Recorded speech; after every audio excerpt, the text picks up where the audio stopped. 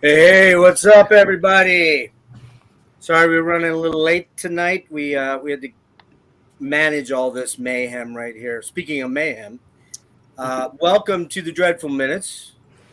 We are doing a stream tonight on gatekeeping in metal, and this monstrosity came about because Rick, Dreadful, what's he called? Dreadful Death Punch tonight. Okay, he's Dreadful Death Punch. My favorite flavor Dreadful of Death punch. I love it. He has this funny knack of sending me lots of VC metal community videos that, quite frankly, I don't watch a lot of them, but just to be clear and honest. But he sent me a bunch of stuff, and then we would make fun of some of the selections of the year-end, 22 VC, these videos he would send me. And I got to thinking that, man, I'm kind of being an elitist here by making fun of, and generally it's younger kids, and by younger I'm talking like teens and early 20s and mid 20s kids, kids that could be my kids very easily.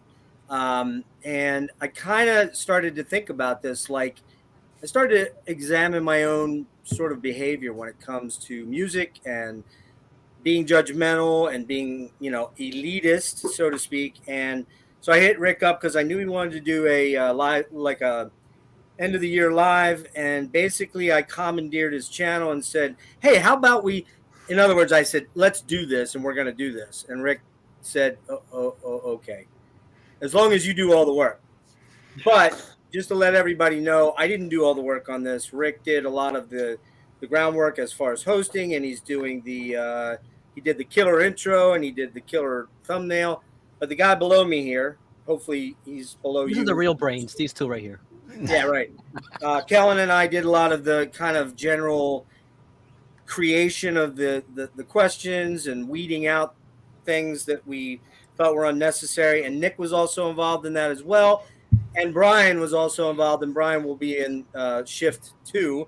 And like I said, when I got on here behind the scenes, I'm like, who in the fuck decided to do 2 shifts of this thing? It wasn't my idea, I'm pretty sure. But anyway, in a fever dream maybe. But anyway, so we're going to get started here, and I want to run around the panel tonight. We got a lot of great fucking dudes. Some of them you're probably going to know from the Saturn Slate crew, but a couple of them you're probably not going to know because they're not regulars. And we'll start with Necrotic Nick. I think everybody knows Necrotic Nick on the internet. Worldwide famous. But everyone knows on the internet. Nice. Entire internet. If you've ever been on the internet, you know who he is. And the guy to his left, or my right, is Jammin' John. You probably know him from Thralls of Metal too. And we don't have John on a lot, but he decided to jump in tonight. We're glad we have him tonight, which is really killer. He's got a great OnlyFans page. The OnlyFans. Yes. We'll all be posting our OnlyFans, by the way, after this. Yep. All his shots are in black and white, though, so it's more like an art film. It is. There we go. Next to him is Classy, Lee. I like it. Thank you. And Lee is a new entrant, not into the Saturn Slate crew. He's been in many of our streams. He's been several of my deep dives, but Lee just started his channel last week. Pretty much, yeah. Yeah, like last week. So, and what's it called now? Because I'm not sure.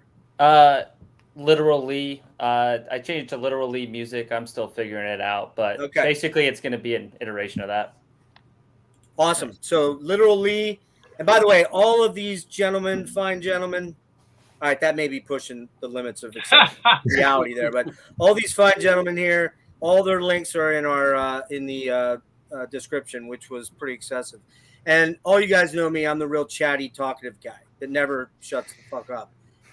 Next to me is Robert from Metal Meltdown. Robert, we're super happy to have you with us. I'm super happy to be here with us. Cheers. And you're the only Canuck with us tonight. So happy Canada Day or Boxing Day? I forget whatever. Canada Day's in July, but I'll accept it here. Well, it's an early. I like to get in early with this kind of stuff. Next to Robert, hey, nothing wrong with being prepared. It's all good. Next to Robert, we also have a guy that we don't often see, but we're super happy to have tonight, is Chris from Metalomania. Thank you guys so much for having me, man. And I will say that of all of us YouTubers, Chris is the master of the fucking edit. This man, this man could give you a seizure at any video you watch because it's like I get Tourette's when I watch Chris. It's awesome, man. It's awesome. I love you for that. Thank you so much. Below Chris, no greater compliment, my brother. Below Chris, I'm full of them tonight. Just stick around. Below Chris, we have my buddy, my BFF, my broheem. We got Serge from Black Room Secrets, which has been kind of on a hiatus, but he keeps promising he's going to come back. So I think he's going to. It's coming. I got some things planned. And next to him is Logan from Drunken Metalhead Musings. Woo! The odds-on favorite to be the most drunk tonight by the end of the night, along with Jake from Upside Down Church. I had money on betting on. Okay, anyone who watches the Metal Meltdown knows that I stand a decent chance, though. So I hope so. We're hoping. Below me, last but not least, is the amazing Kellen from Killing for Company. What's happening, Kellen? What's up? All right. So we're going to get into this here. You guys ready to rock and roll, so to speak, poser style? Yeah, yeah, no other style. I was listening to Winger all day, so that boy. Look out the extreme stuff. But are you only 17? That's what I want to know. Can I say yes and have you believe me? I would like to know why you need the answer to that question. What's going on here? Hold on, yeah, seriously. Statute of limitations? Need I say more? Anyway. You aged us both with that question, Jeff. Sure did. I sure did. So okay, so here's the deal. Before this even starts. So here's the deal. Here's how we're going to do this. Because there's a lot of us, 10 of us in this stream. Me too. We're gonna try to keep things. Oh shit! What happened there?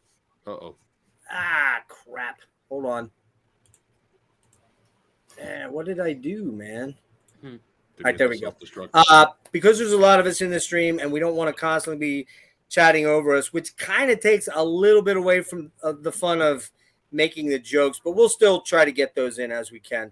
We posed 4 questions to the panel, Kellen and I, and we're gonna go round robin style. We have an order that we're gonna go in, and we're gonna go round robin style. The question will be asked so that the panel or that the chat hears it. Are you gonna put that up or not in the chat, Rick? Did we determine that? I'll put the question down. I'll have it kind of highlighted up here. Okay, cool. Keep track of where we're at. Cool. And so we'll go through that, and then what's going to happen is each person will get 3 to 5. I think 5 is stretching it. Probably 3 minutes. I think everybody can generally knock that out. 3 to 5 minutes to give the answer to the question, and we'll go around the room, and then when we're finished, we'll open it up to a group discussion. But the way that we're going to do that is we just can't have everybody just chiming in over top each other. It'll get stupid. So how did we determine this, Cal? Help me out.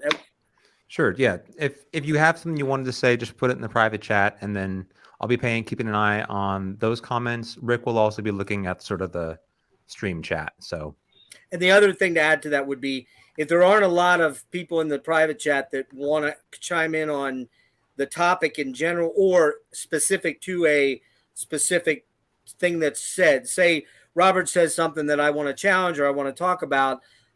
Hey, what's up, Melanie? So I'll put in the chat in there. Hey, I want to address something that Robert said, and I'll write it down on my notebook so that then we'll hit those comments first, the private chat.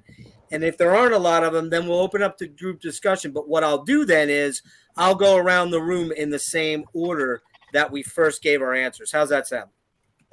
Sounds good. All right. Okay. First question here, which I made it disappear, so give me a moment, is okay. What is your personal definition of metal elitism? And we're going to start with El Ricamundo, which is he's Rick Dreadful Death Punch. Sir, the floor is yours. All right. First of all, if you guys got something to drink on you, it'd be nice to know what you're having tonight. We did it while you were away. We didn't ask you. Sorry. All I wanted was a Pepsi, but tonight I'm having Alien Church.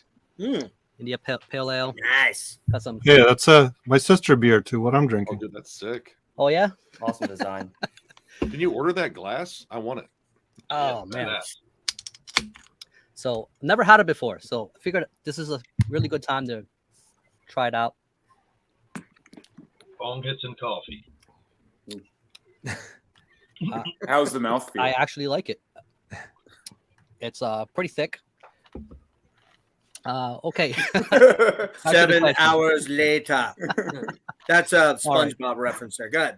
Well, personal concept, perception of what metal elitism is. I mean, the word elitism implies that it's exclusive, right? And there's a particular club to this. And I know growing up, there was always some sense of gatekeeping. Whether it wasn't music, it was some sort of a clique, right? And I feel like with this, there is no like, most of the people I run into are pretty much self-designated. You know, what they perceive to be a gatekeeper. I've never ever called myself that or considered myself to be a gatekeeper, but there is a sort of prejudice that we can't help. It's this underlying human nature where we see somebody wearing a band shirt or pull out a certain CD or whatever, and we will immediately kind of just fill in the gap. It's like when you're in school and you're trying to connect the dots, and you don't have all the dots connected, but you're trying to figure out what that picture is going to be, if it's going to be a dinosaur or what kind of dinosaur.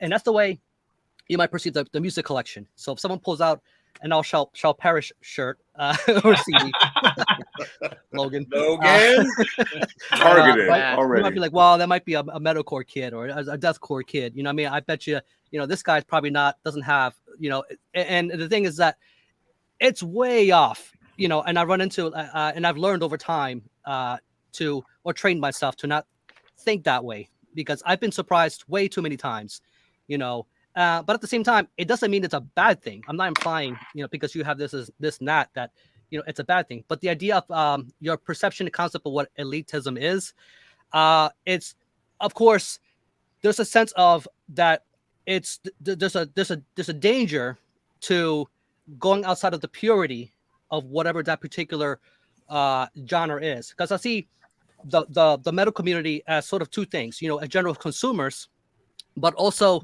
the lifestyle element of it. I know people who just do not fit that profile and look. I mean, they may look like Dilbert, but they they have some pretty rad and gruesome shit in their collection.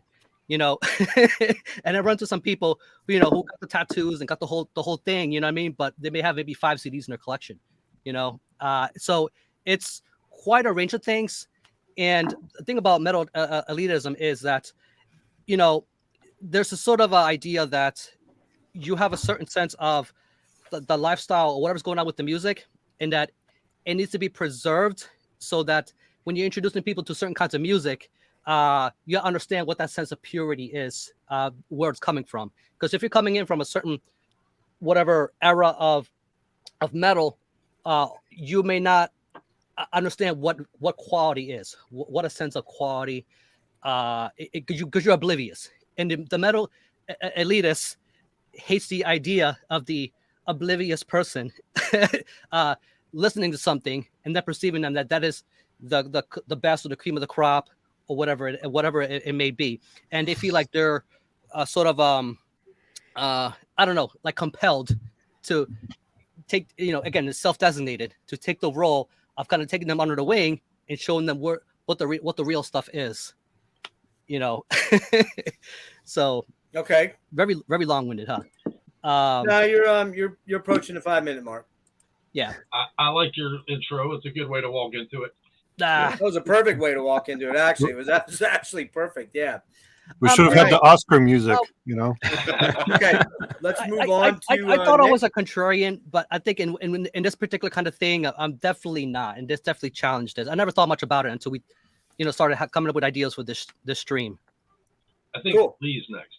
All right, let's pull Nick and John up, and we're gonna go with Nick. I think first. Lee is next. Lee's up next, so I'm gonna pull you over here. Oh shit! Did I already fuck this up already? Oh my God! What have you Off done? to a great start. Now it's sorry, Mel. Lee.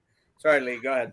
No problem. So I just wanted to first start that I feel personally attacked by Rick for the Dilbert comment, considering I took a corporate job, throughout the week. So I'm already pretty attacked. But I mean, ultimately, how do you define metalism? It's feeling superior to another person based off of perceived authenticity, so trueness, or more knowledge. But it has to have the intent as well of putting someone down instead of maybe like educating them or trying to let them in. So the intent, I think, is a key facet to it. An elitist ultimately would rather punish people and keep it exclusive instead of letting people in. Which, excellent. What is that in the best interest for the metal community? But I think at the end of the day, liking metal and being part of the fan base, it isn't a contest. So in other words, like making that distinction between educating and making someone feel bad, that's the key differentiator. And at the end of the day, like there's just too much metal and music out there for everyone to listen to everything. And also like to be able to spit out all the trivia facts that sometimes we're expected to about bands, right? So like some examples of elitism would be like the crab mentality, basically saying that if a band becomes too popular, you only like their old shit, right? You're just continuously trying to bring them down just for the sake of it. Now, if there's merit to that, that's different. And to really define elitism, you also have to address the yin to the yang being the poser, right? So the funny thing is both a poser and elitist, they come from a place of insecurity. So the elitist comes from a place of insecurity because metal is basically too much, in my opinion, of their identity. Like you need to be more in terms of who you are than just the bands you like. If otherwise, I think you're missing a lot of life. And a poser isn't just somebody who likes stuff that's not metal. It's somebody who's pretending to know more than they do. So they are insecure in the fact that they don't know everything. And then one thing that I was thinking as this kind of question came up is, are you an elitist if you think elitist thoughts, or do you have to act upon them, right? So I'll give you an example. I was at a Lamb of God show recently, right? Just a friend of mine who's a very passive metal fan took me in, but I ended up hanging out with his friends, which just for the sake of keeping it simple, I'll call them kind of like normies who listen to like Lamb of God, basically. And a guy basically came up to me and he's like drunk and he's trying to say, he's like, oh no, I'm a true metalhead, man. I know everything. And then he's saying all this shit that just makes no sense. And like saying like Slayer sucks, but not really having like the backbone to like really defend that claim. You can think that Slayer sucks. That's not the issue. It's more of like just saying that without any kind of reasoning. And the whole time I had to hold my tongue instead of like, just stating everything that I was thinking. So that kind of got brought up when the question got posed up. And at the end of the day, I was just polite and nice, but I didn't say anything. And then the last point is, and I don't want to go into a giant can of worms with it, but, to also look at metal elitism, you have to recognize maybe the prejudice towards making assumptions based on how people look, their race, their gender, their sexual identity, because it might be easy for some folks to look at how somebody dresses and then just assume that they don't know anything about metal, kind of to Rick's point as well. Excellent. Don't want to go like super deep down that, but I think that is a facet of it. Nope, great point. And the last point is, to me, a lot of this just comes back to character, and it's better to do the right thing instead of being right. So don't always correct somebody on a band being mispronounced when they're talking, or correct every single fact that they maybe got a little bit wrong when really they're just trying to be a good part of the community. So that's it. Okay, stream's over. I think we're done here. Lee, nailed it all the way around. I'm good. You guys have a good night. Okay. Your words are too big, man. Too many syllables. I'm trying to stay on top of it. Seriously, do you read books or something? What the fuck? Okay, so Just so people know that the people in the chat, we're not going to get to the chat till after the question. Everyone goes through the question. I see someone called DEFCON 66. And I saw you kind of attack one of the other posters above. Wyatt Metal Life. We're not gonna do that shit. I don't know. It wasn't an outright attack, but I'm just warning you one time. We're not gonna attack anybody in the chat. If Melanie loves death metal. That's a great idea. If Oh, we're man, singled I out, about we're good those to go. New Year's. I missed it. What did it say? It was ever take a shot every time someone says poser. Well, that would end up in complete mayhem, and not the man. You can't. Okay, Cheers, so posers. Oh, we gotta keep flipping along, guys. We have Nick and John up next, I believe. Correct? Yes. Let me go ahead and So Nick, you're up. You got Pull up. 5, dude. pull up the question real quick. I'm gonna just because every time I pull up a comment, I have to Yeah. copy and paste the question again. So 1 sec. All right. All right. And we got Okay, cool. Nick, ready to roll? Yeah. Do it. Man, I've been thinking about this one a lot, and I think I initially had maybe a different definition until I had some run-ins with Certain people. maybe actual metal elitists, because I don't know if I am actually one. But to me, I would say it's like almost like weaponized subjectivity, like your taste, arguing its superiority. And Hey, Rick, you want to get rid of Chris Peters right now? Oh, is he here? Right Yeah, now, he's get here. rid of He's Chris here. Peters. Yeah. Oh, that's funny. I totally See you, wasn't bud. talking about you, dude. It's no See you, way, bud. dude. Out of here, motherfucker. That shit ain't. I'm going to tell you one thing. I'm the elitist guy you got to get by in this stream. So you don't Keep like that that? Fuck off and die. That's the reality. Go ahead. Start up again, Nick. You can start Jeff again. is our gatekeeper. No, yeah, Correct. That is correct. like I said, it's like weaponized subjectivity. Like you take something that is just an opinion essentially and turn it into something you can use to demean someone else. Like there's nothing wrong with liking what you like. Like it's unreasonable to think that you are going to like everything you listen to. That's sort of a ridiculous notion. So yeah, you're going to be selective about what you listen to, but at the same time, like I don't know, it turns into this like weird sort of like kind of culty thing where like, yeah, I only listen to the most exclusive thing. Like I only liked Metallica's first chord they ever played, but everything after has been trash. I think it feels like this constant need to like one up one another in terms of how elite they are. And like, I think it kind of loses like the focus of just like sitting back and enjoying music. Yeah, it's kind of like saying my word is law. That's it. There's nothing else to it. No, I mean it's opinions. That's it. Like you can love what you love, but at the same time, like trashing someone else's stuff. Like, yeah, we're guilty of trashing certain bands on this channel for I sure. won't lie about that. But at the same time, we still check it out for yourself. The only way you're gonna find out if you like or don't like something in terms of music is to sit back and listen to it. But yeah, that is kind of what metal elitism is to me. Like, the gatekeeping thing, like. We all kind of started off as like kind of a novice at metal. Like someone introduced us to it. Like it's usually someone that kind of like passes along to you as like, yeah, check this out. You're hanging with your buds and something clicks. To think like you're better somehow just because of something you listen to is, I don't know, it's sort of a ridiculous notion to me. Like, the whole exclusivity over inclusivity thing, like the whole thing is, like metal growing as a whole, like culture. Like I like that. Like I think, this is like a really cool community, and to be like super shitty about it and make it like, like a class-based thing. Like, I don't know. That's just ridiculous to me. Yeah, I mean, why would you ever want to kick somebody out of listening to metal? Yeah. And I mean, shit, I started in fucking polo shirts.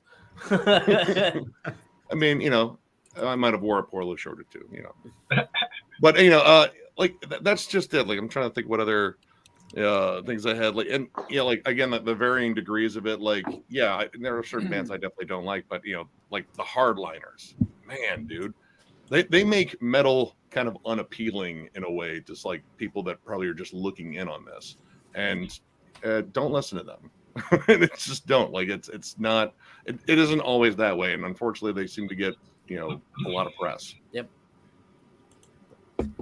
How'd you chiming in, or was that for you guys? Yeah, we were just kind of riffing off of each other here. Yeah, we figured since there's two of us in one fucking bubble, we might as well just make larger points. So that was pretty much it for you guys. Wow. Yeah. Well Yeah. done. Well I mean, played, we're pretty sir. efficient. Efficient. Yeah, I just want to throw this out there real quick. Backup Chris Peters guy, you're being a douchebag. You're being the exact guy that we said we weren't going to call out in this stream, but you're that guy. I don't give two flying fucks who you think you are. You aren't involved. If you keep coming in here with made-up backup accounts, you're just going to get blocked, okay? Don't be a douchebag all your life. Go somewhere else and do something else. Well, This I ain't mean, the being a stream for you. douchebag seems to be par for the course at this point. I'm sorry? Crazy. Yeah. So, moving on, we are headed to Robert. I'm sorry, Chris. Chris. Yeah. Damn it. I can't I was read about to the say you I look look different. Hey, Robert's had some work done. Hi, man. Clearly, All all right, well, good work. Thank you for having me. I'm going to be somewhat brief, but I think it's important that I feel like we've gotten lazy in what we call elitism as for starters. I think there's a big difference between being a metalhead who's opinionated and a metalhead who's an elitist. I consider myself somewhat of an opinionated metalhead. I have strong opinions about the music I listen to. I'm not a new metal fan. I don't care much for that genre in mass even. But Agreed. I think the key difference is, and Ghost is a great example. If you love Depeche Mode's version of metal, that's up to you. You're allowed to do that. But I don't have to, and I'm allowed to not like it. Sure. But where elitism steps in is, I don't give a fuck if you like it. I'm not going to tell you what to listen to. I think that's where the hard line comes. I enjoy a conversation with an opinionated metalhead. It's fun. I like that we don't all agree on things. And it's odd to me that we could sit down at a dinner table together. We could all order something different. Nobody bats an eye at that. But somehow, if we're, talking about metal, if we don't agree in line, it's seen as an oddity of some sort by each individual that views it differently. And I'll never get that. Tastes are different, and they should be. Where the elitism comes in, and what we need to avoid, in my personal opinion, is telling other people that because your opinion is different, it's better. You know what I mean? That I think a few of you touched on it already. That it's that stance that I'm better than you. Not only is my opinion different, but it's better, and that's horseshit. Everybody's entitled to their own opinion. Somebody posted on there earlier. I love baby metal, and fuck you if you don't. I'm not a fan of baby metal, but I think they do amazing things for the scene. There's baby metal fans today that are going to be, Skeletal Remains fans in a couple of years from now, and I think that has value, and we shouldn't overlook that. And quickly, if I may, though, a quick history lesson, because I'm one of the old guys, as we pointed out here. Too many times, by the way. Too many fucking times. But but I think elitism started in a pure place. Like many of us go back to we talked about Poser somewhat. Back in the day, we remember, Bailoff with the whole hair metal guys are posers, and let's stomp on a fucking poser. And I think that was the birthing of elitism. And honestly, as it stood then, I don't disagree with it, because hair metal did us a disservice, man.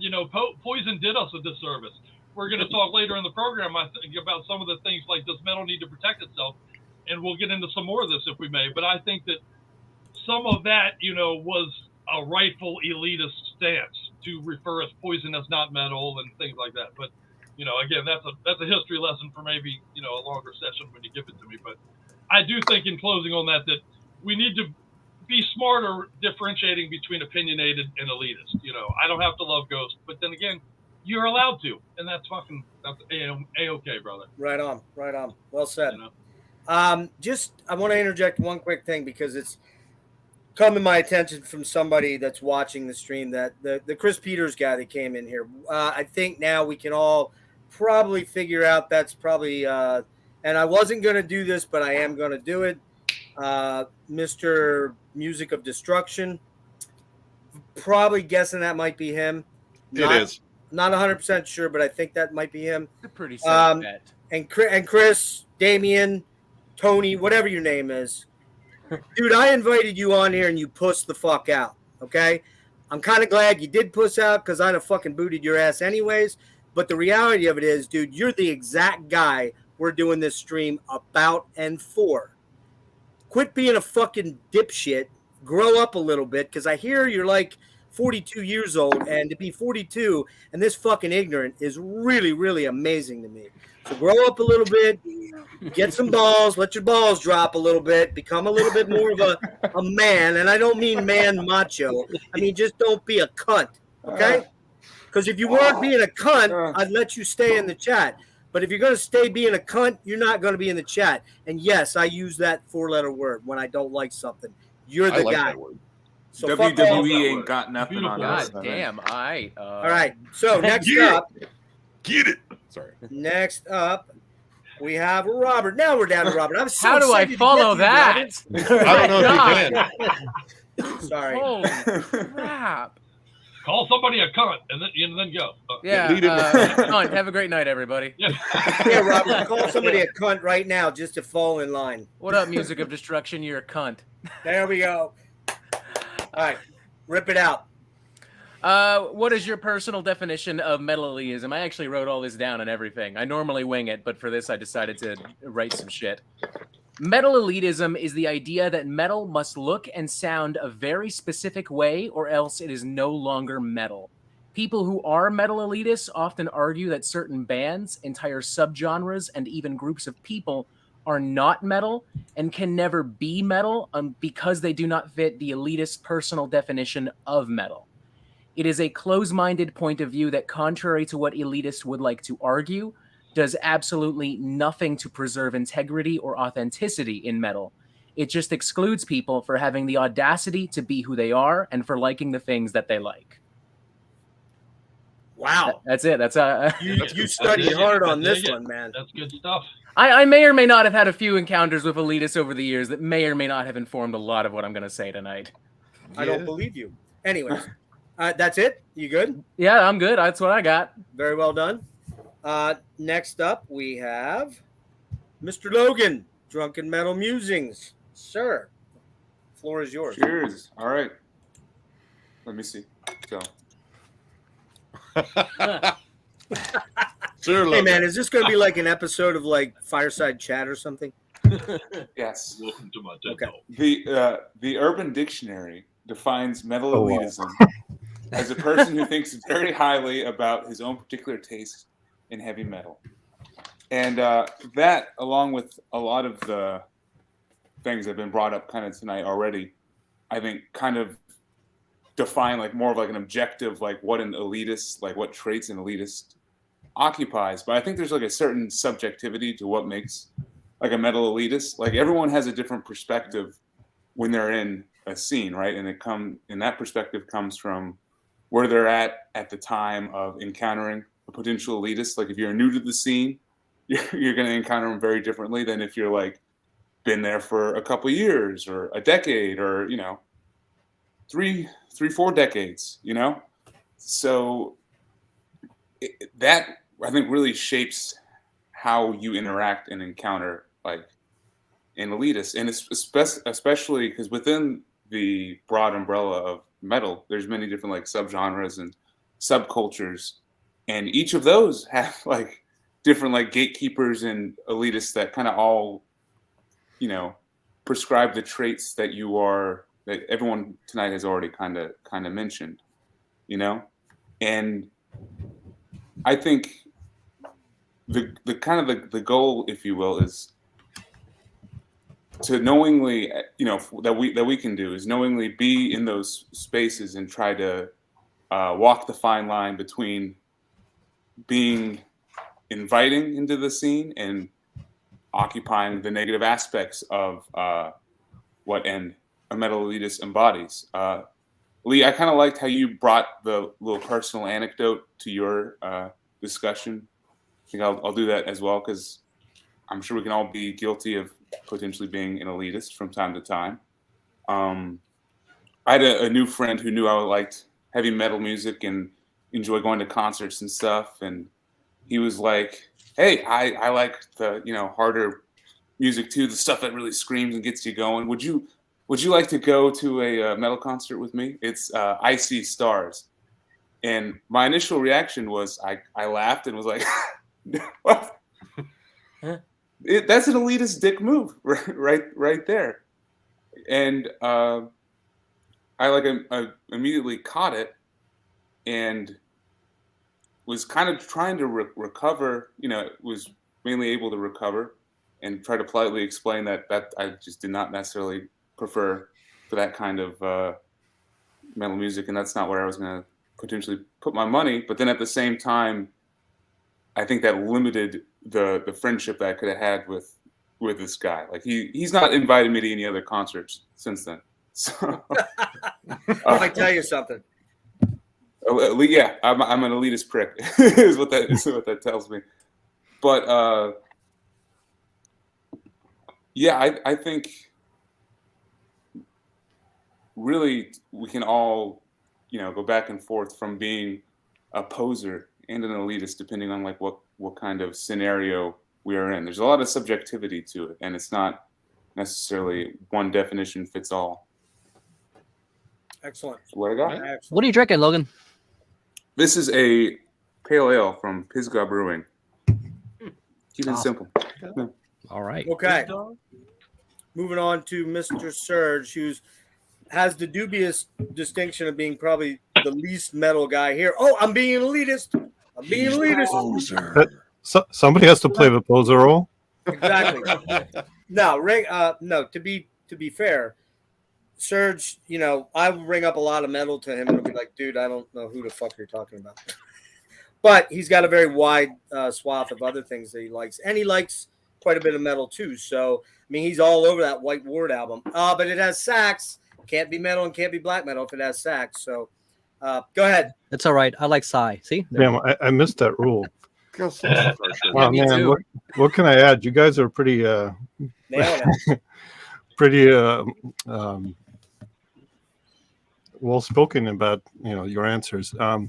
To me, it comes from the fact that to me, music as an art form, right, it's intrinsically subjective, and when you forget that and you move that into, when you assign objectivity to something that is subjective, that's when you get into that mindset, and where it's kind of this way, and you start projecting yourself onto everybody else, and why isn't somebody who doesn't agree with you, okay, well, they're wrong because they don't subscribe to your view, and that's true in a lot of different areas, not just music, not just metal, and it's an issue we always deal with.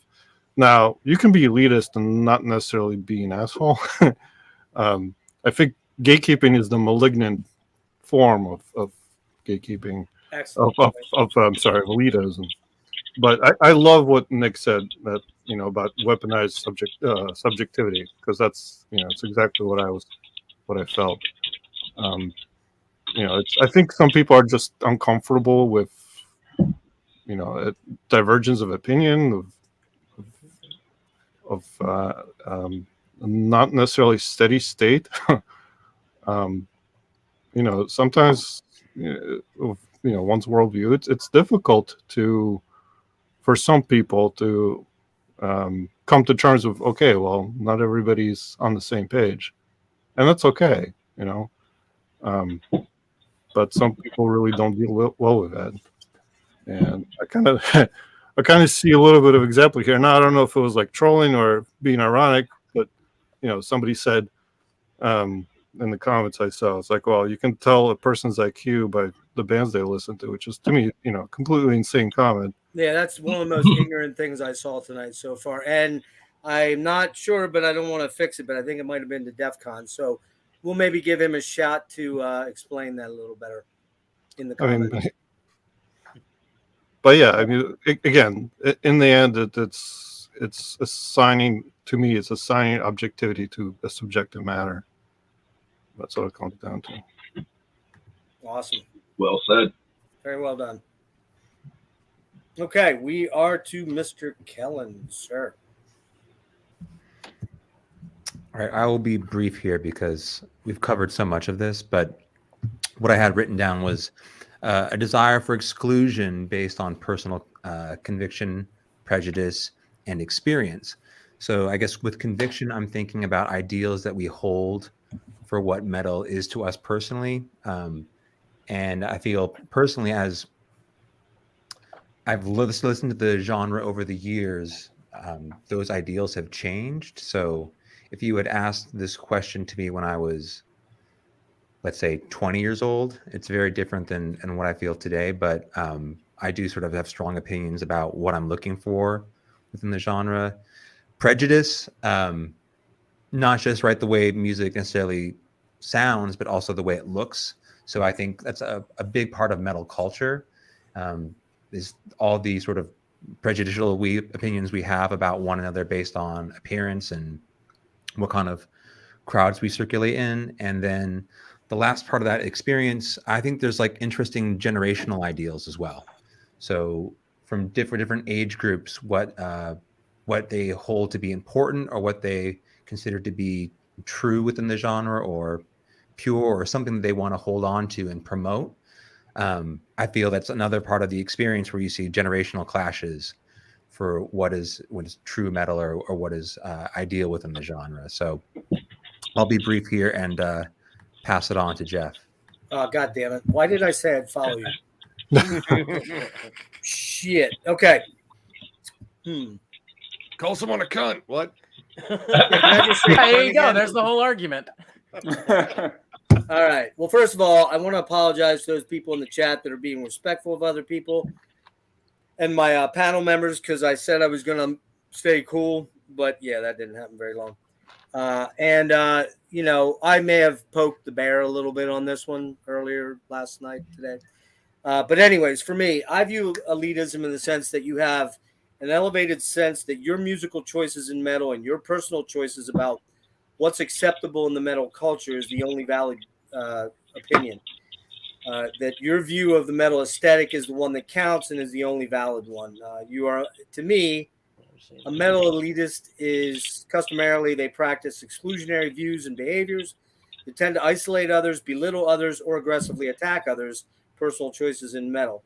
Generally, elitists tend to be right in their taste and views in their mind versus open-minded and accepting. And you're probably a metal elitist if you have the recent Five Finger Death Punch 0 stars in your latest review. Do we know anybody like that? Huh? Crickets? What? More than a few. I think Now, I that gave was- it one. Are you That was targeting my- someone? That was my canned response. But the other thing I want to say is that I am a metal elitist. I absolutely practice elitist principles at times, or views. What I try not to do, and what really poked the bear for me, or started this thought process in my head to it's a joke, DEFCON 66, but it's not really a joke. It's a joke, but it's not a joke, okay? The bottom line is here that there are people that like that music. I'm not one of those guys at all. Nick is not one of those guys. Probably if I poll the whole panel, I'm going to be surprised if anybody's a super big Five Finger Death Punch fan. But here's the deal. I absolutely have elitist thought processes when I think about the bands that I consider metal. And I don't like use the word true metal, because I don't really know what the fuck that means. I don't know what is true or false. It's simply my opinion versus someone else's opinion. And my opinion does not trump anyone else's opinion. But what I don't do as an elitist is I don't get on chats and say, with the exception of one person, and everyone knows who that person is. I'm not going to say his name, but everybody knows it. I've been very vocal about it and very open about it. And it's not that he calls people names and shits on people and blah, blah, blah. That's not why I go after that person. It's because he uses the FAG word in his, or used to anyways, in his early videos. It seems he's stopped that. That's the only guy I've ever gone after publicly until this clown jumped in our chat tonight. And the bottom line is I don't attack people based on their likes or dislikes. You see, I don't have a very metal shirt on, although I'd argue that this is pretty metal. But the reality of it is, in my collection behind me, you're going to find ABBA box sets. You're going to find Bee Gees box sets. You're going to find Ultravox box sets. And guess what? I make no motherfucking apologies about that at all. And I've been around since 1966. So I've heard a whole lot of fucking metal in my life. But that doesn't mean that I think that the Lamp of Murmur dude that just puts out 6 copies of this or 8 copies of that or 15 copies of that is more metal than Dissection, is more metal than Enslaved, is more metal than you name the band, okay? That's Five Finger Death Punch. Yeah, I was going to say Five Finger Death Punch. Yeah, there you go. So that's the end of that. We've done our 5 minutes ish on. You can take me off, Rick, onto general panel. Kellen, do we have any specific people that want to address anything from the private chat? No, nothing from the private chat. So if there's anything in the comments we want to respond One to. thing just occurred to me, if I may. I'd like to Yes, just sir. ask for the apology for the ABBA box set, if I could. I'm sorry? I would like to request that apology for that ABBA box set. But Rick, can you blow me up a second? Chris, that's not one. That's Hell 2. yeah. All right. And I just Very want to much say love for to you, clarity. brother. I Hang just on, want hang to on. say Here's for what we're clarity. I gonna did do. Here's not what we're gonna give do. Here's Five what we're Finger gonna Death do. Punch a 0. This I is now gave an it ABBA 4 days appreciation worth of stream. dipstick in a 2-liter bottle. That's Okay, totally different. here's what we're gonna do. We're gonna start with the same. We're gonna start with the same group of people, and you have like 2 minutes to rebut. So think about what you're gonna say and make it happen. Rick, you're up first. Well, I have a Jeff Serge just got in. He wants to say something. Okay, Serge. That was just real quick. I realized I forgot to add something. I think the biggest issue, what I see in general, is it's the type of person who derives certain pleasure, certain positive reinforcement from shitting on other people or other bands or whatever. I think that's what drives the worst kind of elitist gatekeeping behavior that we see. And there is a type of person like that. So Well, you can have your certain opinions, but there's people who, again, it's like on unsolicited criticism where, okay, dude, we get it, but for them that's what makes them happy. And that's the real issue. Yeah, Chris, you wanted to chime in. Just on the back of what Serge is saying, my father always had a saying, and that is to beware of people that like to chop you off at the knee so that they can feel taller. So there you go. And I will add real quickly, I'm not following the protocol, of course. I will add that there's a couple terms in general that apply to the kind of elitists that we're talking about, and that would be clout chasing.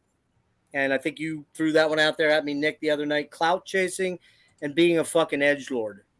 And if you want to be an edgelord, that's cool, but be prepared to come to the table with something other than my bands are better than your bands, because that's weak fucking sauce all the way around.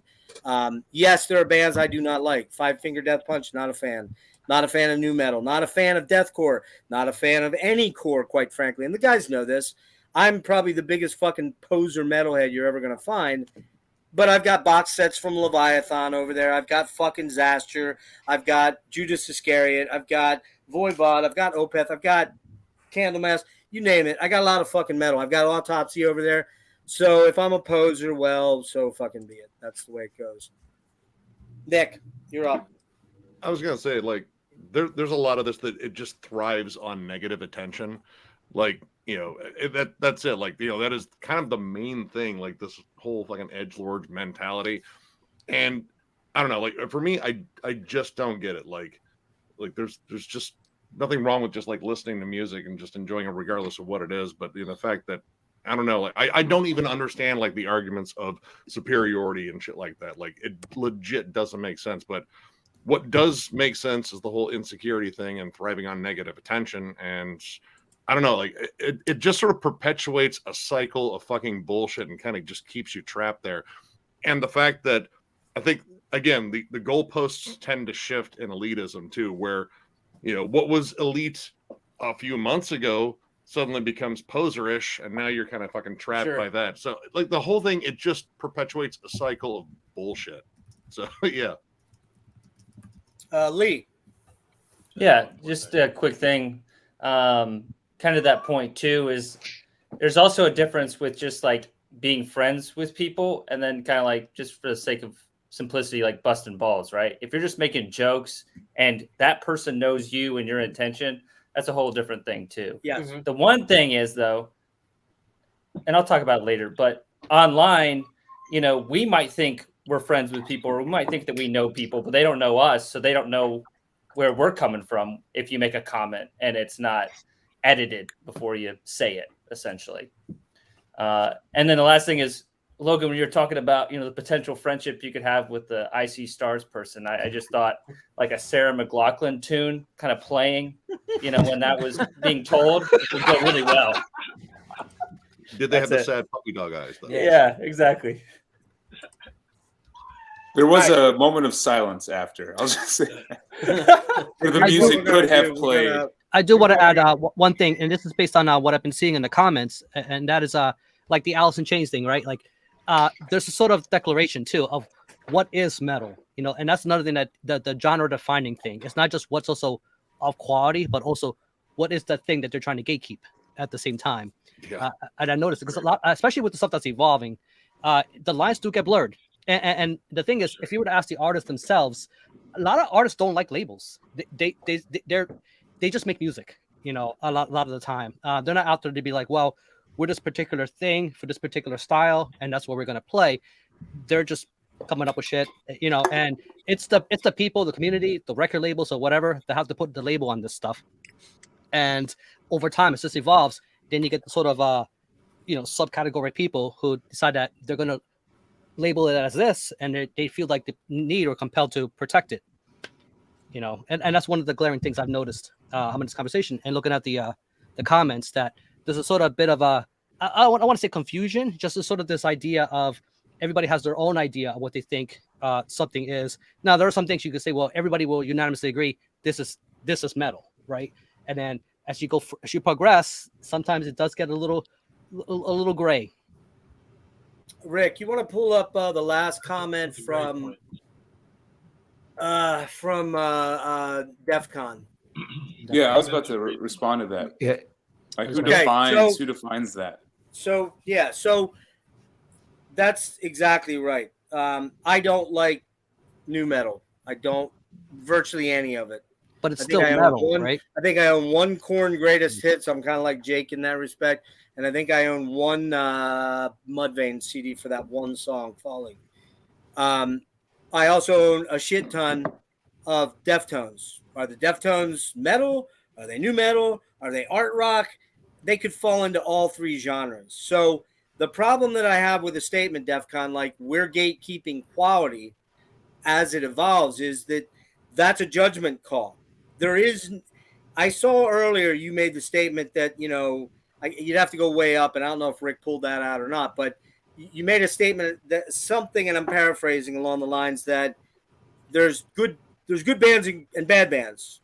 I wouldn't argue with that, but the bad bands that you think are bad bands and the bad bands that I think are bad bands may be completely different. The good bands that I think are good bands and the good bands you think are good bands may be completely different. So there's a moving goalpost there, and you said earlier that you made the statement and I'm not picking on you, but you're playing kind of the devil's advocate tonight as I'm watching. And what I propose to you is that who died and made you that person that is the objective goalpost versus the subjective? Yeah, I don't really like a whole lot of In Flames, even the early In Flames. I don't really like a whole lot of Halloween, and I know that's going to be someone in the comments there is not going to love that comment. I'm just not a big fan of them. I owned one album of them. They never did shit for me. But Deftones or emo screamo. Oh my god. But here's the deal.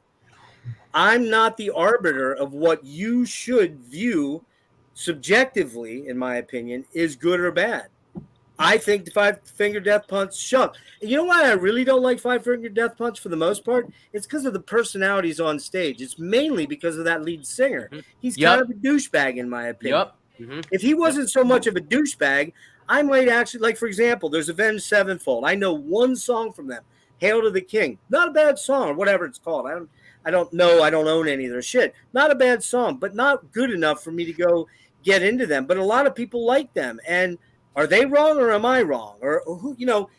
All right. I gotta chime in. I gotta chime in on something. So, right. Jeff, what you just said there, because we had this conversation privately, and that is also the distinction of the elitism, right? But then there's also the old man, right?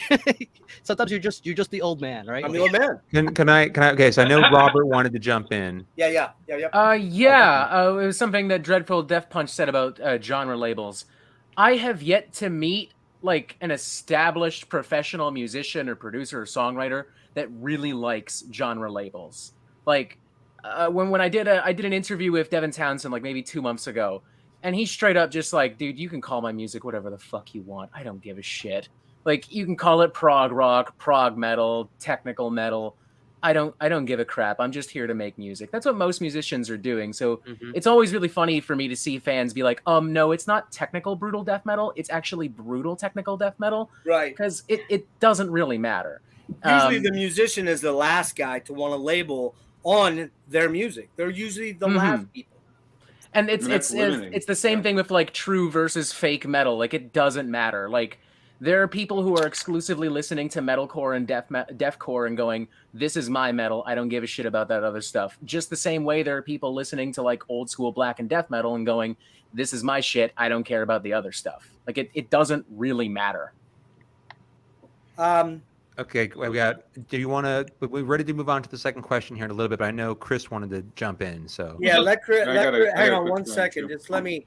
Will you pull up Marty's last comment? I think it's the one that says, "If you know a lot, that's a good use of elitism." I want to comment on that. Sure. Crypt. Yeah, go ahead, man. Well, I think a lot of it can be summed up with the question that we should all answer the elitism with, which is who the fuck are you? I think it all comes down to that. Who the fuck are you to, I see all these videos where people go up and they're asking people to name 3 songs from the band and the t-shirt they're wearing and shit. That kind of stuff along with the elitism, all of it, my answer to all of it is who the fuck are you? I don't owe you an answer. I don't owe you an explanation for who I am or what my metal roots are, or if I started listening to metal 12 seconds ago, I'm a fucking metal fan. So, eat it. I don't, So I think who the fuck are you is a perfectly, eloquent answer to anybody who gives you any grief on this subject, is my opinion. So, thank you. Who the fuck am I? Even me. Who the fuck am I? That shit too is so annoying where it's like, oh, can you name 3 songs? Someone did that to my wife at a concert like a bit back. You got a Metallica shirt, name 3 songs. And she was like, I like the one from Stranger Things just to piss him off. Hang on. Your wife, all the beautiful answers. There is a caveat to that though, Robert. If you're a Kardashian and that question is asked of you, it's okay. That's legitimate, yeah. Rick, I'm talking about the comment up a little bit where Marty said something to the effect of, if you have a lot of knowledge and you share it, that's a good. You see that one? Mm-hmm. Oh, damn it. Can I jump in real quick while he's looking? Yeah. So I think another part about potentially being, the objective elitist is that it's very limiting to you as a person. Like if you're an elitist, you're essentially limiting yourself to what you deem or what is deemed in your, little echo chamber as true or as real. And I mean, think about a person who only listens to death metal from 1987 to 1991. That's kind of sad, man. I feel bad for that person because it limits them in the music that they can listen to, but it also limits them in the relationships that they can make outside of that. Like you're not gonna be able to have anything in common with someone who only likes prog, but if you just like listening and discovering music and maybe guitar-driven music, then boom, you got tons of a wide open field to be able to form relationships and friendships with other people who like and appreciate other genres of music, and you might learn something from them as well. And then I wanted to add that actually I like having the DEFCON 6 guy in the chat, as you said, as devil's advocate. It's as long as he stays respectful, I'm cool with it. And Sublime's a good band, by the way. Who's that? He mentioned Sublime earlier. I'm like, yeah, they're solid. I like Sublime. A great point from the deathcore kid. You know what I mean? So, no, I'm kidding. If it's not a breakdown, it's not true. Deathcore kid. Okay, so way to break it down. I guess we probably really needed DEFCON 66 on here because he's done his research. I'm not sure what that even means. Like, I really don't know what that means. I've got 57 years almost of research in, and I don't know half of all of it. So I wasn't aware there was a lot of academic, study on the subject. Well, there is. Okay, well, so Marty, I was going to comment on your comment. I can't find it. If you can repost it, we can address it in a bit. But we probably should move on at this point because we're about an hour in. Did anybody have a closing remark on what your definition of elitism is that you can summarize in less than 30 seconds? I thought edgelord was a porn term. It's not that. Okay. Is that what they go in sideways? Can be. Kellen, you want to read angle the question? Kellen, you want to read question 2, please?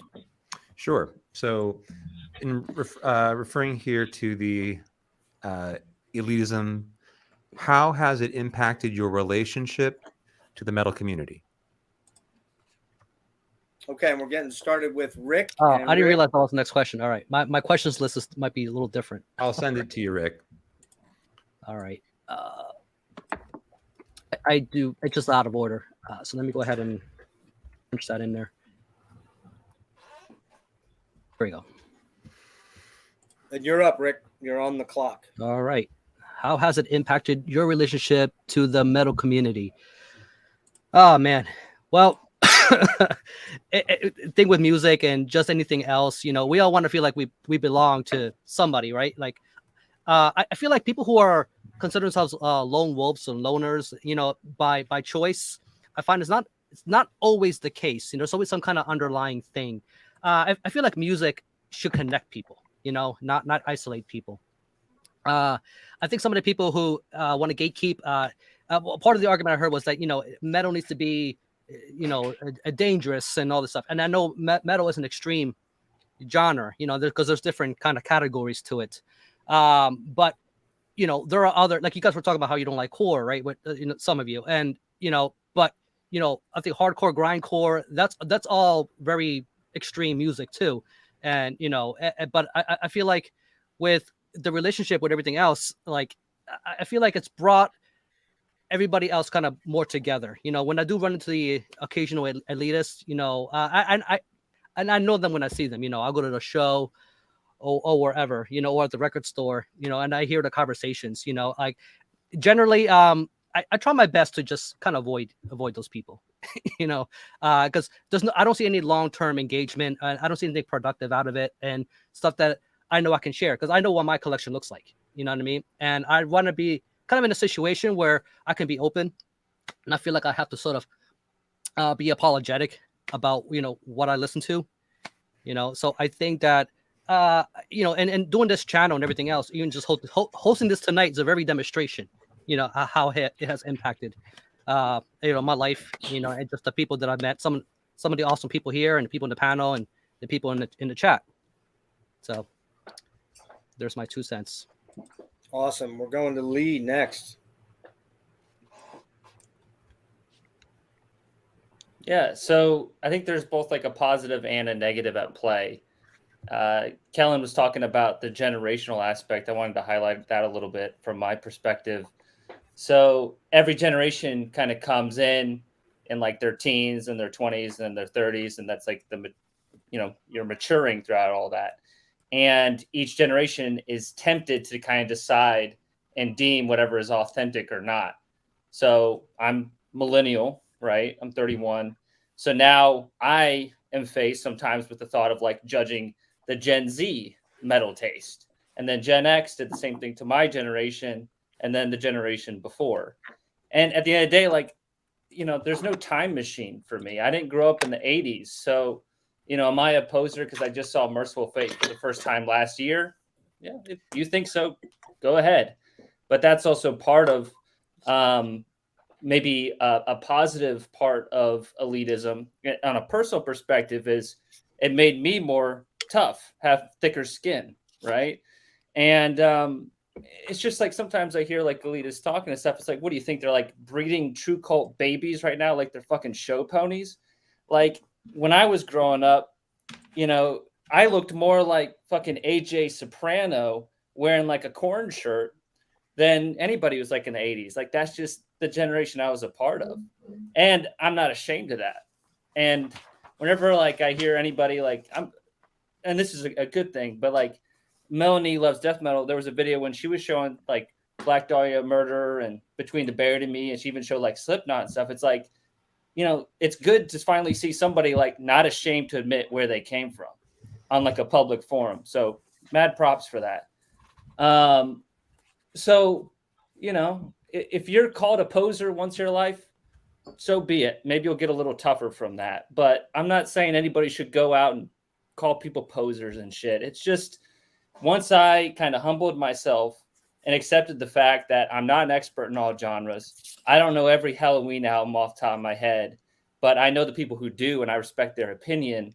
I was just a lot more comfortable with myself in the metal community, just kind of owning who you are. And it's also different online versus in person. Like rarely do I have bad conversations with people in person whenever I go to like Atlanta metal shows and stuff. People are a lot more open-minded. Even if they, you know, they got an intimidating looking battle vest, I'll go up to them.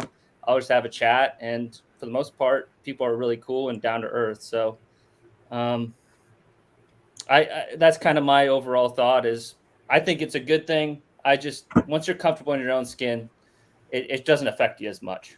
And it's a lot easier to be offended and sensitive when you're a teenager and you're in your 20s and you're trying to get acceptance. But now I'm in my 30s and I just don't give a shit. I just want to be a good person. Amen. Yep. Well said. Well said. John and Nick, or Nick and John. I mean, that not giving a shit, it starts to even well up more in your 40s. We know. I mean, growing up, like, all right, I initially started with like thrash metal, got into death metal, and then this thing called nu metal hit. And I was all about it for a while. And so was I. Yeah, man, Jinkos and all that shit. But, you know, as I grew out of it and, you know, like moved on to different stuff, like hearing that becoming so taboo, like there's still stuff I like from that era and I will defend. So, yeah, like the whole, you know, generation before not liking the new generation, like, you know, that's been going on pretty much since metal. But in terms of like the metal community, I got to go with Lee's point there is like, I think mostly you get the digs online. Like, you know, we've been called both posers and elitists. Not quite in the same sentence, but like on the same fucking video. I think. Oh, yeah. Cool. Yeah. Oh, God. God, that fucking fan base. Anyway. But yeah, like when you go to shows and run into like metalheads, you know, like kind of in person, generally the conversations are very pleasant. So I mean, that's how we became friends. Yeah. Running into each other at metal shows. You know, I was raised a church kid, so metal for me, I didn't get into metal really heavily into metal until the late 90s. And then death metal didn't really hit me until the early 2000s. I mean, you know, I liked what I liked. I continued to find things I liked, and that was it. And I'm not worried about other people's opinions. I like what I like. Yeah. I don't like what I don't like. I don't care. I'm just going to be a good person, go out there and have fun. Yeah. You know? You know, I own a lot of like this collection is not all like great stuff. Like there's some definite fucking, you know, questionable stuff in here. Agreed. But yeah, no, like almost all Limp Bizkit. Dude, I own both Crazy Town albums. Holy shit. Wow. What the fuck is wrong with it? Who let this guy into this panel? I want to know. You did. You're a hoarder. You're a hoarder. That makes you somehow more of a poser. You saying that has summoned the elitist tendencies I didn't know I have. Exactly. But I own all that shit. Like, you know, that was legit something that I enjoyed at one time. And, you know, I don't really get rid of any music because that's part of the journey. Like, you own the mistakes or perceived mistakes at the time or perceived mistakes now. But, yeah, like, in terms of, like, the relationship with the metal community, I think it's pretty good. It's just, you know, be yourself. Don't try to put up, like, a false face. Like, again, that kind of comes down to fucking the whole elitism thing where you have to be like, I'm the fucking lone wolf, look at me, I can do whatever I want. Like, yo, like, come on, dude. Really? You're human. You make mistakes. You fucking, you know, just stop it. Like, it's so much posturing in that. And like, I can't get behind that. But yeah, like, just be yourself. And honestly, the rest of it should fall in place. Awesome. Very well said. Nice, Okay, nice. Now everyone knows I own fucking Crazy Town again. Yeah, man. You let that one might slip. come There's back no to haunt editing. ya. Which Yeah, it was all going so well, Nick. Nick, do you keep it around just for moments like this, where you can just? No, I haven't listened to. What's the purpose? See, What's- what you guys placeholder? got to understand about Nick is, and I'm only doing this as a casual observer from afar, but knowing him for 2 years, I have a strong sense that if Nick tried to get rid of CDs, he would suddenly start developing like tics. Yes, Hives and shit, right? that's correct. Tourette's. It would be like, These are like cells in my body. I Right. almost have as many CDs as I probably do have cells in my human body. No, you Like, have if you were more. to You open have, one of his you have more CDs, like you CDs come than over here brain and cells. open one of his CDs, he'll get all tense as you open up the case. And You're, then, like, if you want to take out the CD and look at it, then you can see him just well up. you're looking at it too hard. All right, here we go. We're moving on to Chris, Metalomania. Well, first of all, I submit that Nick is, in fact, a hoarder at this point. Absolutely. We need to all get together after this over and start discussing an intervention. Of some sort, Intervention. That's I was a thinking it separate for a stream, while, though. dude. I'm That's the already on sequel it. to this stream. Nick, I had your back till Crazy Town. I love you, though. I love you. I will say a couple of you have touched on it already, obviously. I think elitism, gatekeeping, whatever we're calling it today, is something that's really crept up in the social media era more than it is Yes. in something you deal with personally. I very rarely. Elitism might be what you define when me and my friends razz each other about bands we don't like or dislike, but I don't know that qualifies by the definition. I agree. We're supposed to be douchebags to each other because that's what we do. Yep. But in the social media world, it definitely plays a part. And as especially this panel will be perhaps sensitive to this because you all have shows and know what it's like to try to, push the agenda and get people to watch it and all that kind of stuff. I run into roadblocks with this more often than not when trying to share links for our show.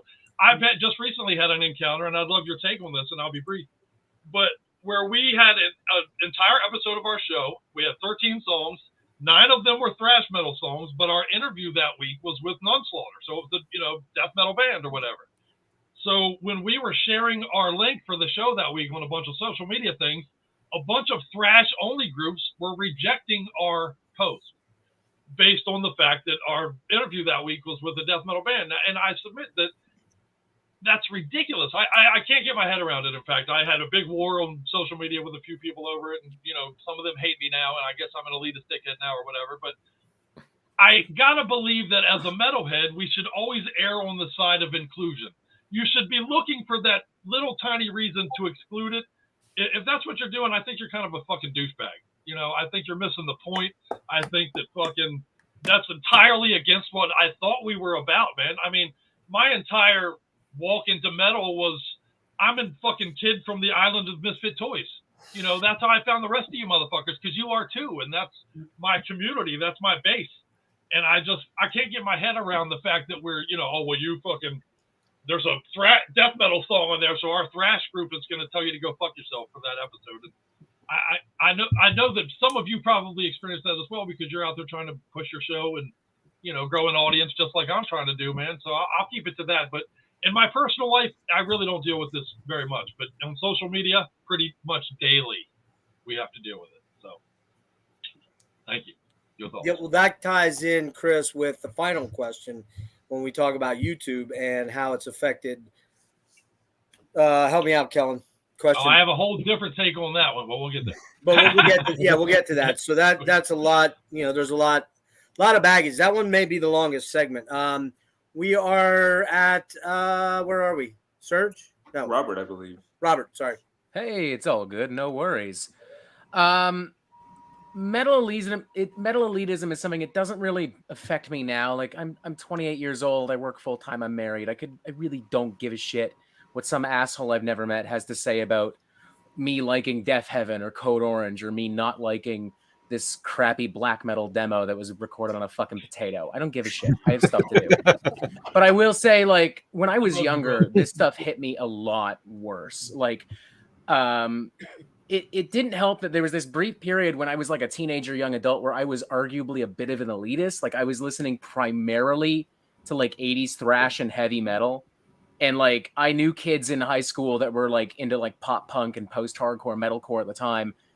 And I was just like, haha, loser. And as a result, they were like, all right, well, fuck you. We're not going to talk to you. We're not going to speak to you.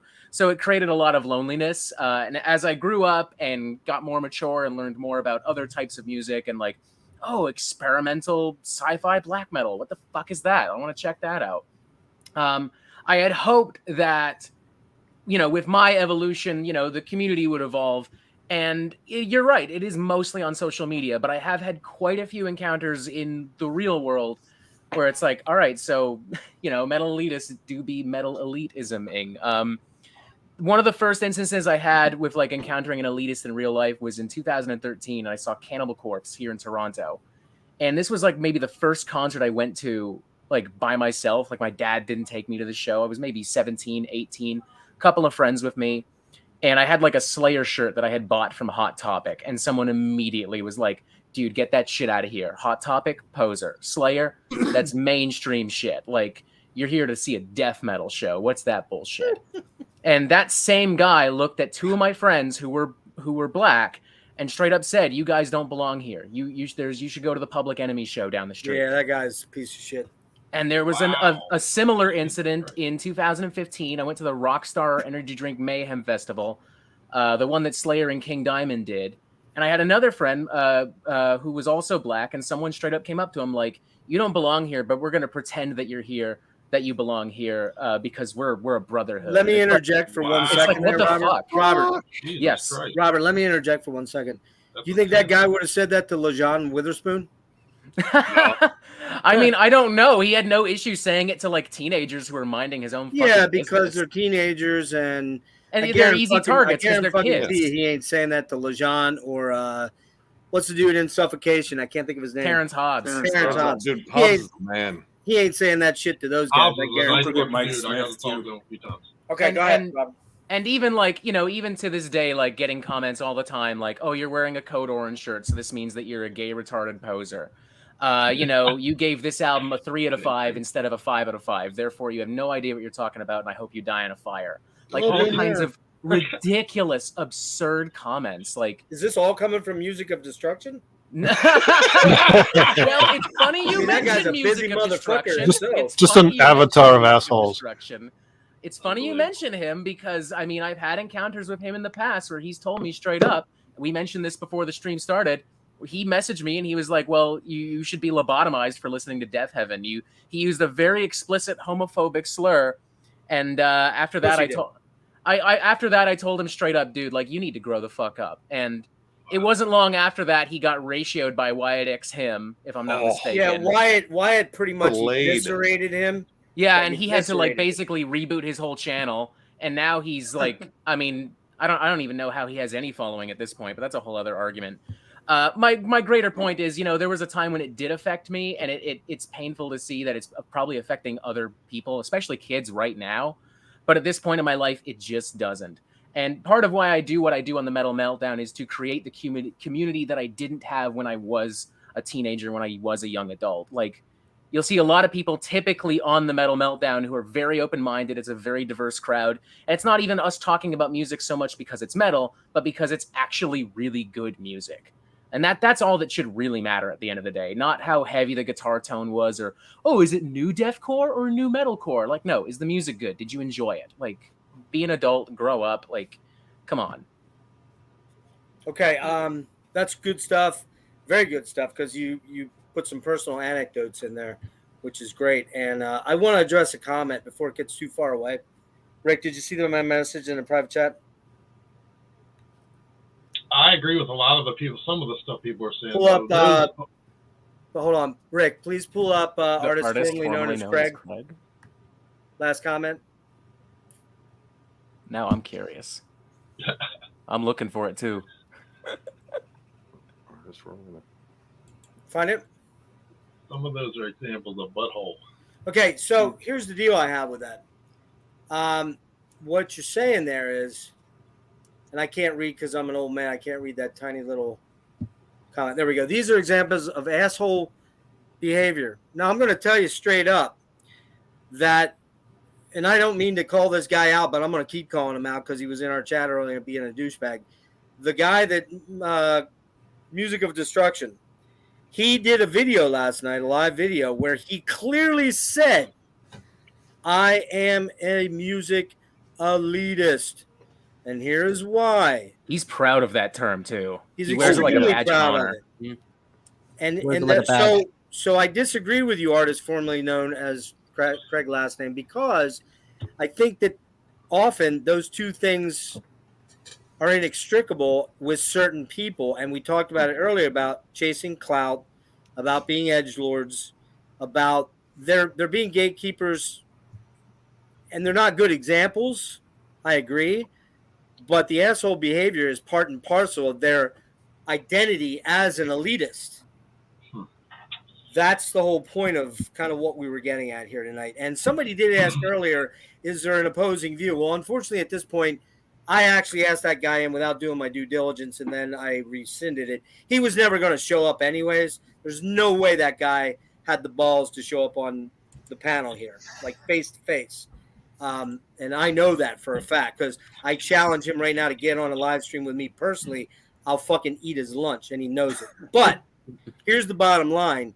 There are those group of people that are metal elitist, and they identify as such, that are simply assholes. Those are the guys we're talking about, okay? Those are the people that we're talking about. The only guy that I've seen in here that's been the antithesis has been DEFCON 66, but he's been generally decent about how he's proposed his counter arguments. Now, I don't agree with some of the things he said, but at least there's a dialogue there, and he would have been a guy that we probably should have had on here, because I think the one argument everybody's going to say about this stream is, well, you guys are all thinking pretty much alike. You don't look at it from the other opposing view.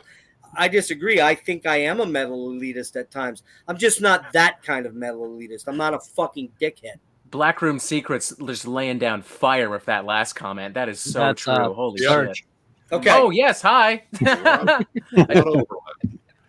There you go. Racism is derived from elitism. Exactly. If I may say one more thing real quick, I know we're trying to move on, but elitists who are like, I'm doing this to protect metal.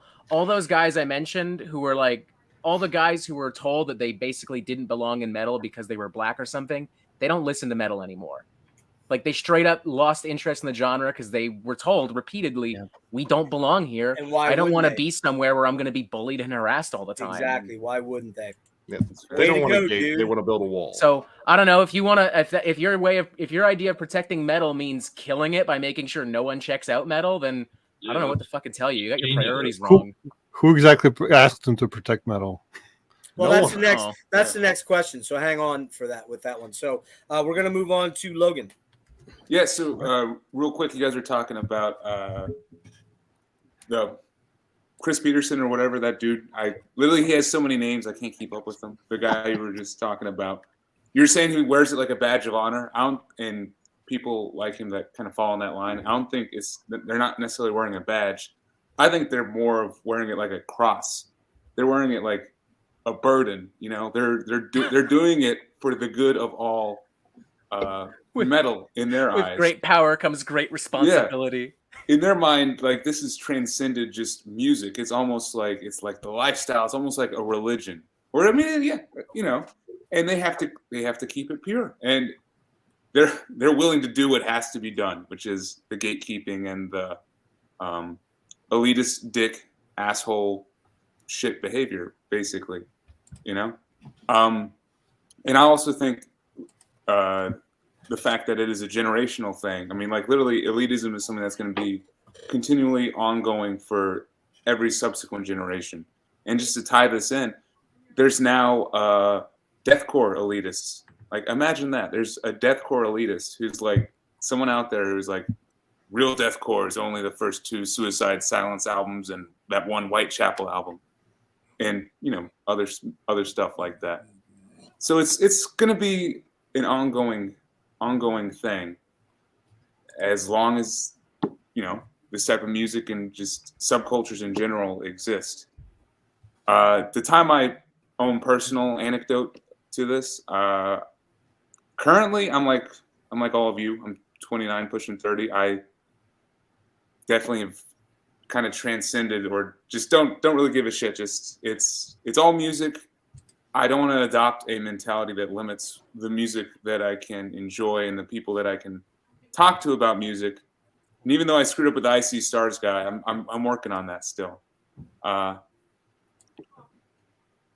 when I was maybe a little bit younger, I definitely let it impact me a little bit. Not like necessarily negatively, but I was more probably just like listening and taking it in. And if there were certain albums that maybe elitists would recommend, I would check them out, and I would actually I would find good music from listening to what supposed elitists recommended. So, but they probably were not doing it in an absolute asshole way. So, but yeah, I definitely would say I only have really encountered any elitism and stuff online, like everyone is saying, like in interacting with metalheads at shows and in the wild at grocery stores and stuff. It's been just pure, just friendly discussion. Awesome. That's what I got. That's your final Okay, answer. Sir. Final answer. Next Close the book. person we're moving on to will be Serge. However, I do want to address a comment. DEFCON 66 says LOLC. Deathcore elitists exist because the regular gatekeepers are silenced and banned. I will point out, DEFCON 66, you've probably been the most vocal gatekeeper / elitist in the chat today, and we have not banned you because you've been at least decent about it. You've been respectable about it. The other guy, Chris Peters, whatever the fuck, whoever, was not decent about it, and he got banned. And he has no real leg to stand on because a guy that says he's an elitist and he's a gatekeeper who fucking is a big-time Slipknot fan and does reviews of Tool and does reviews of Megadeth, come on, man. Where's your fucking credibility? So there you go. Moving on. And I don't like all those bands, but I like some of those bands. The bottom line is what we get into is tastes. And your taste is not the same as my taste. So, well, that dude was an asshole. But, Serge, you're up. I can never keep track of which bands are an indicator of poser status. So, we should have a list. Yeah, that no one will agree on. Yeah, right. I have a very short answer to this question. Is it hasn't at all. I don't give a shit. I got into metal as an adult, so where I was already equipped with tools to, deal with assholes. Oh, so, my interaction with the metal community has been overwhelmingly positive. So many cool people. So, of course, you in any community you run into, assholes. So I has not really impacted for me. But I'll say this: going back to a Hot Topic comment.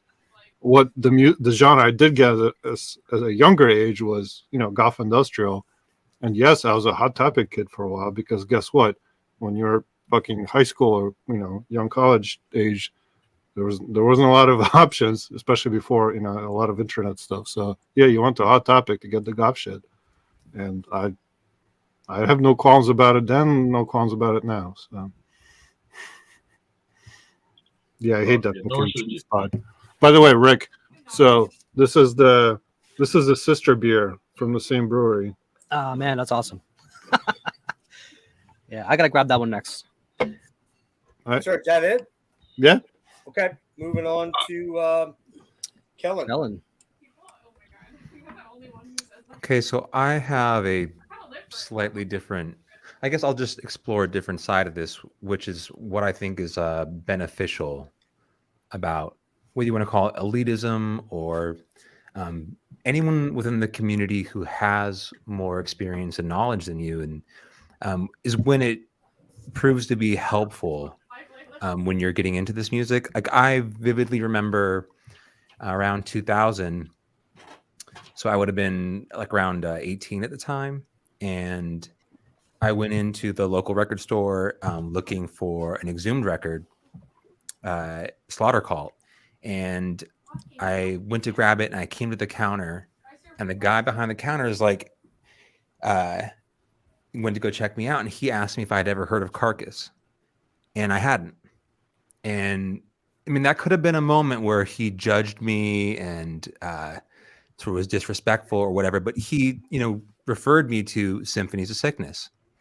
And it's like, you need to check this out. And there's a certain level of like, whether you want to call it elitism or mastery or mentorship, but there are aspects, I think, within this community for those who are more versed or who have more experience with the genre. It serves a purpose to some degree in terms of transferring knowledge and history to those who potentially don't have it. Now, whether you want to view that as elitism or not, and I don't know if he explicitly judged me for my exhumed purchase when I had no knowledge of Carcass, but I've had the same kind of experience through the years in which those who had more to offer were willing to do so. And that has proved to be an important sort of facet to my metal collecting habits and metal life and how I listen to music now. So here I am now, almost 2 decades, or I guess decades later, and I constantly feel like I'm on the opposite end of that. People know I'm into music. They know I collect it, and they'll come asking me questions about what I should listen to and what they have heard.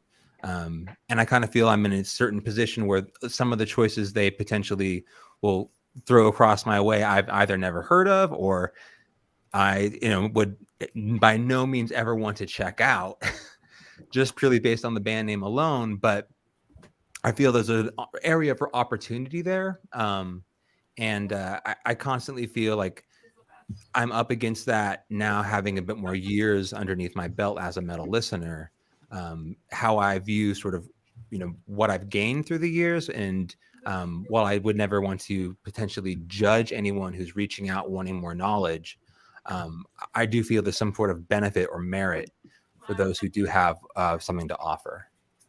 We're gonna make him do everything. Yeah, that, Kellen, actually, that perfectly kind of commented on what was going on with regards to Marty's comment that he put way up in the chat there. I was trying to get to, which, Rick, can you pull me out? Marty had mentioned something, paraphrasing along the line that, well, no, keep me in the general, like the whole look. Generally, Marty said, and again, Marty's 50, 51, somewhere in that range, like me, and he's been in this for a long, long time and listened to a lot of stuff. And therefore, you have the advantage of being around a long time. You can impart some knowledge, and you can help younger fans and even fans. Dennis and I did a live stream the other night on 80s metal, and we did a band called Omen, which I knew of the band Omen, but I hadn't actually listened to Omen. And I got turned on to Omen through Dennis talking about Omen. And then we did Fifth Angel. And Fifth Angel, really good U.S. power metal band, melodic thrash metal, or not thrash, traditional metal. Dennis had never heard of them, and he was like, dude, this fucking band rules. That's two old birds turning each other on to good shit. And not thumbs downing stuff. So for me, you can put me up, Rick, and I'll answer the quick question. Then we'll go into private chat stuff. In general, it hasn't affected me directly, with the exception of the online stuff. Absolutely, Chris nailed it hard with the fact that you run into this elitist, threatening element sometimes with regards to, and Nick sees it a lot, where, he'll put up a less than favorable review of, say, Five Finger Death Punch or New Ghost or whatever. I'm throwing a name out there, and he gets all kind of, hate comments, or, you're a fucking poser. And, it's like, bring it. Yeah. Well, yeah. Same. You're fucking with the wrong dude there. But anyway, in general, it really hasn't affected me directly, insofar as most metal people that I've met, who's got something going on behind them,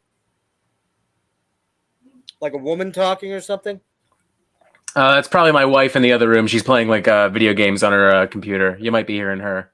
Okay. Assuming that's coming from my end. Yeah, it might. It's kind of a little loud there, so you might want to mute just while we're talking. So yeah, in the metal community in general, I tend to see three types of metalheads: those that live the lifestyle hard, as in they go to lots of shows, buy tons of albums and CDs, they wear the battle vest, they're multi-genre aficionados. Then there are the rigid borderline aggro fans who look to fight or engage people they feel truly aren't real true metal fans, or i.e. posers. And then there's the casuals who like some metal and know a little bit, but they're not in this. It's not their entire life or existence.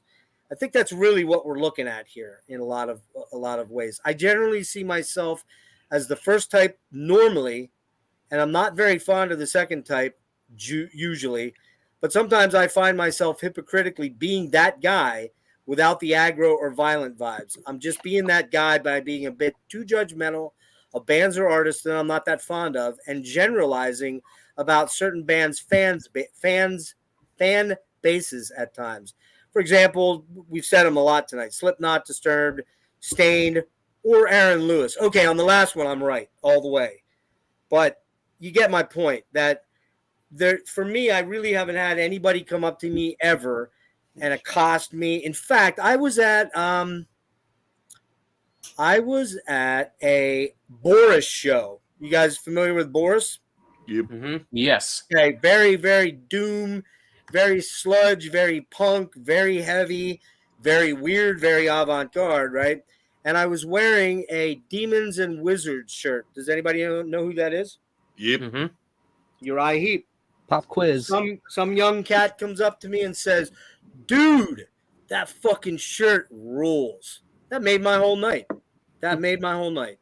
There's a young guy, probably no older than 21, 22, coming up to me appreciating an old prog band from an album that came out in 1972, probably 30 years before he was born, probably. That was fucking badass, I thought. But I do really kind of see that there are like three general types of metal fans, and I definitely fall into the category that sometimes gets judgmental, but not elitist with regards to the keyboard warrior bullshit. I will stand behind everything I say, and these guys pull me back out, Rick. These guys know there's one dude that I've gone after vociferously hard, and to his credit, and I give him credit, he won't engage me. And the only reason I've gone after him is because of his use of slurs towards homosexual people. So that's it. Having a trans son, or daughter rather, I should say, I slipped there, makes it very, very poignant for me. So I don't fucking abide by that. And it's not cool. And I came from an era where using that slang term was very acceptable amongst your friends, calling each other that, because we didn't realize how uncool it really was and how threatening and damaging it was. But that one particular guy I've gone after, but that's the only guy I go after. Generally, if I see something I don't like or don't agree with, I just move on. And it's a lot of the reason that I don't watch a lot of fucking, yeah, I know, man. I'm not watching the game. I didn't know it was on tonight. Somebody told me. I'm like, fuck. I don't know if we're winning or losing right now. I've got it on my phone. I'll have to check. But yeah, so you know, As a Titans poser. hey. That's good.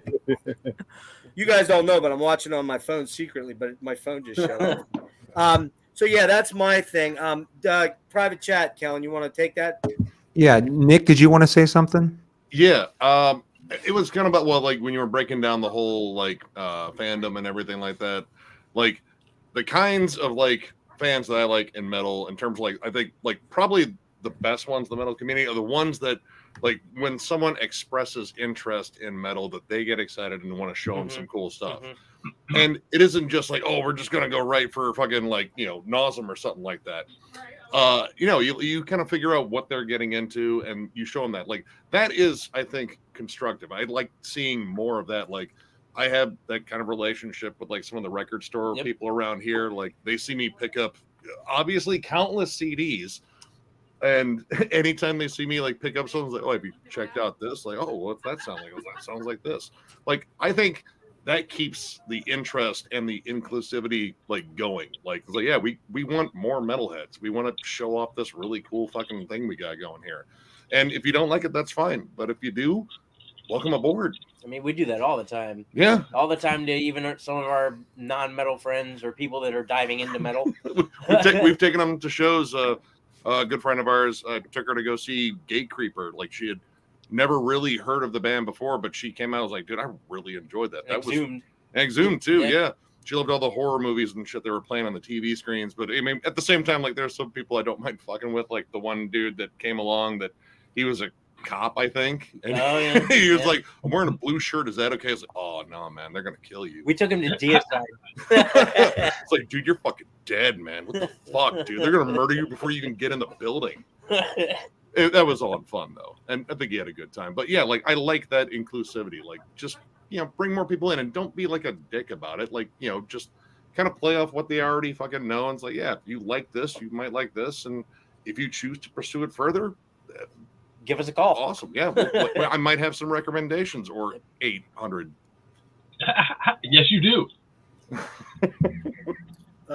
Chris, you're Rick, muted. I'm sorry, Rick. I have one comment regarding Nick's statement, and that is, and I attest because he's the only metal channel that I know of that will show a Michael Bolton album and say still check it out. Still check it out. I didn't like it.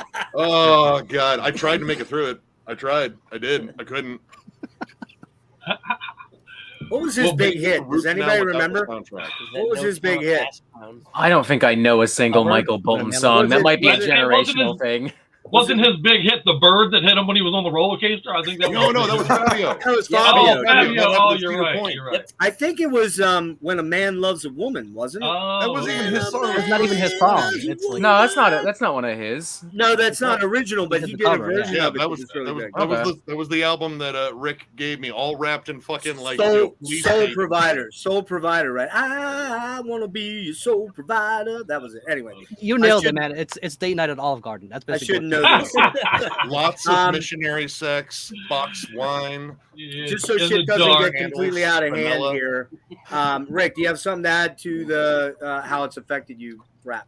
No, I mean, you guys did a phenomenal job just going over covering those bases. Lee, anything to add? Nope, not my Okay. end. Serge, how about you? I'm good. Okay. Logan? Good. Kellen? Chris, did you want to jump in? Brian Posehn, I think, said it best, and Michael Bolton's a great way to close it out, Nick. Nobody's a fan of metal casually. Nobody's like Michael Bolton, like that. But Slayer. So. That's a good point. That's a good point. We are very passionate about our music, and it's that's a good thing. Generally, that's a very good thing. When you take that and you twist it into some kind of weaponized form, like Nick said, that's when it becomes a very bad thing because it reflects on the culture as a whole. All It's of an us. enthusiastic fan base, which is exactly why you should never try to quash that out of somebody, man. There's no worse. Exactly. There's no worse crime as a metalhead than to try to quash that out of somebody. Which leads into the next question.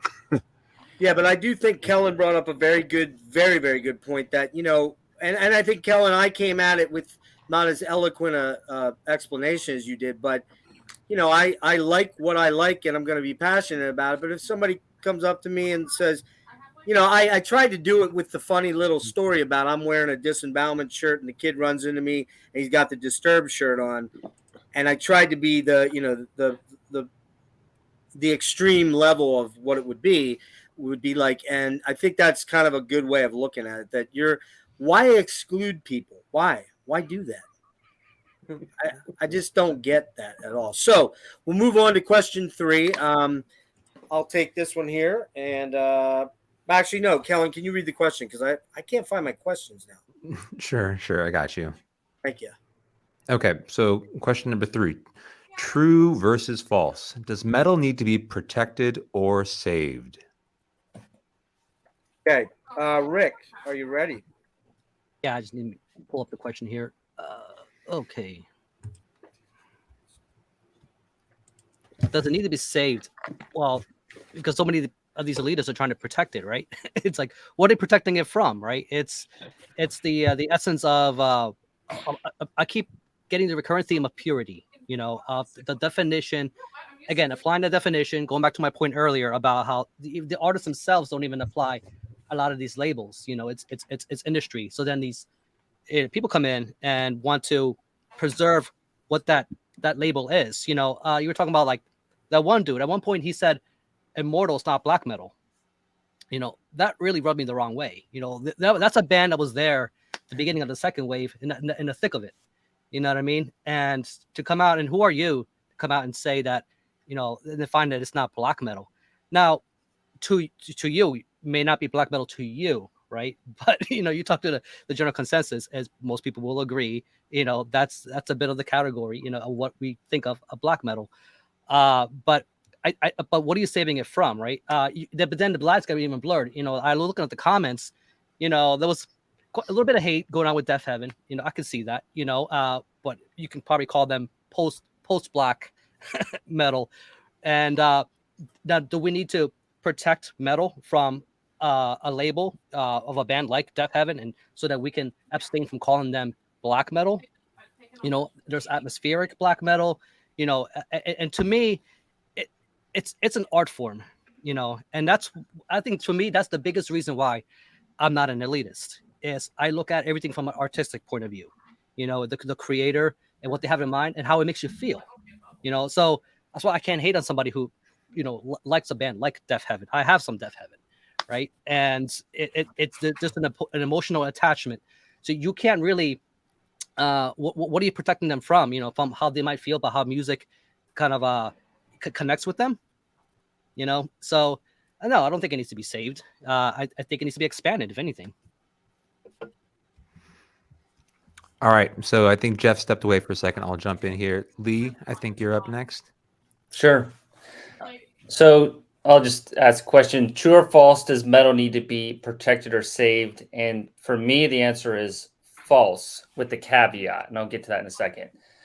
I think that the innovation, the quality of music, and really just the merit of the scene should dictate to what extent it ultimately grows, right? So it either grows or it diminishes based off the merit of the quality of material that's coming out.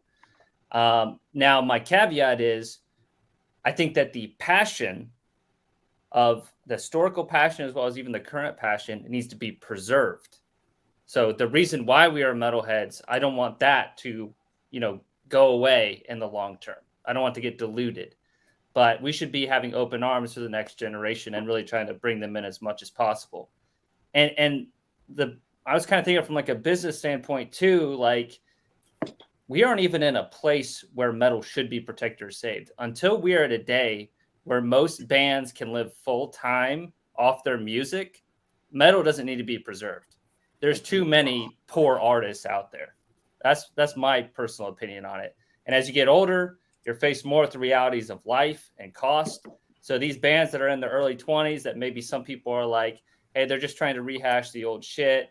Dude, those are the bands that are living out of their vans and grinding their ass off and working really hard, because a lot of people in their 20s have that capacity to have that road dog lifestyle. So, man, encourage that.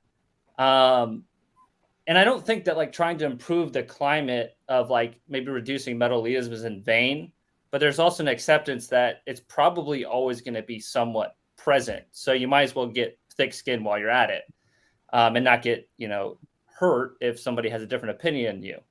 And I wanted to also talk a little bit about Kellen's point is, as new people do get into the scene, just as we should be open to them coming in, I think they should be open to the ideas of the past generations and respect that expertise and knowledge. So for people who have musical knowledge that I would say is at an elite level, like Martin Popoff, Jeff Wagner, Ben Smasher knows more about black metal than I ever will, Marty, like I respect that. And I would hope that other people keep respecting that as they come in. Now, those people aren't labeling, themselves as elitists. And that's the big distinction. It is something that we give them because they're doing good things. And I did a little bit of number crunching, and it's not bringing up the whole deathcore thing. I'm amazed how many times this has come up, but I think it's amazing how many people are not aware of how large it is relative to some of the bands that we hold dear. So I wrote down a couple things. I said, the definition of underground has some subjectivity, but I also think there is a little bit of objective if you look at like Spotify numbers. That being said, I know that underground metal bands, people are collectors. They're listening off their physical collection over Spotify, but there's some merit to it. So I did some numbers. Undeath, the top Decibel album of 2022. How many monthly listeners do they have? 29,000. All right. Now, who is the biggest band in deathcore, right? Lorna Shore. I'm not a fan of them, right? But man, they have how many? 822,000 monthly listeners. So when people are in this little echo chamber of like the metal collectors and VC, and they're like, oh, this underground band's getting so much hype, it is within that echo chamber. Worm, we all like Worm, right? 13,000 monthly listeners. So there's a whole different scale and this whole thing that's existing outside of us that is still extreme music. Deathcore is extreme. It's just not, something that we're looking to listen to a lot. And the whole point really is that Undeath's plays on a monthly level are 3% of what Lorna Shore is. So underground, it doesn't have to be like a popular underground band isn't a mainstream band now. They're just popular on the underground. No. And yeah, that's largely what I kind of had to say. I hope that answers the question. Okay. Damn. I gotta fall I back. had two quick comments I want to get to before they get thrown out.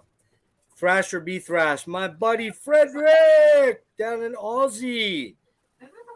Dude, I gotta ask you, man. When you say people in metal don't do it for the music, it's about the money. Look at Metallica. You took like the 1% of metal to point out.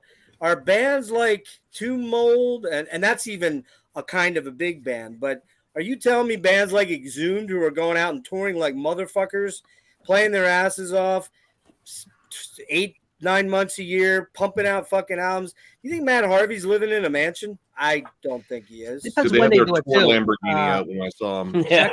Check out Kiss nowadays. They're doing it for the money. Come on. Yeah. But what Well, I'm not trying to really. say is that the lion's share of most metal bands. I saw ISIS for the Wavering Radiant tour, their last album. Okay, they did a one-off show. They were opening for Tool. They did a one-off show at a little place called the Otto Bar in Baltimore, Maryland. There were maybe about 45 people there. They had a tip jar out for weed. Tips for weed. You think they're making a lot of money? Frederick, you're out of your mind, dude. Obviously, because they only need money for weed. Exactly. Yeah, And just let's be clear, I love Frederick. He is a lovable nutcase, okay? I love the dude. But you're just way off base here, man. Metallica is one of the, I don't know, maybe They're an 14 anomaly. Comment. But they're maybe I one actually of the think he was being 14 metal facetious for bands the record, but Yes. that can do that kind of scale of thing. And the problem with that is, don't forget, yes, those guys are multimillionaires, but they also employ about 60 fucking people whose livelihoods depend on them putting out albums and touring. So they're not all sucking all that money. And it's accountants and road people and guitar techs and, all that shit, backline people and front of house people. And that's, you got to think in that terms, and they're able to do it. And I don't like modern day Metallica. I saw them in their heyday. I saw them on Master, and I saw them on the next two albums, and I'm kind of over them, and I've moved on. But you know what? They can still do it. They still put on a pretty fucking good show from what I see. I don't begrudge them, man. I don't. And those guys did a fuck ton for metal that. Without them, would we be where we're at this point? I don't know. It's hard to say. But last comment, Euboric Forms, Nate. I feel if J-Dog from Hell's Headbangers was a part of this convo, it would make for some entertaining shit. It probably would. And I'll tell you, if I felt that J-Dog would come on here, but I don't think he will because of me, because I've been pretty aggressive in my attacks on him with his use of certain words, and we don't need to get into it. Watch the rest of the stream back. But I would have had J-Dog on, and I'll talk to J-Dog anytime he wants to talk. You let him know I'm ready to talk. Not a problem. I'm good with that. Okay, what's up, Devils? Let's head on. So, all right, first up, we're representing the Ohio metalheads here. Okay, let's keep that. Right that's on. right, J-Dog. You're like second tier here. All right, does metal need to protect it, be protected or saved? No. Protected from what? Protected from what? Like, all right, again, like you bring up like the streaming numbers. Like I feel like this whole like it has to stay in the underground thing and kept away from the fucking the normies and the casuals. Like you're protecting this band from success. Like I don't know. Like I just it drives me nuts. Protecting from success, protecting from exposure, protecting from why? Yeah. What? And really saved from what? What, like someone that wears a polo shirt that might buy your album? Like it's almost to the point where it feels like it's white knighting for metal. Like, don't worry, milady, I will protect you from this polo wearing person. It's like, dude, I'm gonna fucking take your fedora and chuck it in the fucking gutter. Like, dude, it's irritating. Like, you're not protecting it from anything, and actually you can't do shit. Okay, like this band will probably grow anyway without you saying no, stay away from them, they're ours. Like they're not. Their music's for everyone. Yeah. It's literally for everyone. Anyone can listen to it, anyone can form their own opinions on it. And the whole true versus false metal thing is horseshit. Like it's always been horseshit. It's just it's pretty much the thing that we got from the death to false metal from like what, Manowar. Yeah. And I don't take advice from fucking shirtless dudes and fucking baby oil and loincloths. So no. Stop, you're gonna offend Marty. Metal, you don't. You're gonna offend Marty with a Manowar comment. I mean, like that's it. Like that. Yeah, again, it's all subjective anyway. Yeah. So yeah, like. Wait a minute. Say that again, John. I said it's all subjective anyway. John, can you say that again? It's all subjective. No, anyway. say it one more time, really loud. It's all subjective. Thank you. Anyway. Thank you. Tiny voice. It's so Shut, small. Thank you. Shut your mouth. There's a point to that, John. I wasn't making you repeat yourself just for the fun of it. I know. But yeah, like that whole thing, dude. It's just ridiculous. Like, like that's again that attitude that keeps people fucking like, looking at us like we're just a bunch of fucking insane hardliners all the time. It's like, no, man, like go ahead, listen to it, like check it out. Like that we're not saving it from anything by doing this. Actually, I think we're doing more of a service, in terms of just telling people like, listen, just go out there and check it out, form your own opinions and shit. Because we've always been that way on Thralls anyway. Like just because we don't like something doesn't mean you won't like something. And we don't like a lot. And just because we like something doesn't mean you will. Like, yeah. I mean, form your own fucking opinion. Very well said. Very well said. From the dynamic docking duo.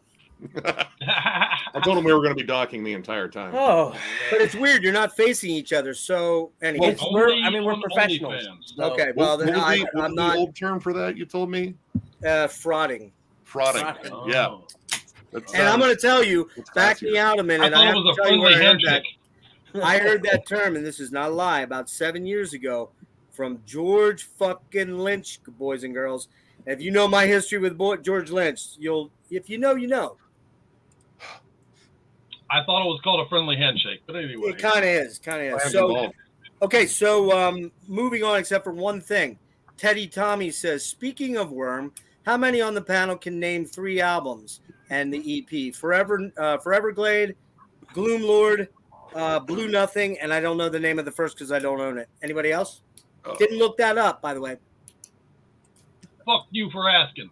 That's what I'm gonna intentionally not answer the question just to enrage that person. Yeah, but that's what we're talking about. That's kind of, no offense, Teddy Tommy, but my favorite Worm album is the Black Album, Thriller, Eagles Greatest Hits, Abbey Road, Abbey Road. That's a classic Worm record. Classic. Okay, moving on. We are at help me out, Chris. All right, well, I'm going to be the contrarian. I don't want to follow my great and dear friends, Thralls of Metal, with a complete different take, but I do have one, and I love you guys. Please respect me in the morning. I'm going to go with yes. I do think that metal needs to be protected somewhat and saved from itself, because I carry with me what I refer to as my grunge PTSD syndrome. Because I was there. I watched as metal began to, the hair thing had infiltrated everything. You turn on MTV and it was a Poison video, followed by a Poison video, followed by a I Wish I Was Poison video. And you factor that in with the rest of metal going the way of Yngwie Malmsteen, and we got into this big dick measuring contest. how long of a fucking solo can I make a 45-minute album that's nothing but one solo? And I think that those two things created a perfect storm for grunge to take hold in the youth of our country and the world, for that matter. And I watched almost overnight the long-haired dude with the fucking ripped-up jeans and the battle vest transform into the flannel-wearing kid who wasn't quite as angry anymore. He was just sad. And fucking with it was what I thought was and I know there's the people that are going to call me a dickhead for this, but it was a death of metal. I know that there was an underground that always existed. There's some fantastic albums that came out in the 90s. I'm literally doing a series about that right now on our show, about how there was indeed that. But we were defeated. We were at a low point, and I watched us die. I watched us limp along with a fucking barely contained pulse, and it broke me, man. I didn't want to see the fucking, I still say fuck Nirvana and all that stuff. And I don't want to be accused of being elitist. So if you like it, fantastic. I'm glad that you do. I would never take that away from you. But I have a boiling rage and hatred for all things grunge, because I watched that fucking wave sweep over what was metal yesterday. And it has left with me the scar that I never want to see that happen again. I think that we can be very much in danger of taking ourselves too seriously on occasion. We get into these situations where, again, we get in these dick measuring contests of guitar solos for 2 days. And honestly, I attribute bands like Power Trip, rest in peace, Riley. And, some of those bands that really during that time frame when Nightmare came out, it was our reestablishing of writing rock solid songs with rock solid fucking riffs and rock solid formulas that has helped us get back to where we are now. And honestly, there was a time when who thought we would get here? I didn't. I won't lie to you, I didn't. But we are, and I do take that seriously, and I do fear that what I've seen, hey, if the history is your guide, it can most certainly happen again, man. So I do think that we might want to, I don't think it's gatekeeping. That's not the way we do it. Encouraging young metalheads is the way that we flourish, and putting the underground out in front of people is the way that we flourish, and opening our arms and minds to young metalheads. But, absent that, yes, I do think that we may need to protect our thing every now and again. Our La Cosa Nostra, as it were. Let us protect it. Thank Chris, you. I have a question for you. Please. Did you ever see Alice in Chains or Soundgarden live? I will go to my grave with this. Alice in Chains is a misrepresented band. They are a straight kick-ass rock metal band that happened to come out of Seattle during the grunge movement. So, and maybe I just make that argument because I like Alice in Chains and I don't like the rest of them. But I'm not a Soundgarden guy. My question stands though. You never saw Soundgarden live? I have not. No, sir. Well, I'm going to tell you. I saw them in 1990 for the first time with Voivod and Faith No More, and they kicked everybody's ass fucking hands down, and I am a Voivod lover, my friend. Kicked Me their too. ass. I love Voivod's one of my favorite bands of all time. And I don't begrudge you your Soundgarden love whatsoever, my friend. And Soundgarden wiped the floor with them, my friend. So, Eric, if you want to pull back. I would have disagreed. Rick, you want to pull back a minute? Because Eric had a really good point here, I think. Eric, my friend Eric Bauer, says if grunge. Oh, wait a minute. If grunge, hang on. Hold on. If grunge killed anything, it was hair metal. I would agree with that. Yeah, I agree with that too. But there was no. What he said was grunge didn't kill shit. It was the media, and I fully agree with that. Fully agree with that too. The media was on board with that so hard, pushed that so hard. The Nirvana thing. I'm not a Nirvana fan, but I get why people gravitated towards it. I did own Nothing, Nevermind, and In Utero. I rarely played them, but I get what happened there. But man, there was some kick-ass fucking bands that came out of that era. Bands like Last Crack, bands like My Sister's Machine. And again, I get it. We're down to tastes here, but the media and MTV decided they wanted to shift what we listened to, and Headbangers Ball suddenly went from Dokken and Poison and the odd, I don't know, you name it, metal band that got thrown in there, Crimson Glory or something like that, traditional metal band. And then suddenly it was Nirvana, Alice, Soundgarden, 24/7. So it just turned into Alternative Nation. Exactly. No, exactly. Yeah. But look, I don't love every grunge band. I'm about 50-50 on most of them. But I'm gonna tell you straight up, Chris, I love you like a brother, man. I do. But I'm gonna tell you, Soundgarden would kick most fucking metal bands' asses every fucking day live. Every day. You're not the first, and you won't be the last to rub my nose on that one, my brother. I promise. just watch the live show from I want to say it's Aardschok or the Netherlands show. Well, understand me though. I've never said they're not talented. That's never been my. No. I'm not saying that. I'm not saying my that. gig. I'm just saying. You watch that show. Chris Cornell fucking wipes the floor with every other band that played that show that day. And I've seen that live. And, my friend, a subjective statement. I'm just saying. It is. I absolutely I agree. But I love you back. I love you too, brother. All right. So next up, we've got. Help me out. I'm sorry, Robert. Before we move to Robert, I just have a really quick statement. It'll be real quick. This is it right here. Yeah, no, that's a good album. That's it. That's my statement. It's a good album. Wait, what was your statement? I didn't see it. This is the statement. I was saying you guys were too old for this when this came out, and this is I was definitely too old. I was way too old. I was way too old in my late 20s. Hold on. Let me pose this though. I want to pose this question to Chris and the panel in general. Was the first Smashing Pumpkins album a metal album, or was it an alternative? I consider it alternative rock, but I did not dislike it. You could argue alternative metal. Alternative metal is more like tones and riffs. I think of like Helmet. You know, I think I'm going to tell you straight up. Meantime, Savage. I'm going to tell you straight up as a guitar player, the guitar tone on that album is motherfucking savage. Savage. What was the first one? Gish? Are you talking about Gish? Just the first one? Gish. Right. Gish. Alternative rock. I've never liked Billy Corgan's voice. I'm not crazy about his voice either, but the guitar tone on that album, fucking savage. It's heavy.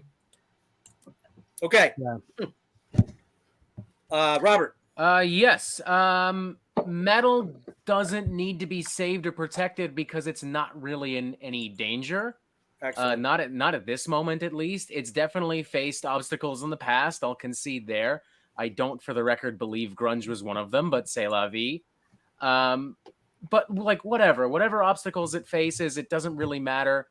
Metal was more popular commercially speaking in the 80s and 90s with Metallica, Ozzy, Iron Maiden, Motley Crue, Pantera, so on and so forth, Korn, Slipknot in the later 90s. But like that doesn't really matter because metal has creatively thrived in the underground. And honestly, just so long as there are weird, angry, fucked up people who want to listen and play weird, angry, fucked up music, metal and all of its related subgenres will continue to exist in some way or another. It'll look probably very different. I mean, the metal that we call metal now, that kids are calling metal now, looks a lot different from what some people might have called metal in the late 70s or in the 80s. But it's still metal and it's still doing good stuff. And those older bands are still kicking around. Like, and if I may, the idea that, and I don't mean to give you shit, Chris, but the idea that grunge killed metal, that was the death of metal, I just don't see that. Like maybe, granted, I wasn't there. I literally wasn't even alive. So maybe I don't know what the fuck I'm talking about. But it's worth noting, Metallica, Slayer, Megadeth, Pantera, Typo Negative, Tool, Korn, Machine Head, they still sold tons and tons and tons of records despite grunge. And, Death sold a bunch of records, Cannibal Corpse, Morbid Angel, Dayside, Napalm Death, Sepultura. I don't really quite see that. Grunge was more popular. That's definitely fair to say, but. And that was the media's doing. I mean, sure, whatever. I don't know. I was there. It definitely was. All right. Fair enough. I mean, grunge just at the time spoke to kids in a way that metal for the most part didn't, but it still did. Like those bands still did very well. And most of those bands are still around and still kicking and still selling records. And it's funny, we talk about Metallica. I just talked about Metallica because earlier this year, gatekeepers and elitists are trying to protect heavy metal from like Stranger Things. Like, oh no, Master of Puppets was featured in an episode of Stranger Things. We can't have them discover Metallica. That would ruin metal. It's like, bro, they probably, who cares? Metallica sells more records every second than I could in my entire life. Like, it doesn't matter. Like, metal, and I don't know. In my opinion, metal does not need to be. It doesn't need to be protected or saved because it's not really in any imminent danger. Well done, well done. Marty made a point back here that I wanted to kind of address, and I think he actually nailed it here. He said, "Watched us die," which, Chris, I think that was a statement you kind of made. And we're not ganging up on you if you want to back out there, Rick. Yep. What Marty said is, I think it Hold killed. on, I got good shoulders. That's cool. And this isn't. We're not attacking you, dude. No, We're no, not- that's all. You saw how the attack goes earlier in the show with me. Oh yeah, that's not me trying to give you shit or nothing. I'm just No, saying no, from no. my perspective, I don't really, Absolutely. I don't see that. Absolutely. Marty says, "Watched us die?" ? I think it killed some elements that maybe needed to die, but the '90s saw the rise of huge metal waves. Second wave black metal. Anyone? Oh yeah, come Yeah. to think of it, yeah. Now, granted, that was in Europe. It wasn't here in the States, so you could maybe make that point. But Soundgarden, Nirvana, Alice in Chains, they weren't just a U.S. thing. They were a global thing. So I have to agree. I don't think it really killed it. I think that's the narrative that's out there, but it more went underground, I think, is more the way to kind of look at it. And, you know, maybe I agree with Eric completely in that the media had far more to do with that than those bands specifically, you know, doing that. If anything, hair metal was kind of, and just for the record here, man, fuck any of you that don't like some hair metal. I'm just, you know, I'm being an elitist here. I'm being My an wife elitist here. Scully loves hair metal. I like Rat. Rat's a great hair metal band. Bang Tango. They're not really hair metal, but that first album is killer, man. You've got Striper. Yeah, Striper had a lot of wimpy ass ballads, but they're heavy tunes with the fucking riffs. There's some heavy fucking riffs in that shit, man. So, you know, and you know, I think things come in waves, as Marty said, and there were new waves of metal that started to rise during the middle and tail end of grunge. Grunge was just something that the media got a lot of attention from. You know what I mean? Well, I think it's the same thing. You're making my argument for me, honestly. Okay. The media and the youth of America, whatever you want to call it, it might have been the result of the media doing it. But honestly, you being old like me, yeah, I hate to call us out as the old birds. Yeah, but we are. That was a visceral thing that you could see, like on yeah, a street yeah. level. I literally watched the way we looked. Yes. As a youth change. You know, Yes. that's not something I made up. We became flannel wearing crybabies. Like, you know what I mean? Well, it didn't change me. It didn't change me. I didn't go to flannel. I kept wearing my concert shirts of Soundgarden, Voivod, you know. The very term, the rise of the underground, is kind of also, in my opinion, makes my point that we were only underground. I'm not saying metal was dead. We had a pulse, I alluded to, but it was the underground. And you're only referred to as being in the underground when you're not in the forefront. And we certainly were not for a while there. I watched us disappear from horror movie soundtracks. I watched us disappear from the T-shirts of everybody walking down the street, and I watched us disappear from anybody who didn't know the underground at the time. So they didn't come to my closet. That's for fucking sure. Well, you and me probably would have been hanging out during then, listening to the underground together. You know. Hey, Rick, can you please banish Let's Talk Metal? He mentioned danger. Well, So I've dangerous had they my own look experience twice. with danger. I know you Oh, do. he loves danger, bro. I know you do. Taurus, All right, moving Taurus. on here. All right. So, Chris, did you make? I know you wanted to make was that your point? That was it, sir. Yes, He sir. did, Okay. yeah. And I think Nick needed. Oh no, I was gonna say we can wait till we do the rebuttals. Yeah, after let's do the everyone's rebuttal replied. because I'm being a dumbass and interjecting too much. So, Okay. Serge. I think Logan's next. Logan. Yeah, sorry. I wanted to say that like the whole time, you know, as was mentioned, like the you know, the second wave black metal and like death metal and stuff kind of came around the grunge time, but it was actually like it was going on before the grunge time and like during the hair metal time and just continued existing in spite. Like it didn't fucking matter what was going on in the mainstream. It was still there. So I don't know if you can point to that point as like the death or not death of metal. But Chris, I'm sorry, I'm not trying to jump on the train, because I want to take a point that you made and applaud it. I actually also want to take a point that Nick and John made as well. So I think metal as a whole is indeed bigger than any one person, definitely bigger than this little YouTube community that we've has kind of been built here, and it's moving on from us. No matter what we're talking about, no matter what comes out of this conversation tonight, it is moving forward. The scene is changing, the scene is developing, it's growing. Younger people are getting into it. It definitely does not need saving. I went to a concert towards the end of last year, and it was actually a concert for this band right here, 200 Stab Wounds. Sick fucking band. And man, the average age of it was a sold out show at a venue that I've never been, that has never sold out, that I've been to before. It was like a Tuesday night as well. And the average age of the people in there were, well, let's just say everyone had X's on their hands. And I was like the only one with a beer, basically. And the show was fucking phenomenal. And the pits were so crazy, I didn't even dare go in there. So like the scene as a whole is just going on into new different directions. And I think you're just seeing this whole wave of new bands that are just absolutely destroying it. I mean, like we dropped Sanguisugabog, Frozen Soul, a lot of the Maggot Stomp scene, and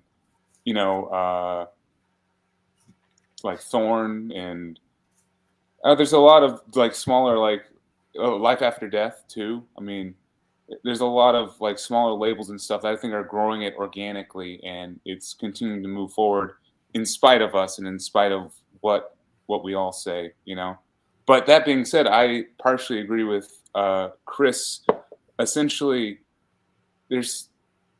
metal means something differently to every person, and there's so much music and metal music out there that we should try to protect what we hold dear to us, Like, God knows how many metal albums were actually released last year in 2022. God knows how many metal albums were actually released in the decade of 2010 to 2020 and so on and so forth, back, to the beginning of the genre.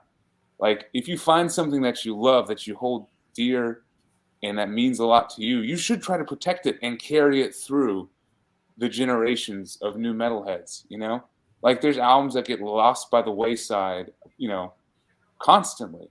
We should try to protect that. We should try to preserve those bands and that music from being found, on deaf ears, essentially. And I think that's a lot of why we're all here, is to try to save that music. So it's both, I guess. That's a good point. Fair. Dude, I'm clapping at that shit. Bad argument there. I'm clapping at that shit. Outstanding. Cheers, Serge. Chris. Yo, You're up. I'm just gonna nominate Nick to say everything for me because I tend to agree with him a lot. It's funny because I had like white knighting written down because it does feel like some people do that. And the related term, cloud chasing, right? Like, okay, well, it's my responsibility to save metal. Again, save it from what and who the fuck nominated you? In my personal experience, metal has probably never been as big as it is now. The number of bands and shows and festivals for metal now is insane. Yeah, maybe it's not as prominent on like, pop charts or some shit like that, or MTV, not that it exists anymore, but who cares? As a genre in general, I think it's pretty healthy. So I don't think it needs to be saved or protected. And again, I question sometimes people who feel the need to protect something that never has to be protected. But what I would say is, nourished is the word I would use. If you love something, nourish it. Go to shows, go to Bandcamp, buy their merch. Appreciate the band. Share with your friends, turn them on to something that you like, and maybe It'll raise the chance of your favorite band putting out another album. You know what I mean? So from that perspective, sure. But do I feel like you need? I saw this comment earlier. I'm just going to read it. Metal does need protection. We do need to weed out the false bands in all genres of music. What the fuck does that mean? What are false bands, and who elected you as the arbiter of what a false band is? Again, if you talk to musicians, do you think they need you to protect protect the genre, protect them?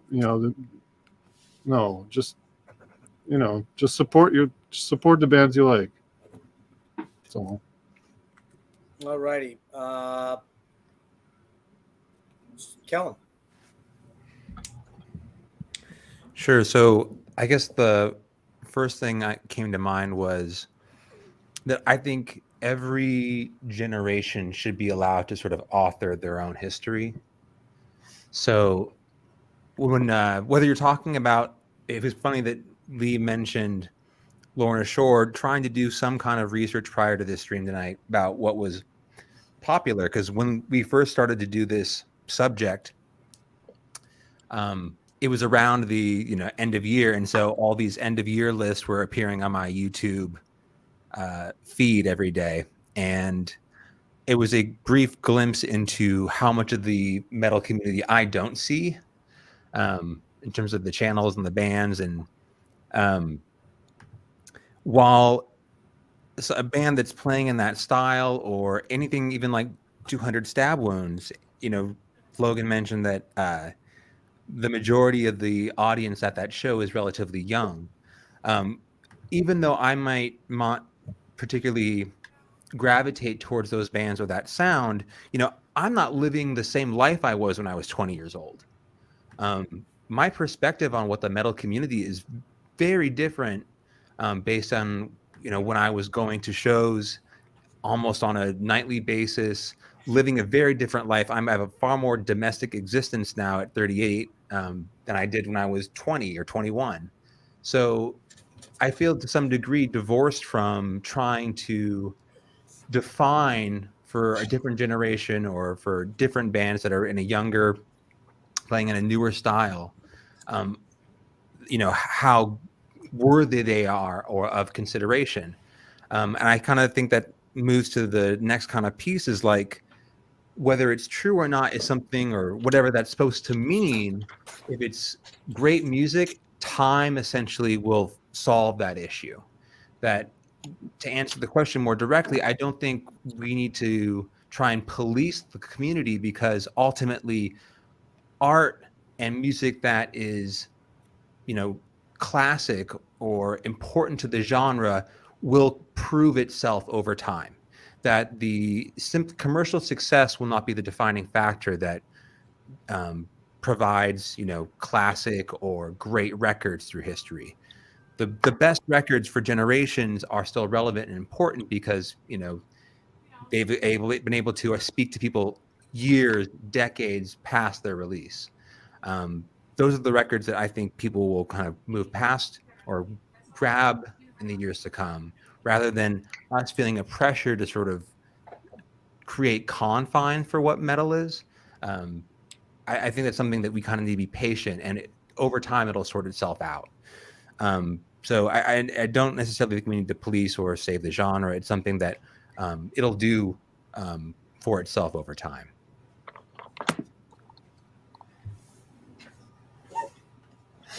Okay. Nicely said, my brother.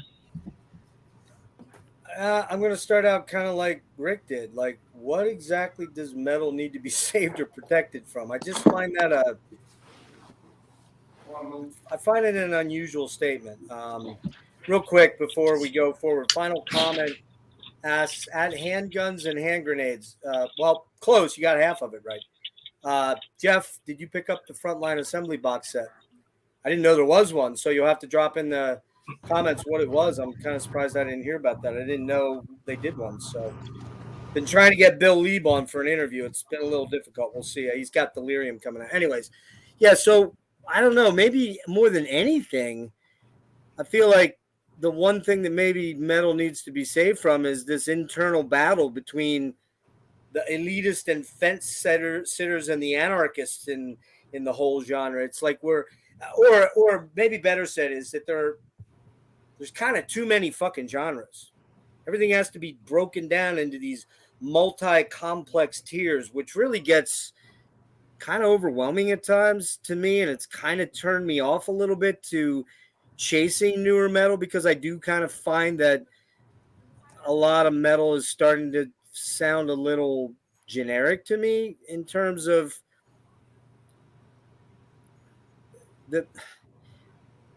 there's just too much for me. There's just too much a lot of the time. And I guess, like, for example, I have some things written down here. Like all forms of music, dynamically things progress and change. Autopsy kind of created that cavernous, filthy death metal sound, along with maybe obliteration, incantation, and early immolation. And yet now those bands are still around, and they're still, immolations are road dogs, hardcore, incantation, major road dogs, still around. And yet there are a ton of new bands paying homage to that sound, like Tomb Mold, Necrot, Mortiferum. So that sound didn't die back in the late 90s or early 2000s, because it's inspiring new bands to go back and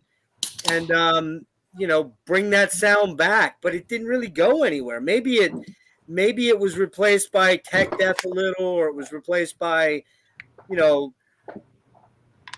death thrash or blackened thrash or blackened this, blackened that. Everything's blackened today. Like Blackened Fish. I like Blackened Fish. I don't know about you guys, but anyway.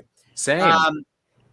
Yeah, so what is there a need to protect it from? I mean, I've heard people talk a little bit about it, but I'm still kind of confused. I couch this in terms of elitism, so I'm going to stick with that term. But are essentially elitists are referring to when they say dumb shit to me, like metal has to be protected or saved. I just don't get that. Metal is more popular than ever from where I'm standing, and sure, there's too much genrefying going on, but that's because to some extent there just may be too much music out there. As for being saved, what is it being saved from? The question is kind of to me is kind of nebulous. Does it need to be saved from the casuals? Why can't they enjoy metal? I mean, why can't a casual enjoy some metal? Like, is there a problem with that? Just because he's a casual and he's not living the lifestyle like every fucking minute of every day?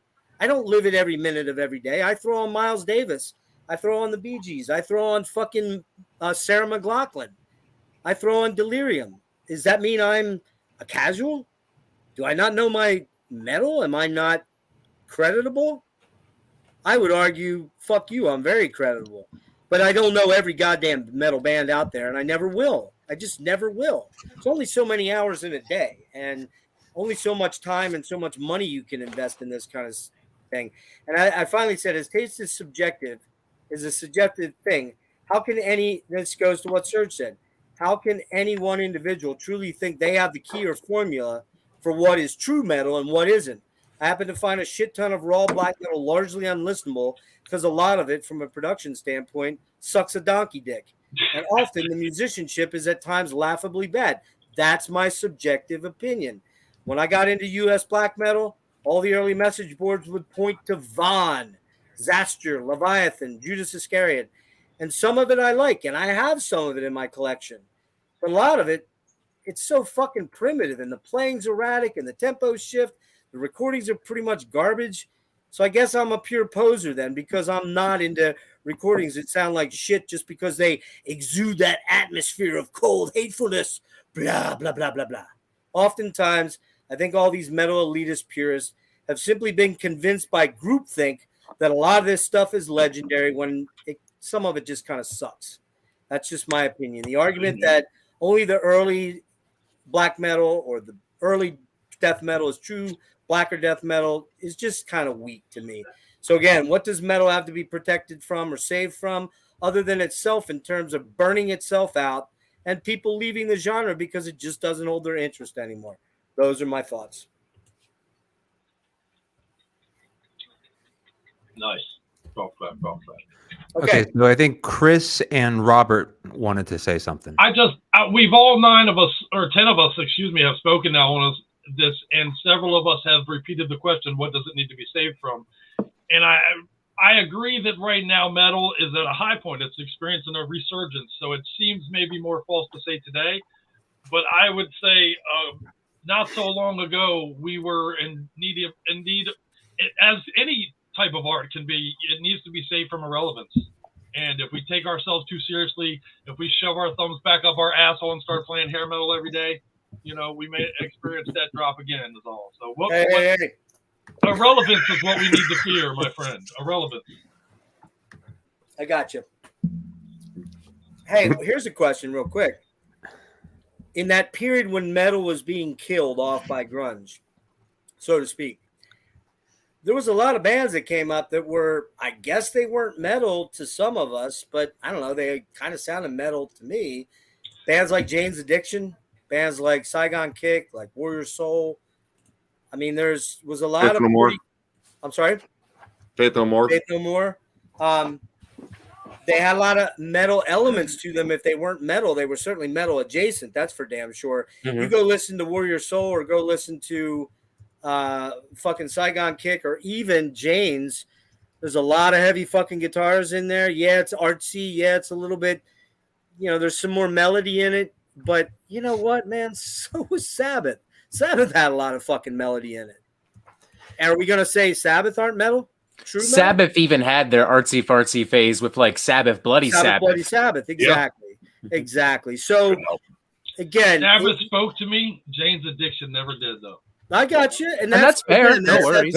That's that subjective thing, Chris, and I get For that. sure. Oh, for sure. Absolutely. So Absolutely. I'm telling you, dude, I love you. I begrudge no one's differing opinion ever. Right. You can think Limp Bizkit is the greatest band that ever existed. I won't agree. Well, with you, okay, but don't go there. Well, hold on. Hold on. All right. Right there. Easy. You kind of went over the edge there, No. Chris. Easy. All right. There's You something guys we can never all tasted agree on at Too least. much chocolate coffee. hot Too dog much flavored fucking water coffee. and chocolate starfish. You guys never tasted. Who else Who's do here we for the have? nookie? I don't know. Robert, I think, has a statement. Yeah, we some people talking about like false bands and like we have to protect metal from false bands and false music. What the fuck is a false band? What the fuck? Like I've seen comments like this before on some videos I've done in the past where it's like Municipal Waste isn't a real thrash metal band, and I'm like, I don't know, man. Like Exodus and Suicidal Tendencies and Megadeth sure as hell think that that's a real thrash band because they've toured with them. I don't know. They just did it. I don't know what to fucking tell you. Or like Death Heaven's not a real black metal band. I don't know. They did tours with Enslaved and Emperor, so they're black metal enough for them, I guess. It's so silly. Like, and it is something that is entirely subjective. And if you don't like Municipal Waste, fine. If you don't like Death Heaven, fine. You listen to whatever the hell you like. But you not liking it doesn't somehow make it automatically not metal. Like this false band versus true band bullshit. Like it's also a bit of a red flag. Like if I hear someone say, "Oh, this is a false band," they're like, sometimes there's some weird shit that comes after it. Like I know we've picked on him quite a bit tonight, Music of Destruction, but he's made some interesting community posts on his channel where he's like, "This band isn't a real metal band; they're a false metal band." What does that even mean? I know. Well, for him, it means that the band fucking like did like a sticker that has like a rainbow on it and like some kind of LGBTQ plus message attached to it. He made a community post like that a while ago for some like unknown avant-garde black metal band, and he was like, they're not a real metal band anymore because they aligned themselves with this movement. Wow. And it's like, bro, it's just a sticker. Well, here's a question. Here's a question. Billy Why Billy is it and I'm thinking of two specific people in particular in the metal community that always seem to go after the gay angle. What the fuck is up with that? Because they're dick hungry.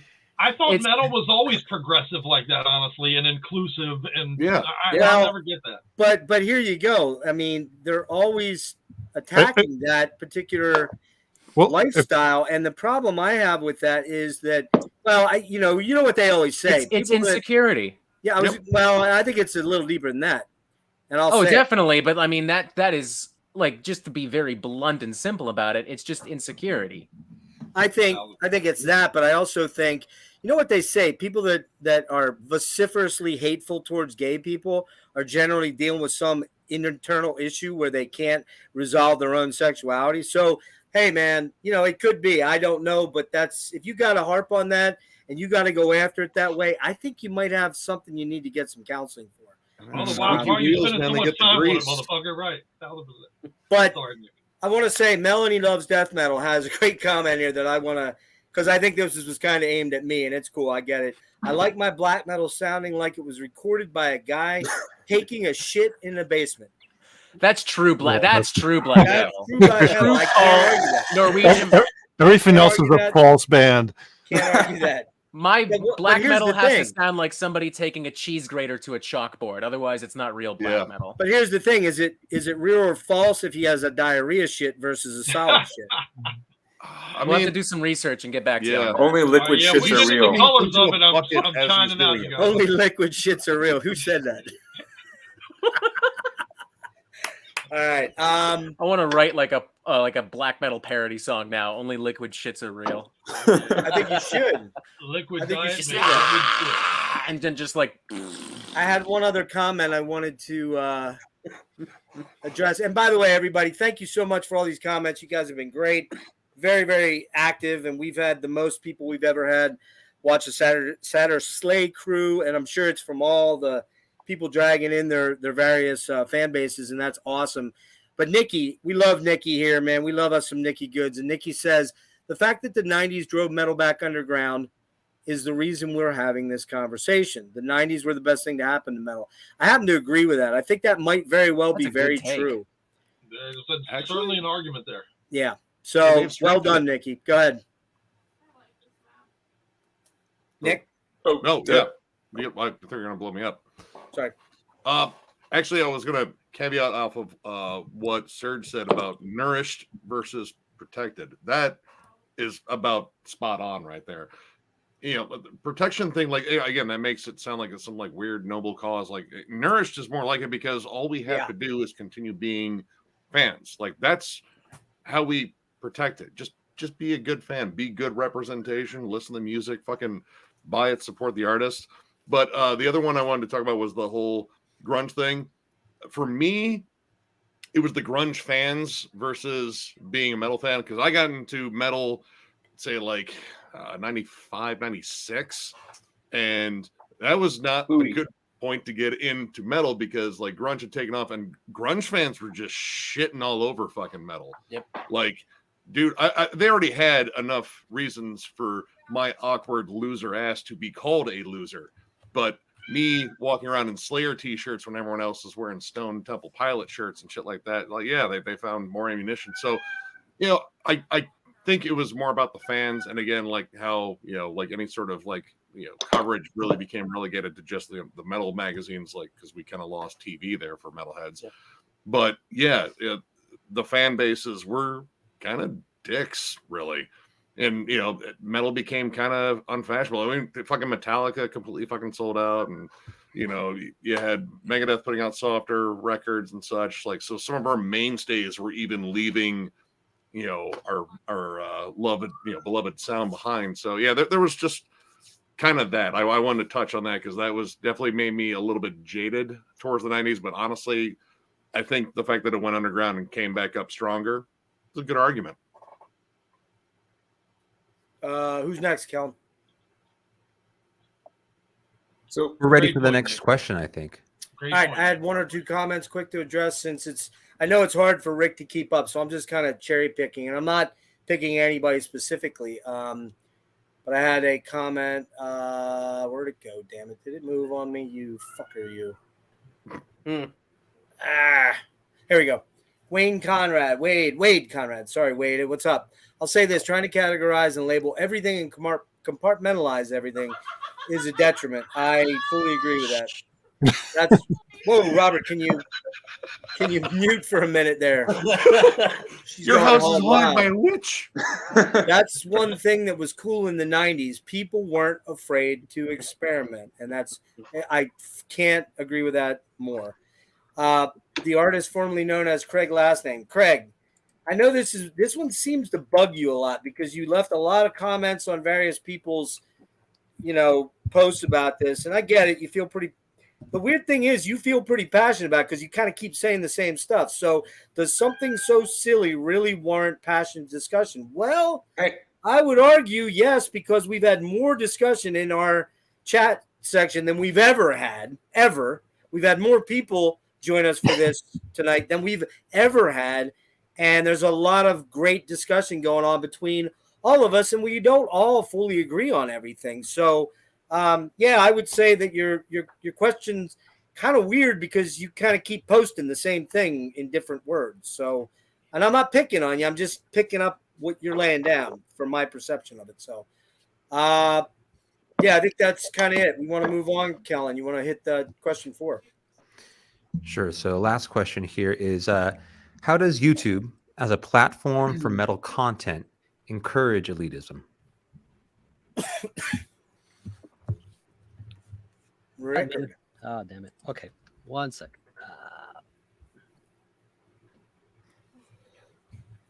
All right. This is actually a pretty easy one because people can be hiding. Keyboard warriors, man. People can just hide behind things and kind of, you could be whatever you want to be on the internet. You know, you could be as large or as small as you want. And, you know, out in the real world, people can kind of self-designate these kind of roles. I think that's kind of compounded once you remove the face, you know, and you can put an avatar and you can become whatever you want to be. You can. We were talking about a particular person tonight who happens to change names and channels and all kinds of stuff, and we've seen how that plays out. And it could be self-proclaimed whatever. But we're talking about YouTube specifically, right? I think because it's a video platform, and that's a way to sort of I mean, I'm trying to think of, you know, because you know, Instagram is my other social media platform. I'm not on Facebook, but I mean, the comment section is a big one. I mean, you don't really need the video. I mean, you could do that on Instagram. You could do that on Facebook, and drop in your pretentious comments or whatever, you know. But I think with YouTube, you have a lot more power, you know, and ability to kind of just magnify that. So I think that's definitely one way that you can do that. So, you know, and people can reach out and comment and change their identity, and you know, as we witnessed tonight with a backup account, and you know, parlay that. So that's my take on that.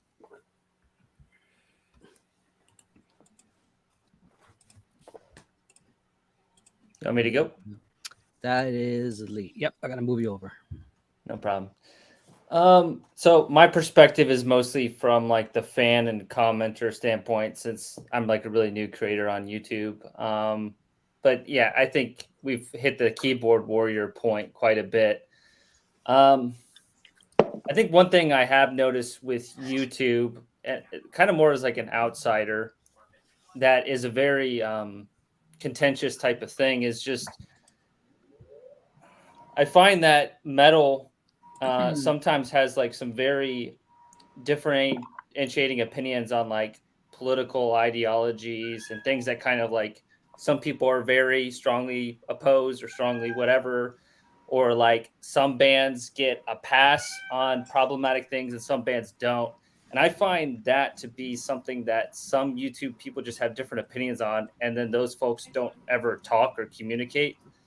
I don't really want to go really deep into that. It's just something I've observed from like an outside standpoint.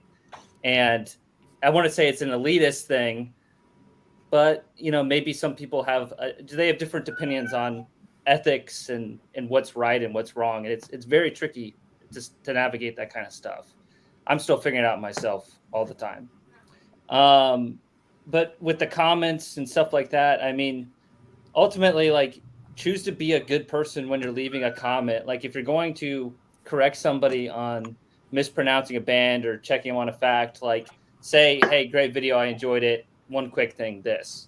It just like softens the blow. I mean, you guys as creators, you put 5-10 hours in your videos like all the time. And it's just like somebody just takes a shit on it with just like one passive aggressive comment. It's just really rude ultimately.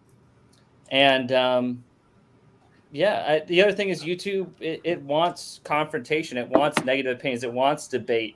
Like I've seen several comments in this, you know, stream today, and people are just like, hey, where's the arguments? Where's the debate? Everybody's just agreeing with one another. And it's like, I get why you'd want that. It's more entertaining, but most of us are all friends. So we agree on some stuff with some nuance. So yeah, I think YouTube is a place of entertainment. So people want to be entertained, and what's more entertainment than something that has a little bit of conflict? So that's my point. Cool. Well, Nick, I think took a break. Should we come back around, or you want to take over, John, or how do you want to do this? Yeah, why don't you come back around? Okay. Okay. And that would be No, Nick says he's coming. So Okay, John, let John running. start. Go ahead, John. I do. He's running. Okay. He's You're all not by running. yourself. No pressure. No. I mean, I think you get more of kind of like a hardline opinion with YouTube. Like you stare at one dude for a half hour, talk about whatever band he's talking about or whatever point he's talking about, and it's just kind of more streamlined to more of like unfiltered opinions. Yeah, and I mean, to play up the whole keyboard warrior cunts, as I call them. I think that Hey, that's my word. But like when I got into this, when I started doing this, like I hated seeing people like dodge negative comments, like because negative comments are going to happen. You're going to get keyboard warriors, or you're just going to get people that are going to be critical. And my thing is answering them, like talking to them. Like, generally I'll start off nice, but eventually if it gets into trolley territory, I'm all fucking for it. You're going to boost my algorithm because I'm going to continue to piss you off. But yeah, like I think there's a lot of good things about YouTube as a platform in terms of like spreading a lot of cool music and, getting like good ideas. But, there are some that go after the negativity because unfortunately negative shit gets more views. Negative shit is always somehow more entertaining. Yeah. I mean, there's a lot of reviews that we've done where I wish more people had watched because it was an excellent fucking album. But, listening to someone heap praise upon an album is maybe less interesting than watching us shit all over fucking Chris Barnes for, 15 minutes. Right. That's just kind of how it fucking works. But I think in a way, for some, like if they already have that just, predisposition of being a metal elitist, yeah, it's just going to reinforce it. Yep. Because you have an audience, you have people that end up becoming like kind of an echo chamber for it. Definitely seen that on some channels. But I'd let her just embrace everybody. Like, let's have a discussion. Let's have a talk. You get trolly, well, we can do that too, but I'd rather have a cool discussion. Yeah. All right. We are going to Chris. Well, again, amazing points from the Thralls guys, as always. Love you fuckers. My favorite thing to do on the internet that's not porn, you guys. Woo! Yay! But, we wouldn't be offended if you masturbated to us, though. That's my secret. Hey, remember, buttholes are on the table now. The last hour. Yeah, Oh, hell yes! Let's go. Hey, you should see my table. It's built just for buttholes. But I got a couple quick takes, and I'll be brief on both, honestly. With YouTube, honestly, it's changed the dynamics in a way that I'm not sure we fully comprehend yet, and maybe we won't for a while, but the numbers now lie due to YouTube, in my opinion. A strength of a band used to be directly album sales and ticket sales. And I talk to bands all the time now that tell me when they're booking a venue, the first thing a venue wants to know is what you're following on Instagram, what you're following on YouTube, how many Facebook people do you got? None of that has to do with how good your band is. And I think that in there something may be being lost. If you have a mediocre band but a kick-ass social media game, you're easily going to currently outshine some of the bands that are better than you. And we're going to miss it. And on that same level, if you'll never go to YouTube and type in metal, just metal, and hit enter without seeing a Metallica and a Megadeth result come up. I promise you, try it. And I'm not sure that is quite elitism, but it definitely feeds to the, where's the big name? Who's the bigger draw? Who's the, you know what I mean? And in that, some of the underground stuff is kind of lost. And let's be honest, there's more bands now than there ever was before. So to be heard, and honestly, that may play into the positive of YouTube.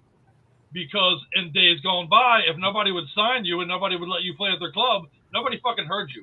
And you may as well sit in your basement playing that shit all day, as talented as you might be. Whereas now, a halfway decent recording situation, you can jump on YouTube and at least have the opportunity to be heard. And I find that to be worth all those negatives I just pointed out a second ago, to be honest with you. So it is a fine line. And my closing point on just is, I'm not sure I understand also what the hate element is. A couple of you have already alluded to it, but there is something to that. You can go to a YouTube video about kittens playing with a bowl of yarn, and by the fourth comment, somebody's telling them to suck my dick and fuck your mother. And I can't figure that shit out to save my life. But there's something to, I've seen a documentary actually, there's something to that where you have that, it's not an anonymity because people know who the fuck you are, but there's that disconnect between, you would say something on a keyboard you would never say to another human being's face. Right. You know, you would never think to say some of these things. And I think if we were better at practicing that, YouTube could be an even better vehicle with absent some of this ridiculous hate. But that's my 2 points on YouTube. But the numbers lie. The numbers now lie. Okay. Good stuff there, Chris. Yeah. Thank you, brothers. Where are we going? I'm sorry. Robert. Roberto. Robert, it's nothing personal. I'm old and I'm watching the game, and so I'm not looking at it. It's all good. No worries. Man, multitasking. It's all good. No worries. I'm a Titans poser, you know. So go ahead. Absolutely. I'm not entirely sure how to answer this question. Everyone's brought up a lot of good points. The good thing about YouTube is it does provide a totally different platform for bands to get their music out there. Something that's, you know, it has, social media in general has a much broader appeal, and it's way more accessible than magazines or like the tape trading scene way back in the day. Heavy Metallurgy said something that I think is really great. If anything, metal YouTubers have really banded together a lot thanks to streaming software. This panel's a prime example. I mean, I'd agree with that. There's a lot of other YouTubers I'm very friendly with who aren't here tonight. Forge Master Metal Reviews, Quest for Metal, Metal Trenches. And it does feel like there's a bit of a community here, and I think that that's really wonderful. The bad news is YouTube gives a voice to keyboard warriors and a lot of just like totally moronic people who are out of touch with reality, like Music of Destruction, who's just be the punching bag of this entire stream at this point. And deservedly so. Deservedly so, for the record. And there's also the fact that like YouTube is ultimately just a platform and is just going to show you what it thinks you'll like based on stuff you've already watched. Like, it doesn't really care so much about the content unless it's like really truly harmful or offensive. If people like your video, they'll tune in. And as some people have mentioned, the negative stuff does way better than anything else. I could upload a video tomorrow where the thumbnail could be me doing this, or me going like, and like, is Tool the worst band to ever exist? And I could literally say nothing about Tool in that video and it wouldn't matter.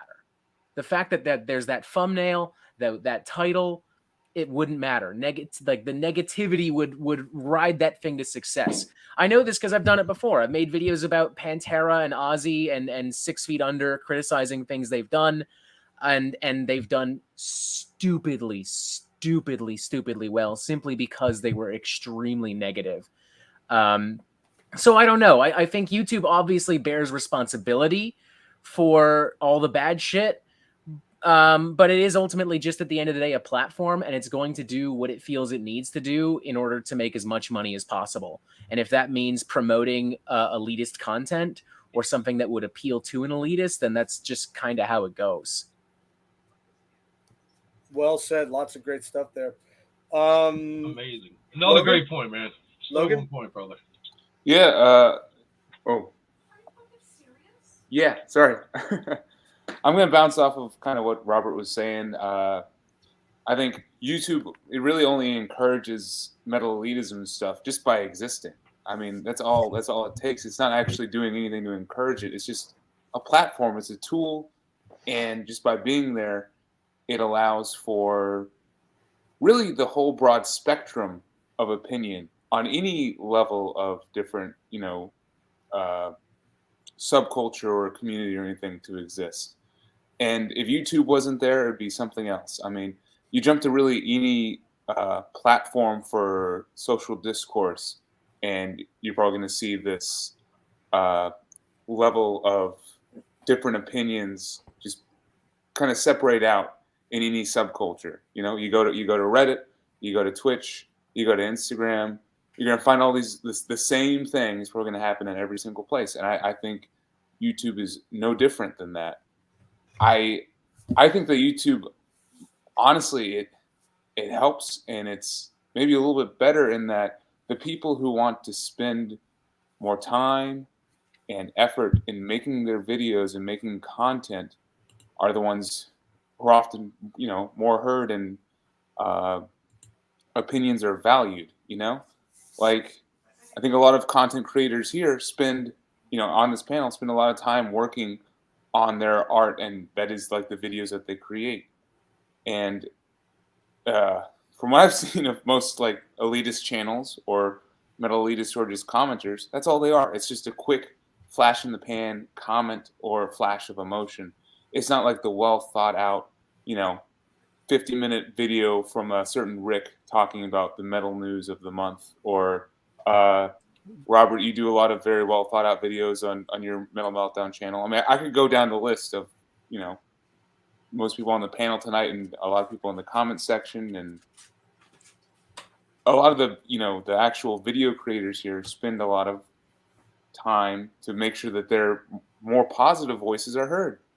And even like the negative channels, they're more of like shit take channels. Like, they turn on the camera and they rip. And Jeff, you've been alluding to one throughout the night, and that's all that it is. It's just like, turn on the camera and you just read the comments, and that's the content. That is lazy fucking content. That's my opinion. You guys don't have to share it, but it's fucking lazy. I mean, I'm not going to argue and say it's like not, you're not like entertained sometimes, but it is. It's like low tier, just gut reaction content versus like the thought and effort that can be put in to this platform. And I think when you like look at it as that, the more the content that is more promoting the love and the passion of the music versus gatekeeping is what shines through. So I think YouTube is a pretty good platform overall, and that's why it's survived for these niche communities like this. And I think we'll continue to do so. So cheers to everyone on the platform tonight. It's been a great stream. So yeah, man, awesome. Love you Fuck guys. yeah, dude. Awesome. Kellen, I know you have some thoughts on this. Good ones, I'm sure. Is this turn? I mean, I can step in. It's such a turn. I don't know if there was a point you just wanted to add or something, or if that was the reason. Did I fuck up again? Who knew the guy with Jeff, brain you had a damage? senior moment. Who knew the guy with the fucking brain illness, the neurodegenerative disorder, would fuck up time and time again? We still love you, my brother. I know. I'm making excuses. Go ahead. I Love you, man. You know my BFF. For 25 fucking years, this guy's been my man. So you're just distracted because you're watching Titans. I am watching, and we're only up 6 points. We got 3 motherfucking field goals inside the 20. So I'm personally not that involved with YouTube, so I can't really speak from a point of expertise. So I don't know. But what I do know is I'm a programmer and an IT professional. I can tell you that, from an algorithm perspective, right? Social media algorithms always encourage the negative. It's a feedback loop, and that's not even necessarily because they're written that way. They're a mirror. They're a mirror to human nature, and human nature sucks. Unfortunately, and that's what happens with social media. And because they're not corrected for that, we just, again, it's a mirror to human nature, and that's why you see so much negativity kind of feed itself on social media. And the other aspect of it is, several people have alluded to, it's easier to shit on something, to punch down, than it is to, offer something creative or, constructive. It's hard because, then you have to actually provide a little bit of value. So between those two things, yeah, I mean, you're gonna have a certain negative feedback loop. But that said, my personal experience of YouTube is you guys, and that's been a pretty positive experience. So I don't know what to tell you. Yeah, we forced you to do a channel, kind of, sort of. Yeah, which I promise I'll be getting back to. So it's on it. Crazy years. So. But thank you guys, because I appreciate, because again, as a father of a toddler, I don't have a lot of time to get out there and actually be social. So this is my social time. You could do a lot worse. Fuck yeah. Theoretically. You can do a lot better, but you could do a lot worse. better. I'm not saying better, but you could Probably. do a fuck ton worse. Probably. All right, Kellen, I want to hear this because I know this is going to be good. So I was curious here about the idea of YouTube versus print media. I just thought one of the first things that was appealing about YouTube when I first started watching it, specifically for music reviews, was a level of bias, or you were completely sort of free to express your personal opinions. It didn't have the kind of objective writing that you would find traditionally within like a magazine or more traditional forms of metal criticism. And that was to some degree like enjoyable to watch. It's just someone pull something from their collection and talk about it in a way that was less structured, but also spoke to their sort of prejudice and bias, etc. And I think that was the initial attraction. But the downside of that is you don't, without that kind of editorial process, you are sort of beholden to the author of the criticism, or the speaker in this case, the content creator, that they're interested in sincere criticism. And often, like everyone has alluded to, that's not necessarily the case. That one of the things that YouTube also does allow is for a whole lot of sort of sensationalist or exploitative, disingenuous criticism. And like everyone has sort of alluded, that because that tracks, it's rewarded, and people end up producing that kind of content, where I think you kind of have to go against the grain to try and produce, whether in print or in video form, real good criticism or commentary is hard. It takes a lot of effort to properly sort of not just digest the music you're talking about, but also contextualize it. And I guess it's one of those things that I find in YouTube where so much of the content we consume is sort of quick and easy. It mirrors a lot of the same sort of visual, digital content that we find on Instagram or TikTok, etc. Is that if it's, instantaneous and powerful, and then we kind of move on to the next thing, where trying to take your time to properly digest something and explain how it, impacts you is less and less, I think, rewarded. So I think in some degree, YouTube is very much reward sort of like a different kind of media content today. And it's harder to produce good criticism in this avenue, just given the general climate of media, but also specific to the platform itself. Man, Kellen, you nailed so many things there. Everybody's had fantastic points. I don't know if there's much meat on the bone for me here. First of all, the platform itself, and I looked at it in a couple different avenues. I wasn't really looking at it from there's more band access now, and there's way more band access now. The other night on Instagram, Mike Portnoy talked about the Ramones. He met the Ramones when he was like 12 or 10 or 11 or something like that. And his dad had a club, that they came and played, and he said that was back in the days when you had very little access to these artists. Well, now we have a lot of access to them, maybe too much to some extent. There's not a lot of mystery in it anymore, right? Because of YouTube, because of Instagram, because of, I'm sorry? Sorry, no, I was looking at a comment. My bad. Oh, okay. But here's the thing. All of us, let me double check here. I just want to make sure I don't say something that's not true. All of us have dove into this content creation thing. Some of us are doing it quite a bit longer than others.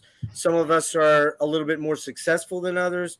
But the one thing we all have in common is this. I think I can say this. I hope I'm right when I say this. We're all extremely good friends now as a result of this. We would not have that without this platform. We would not, and streaming, as Marty, I think, pointed out, the stream software. The way that I came into this thing was I started watching Pete Pardo at Sea of Tranquility. And I loved just listening to him talk about music that I love. Metal, death metal, black metal, rock music, jazz, all kind of shit, because I'm a multi-leveled motherfucker, and I just love that stuff. And I watched it, but I never thought, yeah, I could do that, even though I've got shit everywhere. I mean, well, you can't see it. Never mind. Anyway, you guys know. I got fucking CDs stacked to the 25 high over here that I'm going to use in deep dives and whatnot. And somewhere along the line, I found the Friday night streams that Marty and Eric and Pat and Matt and am I missing anybody? Jason, those guys were doing.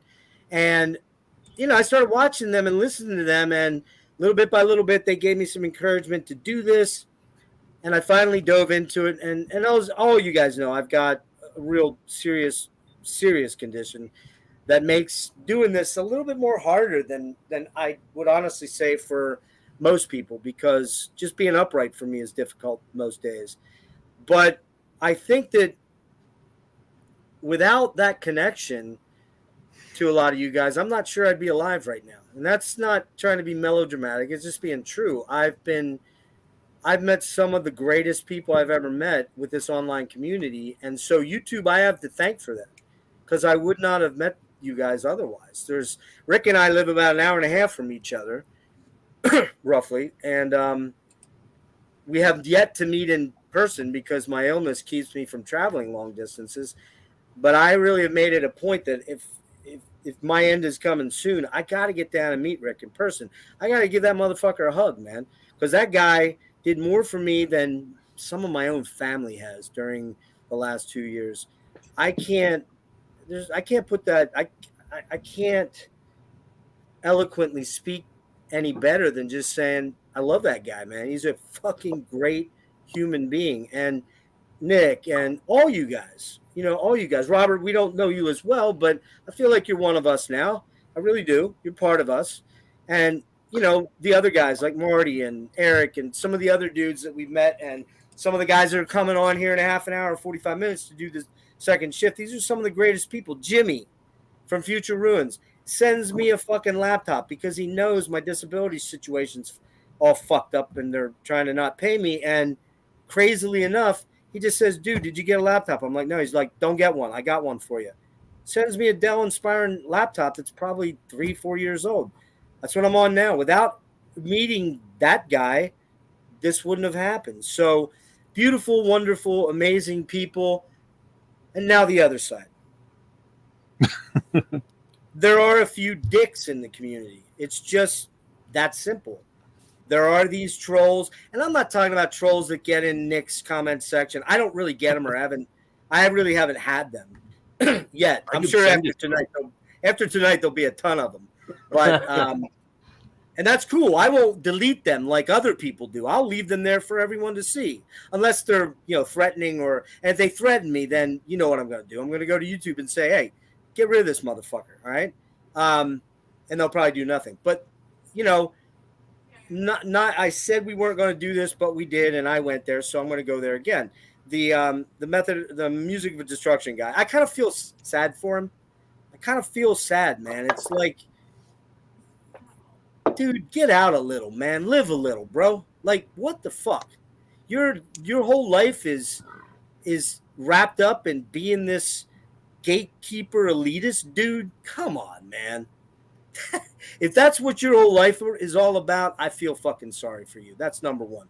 Number two, the other guy that's been brought up, Chris Commode brought him up. Contrary to what many people probably think, and I'm going to name it, and it's me. So this one's on me, Rick. I take it. I take all the heat here. Jason Horval.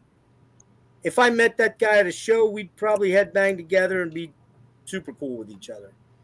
The problem I've had with him is his early days. I don't think he does it anymore, but I don't watch every video of his, and I don't have minions reporting because I just don't care that much overall. But, you know, Justin, seriously, man, do you really need to call people fags? Do you really need to call people homos? Do you really need to go that base level just to get clicks? Do you? Because if you do, bro, that's really fucking sad for you.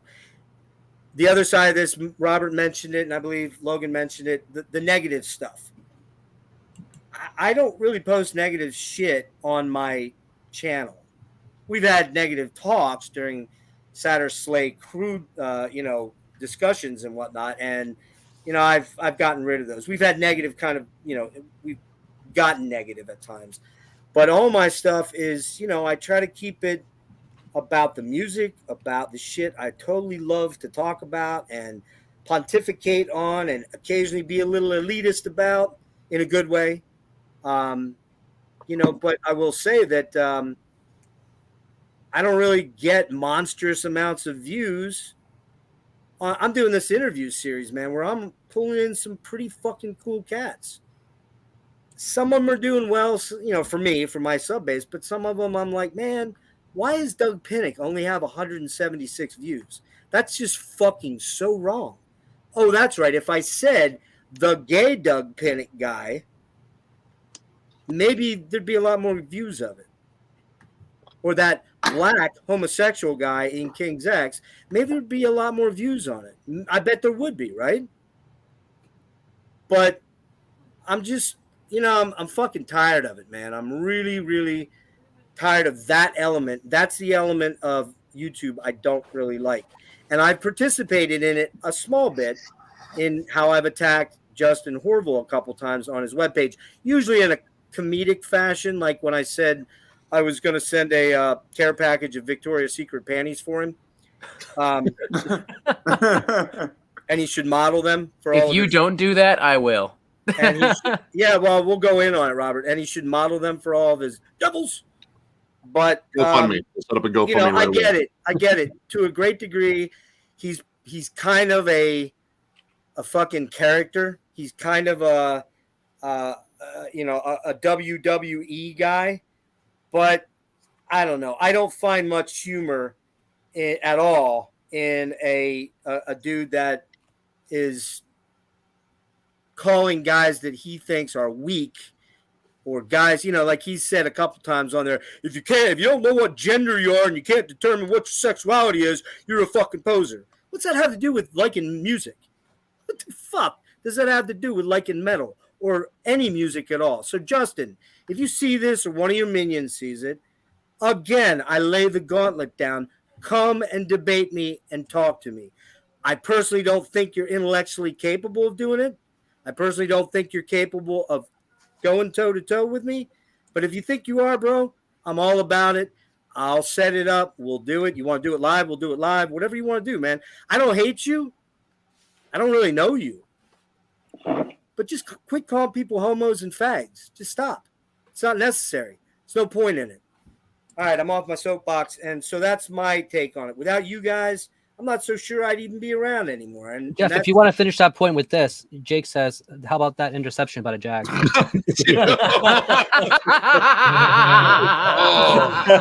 Well, I don't, but we have the ball on the 9-yard line. Oh, well. And we also have the 6-point lead. So, look, I know Jake's going to fuck with me the whole game. So, he'll actually get to be on during the end of the game. But, all right, so how about do we hit any we time are got we at? we got Chris, then Nick, then Robert. So We'll Chris, do go that, ahead. and we'll wrap up somewhere in the 10:40 time because I said between 11 and 10 and 11, so that's actually good. We're ahead of schedule a little bit. So, go ahead. Somewhat anecdotal, I guess, but the biggest lesson we were, and it's kind of on the points that Jeff was just making there about the negative and the negativity cells. We had the huge fortune, the huge luxury of talking to one awesome Billy Milano about 2 years ago. And if there's one lesson I've learned most from my time on YouTube is how miserably stupid I was 2 years ago, because we had him on and he had much to say about the guys in Anthrax, and he was railing about this and railing. I mean, you guys are metalheads. It will surprise few of you to know that he has some pretty strong opinions if you follow Billy at all. But in post, we chose to kind of cut a lot of that. I felt like the things he had to say about the upcoming projects he worked on were more important, and talking about music and the positive things about the positive guys. And, you know, we have some friends in common that we talked about. I kept all that stuff in the interview. And the interview has slowly done well, but I have rued that decision since that day. We've literally had breaks with like some of the people with the BB Inc. that used to back us, because they were like, "You're an idiot. You need to put your headline on your video should be Billy Milano talking shit about Anthrax." Exactly. My response through all of that is I never got into this to be the fucking TMZ of metal, man. But I will tell you, 2 years later, I'm a fucking moron. I'm an idiot. I should have definitely done that. I'm a fucking dummy. So, and there's still a fair amount. We would be better off today for sure if we had done that, probably. But it is what it is, you know. So you learn that you should sell your soul, I guess, is my closing anecdote there. I mean, there's, like I said, there's still a lot of contempt in that interview. I've watched it. Yeah. Billy's still heated. Imagine what we cut. Imagine what we cut. I almost want to know. It's funny, like, oh, sorry, go ahead. Nick. No, I was gonna say, like, my thing in terms of, like, you know, the YouTube elitism and, like, well, it's kind of like YouTube in general is viewer interaction, like instant interaction. Like, you post a comment on a video, that same day you can get an answer. You know, I try to do that like all the fucking time here, but that was something that was different in terms of like publications back then. Like, you know, you didn't get the instant interaction. You had to like send a letter in, and hopefully they would acknowledge it in their like editorial section or something like that. But yeah, like that's the thing. And I think with YouTube, you know, I don't know, we're just kind of humanized. We're just dudes on the fucking computer and shit, and you can just talk to us. I think there's like a more approachability thing, less intimidation. But I think with also that, like with someone with a more negative mindset, you know, you get a chance to get your fucking ideas out there. And if you're deleting, say, all the negative comments, there's less fear of reprisal. And yeah, that's again, like, good thing and a bad thing about it. Just kind of wanted to pepper that in there real quick. Cool. I think Robert's next. Something real quick about the Billy Milano thing, but something else too. It's funny because when I do an interview, like the Devin Townsend one that I did most recently, it was just titled "Interview with Devin Townsend." The backdrop is like my vinyl shelf and like something I cropped out of a more recent promo pic that he had for the new album. Just called "Interview with Devin Townsend." Metal injection, metal sucks, blabbermouth take that, and they go, oh, here's Devin Townsend saying that strapping young lad is stupid and it's gonna be dead forever. And it's like, that's not really what he said. Like, but they took my video and they were like, we're gonna put the more negative spin on this so that we can get our money. So like, you have no idea what you would have gotten out of a video where it's like, oh, Billy Milano hates Anthrax and wants them all to be dead or whatever. Like, it's unreal. Negativity really does thrive. More to what I actually wanted to say, Jeff, you were talking earlier about how like life-saving and life-changing the metal community online has been. And honestly, I would say within the past 2 years, I haven't had quite the same experience as you, obviously. But like, you know, right at the beginning of the COVID-19 pandemic, we got hit hard here in Toronto. Like, everything got shut down. Like, everything. Like we had more restrictions than any other major city in North America. And I'm not going to spiral off into some rant about COVID because we're not here for that conversation. Yeah, let's not get political into that. I'm not trying to, for the record. I got you. The major point is that for a long time, I had nothing to do except be on YouTube. So I decided, all right, well, instead of doing like stupid, crappy, ranty videos, I still ironically do that. But I was like, let's try and actually build something. And it really was kind of this amazing experience. Like I've connected with more and more people online in the past 2 or 3 years because of that. It really is kind of wonderful, I think, what the metal community online on YouTube is all about right now. I love how well connected everything is. It's exciting to be able to do these kinds of streams and, you know, to talk to people like Devin Townsend, Alex Webster, guys from like Revocation, Venom Prison, Blood Incantation, and to interact with fans and to interact with, you know, so many people. It's really kind of amazing. That is something truly wonderful about YouTube right now, is that it just allows all of us who really do love music and just want to talk about music, you know, like it gives us an opportunity to all come together and do so in a really great, healthy way. And even if there is a little bit of like butting heads, which there's been here, it's still pretty respectful, you know, like no one's called each other like, you're a fucking asshole, like you're a fucking idiot. What do you know? You don't just know what wait, you're it's talking coming. about. I'm about ready to unload. Fair enough. Especially on you, Robert, because you got to interview the Blood Incantation guys when I actually asked them a month before, and Paul says, we don't do YouTube videos. And like a month later, I see you interview, and I'm like, what the fuck happened there? But that's I don't okay. know. I talked to Doug Pinnick and lots of other cool dudes. I'm just joking with you. I was gonna say, like our story's the same. Metal Meltdown, like you poke COVID, we just fucking hunkered down, did videos, and it's been amazing. Yeah. Like, I love this shit. Yep. It's incredible. It's become such a huge part of my life. Cool. So I'll try to be quick. This is one last chance for me to talk about a beer I'm drinking that I talked about earlier. I'm having another one of these. Finally, the important shit. Yes. I'm an elitist drinker. That's no beer. Hey, Logan, let me just throw one thing in on that. You realize, Logan, you're drinking a pink panty wearing douche canoe beer? What is that? Waterfall Dragon Taint? I don't know that one. I'm playing the elitist card now. I'm tying this all together, I promise. I'm sorry. That's the kind of stuff Black Dahlia Murder drinks. Cheers to that. Wait, so this is more about like the broad topic of elitism overall, and that it's obviously it's not exclusive to metal. The other subculture I'm a part of is like craft brewing, which is the art of making and creating beer, and following breweries, and getting into like that culture. And in the culture of craft beer drinkers and stuff, this is pink panty wearing shit right here. Hell yeah. Not specifically because of it being the color pink, but because this brewery right here, Wicked Weed, is actually it's owned by Anheuser-Busch. So I know a fair amount of like, you know, just regular beer drinkers and stuff who will refuse to drink or associate with people who drink from this brewery, Wicked Weed Brewing, which is it's good beer. The beer still tastes good. It's it I still think does it's way the trick. more about the watermelon part, but Well, yeah, sure, we can debate that at a different time. But like this conversation exists in every single like subculture out there, you know. And the purists and the elitists are going to be there. It's just kind of up to you to find where you want to be within that subculture. And I just say cheers for enjoying stuff and talking about what you enjoy and what you love. So pink panty beer and pink panty music, I guess. Wasn't there an actual like Alice Cooper album that came with an actual pink panty? Like no, it was School's Out. School's It came Out. with a white panty. Okay. School's Out. Only a I had really the Cheech old and Chong that motherfucker came would with the know big that. rolling paper. Did I see that one? All right, I think Chris had one last point.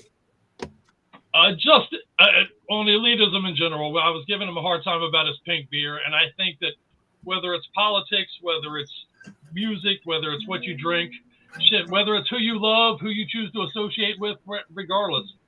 The big point that I think we're all kind of agreeing on overall tonight is elitism is you can have your own fucking opinion, but just keep it in your fucking yard. I'll do what I'm doing over here. You do what you're doing over there. We'll be fine, man. Elitism isn't a problem until you're trying to tell me I have to do what you're doing. Oh. Other than that, who gives a shit? Be an opinionated douchebag. Okay, a couple of quick points here. First of all, I want to thank everybody that participated in round one. Yes, folks, this was round one. Why are we doing this for another 3.5 hours? Still going after this. No, it's going to be good. It's going to be good. We've done like 8 hours before. Yeah, we've done 9-hour streams. As I was telling Jeff, we were hoping for a halftime show. I tried to go to Brian and be like, look, Corpse Paint Mime Theater or something. If you guys have okay, something. so here's the thing. I need to throw this out. For those people in shift 2 that are watching, Dennis, Jimmy, Peter. Shit, did somebody get Peter the link? I don't have. Oh fuck, Rick. I can get it to him. Let's get that to him, please. Tell him I fucked up. Who else is in shift 2? Jake, who's in the chat. Help me out. Devin. Go fish. You guys need to report to the back room, please. There are going to be a few of us that are going to stay on. Rick and I, obviously. Kellen, are you sticking around? You're muted. Yeah, I'm here. You sticking around? Yeah, I'll stick around. Okay. Nick, you sticking around? I can bounce back in later if you want to get a fresh batch in here. Okay. I gather, Lee, you're probably out, right? It's getting late. Getting near bedtime, right? 10:30? Yeah, pretty much. You know me, dude. I'm never going to let you live that down. I already mentioned that in my video, so people know about Lee. Yeah, that's Serge, what I'm known for. Serge, I know you're going to tap out. Yeah. Chris, what about you? I am going to rock, but I appreciate it so very much that you guys have me, man. For real. It's been a pleasure to be here. Awesome. So let's see. That leaves me, Rick, Nick, Logan. Robert, I'm probably going to have to say goodbye. That's all good. For today, but here's the thing, dude. You are now part of the crew, so you better be available to do some Saturday night streams. You'll have to let me know about all of that in advance. I'm a head chef in my regular life, so booking off Saturdays is kind of rough. I got that. But the good news is, what time do you work till usually? That shit looks fucking awesome. I'm sorry, what was that? What time do you work till food usually pics on you put up on Saturdays? Instagram. Wait, Sorry. hold on. What time do you usually work to on Saturdays? When the job's done. Okay. There are some days I leave at 9 o'clock in the evening. There's some days I leave at 3 in the morning. Oh shit! Yeah, okay. I have a friend who's a chef, and yeah, I don't know how you guys live. Well, because I sleep when I need to sleep and when I want to sleep. I'm very, I bust on you and Lee and some of the guys that have normal lives, but as you well know, I don't have a normal life because of my illness. So, and just because I'm a fucking weirdo. But yeah, so I'm gonna have to kick a few people out. Or if you want to bail for a little bit, Nick, I don't know if you want to bail out for a little bit. I can bail for a bit, but I can hit me up in a text when you got some room. Like get a fresh batch in here. Yeah, if you need me in an hour, I'll be available. Yeah, I really want to thank Chris. I really want to thank Lee for being here. I really want to thank Robert for being here. Serge, buddy, I love you, bro. John, we don't get to see you enough, bro. You got to come around on Saturdays. I know, dickhead. I'm getting there, dickhead. Hey, let me ask you a question real quick, John, before you go. Yeah. Is musical taste subjective? I would personally state it's subjective. Okay. That's totally different. I just was checking. Yeah. Checking. Might have been the or most objective. Might have been the most important thing anyone said all night long. And I think we all said it to one extent or another. But Dude, I want to thank you guys. I don't know about you guys. I tried to keep quiet, but I can't. I did fairly good though. You were moderately behaved this time, Jeff. was Gold- all right. Except for the gold rants. star. I mean, he Silver started star. off calling people cunts, so If he didn't, I would have. That's this is my- people who deserve it, mind you. That's my but, old you know. crusty. That's my old A lot of crusty concept side there. coming out. So those of you that were here, don't leave if you want to hang around and get some more Sonic We perspectives. got a second shift. Yeah, Jeff, second shift Jeff, for that's like Robert. guitar, man. Like, are you planning a show for us? Oh yeah, I forgot to Musical. Ouroboros. Nate, was it? Where's he at? Hang on. Oh, there he is. Nate, are you there? Oh, you are right, sir. This is This is a 1989 Ovation thin body cutaway. The problem, if you can see it, you see the big rip in the front there across the top here? Right here? Yep. Right there. That is a crack in the spruce top that I can thank the Houston Oilers for in 1999. Oh yes, it's their fault. Oh, it's absolutely their fault, 100%. Don't you try to derail me, sir.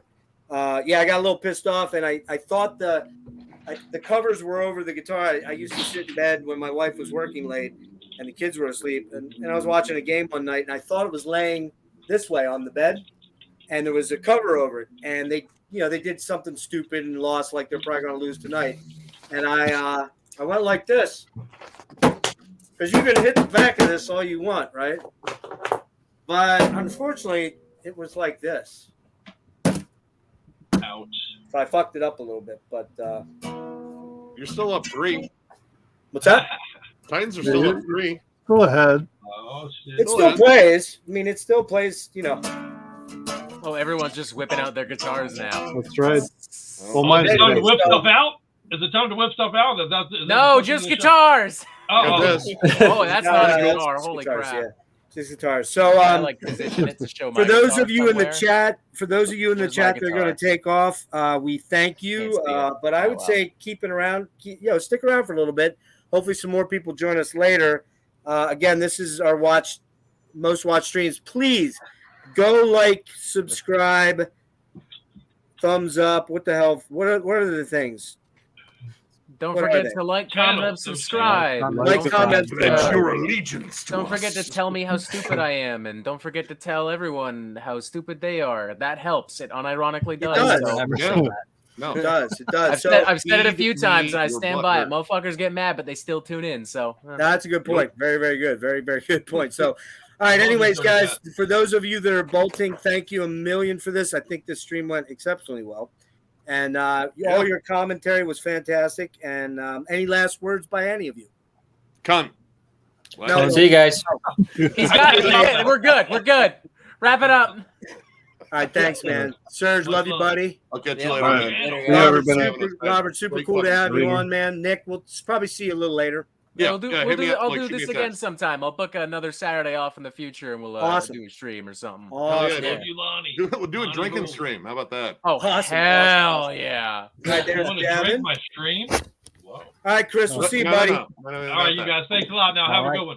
Later, guys. Peace out, guys. See you a little later, Nick. All right. We're waiting on Jimmy. You guys See you, need to Robert. Take care, buddy. Yeah, see ya. grab another beer, whatever you got to do. Jeff, you got a tune for us? Or we need a halftime show, man. Something for the Oh, trip. you want a tune? So Oh God. What you got? Are we in the halftime I'm part? gonna Is start this- playing Maiden or something over here.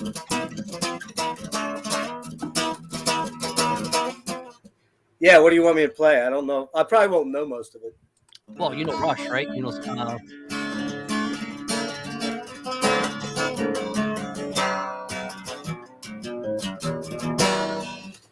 That's all I got. Good. I pulled some poser pics. I can show my poser pics. Oh, hang on. Fucking it up. All right, we got the second shift crew already arriving. All right. So cool. The legends have arrived. What's up, Dennis? What's up? Jimmy. What's going on, guys? Who else are we waiting on now? The legends have arrived. Waiting on Peter. Peter's got a window open. Jimmy. Rick, stop playing him out. Who else are we Not waiting playing. on now? Legends have Somebody- arrived. Somebody has open session and it's looping. We got it? We got it. Awesome. Okay, so we're waiting on Peter. Did we send the link to Peter? Yeah. Okay, and am I missing anyone else? Did you say Brian was joining this group? Brian. I'm wondering if Brian is okay. Let me hit Brian up real quick and see where he's at. All right. Go ahead. Give us a song, Rick. I don't know what you guys. You know this one? Infinite Dream. than 90. Infinity is hard to comprehend. I can hear those screams, even in my wildest dreams. Is that Harry Nilsson guy? I think so. His best album. All right, let me hit Brian up and see what's going on real quick. Am I missing one other person? Donner Freebird. Peter, right? Peter, yes. Peter, yes, right. I will jump off in a second to allow you guys. No, I think you finish can. I think if you want to stay, you can, because we have two slots, right? Brian and Peter yet. So Logan, if you want to stick around, that's up to you. Okay, I don't know what else I have to add. You know, like you guys are just going over the same. That's true. The same topics and stuff. Well, if you want to hang, I'll be in the chat for sure. All right. Yeah, I feel like this is gonna be a real just like a shitty reissue of the previous stream. Which I mean, I can pop that in for after the shitty reissue. Well, how much of the first half have you guys watched? Have you watched the whole thing or part of it? I probably caught like 80%. Watched a lot of it. Okay, I know Jake did because he was on about the game. Well, those guys were much more astute than I. I'm gonna go grab another Alien Church. Be back. Okay, where are we at here? Yeah, this is all the true posers here on the second shift. So. Absolutely. Yep.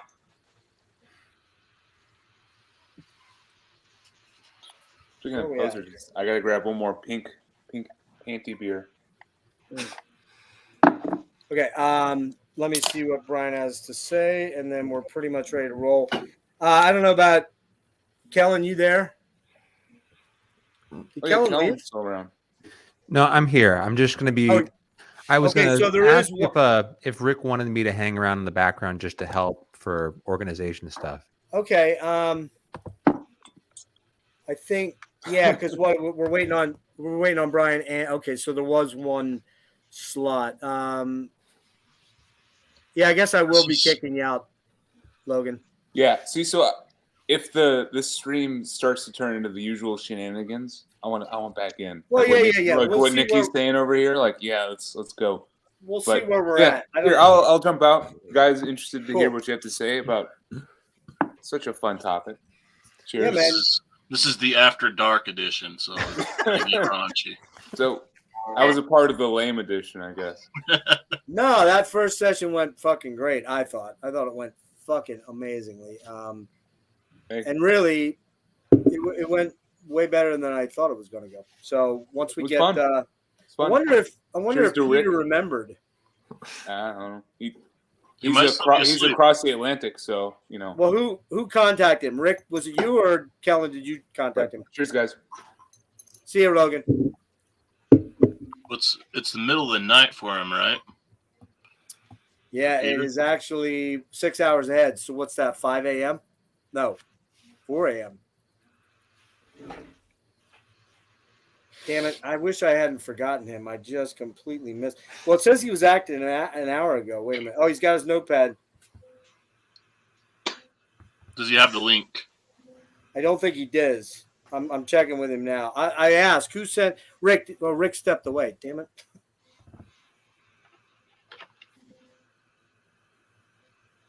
Man, I may have fucked that up. I had so much on my plate earlier today that I may have fucked up there. So waiting on him and Brian. But anyway, how's everybody's Saturday out west been going? Good. All right. Did you, Dennis? Did you recover from last Thursday night's post '80s metal stream? Oh yeah. Yeah. Didn't lose a few brain cells that night. No. Yeah, that was fun, man. That was a killer. Oh, and I did tell you that John Macco reached out to me from Fifth Angel. So we're gonna be setting up a. Hey, Lonnie, thanks for hopping in tonight and sticking around all night, dude. It was great having you. Yeah, he reached out to me, so we're gonna be getting a thing going. And the other dude that kind of connected us is friends with the guys in Icons. So he said he'd let Dan know about it. And man, I'd love to get Dan Wexler on. That'd be fucking killer. Yeah, let's see what's going on with Icon, man. Yeah, like dudes, where you been?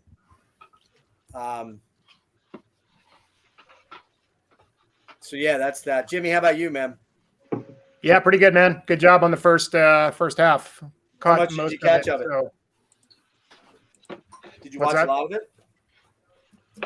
Yeah, I caught most of it. I think I missed like the first 20 minutes, but yeah, me and my wife were upstairs watching it, so and laughing our asses off, of course. Was I a little over the top? No, you were fine. That asshole deserved it. Nah. Well, if over the top is normal, then yeah, you were fine.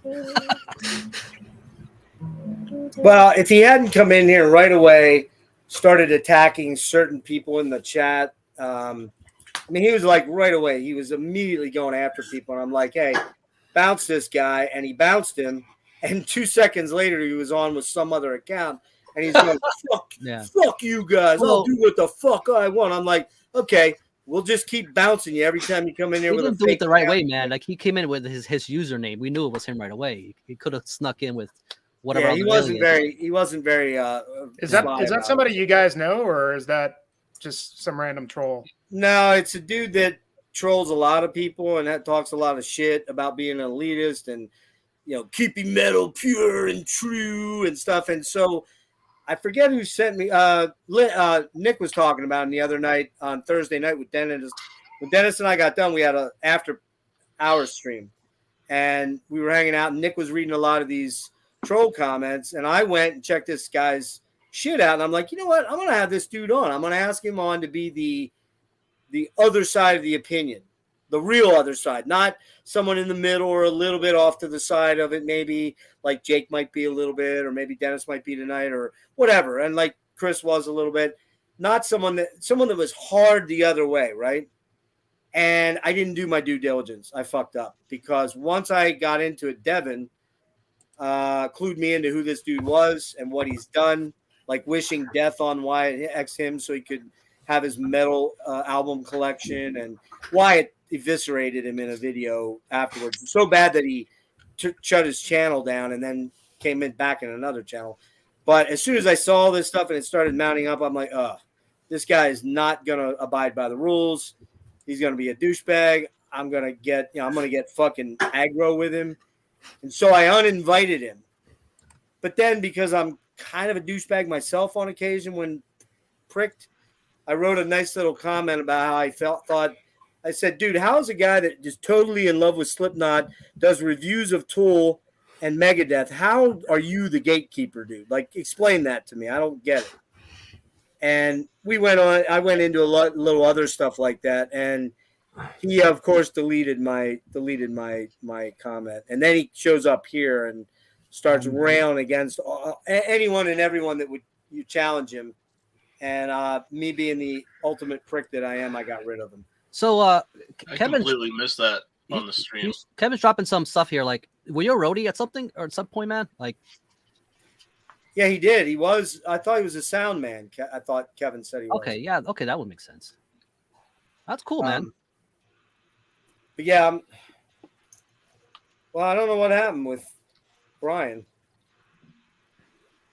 And I think maybe we lost Peter. Maybe he went to bed thinking we forgot about him. Let me hit him up here. Did you send him? Did you send him the link, Rick? I sent him the link. Maybe he's just not. I don't know if he knew like any determined time that he should be here. Well, I told him our time between 10 and 11 p.m. So he did. He never asked me for the link though, and I overlooked that. And he never. Wait a minute. Yeah, he never asked me. I said link for tonight's show. Try to. Oh no, I did send the link. Wasn't he in that big group message? Yes. Complaining about all the rules. Was that him? No. That was Brian. Brian and Nick and Logan. If we get started, I mean, and they want to drop in at some points. I mean. Well, you know what? I did send him the link, dude. So I'm wondering if he fell asleep. Well, you know. On Peter's defense, like it is probably like 6 a.m. over there. Well, no, I think it's 5. around Something 5. like that, so yeah. maybe That's you know like- what? He wasn't in the early. Oh, you know what happened? I bet he went to sleep and was setting the alarm to get up early, and maybe decided not to get up early. So, yeah, we'll take a few more comments real quick before we. I think we should said 11 o'clock. Got any more penis issues that we can address? Penis? Yeah, people have been dropping their penis problems in the chat. Oh, were they really? Oh boy. Man, did you say pianist, or penis? That's up for your my discretion. interpretation. Yeah. Whichever one you want. Yeah. Yeah. So, Mean Metal Mike, how do I feel about elitists making fun of disabilities? I think it's fucking stupid. It's ignorant. I don't like it. I would say I probably speak for everybody here. I can safely speak for everyone here. They probably don't like it either, but I don't know. Do you guys have any thoughts on Mean Metal Mike's question there? Oh, making fun of disabilities. I mean, it's shitty. It's just that's like low hanging fruit shit, man. It's like and it's not just with elitists, man. It's just bullies in general and people like that, man. Like, yeah, you can't help it. It's like it's disabilities and shit like that. Like, my history, man, and what I've dealt with. Yeah, Mean Metal Mike, dude, being upset or hurt or bothered by a guy like Chris Peters, just not worth it, man. I mean, yes, I got pretty hostile with him earlier, but I feel sad for that dude. He's just kind of pathetic, and I tried to even reach out and be cool before I knew his background, and I'm very glad that Devin kind of clued me in on what was going on there, because had I had him on that first part of the stream, you would have seen a side of me that is really fucking ugly. Well, you kind of did a little bit, but I don't really care about that because that guy's just a fucking dickhead. What else we got? The Metal Meltdown. Oh, that's Robert. The fuck MOD stream. Yeah. Anything else in there worth checking out, Rick? No, I think everybody's just waiting for us to get going. I sent Brian kind of just a reminder. I know, like, it's probably the usual thing. Got to get the kids to bed and all that. Yeah, but it's. Oh wait, it's only 10 o'clock his time, right? Yeah. Yeah. Okay. It's Saturday. Well, no, they went out somewhere, so I think potentially, possibly, maybe they didn't get back in time. I don't. Do I dare call? I think we could just get started, and when they join in, they can catch up. All right. Yeah, I think like this round will go a little quicker, just because it's less of us, and two, we don't have the what do you call it? The interrupters, like we did in the beginning. That's no, true. he's still here. Who's that? You. Oh, fuck off, man! I'm the fucking. Well, okay. I want to put it that way. It's a good thing I'm not in control of the Deep Six button, Jake. All right, what's going on here? Same deal. Feel free to use the private chat if you guys got a point you want to make or whatever. We did pretty good with that. I think after the fact, we all had our miscellaneous points. Jake, you'll be happy. We fumbled the ball and they ran it in for a touchdown. So it's 20-16 with 2:51. We of course fucking led the whole game and we fucking blew it. Jesus Christ, man.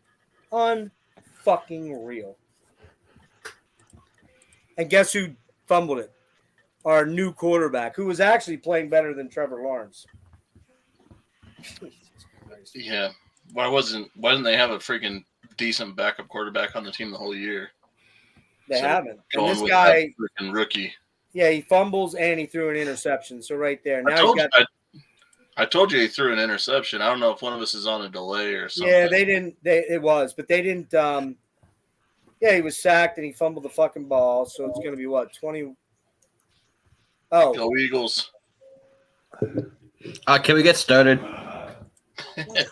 Well, I know Dennis is staying out of this with the Raiders hat. He's like, dude, you guys cover your ground. I got my. Well, ground. they got killed tonight too. I mean, I expected it. So Yeah, of course. You're playing Kansas Jeez. City, but all right, what do we got here? Wow. All right, so who wants to start? Kellen, why don't you go ahead and run the show a little bit? Yeah. What's the staffing order for this one? Oh, Kellen, you want to make it up? Sure. So first up, I have Devin,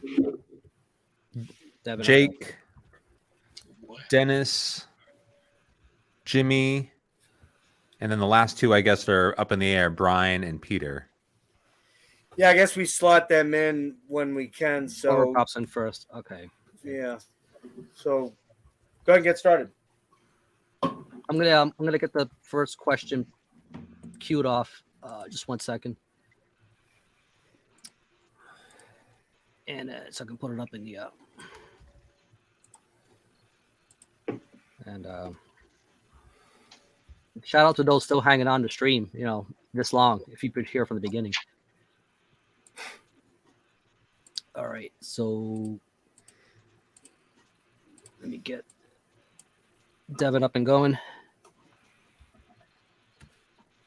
Alrighty, so what do I think elitism is? I think it's in like two different categories. So category A is the people who think their bands are like superior, like, oh, you only know this band, you're a poser, blah blah blah. My bands are better because they're more underground. And if you talk shit about their band, they get super butthurt, but they do the same thing to other people. Then also, I don't think you guys mentioned this, but maybe people that talk shit on metal heads that listen to music outside of metal. It's like, oh, only fucking basement black metal. It sounds like it was recorded on a fucking lawnmower was true or whatever. So, but then, let me think. Fine, how to go point, I forgot, but yeah, and if shit, what was I gonna say? Did you write this stuff down? No. Did you plagiarize anyone and write this down?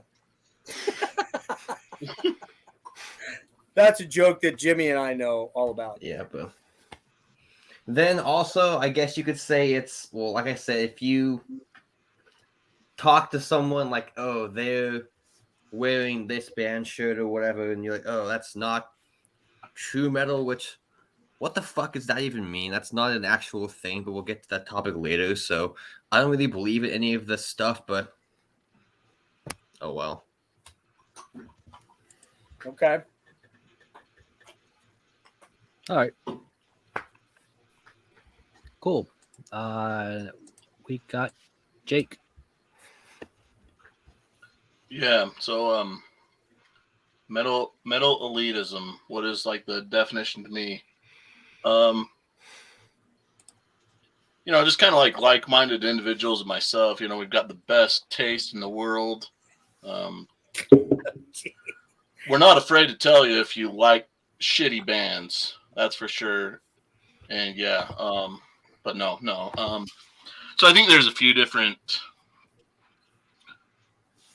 types of people that we can throw the label at of being an elitist, a gatekeeper. There's kind of the know-it-all type that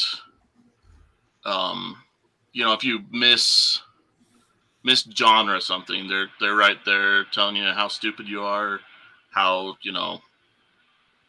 a band that you call death metal is actually a death thrash band or something like that. There's that kind of dude. There's the genre police, and then there's the like I parodied in the beginning, the people who just think their taste is superior and that anything that's not their underground basement black metal isn't true metal, which kind of is kind of the same as the kind of the third version I had, and that's the people that are that's not metal. You say you like metal and you bring up maybe you bring up post black metal. That's kind of what my entry point was, and they say that's not real metal. if you're not listening to mayhem and right whatnot, then that's not really metal. So yeah, that's kind of what my definition of this was. Try not to just repeat all the same shit that we have over this whole stream. But yeah. Well, no, but I mean, some of the people may be coming in a little later. I mean, we want to hear your perspective.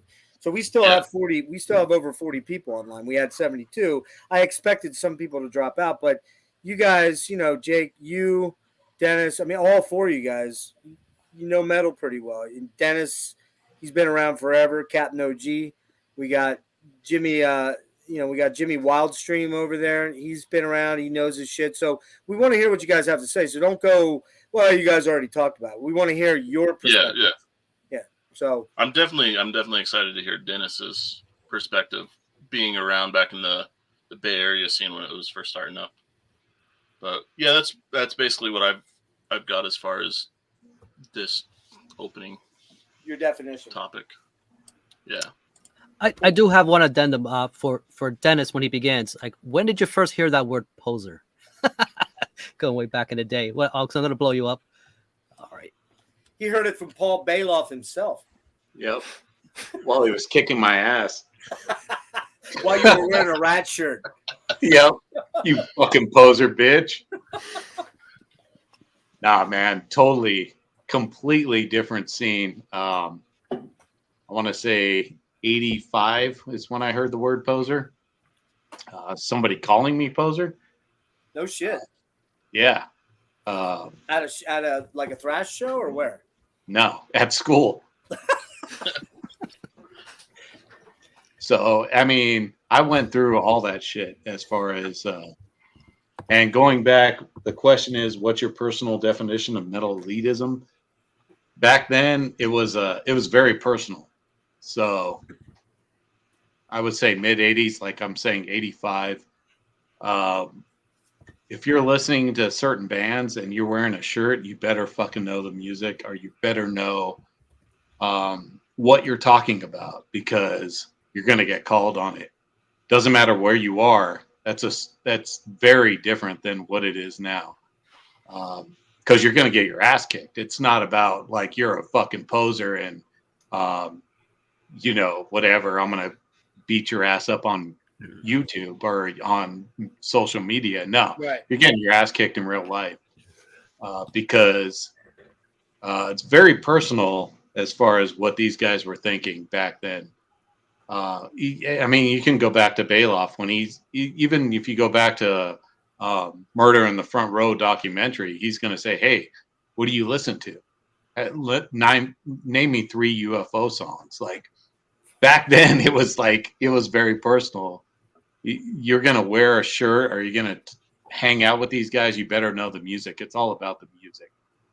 It wasn't about anything else. It's not about partying. It's not about smoking weed or drinking alcohol. It's about knowing the music back then, especially in the Bay Area. So, like I'm saying, I'm in high school. I'm getting I wouldn't say bullied, but if I come to school wearing an Armored Saint shirt, I better know the fucking songs. And I might get called out on it, but I already know the songs. But I have to prove myself. I have to go to like possibly an Exodus show and show up there and get in the pit, and then they're like, "Okay, you're cool, dude." But it's completely different scene than it is now. Like all the keyboard warriors or whatever you want to call them, that means nothing. It's not real life. Back then, it was real life because there was no computers.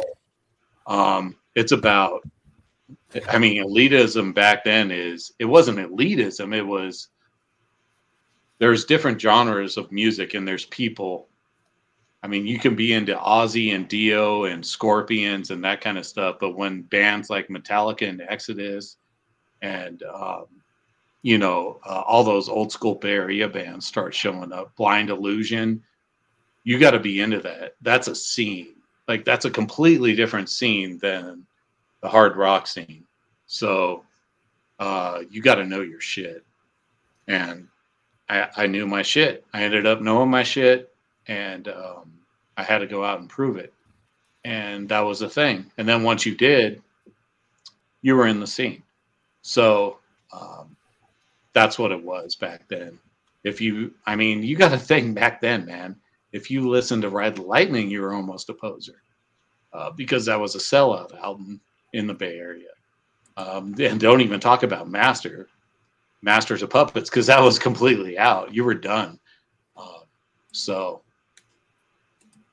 that's what it was like in the areas. So I mean, you had to really fucking sport your shit. You had to have the fucking, you know, your back patch, your vest that had Possessed, Attitude Adjustment, DRI, fucking, you know, Slayer, all that shit. If you didn't, I mean, you can't, and you had to be good.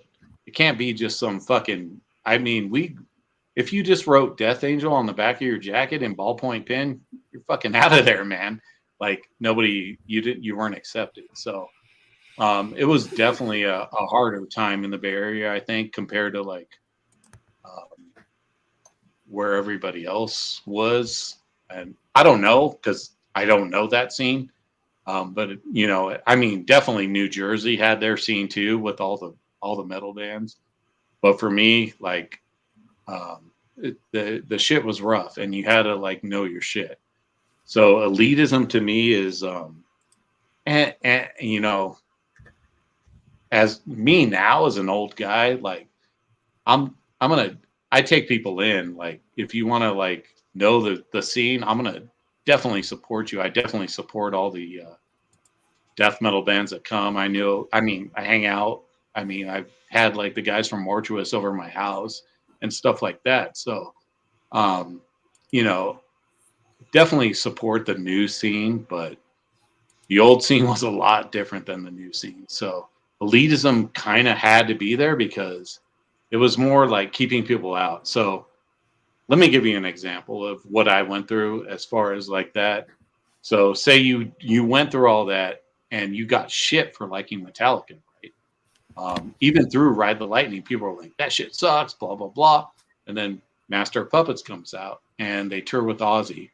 And then the next day at school, everybody's wearing Metallica Master of Puppets shirts, and they all just slammed you for liking Metallica.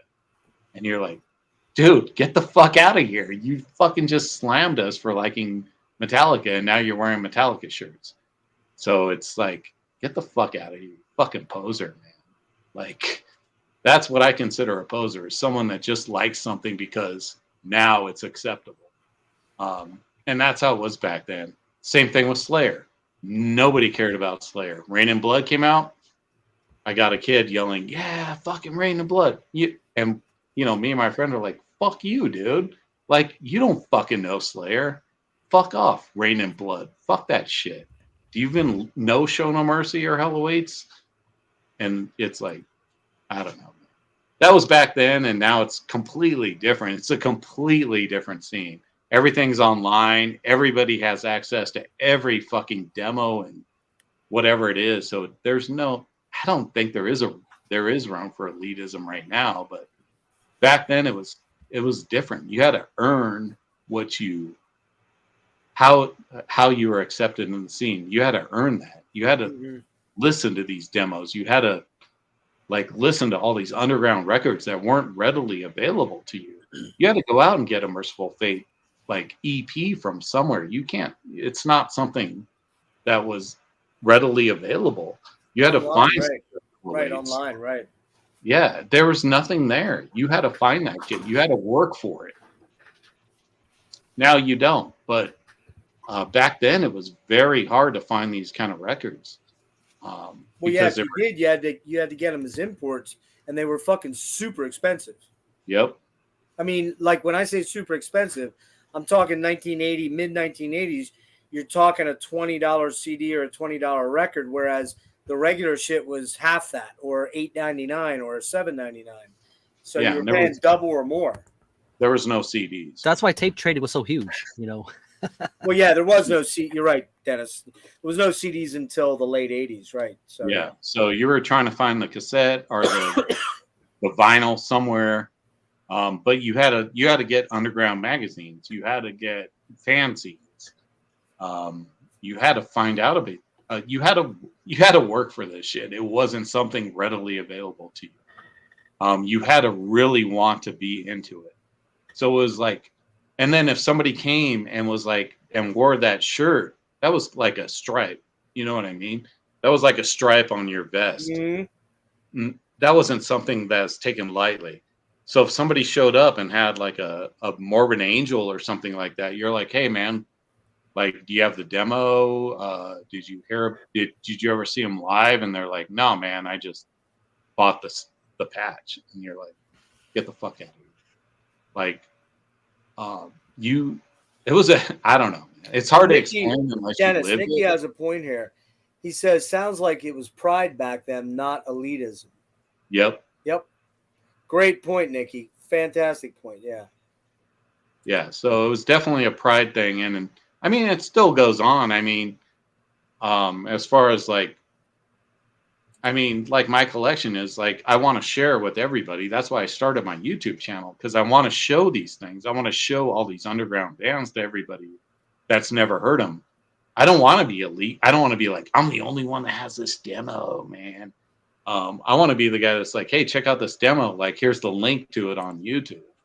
I want to be the guy that like, like, hey man, come over and check out my shit. Like I said, like a bunch of young guys come out and like they want to hang out with me and like learn about stuff, which is cool because that's what I want to spread. I don't want to be elite. I mean, that's stupid. Why would anyone want to be elite? But I mean, back then you kind of had to. You had to gatekeep because you don't want people getting into the scene that don't want to be in the scene. They just want to be in it to be cool. And I think that's what Bailoff was trying to like keep out. He was trying to keep out people that were into Rat and Motley Crue. But hey, man, I want to come out and party with you guys. No, get the fuck out of here, man. You don't even. This is about music. It's not about party. It's about music. Yeah, we're gonna party, but it's about the music. It's about Metallica and Exodus and Blind Illusion and Hyrax and those bands. Like we want to fucking hang out and like early Slayer, man. It's going like we want to listen to our music that's based on new wave of British heavy metal, but it's this scene. If you're not into this, go like hang out with your guys. But this is our scene. We want to listen to Diamond Head. We want to listen to Budgie and Holocaust and those bands. If you don't know those bands, that's cool, man. Like, here's those bands, check them out, but go hang out with the guys you want to hang out with. We're not going to hang out here and listen to whatever bands you listen to. You can do that with your friends. This is a different scene. So that's how the scenes were separated. And I get what Bailoff was saying. He was saying, hey, man, this is our scene. Your scene's over here. Hang out with those guys. Don't like mix that up with our scene. And I don't think it was elitism. They didn't think they were better. It was just different. Like, this is a different scene. You go hang out with your scene. We'll hang out with our scene.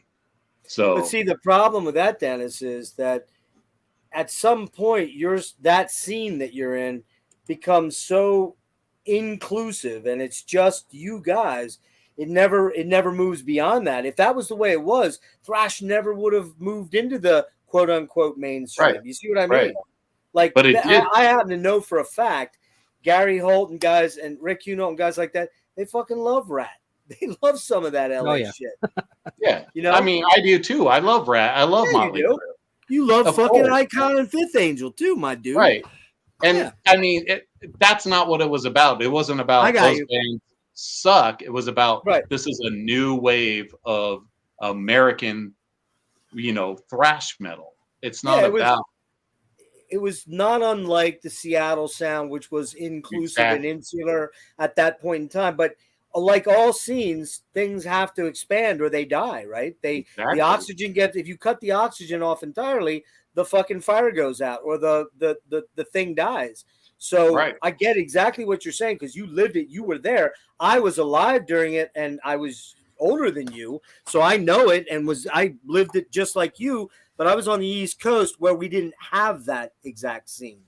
And so I lived it vicariously through things I read and things I saw. And then if I saw a show and then, then the media and the MTVs and the shit like that started to pick up on and go, oh, we got to get behind this because there's money to be made from this shit, right? Right. And so that's where that went. I got a quick thing I want to point out here. Kevin, I'm kind of confused by a bunch of your posts suddenly, dude, and I'm going to kind of call you out, man. You're talking about Keith Moore's circle jerks, blah, blah, blah, would crap all over this. You keep saying crap all over this, and I'm getting the sense that you don't like what we're talking about. If that's wrong, let me know. But as far as crapping all over this stream, if you don't like what we're saying, you can leave. I mean, you have that power to just shut us off. So it's not personal here. Give your counter, or he can give his counter arguments instead of name dropping all of these people. Yeah, I mean, you're name dropping all over the place, and I know a lot of dudes in there. Share your own opinion. Don't say I know a lot of dudes. I think we're just misunderstanding him. I'm not. Maybe I'm misunderstanding, and I have invited you on a stream at one point in time, and you declined. So just remember that. But I mean, if you're going to sit and name drop, and you're going to tell us that Jeff Hanneman would shit all over this, and these old heads would shit all over it, well, dude, I'm old too, bro. So just I may not be quite as old as you. I kind of thought we were in the same age range, but maybe we aren't. But I'd appreciate if you don't shit all over our stream simply because you've had too much to drink and you don't want to hear what we're saying anymore. If that's the case, then just leave. I don't know what else to say. Because you're not really making any points at this point. You're just kind of talking about your experience. And like I said, I've invited you on and you declined. Getting on a stream with me can be pretty interesting.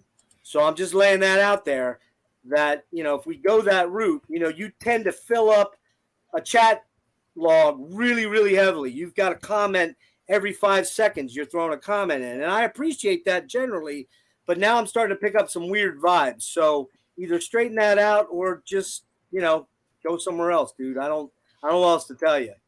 I'm not one of that too. This is the kind of stream where we kind of knew ahead of time this is going to hit a personal nerve for some people just because of the topic in general. It's just the nature of the situation. Some people have personally experienced a lot of this, and then we had some people in the comments, especially in the first shift, who never dealt with elitism. Like everybody has experiences of personal. Kevin, who's worked in the industry, I'm sure he's got his own kind of viewpoints and takes on this too. Whereas a lot of us can't claim that we personally worked with musicians and all that stuff. I have. I've done a fair bit. So, I've been behind the scenes enough to know that, I get sort of what he's saying, but a lot of musicians don't want to they want a larger audience. A lot of musicians do not want to be playing to 12 people every fucking show that they play. They want to expand their audiences. And that generally means if you're being an elitist as a musician, you're going to have that same 12 fucking people show up the rest of your musical career. And you're not going to be doing it very long. I've been to those shows, man. It's not so fun when there's like what's that? 12, yeah. 12 of us. So again, Kevin, I'm not coming after you personally, but I am because I started noticing in the early portion of the stream, you were much more, informative and having fun with it. Now you're just throwing a lot of names out saying, they'd shit on this, I'd shit on this, and that ain't the way we did it back then. Dude, come on, man. Come on, man. I'll just say that it's not that, maybe his viewpoint's opposing. It's the way you're putting it. Give us an opinion. Don't say X would shit on you guys for saying this. Tell us why you're saying this. You need a point. The comment that got me was this one here where, you guys got to get a grip. What the fuck do I got to get a grip on, Kevin? What? Exactly. You aren't talking to some 20-year-old kid right here, dude. I've been around basically as long as you have in this shit. So, if I lost you as a sub, so be it. But don't be a dick about it, okay? This is the whole thing that we're trying to avoid is people being dicks to other people with their opinions. Come across with something that, is tangible, that it doesn't become a fuck you guys, I'm pissing in your mouth. Because that's what it's feeling like, and I'm not vibing on it. So, all right, who's up next? Dennis. I have a quick question, though.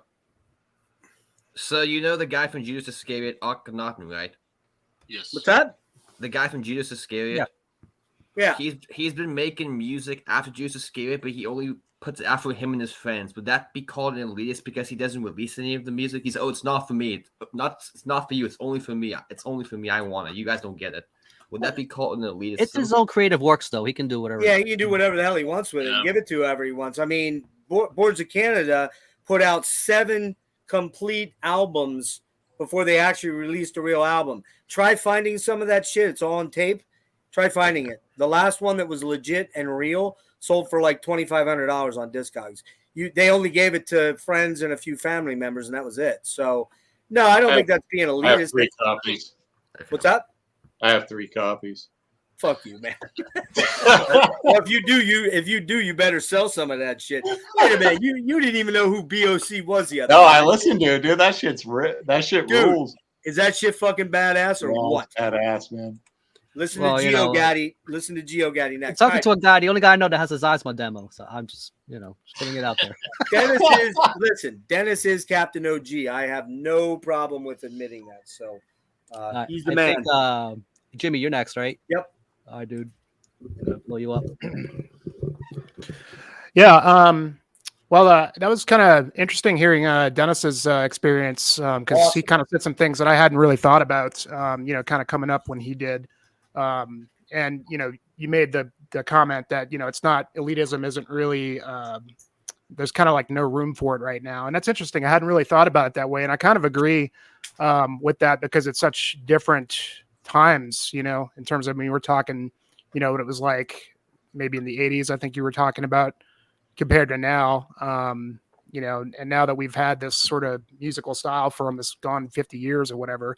I think the interesting thing is that, metal as a genre, in the grand scheme of the global population, still is pretty kind of niche thing, but you've got a really wide array of, popularity, if you will, go from the most cult underground basement black metal band to, one of the biggest bands in the world is Metallica, and everything in betweens. And I think that's, what's interesting about it is that just, people that are into metal still look at this thing of ours, as you could call it, as like kind of still sort of a niche underground thing. And a lot of people want to retain that quality to the genre in general, is that, like if once a band gets too big, then they just suck based off of that. And, case in point, I wore my Ghost shirt here. Ah, nice. In hopes that I would maybe encourage some poser comments. We'll see what we get. But I dig Ghost. I like their music, and I don't really care how big they are. It comes down to what you like and what you don't. But I think, when you're talking about elitism, I think, kind of a broad term, and I think elitism really exists in any kind of art form or special hobby or whatever it is. There's always going to be that sort of element to it. And but it's an interesting thing, like going back to what Dennis was saying, it's like it was a lot more, I don't know if maybe you were saying it was kind of like more of a personal thing back then, and it was definitely more of a, I would bet you even say, like, you remember back in the days when like you were either into heavy metal or you were into punk rock or you were into hardcore, and those groups did not jive.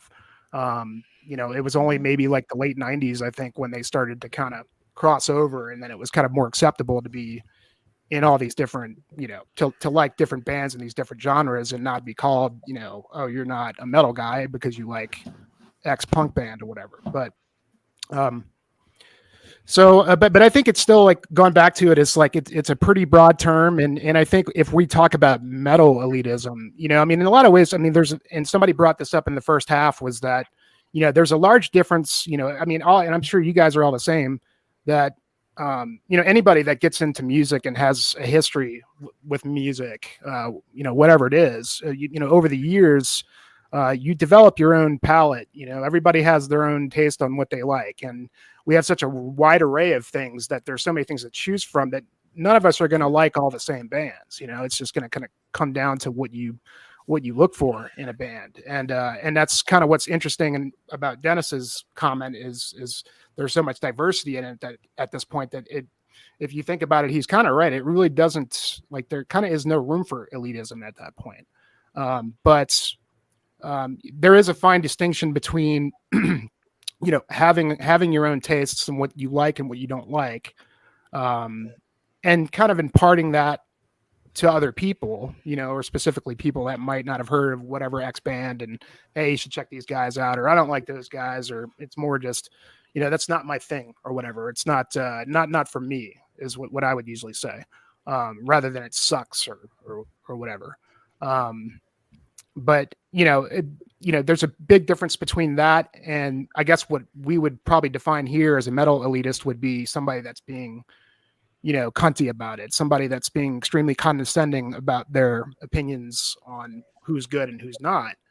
And I think that speaks largely, that sort of mentality, I think, reveals the overall personality of the individual that's displaying it. And tells you a lot about the person just as a whole, not just, their musical tastes, and they can never be wrong, have to have the last word and everything. Sort of a flaw in a personality, I think, to not be able to admit that, oh, I didn't really think about that, or I was wrong. I haven't looked at it from every angle or whatever it is. I think that those people are just they just have to be right about everything. And it's, not to be able to accept that their own worldview, doesn't need to be expanded beyond their own, conclusions that they've already made. And they probably haven't even lived half their life yet. So, but yeah, and I would probably say, I mean, like, I don't really experience a whole lot of it anyway. And, I don't really give it. I'm sure all you guys agree, but I mean, I don't really give a shit about it anyway. It's usually something I don't pay attention to, but yeah, I mean, I think it's just one of those things that's always going to be there in some shape or form. And I do think that social media definitely propels it in certain ways, but we'll get to that a little later. But yeah, I mean, that's kind of what I've got. Cool. Dennis, you mentioned Jersey. Like, I was too young to be in high school in the 80s, but like, so this is trope, right? Where like, because you mentioned New Jersey, I'm like, so if you've never heard of Blood Feast, like, where you're throwing slammed against a locker and just, being pointed out with fingerless gloves, being told you're dead meat, like, probably. Like, I see that in the movies, man. But like that I mean, it was like there was like 4 guys in the high school that listened to thrash metal, and everybody else listened to Rat and fucking Motley Crue and all those bands, which is fine. Iron Maiden was like in that same vein as Motley Crue back then. It wasn't different than that. Yeah. So you're like Exodus, Slayer, Megadeth, Testament, maybe even some early Testament, Legacy. So you're in that vein, or Possessed, especially Possessed. And then you have like the other guys, and like it's complete. It's a weird separation of metal, which is weird now to think about that. But back then it was different. It was. I mean, you even think about like bands like I was talking about, Omen were back in there. Icon, all those bands were like separated from those other bands. Which today we would consider what second, third tier bands, right? Like, right.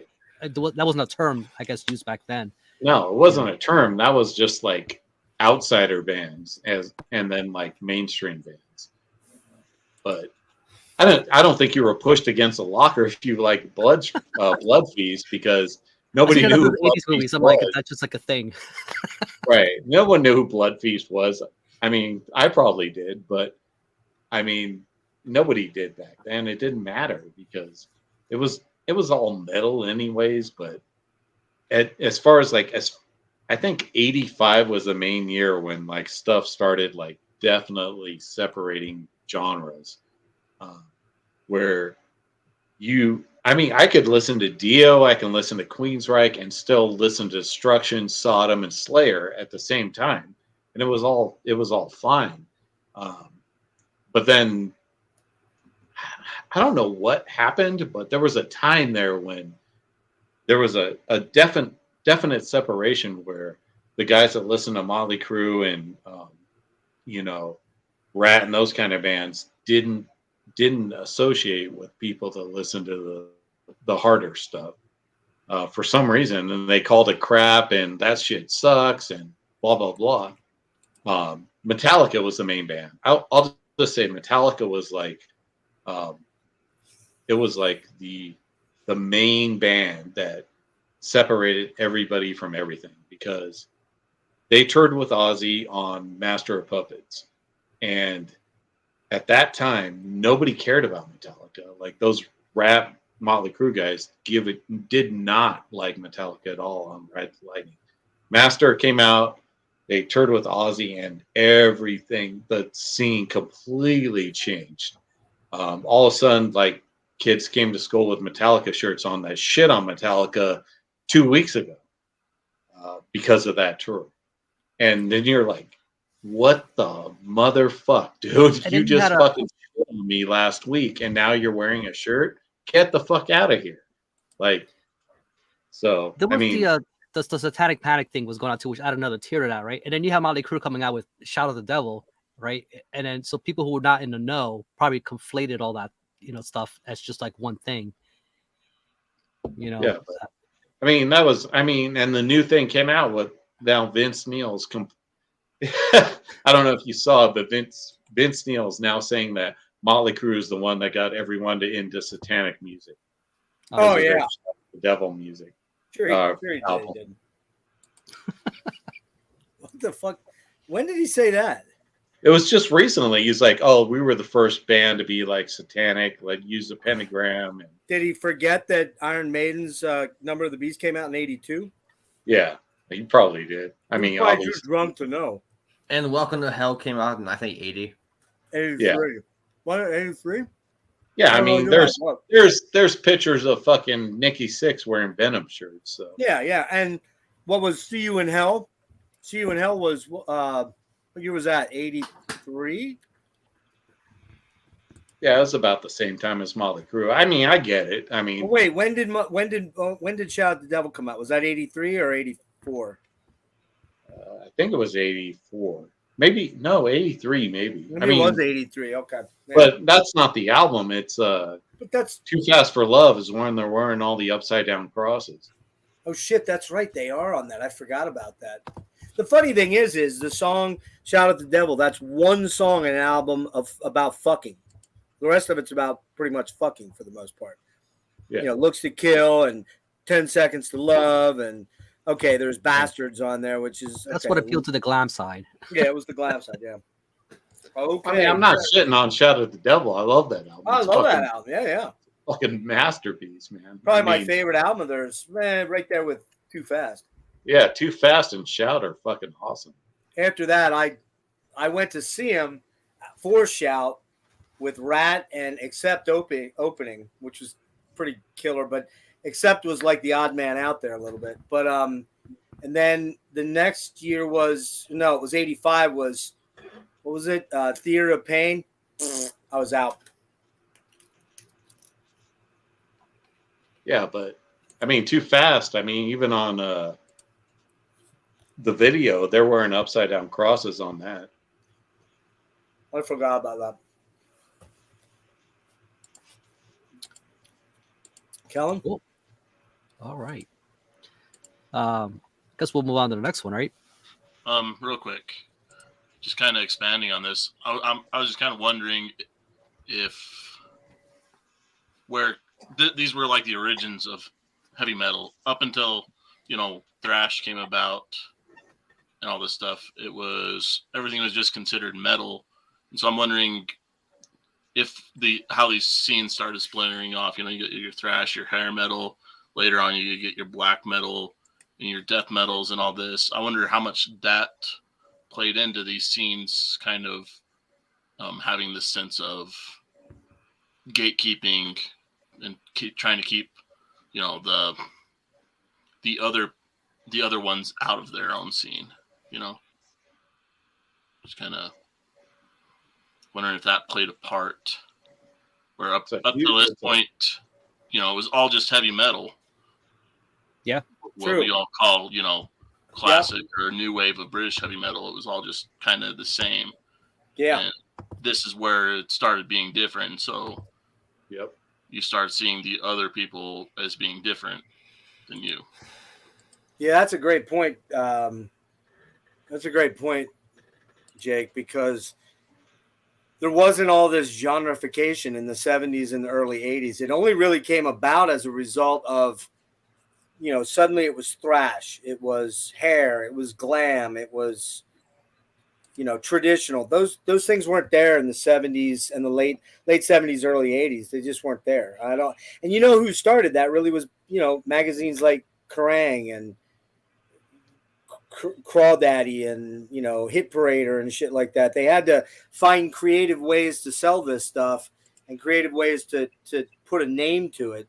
And that's, in a weird way, it's kind of, I don't know, it's kind of been the not the downfall. What's the word I'm looking for? It's kind of been the noose that hangs around metal's neck to an extent. You know, it can't just be metal. It has to be all these genres that are broken into subgenres that are broken into other subgenres. So, yeah. And to kind of expand on that, I think that's kind of the difference on why, you know, it was more acceptable back then than now to kind of gatekeep. Is now, you know, all this stuff is established. We don't have these little, you know, independent local scenes and whatnot. Everything just in general is just a more global sense. All these genres are established. Yeah, we get, you know, some random sub genre popping up every month or so, but you know, we already have our, you know, black metals, our death metals, all the major, you know, subgenres of metal are established. And so now it's maybe less acceptable to, you know, try and keep somebody that likes, you know, death metal out of your, you know, black metal scene. hey, one quick thing. Nick, if you want to hop back in, I don't think we're getting Peter tonight. And Brian will be here, but he said to go ahead. I told him we already started. So he'll be popping in. He said he was running a little late from the party he was at. So Nick, if you want to pop back on, just hang. Yeah, that'd be cool. Yeah. Go ahead, Kellen. You're in charge. Oh, one last point I wanted to make, though. And if we only called all metal metal, that would be kind of hard to decide what you like. So, be like, oh, I want something like Judas Priest, but you hear fucking bosom. You would be like, oh, I don't like metal anymore. So, yeah, it helps decide what you like. When you didn't have all those genres, like you went by the hype sticker. You know, if you're a fan of this, for fans of that, you know. Or you went by shirts you saw your favorite bands wearing. Remember those days? You'd see a back. Dennis, I know you know this. You'd see the back of a Voivod album, and they'd be wearing a Nasm shirt or a Obliteration or something, whatever they were wearing, and you'd be like, "Ah, if they're into it, then I'm gonna be into it." I've still done that. I mean, that's a huge thing too. I mean, as music progressed, even from the early '80s, even to like early death metal, I mean, you got to think even maybe like 90, 91, you're going to get second wave of black metal because they're pissed off at the old school death metal bands. Right. Well, they're not old school then, they're new, but there's so many bands, so many bands that sound the same. You get guys like Fenriz that are like, fuck this shit. We're going to go back to way back and we're going to do fucking Venom and Bathory worship because this shit sucks. And we're going to go back and we're going to do this. And now this is going to be a genre. So that's when it started to splinter. You're right. It started to splinter. Again, that was like a second splinter from the first splinter. I mean, and well, you have a second splinter with the glam and the metal in the 90s and the grunge as well. But alternative metal, and then you have the mid 90s or you know, with the new metal stuff where stuff was coming up, like we're going to incorporate like funk and hip hop in our sound as well. Right. You got stuff like Mind Funk and Mordred and stuff like that. Yeah. And that was a huge thing. I mean, you had Suicidal with Infectious Grooves. Suicidal. Big time. I mean, you have hardcore, you have punk, you have crossover, so many genres that are like crossing over because they want to do new things. Like things get old for people. You can't play the same thing constantly through your whole career. I mean, you can. I mean, there's bands like, you know, I don't know who's a band that like Crowbar. They really never changed, right? That's a band that never pretty much. But How COC, boring? corrosion of conformity. How boring would metal be if it never evolved? Yeah, COC completely changed. They were super punk, crossover, now stoner, right? Well, and then yeah. they went back kind of to their crossover roots for a little bit for a couple songs. They're talking about a Voivod in the comments. I'm like, that must have been like weird and mind blowing because they were not like. I mean, even Voivod had their kind of groove metal period with Megatron. So Well, and then they did the more proggy thing when they started to go away from thrash on Dimension and Nothing Phase and Angel Rat, where they got almost Rush like in a way. Yep. You know, and look, man, this is the thing. First of all, I wanted to say something about Alan. Good to see you hanging out, Alan. I wonder how many Watchtower fans inadvertently bought Dangerous Toys. This guy right here. I got rid of that Dangerous Toys album right away. I fucking hated it. Oh, man, I love that record. I don't like Jason McMaster's voice on it. I like him on Watchtower, but not on that. But yeah, I mean, that's the thing, man. I don't know. I don't want every fucking album that I listen to sound exactly the same, because then I already have it. If Death stayed with the same fucking sound on Scream Bloody Gore, we wouldn't have gotten masterpieces like Human and Symbolic. And then why would I even bother? I just stay, you know what I mean? I just stay there. Look at Enslaved. Right. Huge example of it. They have, and Jimmy and I and Rick did a killer deep dive on that, where you were kind of involved till you bailed out. But anyway, where we talked about that, where that's one of the most progressively evolving bands. Now, they haven't kept all their fans. Some of the fans jumped off after the first, after fucking Bloodheim or something, and I get that. But those of us that saw something deeper and more substantive with that band stuck around. And I don't know, man, I wouldn't trade Issa or fucking Below the Lights or Eld, or I wouldn't trade any of their albums. And the later ones I'm not as fond of, but I still like them. But who knows what they're coming up with here in March? I'm hoping to get Ivar on pretty shortly. So yeah, let's jump back into it with you guys. Cool.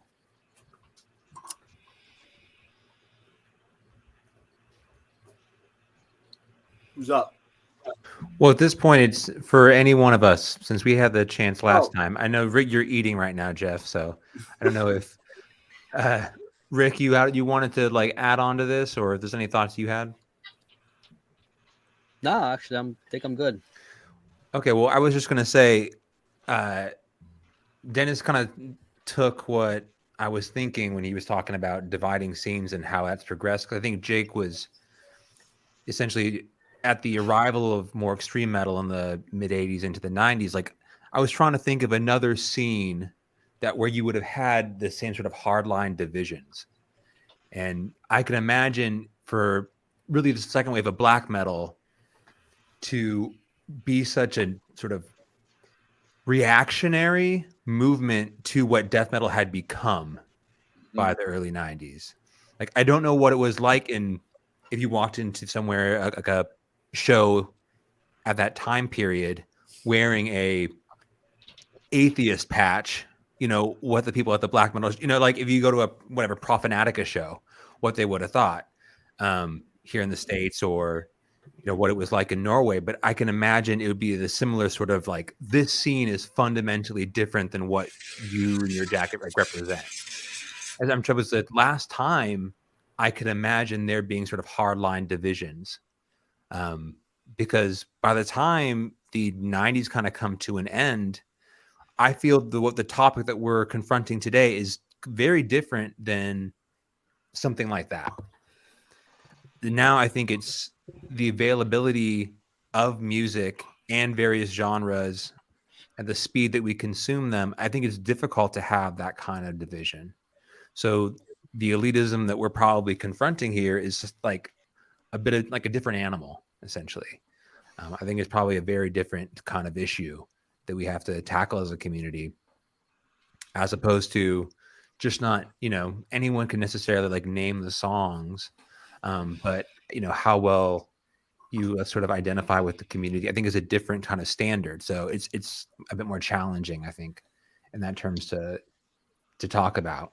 And then the one thing I wanted to mention that Devin brought up in terms of listening to other music.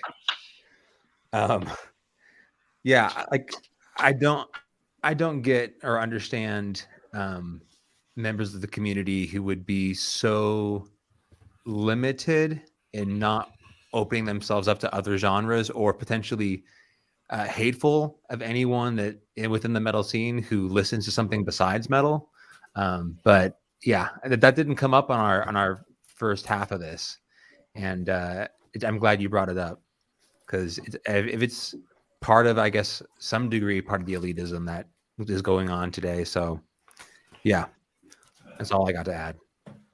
You know what I can say about, I mean, that I lived as far as elitism in the early 90s, as far as like probably like 91, 92, Morbid Angel playing. And I think that's on Blessed Tour.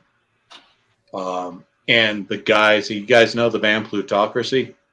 Yeah. Okay. So grindcore band from the Bay Area, and Morbid Angel playing, and they're telling people you can't have cameras in the stage. This is 91, 92, and Morbid Angel's telling them, put your fucking cameras down. Don't film us. Wow. Don't fucking film us. And the guys in Plutocracy going, fuck you, you fucking poser piece of shit. Get off the fucking stage. Get off the stage, you fucking piece of shit. Okay, so that's where we are in 91, 92. You got to think there's the grindcore guys, like underground shit, and Morbid Angel's not underground anymore in 91, 92.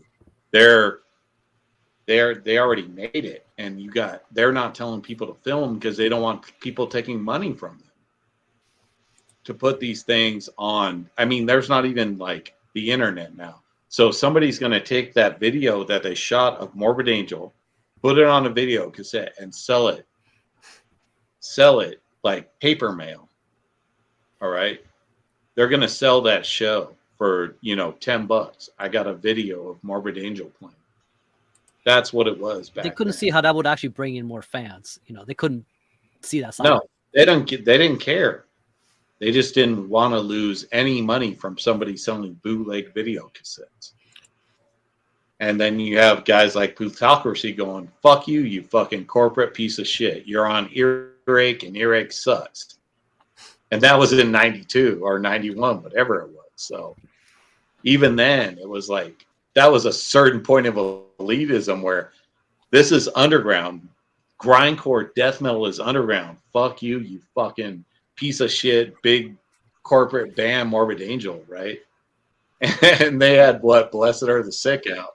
I mean, and then Covenant came out, and it was all over, man. I mean, you've seen my videos about Covenant, how I feel about it. But you always had those kind of guys who, I was gonna say, they stayed underground. They just, like Seth Putnam was one of those guys where like there was no intention whatsoever to ever pursue. No, that's not what death metal was about. That's not what grindcore is about back then. That's not what it's ever been about. It's not about making money. It's about making music for the scene. It's not about that shit. It's not about making money. And that's where these bands went. That's where Morbid Angel went. They wouldn't let, I mean, you've all seen the Deceased interview with, Foley saying they wouldn't allow Deceased to sell their shirts. They had to sell them a block away. They're not allowed to sell their shirts at the shows because they're taking away money from Morbid Angel. What a bunch of cunts. Man. Yeah, exactly, man. And that's why I never liked, after, I can't say I don't love Altars and fucking those albums, but I mean, it went to their head, and these bands they thought they got so big. I mean, you got bands like Broken Hope not selling, but like signing like black and white photos at their shows in 92. And the fans are just ripping them up and throwing them away. Like, you're giving me a press photo? I want this fucking shit.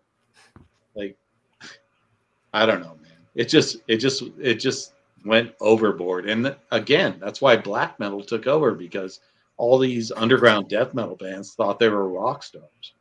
No, that's a good point. That's a very good point, actually. Rick bringing up Seth Putnam, though, it wasn't about the music for him. It was about the heroin. Yeah. Then, yeah. Drugs came into play. A little bit. Yeah, I don't really have much to say. I mean, Dennis is bringing up some really good points, though. Stuff that probably wasn't as addressed in the first shift, because Dennis kind of lived a scene that was pretty had a lot of notoriety. I lived on the East Coast, an hour and a half out of Philly, so I didn't have a scene. You know what I mean? When I went to high school, I was listening to, well, I'm fucking old, so I was listening to 80s music in the early 80s, but I was also listening to Priest, 79, 80, Maiden, 82, Killers. My buddy, I'll never forget, 9th grade, ran out of the school at the end of the day. He's like, dude, you got to check this band out I got. And he throws on Killers, and I'm like, whoa, fuck. It's just like, what is this? I've already was into Rush. I was already into UFO and Triumph, and Sabbath was weird for me. I didn't really get into Sabbath, honestly. I knew Iron Man and, stuff like that, but I was more Deep Purple and Rush and that kind of stuff. Yes, and stuff. I was a little bit more of the prog nerd and really didn't start gravitating into quote unquote, for me, Heaven and Hell was the first real Sabbath. I'm like, whoa, like this shit's fucking killer. How did I miss this band? Even though I knew the name. Ozzy, the first Ozzy album. Diary of a Madman is what, 82, right? Yeah. 82. I mean, that's the stuff that was going on. Oh, hold on. Oh, Chris is back. His pussy's hurt. Leave him in here. Let him in here. Let him in for a little bit. Poor Chris. His little pussy's hurt. Okay, you can stick around for a little bit till I will say shit about you. I've said shit about you all night, dude. And you won't say shit to my fucking face. And you know it. You know it. Because I asked you to come in and you fucking wussed. You didn't even respond to it. So stop with your tough guy shit, bro. Stop. Anyway, moving on. Where was that? Ozzy, Diary of a Madman. So that, those were the things that were going on when I first started to gravitate into metal in the late 70s, early 80s. You didn't have the thrash I wasn't really aware of Metallica until probably 83, 84. And, I knew something was different about it. Venom in 82, I remember, reading about them in Kerrang and hearing black metal and stuff like that, but it wasn't really like, it came on to me slowly as opposed to like, Dennis, you're what, 5 years, 6 years behind me, roughly? Yeah. So for you, that shit was already well moving along. We'd gotten through the new wave of British heavy metal phase. We were getting into the thrash phase. We're getting into the early black metal phase. You don't know my ex-wife, you little piece of shit. See ya. See ya. You don't know my ex-wife. She wouldn't ever talk to a douchebag like you. I will have you on face to fucking face. And you won't show. So if you want me, you know where to find me, bitch. Come on. Bring it. Go ahead, Rick. Sorry. What's that? The third? Is that the third accounties come on now? Yeah. Dude, get a fucking life. Hey, that's just shameless trolling what this guy is doing. Just get a fucking life, you little pussy. You're a fucking pussy, and you know it. Because 6 hours I wrote that message to you, and you didn't touch it because you were scared. You want on with me, motherfucker? I'll put you on with me, and I'll eat you the fuck alive. You talking about tasting something good? I'll fucking make you taste your own dick. There you go. All right, moving on. Moving on. Show must go on. Yeah. Listen, man, I am dying of an incurable disease. Man, this shit's getting fun now. If you think I'm scared of some little fucking prick like that, keyboard warrior, nah, bro. I got way bigger shit to be scared of. You are not one of those things. So go fuck your mother, all right? See ya. Get rid of him. You'll come back with another account, and we'll just deep six you then. But you know where to find me, Chris. You know exactly where to find me. Bring it. Bring it. Oh, shit, that's the best part of the stream, man. Rick, I'm sorry, dude. I ain't fucking taking that shit, man. Nah, Talk that's, about my you know, ex-wife. You know, We'll talk about me. You talk about me. Don't talk about my family. Yeah, that's Pussy. fucked up. You little fucking pussy. I think you Sorry, have, Kellen. I know this isn't something you're used to being involved in, but you don't fuck with me this way, bro. You just don't do it. Carry on.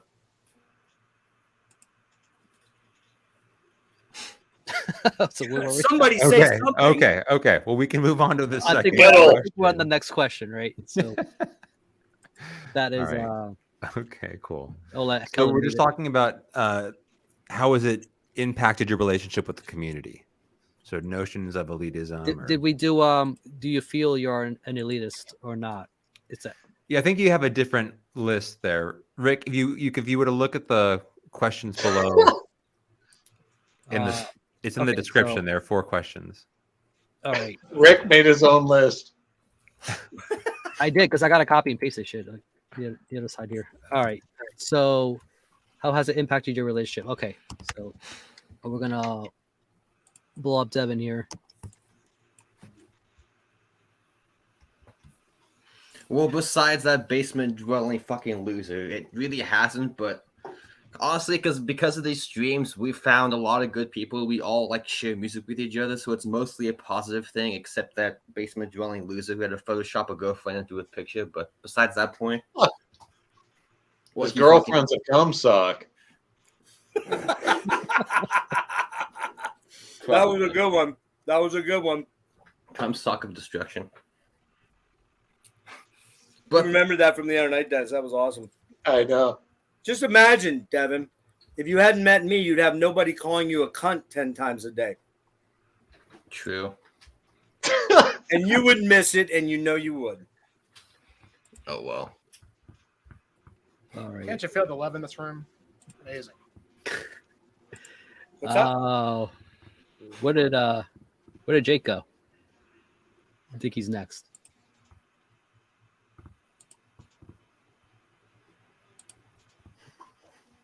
Did he leave? I don't know. I think he just turned off his camera for now. I don't know. I mean, we can get back to him again. Well, he sometimes has issues out there. I'll check in with him, see what's going on. All right. I guess it's back to you, Dennis. Oh, shit. All right. How has it impacted your relationship to the metal community?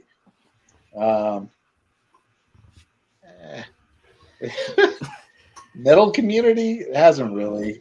Back in the day, I mean, you had to be a gatekeeper. You had to take shit, man. You had to take shit for being an outcast back in the day. Now you don't, but back then, I mean, it was different. You had to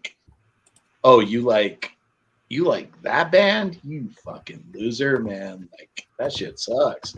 You should listen to this, Aussie record. I'm like, I already heard that. It's cool, but I like this or whatever. But right now, impacted to the metal community, I mean, it's a good thing, honestly. Like getting back to honestly, why I made my channel was to get back with the metal community, to say to share all of my, my collection and, bands with people, especially people that don't know certain things. And I mean, I've made so many friends and so many connections around the world from my YouTube. So I mean, it's a great thing.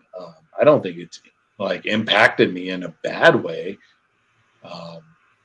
It's a great thing. I mean, I don't really gatekeep. I mean, probably in my first few videos, I was probably pretty angry about certain things that I just wanted to get off my chest.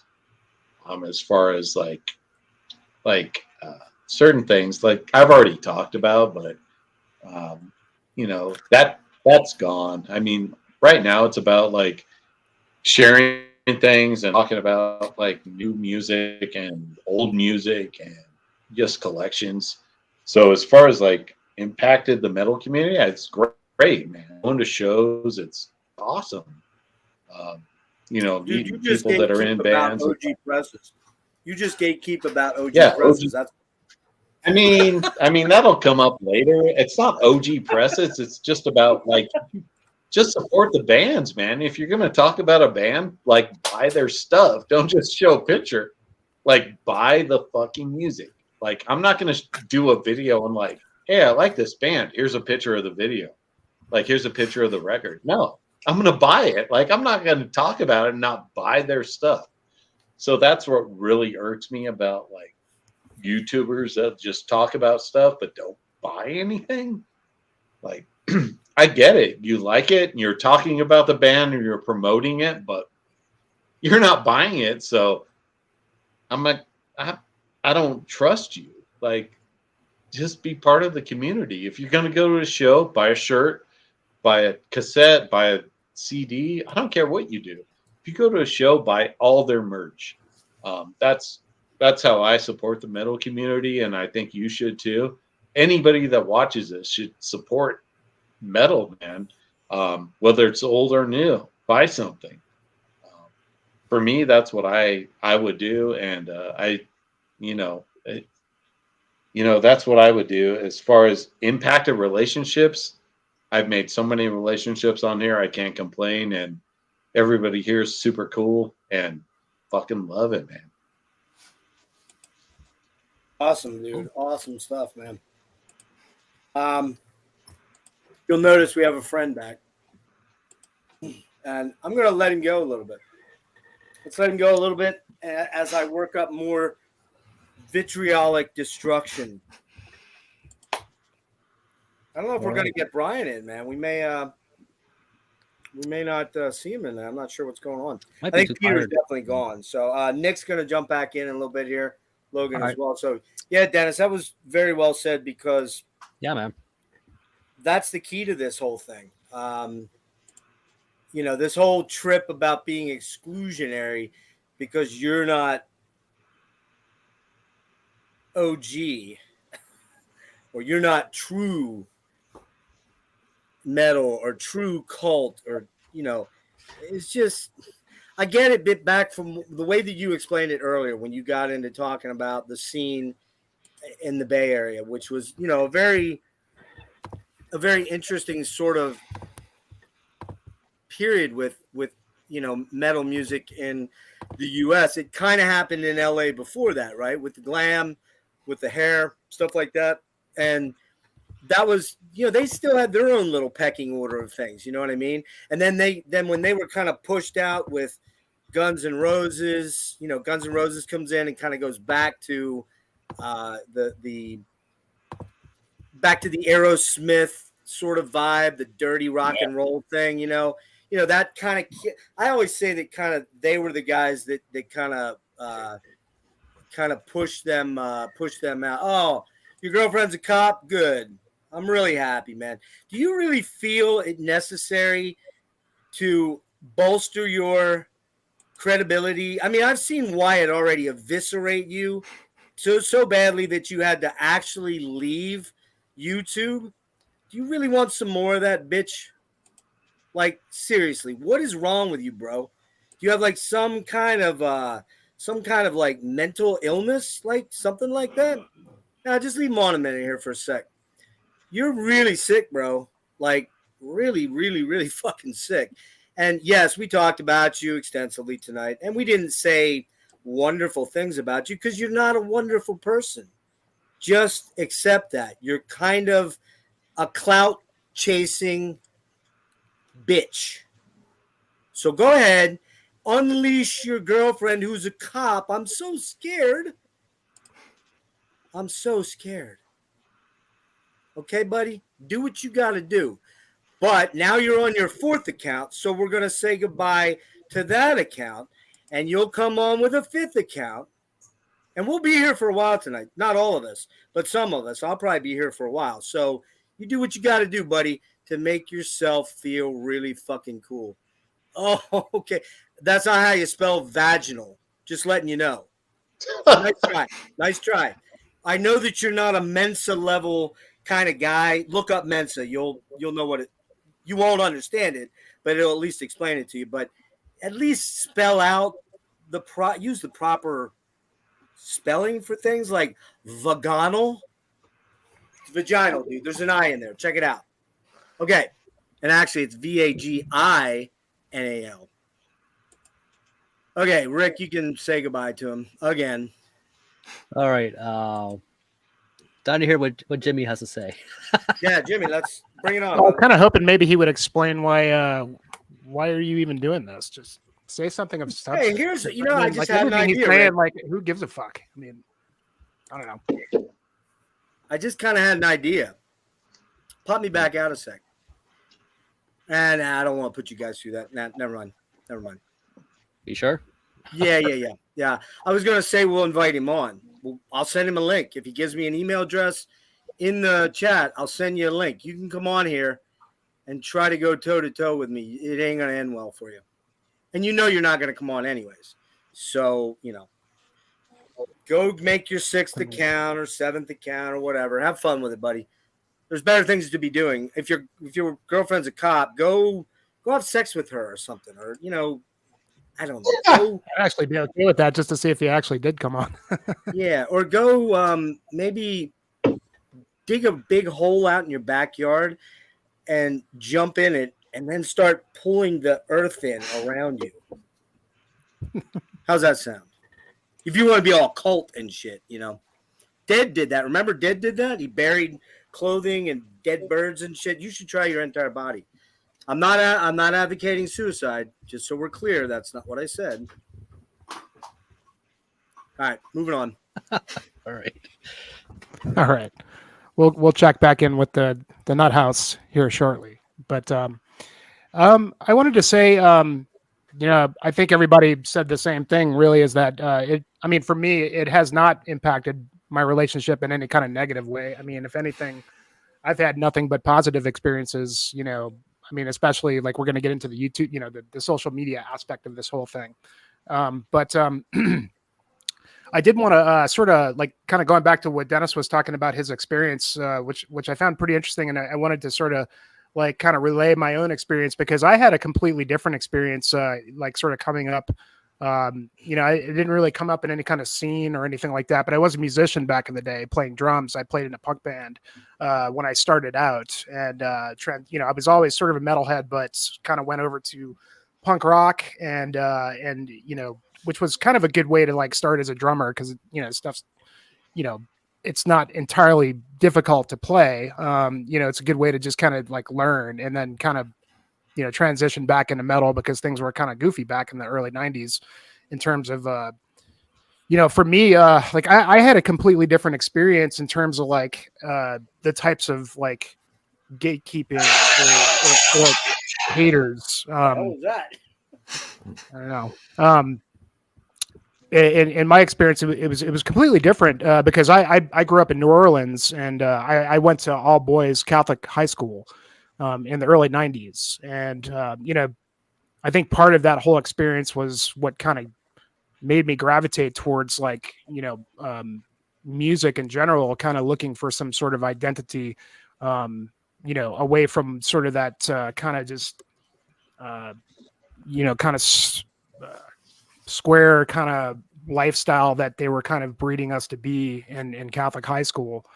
And so like my experience was kind of like, if you met somebody else that was into any kind of metal or just whatever it was, like we were like instantly friends. Like I got the most gatekeeping. It's well, you can't call it gatekeeping, but let's just call it hate from just people that were not into the music. Like I made, I don't want to say it was a mistake, but like, I'd show up in gym class with a Slayer shirt on or a Testament shirt or whatever it was. And I got a lot of, I don't want to say like bullying, but just sort of like picking on for being like a rocker. Like, what are you, a devil boy or something like that? Like shit like that from people that just didn't know anything about it, just saw what the shirt was. And there was a lot of that kind of thing. And so like, there was only like a handful of people like in my class that were into like, whatever metal bands at the time, Metallica or Megadeth or Testament, or at the time, I'm talking like 92, 93, when, death metal was starting to come bleeding through, starting to see like some of those videos of Headbangers Ball and kind of like, finding that whole world.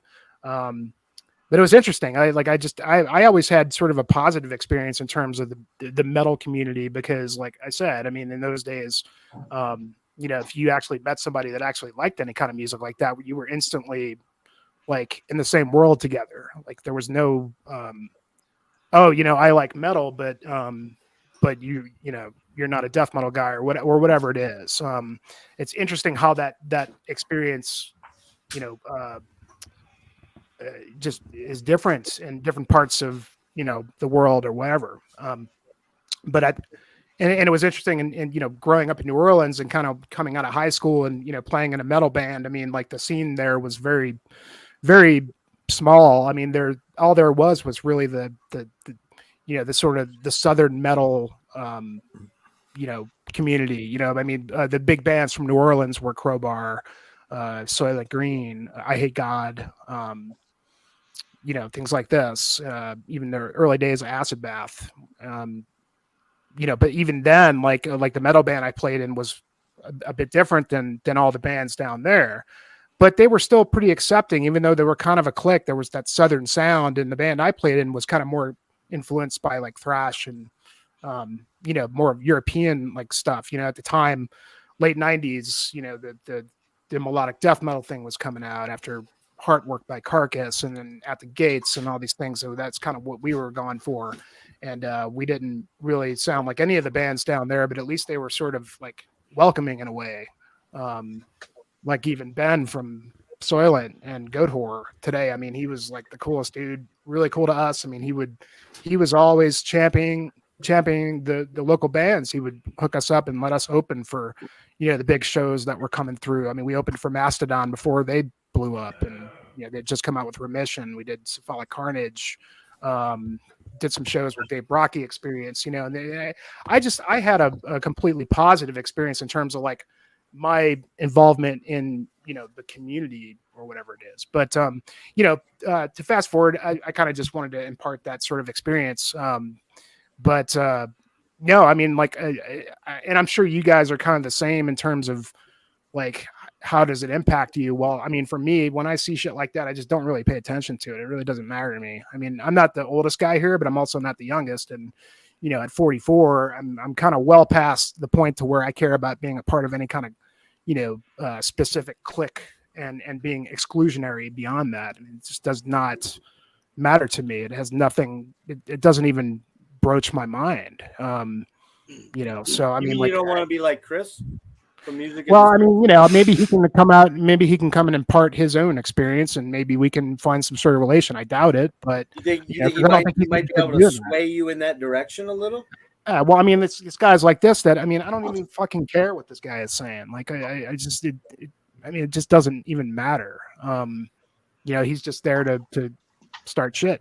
And, I mean, honestly, if you invite him on here, I doubt he's going to come on. He'd never fucking come on, dude. Never.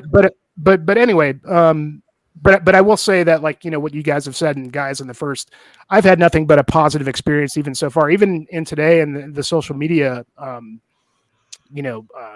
where we are. And we'll get into this a little later with that question. But, I mean, like, this is the kind of thing that's been really great about it is, this whole community has been nothing but positive for the most part, other than guys like this. And there are YouTube channels there that focus on the negative or people that shit post and these things. But I find it best to just, what I mean, like, not even give it your time of day. There's much more things to worry about in life, and much more better things to focus your time on. And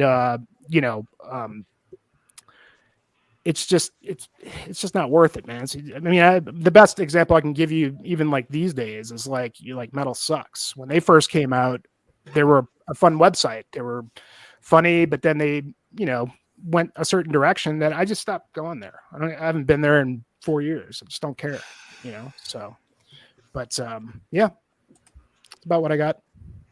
Yeah, I don't know if I've ever gone on Metal Sucks. What is it?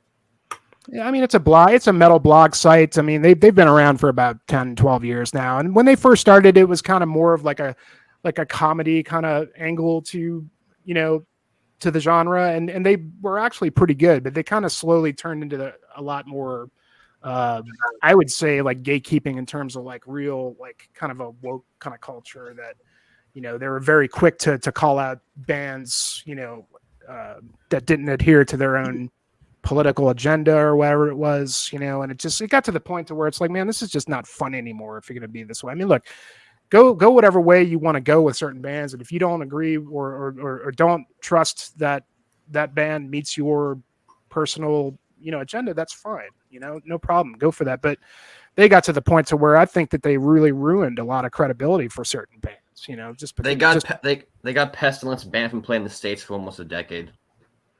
Why was that? What was the deal there? I missed that. I don't know, but I remember when it happened. Some kind of Nazi shit. For Pestilence? Yep. Wow. Well, I know. Were they the guys that were behind the whole thing with Marduk? Not too long ago? I think so. There was Marduk. There was talk. Here's where wokeism goes fucking rampantly wild. Look, I'm not a big Marduk fan.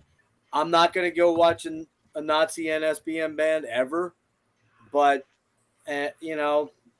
unfortunately, there is somewhat the freedom of speech here in this country is part of the deal. As long as you're not threatening people and threatening races and things of that nature. But the problem is some of those guys just dip over the line. I used to like Deathspell. When I first heard Deathspell, I was like, man, this is fucking evil, weird, angular, dissonant shit. And then I learned what a piece of shit Miko is. I have 2 Deathspells.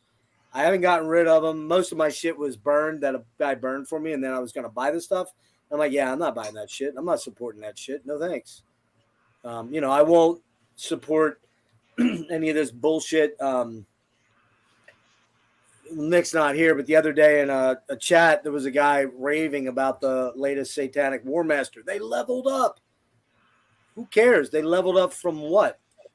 Dumpster fire bullshit, NS, fucking Nazi bullshit, up to, that's cringy as fuck with the dude who's cringy as fuck writing all that shit. I don't care if it's the most amazing black metal album ever made. I'm not ever going to own it. It's never going to be. Now, if you want to own it, you guys want to buy it. I'm saying collectively, you guys do what you need to do. I'm not going to buy it. I'm not going to support that shit. Well, and I think my point was I think that there is a fine line between bands that are overly, outspoken or have associations with things versus just accusing, for really not knowing, and I didn't really want to go too far into that whole right. realm of, but it was kind of more getting to the point that, if it, if you don't like it, just don't. It's just like if you don't like a certain band, just don't worry about it. Don't listen to it. You like what you like, and if you don't like what somebody has to say, I just ignore it. Jake's internet's acting funny. Metalomania. Chris says, "We're gonna say that." Rick, we're gonna say what Chris said. According to Metal Sucks, there was a thing about. Metal Sucks interview, Pat Mamali said that Milli Vanilli were the N-words and Jews run the music business. Well, I can see why that might get you in a little bit of trouble. I can. And I will tell you that speaking with somebody who will not be named, that I interviewed extensively and who I think is a beautiful fucking human being, he told me he had some experiences with Mameli and he's a piece of shit as a human being. He talked incessantly as a 35, 40-year-old guy about fucking young girls that were underage and just kind of a pig. So I don't know if that's true. I wasn't there, but this guy was. And I'm going to tell you, in interviewing this guy, what he said to me, fully believe him, 100%. I don't think this guy would have any reason to lie to me to make up stories like that. It's pretty bad. If that's true. Yeah. Yep. So, I'll be honest with you. That's a guy probably I like early Pestilence, but knowing what I know now, I'm not going to rush out and buy any of that shit. So that's I mean, the cool shit that does. Those two Pestilence are fucking awesome, man. I What's mean, that? even Testimony fucking Oh, rules. no, I they're like killer Spirit albums. rules as well, man. The Van Drunen years. I mean, I get it. People have opinions. People have political beliefs, and I respect that. But as far as putting those into your interviews and what your beliefs are, probably should keep those separate from the music because. Well, yeah, I mean, and especially if you're going to call black people the N word, that's and Yeah, I mean, you know, again, that yeah, goes back to why that's I've called out. That goes back to why I've called out Horville. The only reason I've called out Horville, I don't care if he's calling people pink panty boy, douche canoe wearing posers. I don't care, man. Do that. I If it know. works- Hey, Jeff. Yeah. I mean, you're gonna have those people in the scene. They've always been there. Oh, I mean, yeah. the metal scene has always had those kind of guys. I mean, they gravitate towards the metal scene. So right, but Dennis, did you see earlier what I was talking about with him? The main thing I have with him is calling people fags and homos. right, I know, but not that cool. was common. That was common back in the fucking 90s, and he I still know, lives I was- in the 90s. He I lives in know. that era.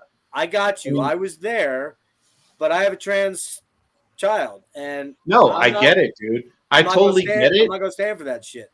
I agree with you 100%, but he doesn't get that shit. He doesn't live in the now. He Yeah, lives in he's- the back. You're exactly He lives- right. That's you just nailed it right there. He lives in the past. Yeah. Yep, He yep. lives in the past, man. He doesn't understand what's going on right now. He did. Right. He never like evolved from 2001. Well, he's still 15 years old. Yeah, he's still Right. 15. So So I mean, you can't. I mean, I get it, man. That shit sucks. All that sucks, but you gotta. These people are never gonna change, and you can't make them change. That's how they're gonna be. hey, CJ, what's up, dude? Haven't seen you around a long time. No, you fucker. You didn't go there, did you? You little bastard, you. Okay. I see how this is gonna play out. All right. Yeah, they fucking suck. Anyway, I'm glad it's over. It's the season from hell. Maybe a lot of people get fired and moving on. But yeah, Dennis, you nailed it completely. Like the reality of it is that what you just said about Horville is exactly what this other cat that's been, shitting all over the chat here. That's his problem too. He needs some kind of mental health help or something like that. I mean, he needs validation, and I've been giving it to him, and I'll give him way more if he actually comes at me face to face without you guys. I feel bad. I want to apologize to all you guys because I lost my cool just a tiny little bit, but this has been going on all night, and to think I almost had that guy, or I invited him on, but I knew he wouldn't show up. He just doesn't have the balls to do that. He's a keyboard troll, So, I mean, you know the backstory of Horval, right? What do you mean? No. He's just the shipping guy Mm-hmm. at Hell's Headbangers. He wasn't like the main guy. Mm-hmm. So he's just the shipping guy. He's the guy in the warehouse, and then he ended up owning part of the company after that. Right, So but he his was brother- never like the main guy. He's just like he's the warehouse guy, which makes sense, right? So What are you trying to say, Dennis? I don't know because I run a warehouse. So. I was gonna say, are you saying all warehouse dudes are fucking dumb? I don't know. Those boxes are pretty heavy. They can get. Yeah, I just mean like I know. I got you. yeah, I just mean like they just. I mean, he just was the warehouse guy. He did the shipping stuff, and then he got a channel. He's got a microwave behind him. He does some hot pockets sometimes. Well, here's the thing, Justin. If you're watching, I said this earlier, man. You want to come on a stream with me and debate some of this stuff? My whole issue with you is just stop using the fucking terrible words to call out people that are gay, because I don't think you have children, and I hope you don't have children. Just saying, I hope you don't. Procreating that's proliferating that species is a scary thought to me. You can look those words up, but I don't think you. Yeah, man. I don't think you can procreate on steroids. You're gonna be the next guy on his shit list. But anyway, good. let's. Yeah, because I listen to fucking It's gonna be metal Sadistic making Intent, over so he's again. got nothing on me. That's true. Good point. Yeah. Good point.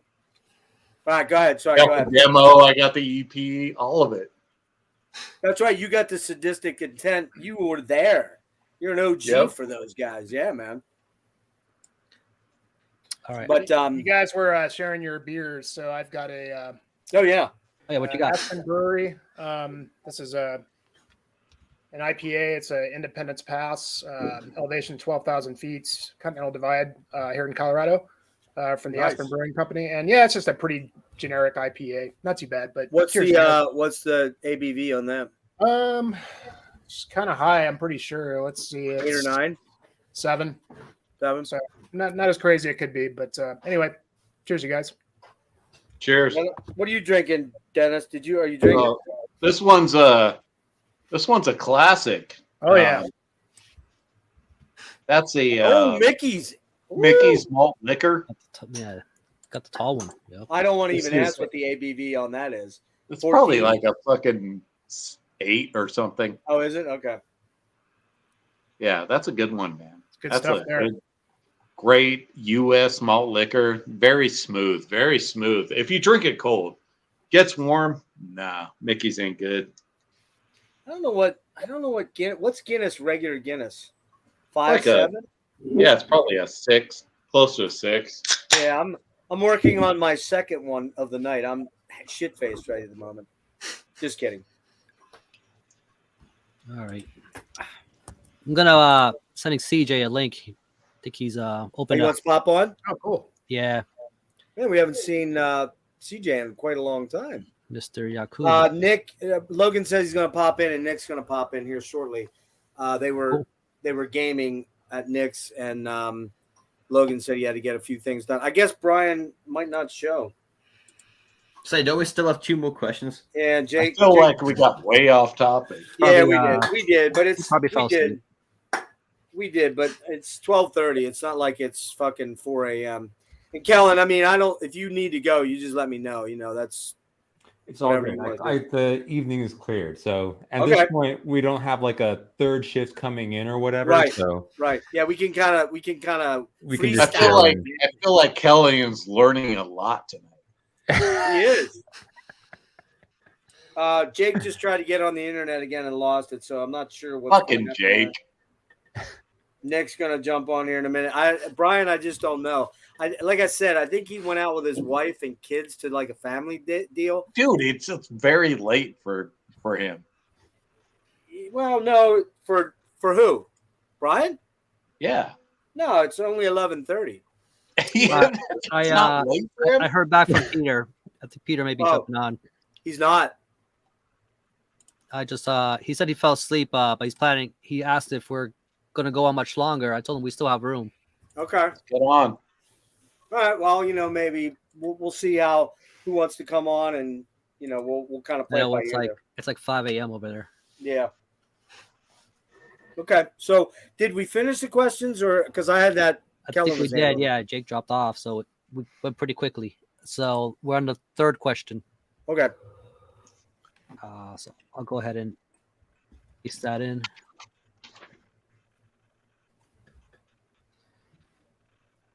Okay, and we're back to Devin. So this is the one I've been waiting for all night to answer. Oh shit. No, it does. Safe from what? There are a bunch of labels that still focus on metal. There's a bunch of festivals, tons of underground bands, tons of people like us talking about the music, tons of people that collect the music, like all this shit, obviously. So it's not in danger. If people are thinking that extreme metal is going to be too mainstream, you're not going to walk into a Hot Topic and hear them playing fucking Marduk on the area. It's not going to happen. That would be kind of awesome if that would have happened, though, but... So no, I don't think metal's in danger at all. But unless there's some super odd trend that comes, I don't even think it would, because grunge killed it, but it went back into the underground. But I don't think it's in danger. I mean, the COVID thing, sure, a bunch of bands couldn't play for a while, but they were still doing like live streams and special pressings and like selling their merch, so they were still surviving. So no, I don't think it needs to be safe. It's not in danger. Everybody shits on Hot Topic, and I kind of get why, but I'm not going to lie. I have found a couple of cool vintage band shirts like Queen and fucking the Smiths and shit like that in there. I found a couple cool shirts there. So I guess I'm probably a poser for doing that, but you know. Wait, didn't you get that Mudvayne shirt there? Oh, fuck off.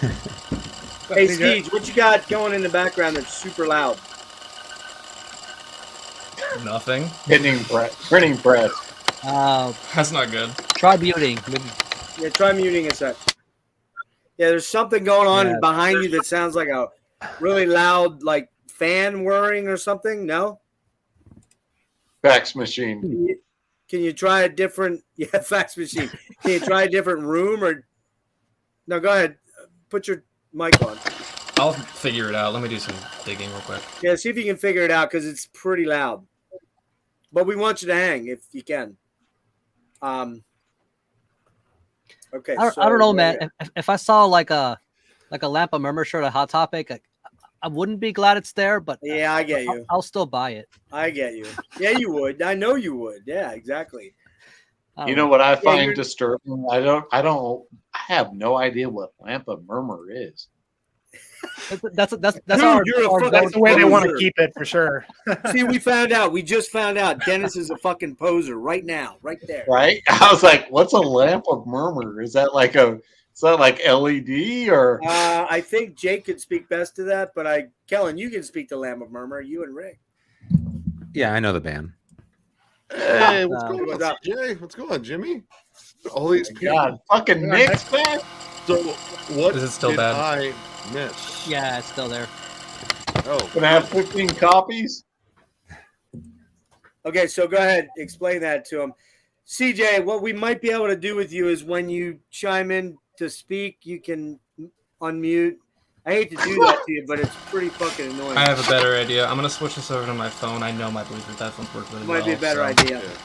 It almost sounds, dude, it almost sounds like it's the fucking cooler on your laptop if that's what you're No, I using. like that, dude. That's fucking elitism right there. I like it. yeah, dude. Like I need like more of that that looped sound. over and over again with some shitty Fucking growls old on school.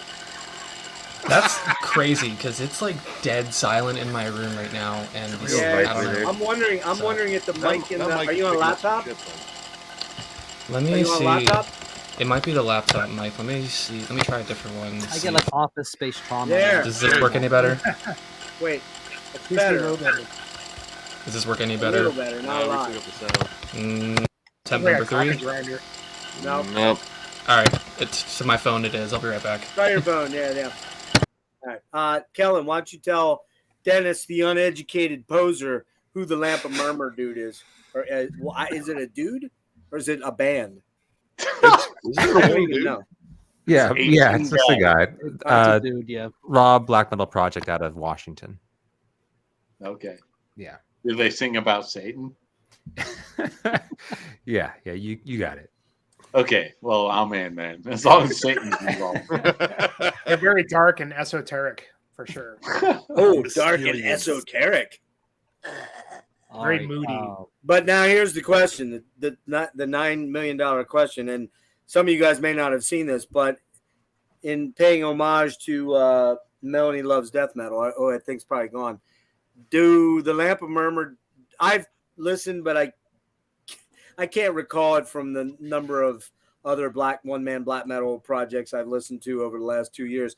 Does it sound like a dude taking a shit in a underground toilet? I don't think it does, but Okay. I can see why you would say that. I get them Okay. confused with Lurker That's- of Chalice. That's kind of what I thought. Well, Lurker of Chalice was the Jeff Whitehead, isn't it? Indeed, it is. I mean, I think at this point, I might do a one-man black metal band. It's going I to be think you called should, bro. Satan's Big Fucking Cock, and Yeah, it's gonna and be you'll fucking insane, dude. It's You're be gonna get so sued cool. for that name, though, dude, because Ben Smasher has Satan's almighty. His almighty penis. Yeah, but mine's bigger. So You could record it with a if fast it overrules that, Be great. overrules fucking Ben. Get the fuck out of here. My shit's gonna be way better than that. It's gonna be It's gonna be 2 fucking strings. Okay, only 2 strings, right? And not the strings? fucking not the E and D. It's gonna be way low, dude. right here. Right Oh, there. dude, I'll tell you what, dude. Dennis, Seth Putnam beat you to the punch on that. Like, he did a band called Impaled Northern Moon Forest, and it was literally that. It was like 2 strings and him like screaming in the Okay, background. can And the song titles are hilarious. Wait. I already have a fucking demo. Do you have the demo? No, I have my demo that I did with a guy called Sodomized Christ back in fucking, might have been fucking 98. Sodomized Christ. Probably going to release that shit. I like how it's usually the people who make those records with those names and everything are also the gatekeeping juds who are like, oh, we can't have anybody come in and mess this up. Yeah, man. I need my one-man black metal thing that sounds like. No, there's 2 guys, man. Being the drummer. That's it. No, That's all you need. Oh, it's just you and the drummer. You're gonna have a live drummer. You're not gonna go with a drum machine. No, fuck drum machines, man. Like a broken drum machines machine. suck. Being the drummer, he's playing on the drum kit's from Toys R Us, but Fisher Price. that's right? what I like because So it's a comes Hello in 2 Kitty things. drum. It's a Hello Kitty drum. Kit? Because it's I just a still snare and make the fun. cymbal. Just a snare and the cymbal, okay? And I still yeah, make fun of it's gonna Darren from be- Rose of Snow for recording and whatever it's his going to be everything about Satan. And Darren why from would- Rose of Snow recorded his first And why couple records wouldn't with the drums were terrible. why wouldn't it be about Satan? I mean, it's all Satan all the time. Here we go. Here we go. Ah, jeez, man. Look, man, I'm going to actually let you kind of blow your load all over the chat because then I can just send it to YouTube and I'll get you canceled, not me, bro. Were Oh, by we? the Is way- this the guy we were having problems with earlier? Yeah, by I the jumped way, in hold on, pretty I wanna late on show you that. guys That's probably the something. most attention he's got here recently. By the way, Rick, you want to? Somebody sent me this about you, Chris. Jeff Peters, Chris. Somebody That's a sent me very this. inventive screen name there, Kyrgyz. Here, you want to blow me up a sec? All right, hold on a sec. Look at this. What on? Okay, very cool. Oh shit! It's my dirty cum sock, Chris. How'd they get pictures of you in your bedroom? My goodness! And you know your bedroom, the green sheets are quite nice with the pink accoutrement behind you. Keep going, buddy. Dude. 10 to 1, he can crack that blanket in half. Dude, I'm going to tell you something. I haven't said anything about your mother or your girlfriend or anybody in your life, but I will tell you something, man. If you came within 2 inches, 200,000 feet of my daughter, you would pray that you would die.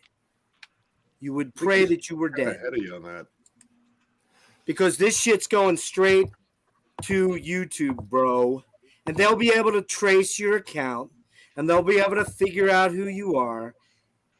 And by the way, if your girlfriend or wife or whatever she is, because on your Facebook you're married, but in your latest video, Megadeth video, where you had a backdrop that was different, you said my girlfriend's not finished doing. Does your girlfriend know about your wife? Does your wife know about your girlfriend? Or is it really some other kind of thing that you're into? Which is okay, because I don't judge, dude. But I'm just going to say, you bring up my fucking daughter one more time, dude, I'm going to fucking drive to YouTube's headquarters, and I'm going to have you fucking euthanized. Got me? So keep having fun, but keep my family members out. If you want to keep me in it, go ahead. You're just honestly fucking a major little pussy. So moving on, CJ. Sorry, bud. I picked a hell of a day to come back. Oh, dude, no, Yeah, no. you This is the best time, man. Come on. It's like I never missed a beat. This is lovely. I missed you guys. Yeah, it's been a long time, man. What's going on with the moon? You guys have a new album? I'll get to that in a second. The short of like, where the hell have I been? So my job has almost exclusively been scheduling me nights on like Fridays and Saturdays for like a year now. And on top of like moving over the summer and just life getting in the way. It's been hard to like pop in. I mean, obviously you guys have seen me just like pop in the chat every once in a while whenever I can. But I happened to I got home from work like an hour ago and was like, oh, you guys are here, why not? But as far as a moon goes, so some of you got a care package in your email from me. The rest of you I either forgot about or didn't have your emails. But yeah, New Moon, it's coming along very, very well. A couple of you guys have full band demos with vocals and real instruments and everything. Oh shit! Did you send them? No, I need to send them to you, Nick. Okay. Actually, I'll send them to all of you guys. I don't give a shit. The more people who hear it, the more, the better, the happier I am. Yeah, it's okay. I mean this in the least like stroking my own dick way possible, but like I'm really being honest here. When I got the mix back for the opening track, like the thing fucking made me cry because it was the first time. It was the first time I'd ever heard that song with the vocals on it, with excluding like playing live. It was the first like recording of it that I had heard. Of like, oh yeah, this is what this is supposed to sound like, because everything up to this has been instrumental MIDI demos. So it was incredibly satisfying to like literally feel the vision come together. I noticed you've been raising the stakes, man, from the first Moon and to the follow up. I heard a big difference. So I'm really looking forward to see what you guys did with this one. Yeah, like we're feeling that because the recording process has been almost twice as long, twice as difficult, and we're about ready to fucking kill each other. This album is tearing us apart in a good way. It's very challenging, but I'm obviously very excited just to get it out there. A lot of people have heard one. I have 2 songs now buried in my phone. A lot of people have heard one or the other. Yeah, but you said it to me, and I haven't had a chance because it didn't work the first time. So yeah, I think I accidentally sent you the wrong file. Just a word to Wise: if you guys kill each other, you won't be able to play out live. Just saying. Yeah, Is I this still true? didn't see you guys live because of the Yeah. whole incident at that venue. Dude, I'm still mad about that night. I cannot believe how that went. Yeah. All right, so CJ, you kind of came in on a sort of a set thing. We're not just doing a hang tonight. Mhm. So chill back a little bit, and if you want to chime in on a question, we can do that. But we want to let the guys who The prepared questions are in the description of the video too, if you want to Yeah. go over real quick. So I'm not cutting you off. take a look at that. We'll get into general bullshit once we wrap Mhm. the sort of set scripted part of the thing, and I don't want to get too far afield from it. So Yeah, that's totally fine. Where were we? Thanks for sending that, CJ. I'm going to listen to it in the morning for sure. I haven't had Yeah, a of chance course. to And yet. if anyone else wants, I know Nick's definitely gonna want one. I'll put that together. Kellen will probably like that a lot too. We had Ooh, Jake would really like it too. Yeah, Jake's having issues with his internet. So we're still on this that's question, right? unfortunate. Does metal need to be saved? Devin went. Jake dropped out. And yeah, I think it's just Dennis. I think it's you again, man. Oh, where am I at? Does metal True need to be versus protected? false? Does metal need to be saved? Metal need to be saved? Yes. I mean, it does need to be saved in so many ways. But everybody on here has probably said no, because metal's always going to live, but it needs to be saved in a different way. I wouldn't say it needs to be saved like metal's always going to exist, right?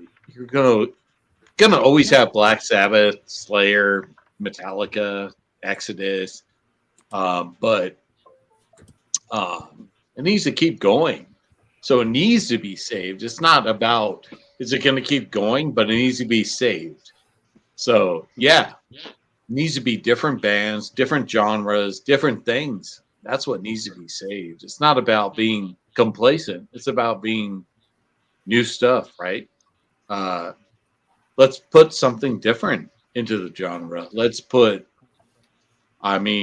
you can put all sorts of things in metal, right? So every time a new genre comes up, I don't care if it's new metal, grunge, or whatever it is. Let's incorporate new things with its synths, or I mean, I don't care what it is. Like, metal needs to evolve from wherever it is right now. I mean, to like, I feel like right now, honestly, it's complacent. I feel like a lot of people want to just do old school death metal, old school grindcore. They don't want to like evolve. I think metal needs to evolve. I don't care what it is. You want to involve industrial, you want to involve alternative, like, let's do it. But let's keep it going. I don't want to keep it the same. So, and I know that comes from me as an old school guy. Like, that doesn't make sense. Like, you want to keep it the same. No, No, I that's don't. great. That's great though. I want to like evolve metal. I want to go symphonic. I want to go wherever you guys want to go, man. Take it wherever you guys want to go, because that's the future. You can't keep it the same. So that's my personal opinion. Yes, it needs to be saved, and it needs to be by the young guys. Take it to a new place. Take it to ultra death metal. Take it to put in some new instruments. Take it to like different synths, different computer generated things, man. Make it more brutal, make it less brutal, make it more hard rock, whatever you want to do. Like, take it back to the 80s. Like, let's evolve, or take it back. Let's do different things. Yeah, I mean, whatever you guys want to do. Like, I don't want to keep it the same. That's not interesting. I already heard everything that's got to be heard, so take it different. I'm not going to be. Dennis, if you look here, Nate has a really good point. It's hard to imagine much innovation because it kind of feels like everything under the sun has been experimented with and done. But, you know, someone above said Metal Trenches, who's a young cat, I believe. Metal Trenches, I watched something of yours not too long ago on Bellwitch, I think it was. Good to see you here. I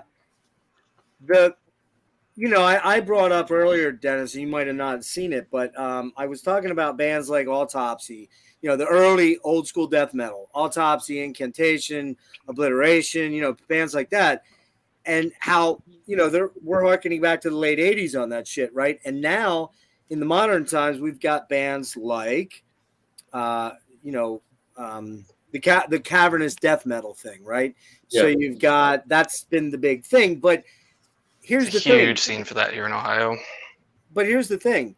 The cavernous death metal thing was kind of started by fucking Autopsy, right? I mean, and Incantation. That was super cavernous. And so you got bands like, help me out, guys. Come on, fucking A. Cavernous? Like Room. Yeah. Hit some, Nick. You're going to know them. Even like Spectral Voice, man. Like, they got their Spectral own- Voice, Spectral Blood Voice. Incantation. Blood Incantation. They're a little bit more proggy, but there's still that cavernous aspect Yeah. to them. Yeah, and you got, what's Planetary Clairvoyance? I can't do more. Oh, Tumult. Bands like that. So, I Father mean, Defiled. yeah. So, I mean, bands are bringing back some of the old stuff, and they're adding some different dimensions to it. But and there are bands like Full of Hell who are doing fucking crazy experimental extreme metal that's out there. I'm not a huge fan of it, but they're doing some crazy shit. CJ's I mean, there's bands like innumerable forms. Innumerable Forms, yeah. Yeah. Or Check Dream out that band. Unending. Dream I Unending. fucking love Dream kinda Unending. Dream Unending kind of took the cavernous old school death metal and melded it with fucking My Bloody Valentine and came They up sound with like Peaceville Records band, like from a while absolutely ago. with a little bit of a little bit of that shoegaze in there, you know, that's Death Doom, fucking Pink Floyd. Death Doom, Pink Floyd, exactly, man. So it's being done, but I see where the Innumerable said that, because it's the genres are narrowing, even though they're opening, they're narrowing, and by that I'm saying how much more can you really do? But like CJ, for example, your band has they're adding all kinds of weird keyboard shit in there. That and synth. What's he do? What's he play again? Like, help me out there. Simon does two things. In our live performances, he plays the pipe. It's essentially a handheld synth that operates off of vocals. So he just like sings into this thing and has a bunch of buttons and bobs and whatever. But honestly, like you said earlier, like bands need to start doing weird shit because and you said it needs to come from the young guys, and I really like that you said that because that's honestly something that we really believe in. And like the reason for doing stupid weird shit is because we think it's cool and fun and we're having a good time with it, because like that's the spirit of metal. That's where we get so much cool innovation. And oftentimes it's like it's easy to fall into that mindset of like, oh, everything's been done. Everything's been done until some band comes along. Like everything had been done, and then Igor came along, and then Imperial Triumphant came along, and then we're like, oh, new thing, right? Like you think it's all done until it's not. So I don't know. I feel like as long as people are just making music because they love to, even if it's for weirdo nerds like us, I think we'll be fine. But yeah, like I mean, we have this whole electronic infusion into our music. It's weird. It's out there. I mean, I half expect people to not even like it, but we do it because we find it very fun. It's very fulfilling for the five of us to just do it. Well, I think it's important to note something here too. Dennis, you said, I know what you meant, but I kind of disagree with what you're saying in that the Metallicas and Slayers and all those bands are going to be there. Well, no, they're not, because they're in their 50s and 60s. And they're not going to do this forever because there might be a real changing of the guard in the near future with those from all those 80s bands. I mean, here's Maiden's getting up there in age. Here's my point. My point is this. The music will always be there. The albums will always be there. But the guys won't. The guys won't, because they're not going to, we've already Slayer's probably done. Tom Araya doesn't want to do it anymore. And you have other legacy bands that are starting to get into that. We're getting into that age, man. Like, we lost guys like Bowie and Glenn Fry and Lemmy and those guys because they were the generation before, right? Well, guess what generation is next up for the chopping block? Mine and Dennis's. Not quite Dennis, but, I'm pushing 60 soon. I'm counting the days on Iron Maiden, man. Like that was my childhood band. And it feels like any day now they're going to come out and be like, all right, we're done. I didn't mean like Slayers and those bands are going to do it. I meant like the new bands like Mortuous and fucking Tomb Mold and like Innumerable Forms and fucking Blood Dead Incantation. Concentration. Those bands are going to do it. Not like the old bands. Those guys are done. Well, I mean, and let's be honest, man. The new Metallica song, I've listened to it once or twice. I just don't have an interest in going there anymore. I know a lot of people are like, it's better sounding than anything they've done in a long time. Cool, that's great. True. That's correct. Great. It probably is true, but I'm not saying much. But the can I say something about Metallica? Like those guys are doing what they want to do. Okay, right? I mean, that's what I like. Everybody's like, they don't want to play like the old shit. They don't have to. They can play what they want to do because they're millionaires, man. Right. They can play. I don't care. They don't give a shit, man. And everybody's Bro, if like, I had that kind of money, I would. If I had that kind of money, I would just play Agalot covers for the rest of my life. Right. That's what I want to do. They don't like, care, man. They're gonna play like. I think this sounds like Diamond Head. Yeah, that's cool. Let's play that. Like they don't give a shit. You guys, like everybody in the metal community is like, they want to hear, like, Ride the Lightning or And Justice for All. It's never gonna happen, man. It's never gonna happen. Like you can put Dark Throne in that territory. We're like, they're not going back to Transylvania Hunger. They're not. But going here's the yeah, thing. exactly, Live, dude. Here's the thing, though, Dennis. Live, a huge portion of their set is Ride the Lightning and Master and the old shit for the most part. It's probably 2/3 of that stuff, right? But what's wrong with that set, Jeff? James's vocals, because he tries to sing. But that's been a problem since fucking the end of the Black album here. That's why I tapped out. I couldn't get into it is, but like that's the problem, dude. We don't want to hear that. We want to hear old school shit. We're not going to hear it. So let's give it up, man. Let's just give it up. Let's let them do what they want to do. They're old guys. They're millionaires. Fuck it off, man. I mean, you look at what happened with Opeth recently. And by the way, CJ, did you happen to catch that interview I did with that guy, Don Anderson? Oh, I watched almost all of it. Okay. All right. I was going to say, it's pretty good. Don's coming back on my show, too, in a couple weeks. We're doing a horror movie special with just me and him and Dennis. Dennis doesn't know. He just learned about it. I don't even know. But no, like I'm a beginner guitar player. Right. But like Don's my favorite guitar player. The first thing I ever learned how to play on guitar was first song on the mantle. Yeah. Celebration for the Death of Man. So yeah, I watched almost that whole interview. That was awesome. That's a hell of a start, man. Like my first tune was "Mary Had a Little Lamb," but you went right to Agalloch, man. Mine was Deep Purple. Is that? Am I allowed to say that? Smoke on the Water? Oh my god. Just got saying. There was one other thing I wanted to mention. Fuck, I lost it there. Damn it. Something about Opeth. Yeah, and Opeth, like bands Opeth, changing and Opeth. shit. Yeah, look at what Opeth did this year. They've been playing kind of the same set list for the last 3 tours now. They played Black Rose Immortal. But They played Black Rose Immortal. but they went out and asked the fans, "What do you want to hear?" Black Rose Immortal. And yeah, exactly. They put a whole lot of shit in there. Put a whole lot of cool tunes in there they hadn't done in a long time. Now, let's be honest, and CJ, you know this. Mike's vocals are not what they were. They've changed. They're not what they were. I mean, They're he is still passable as a screamer. I do not cringe. But if you go look at a performance from them 10 to 15 years ago with Acrofeld, with Opeth or Bloodbath or anything like that, you're just going to be like, oh my God, why can't we have this now? CJ, you're talking to a dude that saw him 15 times back in the day. Deliverance was my first show, so Okay, all right, fine. Okay, we can't all be as cool as you. I wasn't even a cum when you were like seeing these shows. Come on. Come on, Jeff. Why are you being elitism right now? I'm being an elitist. I know it's being an elitist thing. Hey, by the way, everybody, look who's here. Peter! Hey, Pete. I was gonna say nice shirt, Peter. What's up, man? You woke up. What's up, dude? Great shirt, by the way, too. Yeah. That's a great record. All right, so Yeah, where it's were actually- we with it's, regards to question? Peter, we're going to get back to you. We'll actually. Do you have some prepared answers or no? Just took down a couple of notes last night. It's on Okay, you're gonna hit him off the cuff then. But it's nothing too in depth or revelatory. So Okay. All right. Classic metal.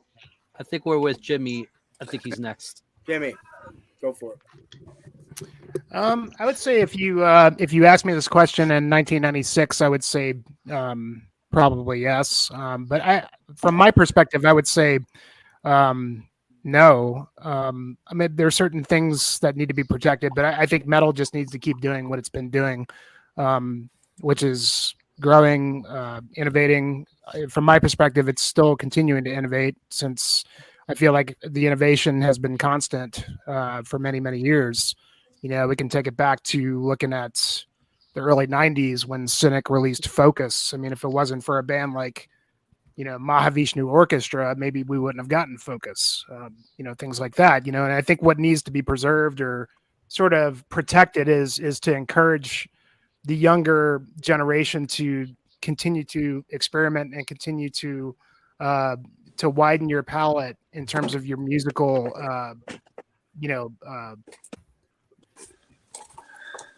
vocabulary, don't be afraid to, listen to other music. It doesn't have to be metal. And I think that's the point is, what Dennis was saying. I mean, you can incorporate so many different things into metal. And I think that's still being done today. And just take it in any direction you want to. And I mean, I'll use my top 2 favorite records of this year as examples. You guys talked about Dream Unending. I mean, that's I don't want to say that it's a completely new sound, but to me, that's an innovative band.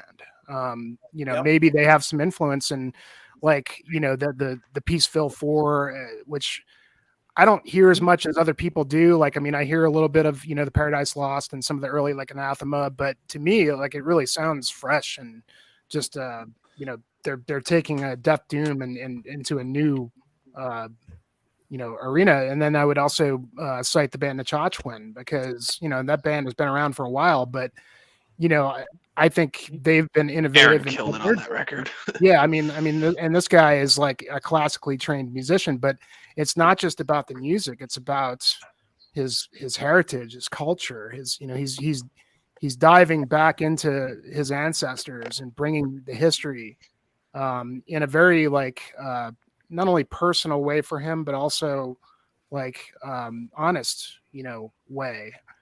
And it shines through the music, I think. And I could even maybe cite a band if you're not being innovative, so to speak, it comes down to how good of a songwriter are you. And I would go back to a band like Halas, which is not really a metal band. I mean, they've got some metal elements, but they're doing more like 70s 80s style stuff, but they're good songwriters though, and the songs are good. And I think that's what kind of shines through, is that if you can, at the end of the day, if you're still just doing old school death metal, whatever it is, if you can write a good song, that's really what it comes down to.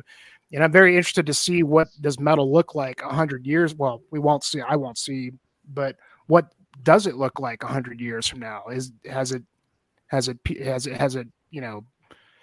I mean, because how far can you really go with it? I mean, how much further can you push the speed or the, incorporating all the other, types of music that exist in the world, which a lot of metal bands have already kind of done at this point, but I still think we're in a golden age of the innovation, as far as I can see.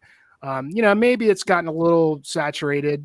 I think that's always going to exist as well. But I think that we need to make sure that the younger generation realizes that don't ever listen to these elitists. I mean, when we see elitists, we should call them out and say, so that, because when the young kids see that, they're very impressionable and they're going to think, well, that's what I should be doing. And what you should be doing is whatever you feel is coming from your heart and what's important to you. And that's, what I want from music is I want it to come from the heart. I want it to be honest. I don't want it to be, just what the flavor of the month is or whatever fucking, whoever said on YouTube that this is the ultimate metal music. And if you don't do this, then you're not part of our clique or whatever. So, yeah, and even just going back to, I mean, like I said, I usually don't pay attention to, that sort of elitist attitude. I just don't really give a shit. But, again, maybe I should more. And I would give an example, like Melanie Loves Death Metal did a video recently about, she was talking about Black Dahlia Murder, and she really digs that band. And somebody did a video completely trashing the band. And you know what? She called him out. And she called him out in a very in a way that wasn't she didn't just shit all over the guy. She just called him out and just responded. Who was that? Justin? I don't remember who. I don't know if it was just. No, I don't think it was just. Maybe it was Justin. Was, yeah, I think it was Justin. Yeah. And he was shitting all over Black Dahlia, saying they're not true. But he never heard the band. It was definitely Justin. Yeah, and he never heard the band. Of course. But you know what? She called him out in a very just in a way that was it just wasn't even condescending. She just came out and put out her position, and that's what we should do with those type of people. So you're saying she didn't respond to him like Jeff Kiefer responds to that kind of stuff? Yeah, kind of. Yeah, I mean, she handled it very she handled it very I don't know what the word I'm looking for, but diplomatically. Diplomatic. Yeah, there you go. And I ain't a very diplomatic motherfucker. Well, but I mean, but it wasn't he wasn't calling her out specifically. He was just shitting all over the band. Yeah, because he never even heard the band. Right. Well, So she came out and said, well, you know what? They actually are. And she kind of proved her point. And that's what we should do to deal with these people, because we don't really need that. We don't need young people seeing that kind of shit and thinking, oh, well, I'm not going to be cool if, look, man, you want to shit all over a band like Slipknot or whatever. Look, I'm not a Slipknot fan, but you know what? That's a gateway band for some kids. That's how they get into this thing. And you know what? Was for me. They're important. They're an important band, and they should look. I mean, at what point is it acceptable for a band to get a certain level of notoriety or be really big, right? Because we have a tendency to think as soon as a band is that big, they're just not good anymore. And did we actually even listen to the music? Did we even actually check it out? If you don't like it, that's cool. It's no problem. but we Right. shouldn't. You know, why should we not want bands to be successful?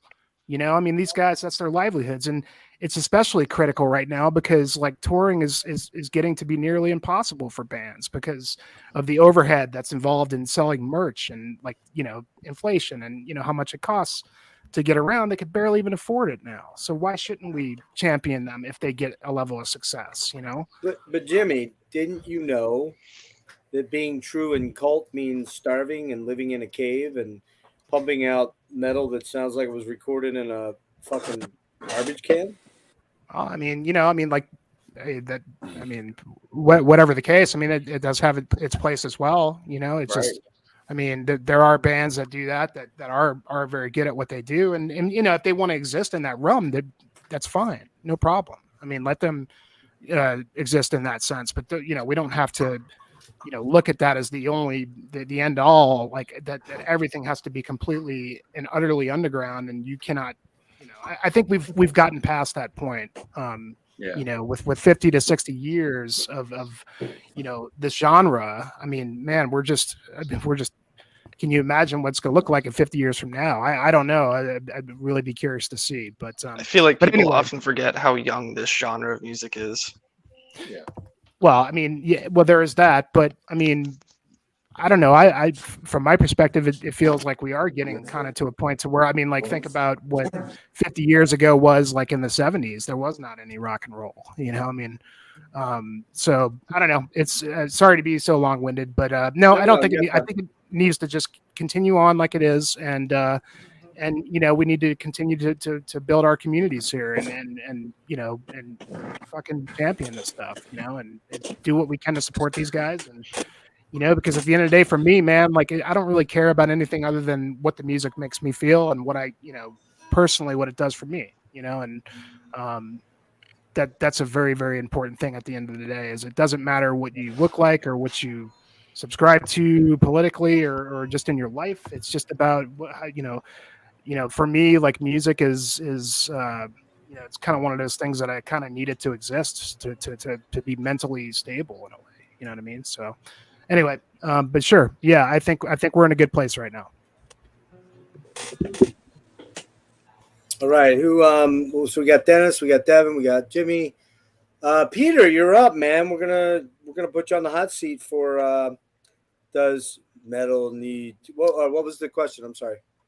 Metal need to be saved, right? That's the third question. Yeah. I mean, do you want to go do back first? We'll go back. Well, actually, you know what? Let's do this. Peter, did you prepare, or do you have some thoughts on what your definition of elitism is? And the second question. Hang on. I suppose. What was the second question, Kellen? Kellen, what was the second question? Sorry, I can't remember. It's just a question how it relates to your sense of community. There you go. I'll go ahead and blow you up for just 1 second. Yeah, so for the definition,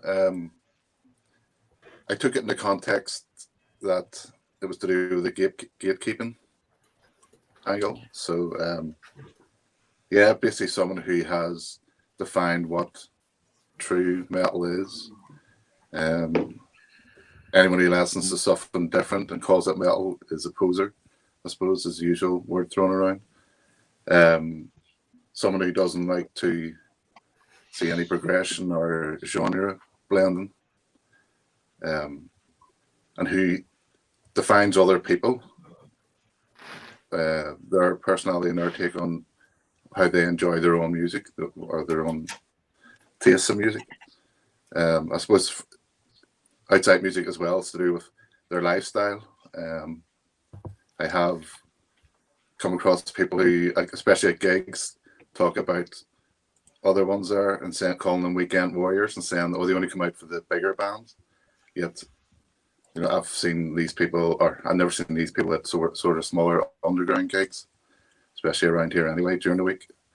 But I think for me, there's like a fine line between those who are trying to protect metal and keep it pure, and those who are trying to then maybe educate new fans in the genre.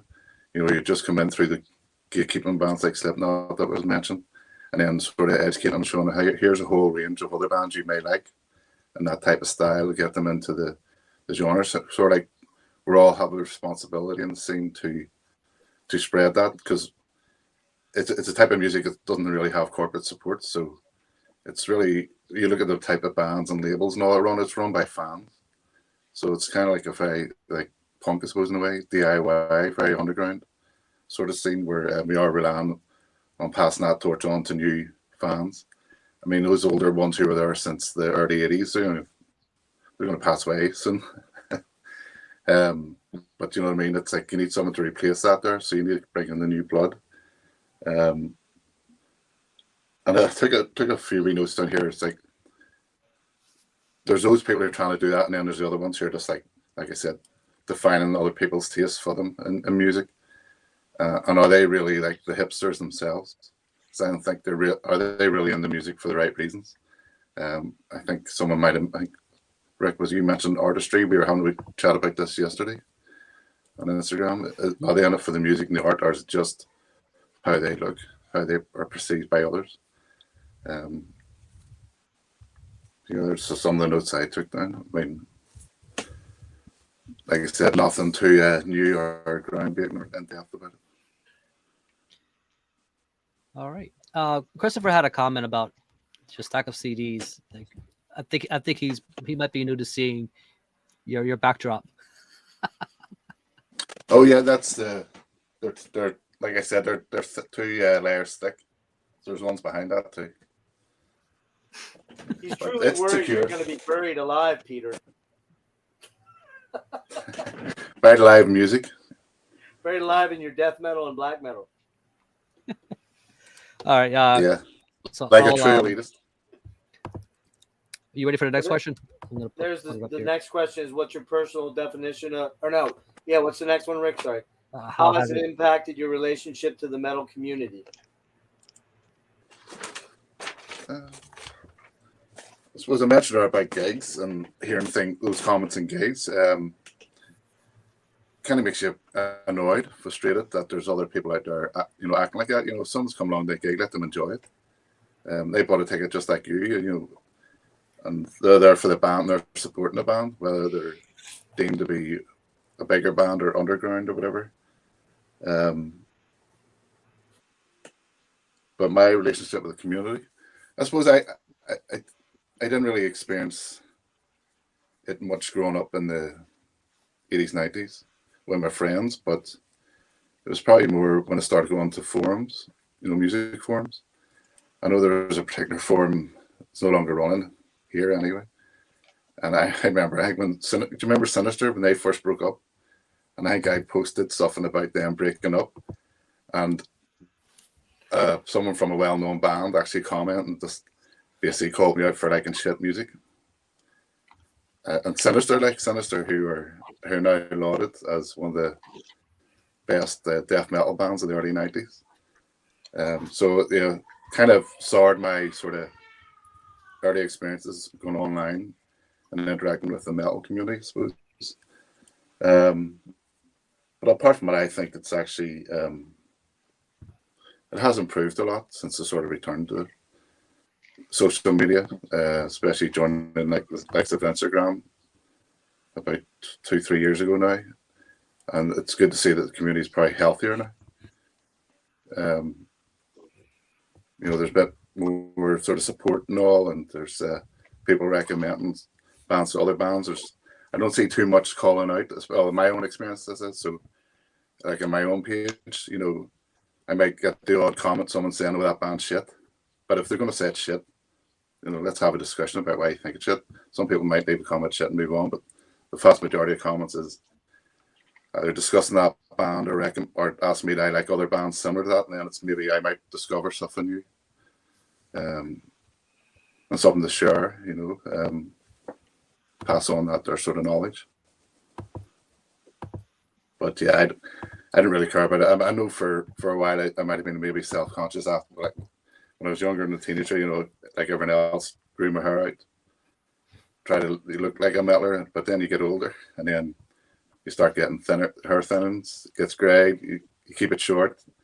Some people are surprised that when I tell them I like metal. and then maybe start asking me what type of metal I like, and I'll say things like Stanger Regal, and then they're like, who?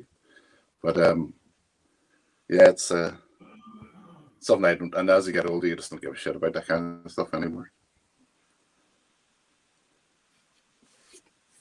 Cool. Yeah, I think like what Jimmy was saying earlier about, when you get to a certain age, you just stop caring about what people think, anymore. Just, those who are judgmental, but I guess you all kind of feel the same way. Like, I'm always open to introduce people to new stuff. If they're, if I'm approached and ask about stuff, I'm like, hell yeah. It's funny. I think back to my high school years, which was 80 to 84. And in 3 out of 4 of those, your senior picture, you get the single picture, right? Do they still do that now in school? I would imagine, right? Yep. You get senior year, you get the single picture, you dress up, you wear the tie or the suit or whatever, and you get that single picture. But my freshman, sophomore, and junior year, I wore a Journey Evolution shirt in my freshman year. I wore a Who. I think it was what's the one where they're standing? Who's Next? In my sophomore year, and my junior year, I was wearing a fucking Maiden shirt. So, and I had not long like this, but I had, as long as my mom would let me take it, I had it down to my shoulder length, and a little bit longer, because that was the days of having wings where you feathered your hair in the center, and so my hair was feathered across. Hey man, stop fucking laughing at me, man.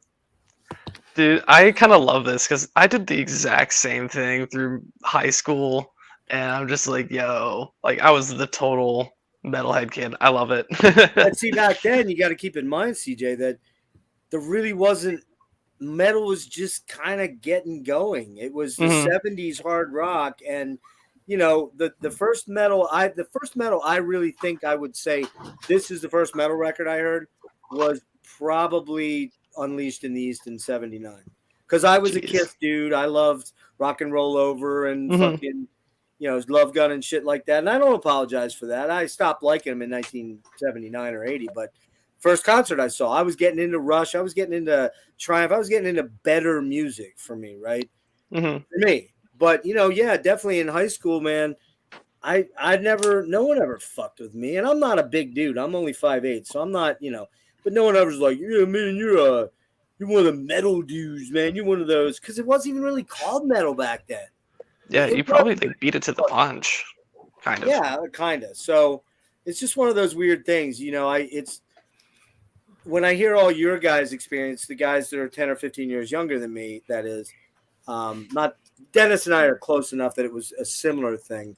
But I mean, I also didn't grow up in a thrash scene out there where you get your ass beat. You know what I mean? Like, no one was going to beat my ass because I listened to fucking Zebra in 1983. And we know how fucking awesome Zebra is, right, Dennis? We know. I can't speak of that right now. You might get your ass beat. I might get my ass beat. You might get your ass beat. But yeah, man, I mean, it just wasn't like that for me. So when I hear you guys talk about it, it's kind of weird. And I'm sure, Kellen, you had, some similar experiences where you, being that you're 38, right? But you brought it up. You were the first guy to touch on this, that as a 30-year-old guy, mid-30s, you're married. You don't have kids, but you're married. You've domesticated. You bought a house. You don't fucking live this lifestyle 24/7 all the time. You can't. It's just not. It's not realistic. You have a job. You have real life things that happen. And while we're all invested heavily in metal, it's just kind of funny when you hear people talk like, bro, you ain't in the scene, man, because you don't, it's just weird. And I'm going to be honest with you guys. I don't own a battle vest, and I've never owned one. And I never really thought about. I've yet to get one. No, I don't have to do fucking shit. I can do. I have a Panopticon patch on my wall, and not while I'm wearing it. Yeah. So I mean, I just never. I think they're cool. I think people that do them, it's pretty unique and inventive. It's just not me. There's some really ugly ones out there too, man. Yeah. They're not all Yeah. great. I keep changing mine. I've changed it like 10 times. Well, that's the other thing. You'd be fucking making 4 or 5 of them, right? Nick, how many you have? Like 16 of them or something like that? What? I have just the one, and then I have I got a black one. I might keep the sleeves on that one. I haven't done anything to that one yet. Guns out, buns out. Well, and your tastes evolve too. Sometimes those patches are like, it might be time to change those out to like, Yeah. You Some mean of the, them were- you mean the danger patches? The danger patches? Could be one of them. Dude, I in the last Korn album, because I picked it up because listen to them, there was a patch in it. Like their special edition came with a patch. It was like, all right, first off, this has never been that scene for patches. Like, right? There's never been a patch band, but all of a sudden it's like, oh, we got a patch. It's like, why? No, that doesn't even make sense anymore. Yeah, but yeah, like that's weird. I know it is strange, but the patches thing, like most of the bands I have on my vest are ones that I've loved for a long time, and that's the point. Yeah, those are the ones you're like, yeah, I don't think I'm going to be swayed by this, even if the band shits the bed. I still have all the old stuff. Yeah. Which reminds me, I need a Morbid Angel patch. Yeah, Nate. And every patch guy I've ever talked to always finishes off their sentences like that. Nate says, what do you say there, Rick? You want to throw that up? Which one? This one? Nate. Wade. I'm sorry, Wade. You know what I'm going to get? A Morbid Angel colostomy bag. They'll make it. Hey, Dennis, I wanted to ask you earlier. Album cover. It'll be the next Metalhead box. What about if Boards of Canada added metal guitars in? Would you dig that shit? That would be sick, dude. Nick, you didn't listen to Boards of Canada yet, did you? Didn't get a chance to. You fucking bastard, you. I know. I disappoint everyone. That's kind of my Dennis, give him your rundown on the Boards of Canada quick. Very minimalistic, industrial, not industrial, but very electronic, very depressive. Very good. It's good, but very depressive industrial, like minimalistic. It's not industrial because it doesn't have industrial. It's more like trip hop. It's got trip hop. It's really hard to explain. That's what I mean. I mean, there is hip hop beats on it. Mm-hmm. I'll give you that, but I just use industrial as an overlay of everything. So you got to listen to it, Nick. Don't be a wench. Get on it. But Wade said, "Hey again, guys, gotta say." He's got that wench shit from Omen. He stole that shit from Omen. Who did? You did. You said the two, right? What did I steal? Oh, wench. Oh, you're right. I did. You're right. You're right. That's not a word I commonly use. You're right. That caught me off guard. Wade Conrad said, "Hey again, guys, just got to say I'm 44 years old and I relate to what he said. I'm assuming you mean me. I remember being a sophomore and only having my hair as long as my mom would let it. Yeah, I mean, my mom was not going to let me grow my hair down to my ass because that would reflect on her being a bad mother. She's got one of those kids. I didn't smoke pot in high school. I mean, I did. All right, I probably tried it a couple times, but I didn't smoke it regularly. I wasn't really drinking a whole lot in high school, a little bit here and there, but not much. You've told me stories. In high school? Dude, I didn't. What stories did I tell you?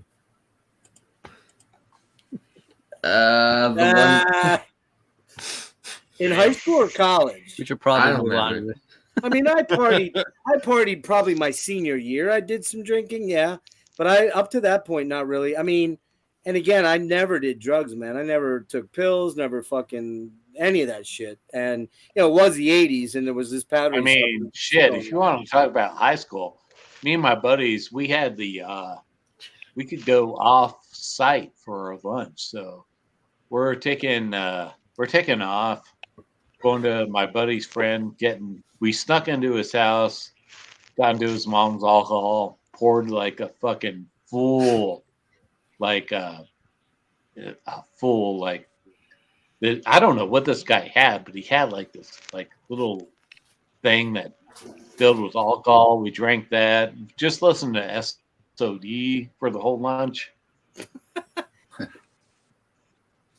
Yeah, I couldn't do that at school, man. We'd get caught out. And here's the other thing. I know dudes that used to come to school stoned and tripping and shit like that. I knew I'd fucking have some sort of freak out and go insane and be put into a mental hospital or something. You got to plan ahead, man. Make sure your first period is a study hall.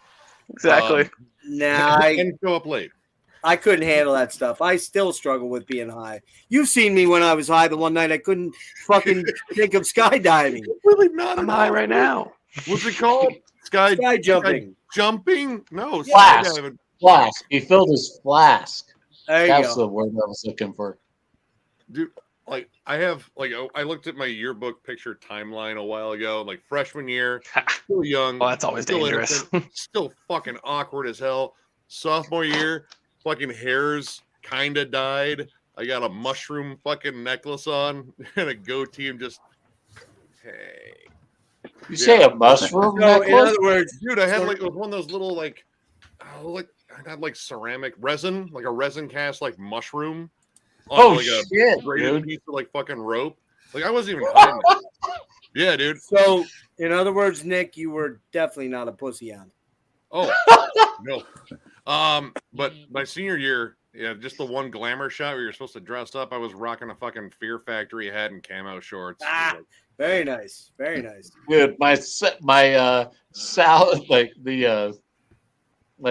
Seth senior picture. I had the tux, and then like they're gonna like put you in this like section. I had a Sacrilege BC shirt on. Nice. Man. My senior year was like the big I don't really give a fuck anymore. Like I was kind of done seeking approval. Like my friends were all like oh we were hanging out with the fucking everyone else except for me. I was like, yeah, you know what, I'm good on my own because I don't plan on coming back here, and I think I'm just kind of done with this. Like I just want out. Right. And that was my mindset too. Does Peter have question 3 to answer? And did you answer that yet, CJ? Actually, I haven't been. CJ hasn't gone yet. He hasn't gone. Okay. So what I'll do is I don't want to cut anybody off, but yeah, I'm totally down to. Peter has take a crack question at 'em. 3, and then we're caught up to. Then we got 4 for everybody else left. All right. Cool. Okay. Cool. So So go let me ahead, just Peter, pull real that quick. Do that last question there. I was actually going to say in my high school we weren't allowed to have our hair long, so it was run by like religious brothers, like Christian Catholic brothers. school. But we still grew it anyway. I remember doing my exams, and the headmaster, he was a brother. He came up to me in the corridor and he says, if I didn't have my hair cut for the following week, I wouldn't be allowed to sit the exam in school. So I had to gel all back and stick it down my blazer and get my friends to like go ahead in the corridor before me to check it out so I could try and sneak in. And he saw me on the way out, and he had it in for me after that. He actually suspended me twice in the year after that, so he did. Very quick comment. I spent 1 year in British schooling, and honestly, that just sounds believable given what I've experienced. I hated that. It was terrible. But please continue. I actually have another story. It's kind of like what Dennis was saying. One of my friends lived near the school, so when we were, we call it 6th year. So when we were about 17, we used to go down to his house at lunchtime. So we would play, like, stick on some metal, because we're all in the metal, in the group I hung about with. And we'd play Super Nintendo. And just one day, he had more angel, I think it was. And his family were really religious, and they had this big, massive crucifix. And I remember grabbing off the wall, and it was headbanged, had it upside down. And his little brother came in, he was sent home sick from school. And he started screaming. He's like, I'm going to tell mommy. I was like, please don't. But there was one other time when we were playing this Super Nintendo, we decided to lock one of our mates in the house, and we left, went back to school, and we waited, and our teacher was like, where is he? And we're like, we don't know, I haven't seen him since lunchtime. And eventually he came bursting into class, and he was like, you fuckers, you left me there. And we're like, how did you get out? And he goes, I had to bust open the bathroom window and climb out it. Nice. But anyway, back to metal, I suppose. true versus false. Does it need to be protected or saved? And I only wrote down a couple of notes here. I think right now in this day and age, I don't think it needs saved at all. I think when I just joined the stream, Jimmy, you were mentioning maybe back in the 90s it might need saved. I agree, probably late 90s.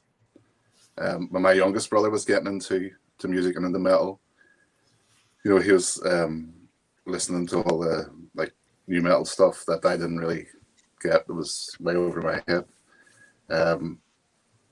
So I think back then, I just remember that there was barely any gigs around here anyway. The scene seemed to be dying off quite a bit. Seemed to be getting watered down. So probably back then it could have needed to see it, but I think it's quite a healthy scene at the minute. Maybe I could be in a minority here, but I think there's quite a lot of activity going on, quite a lot of quality within the underground that's coming out.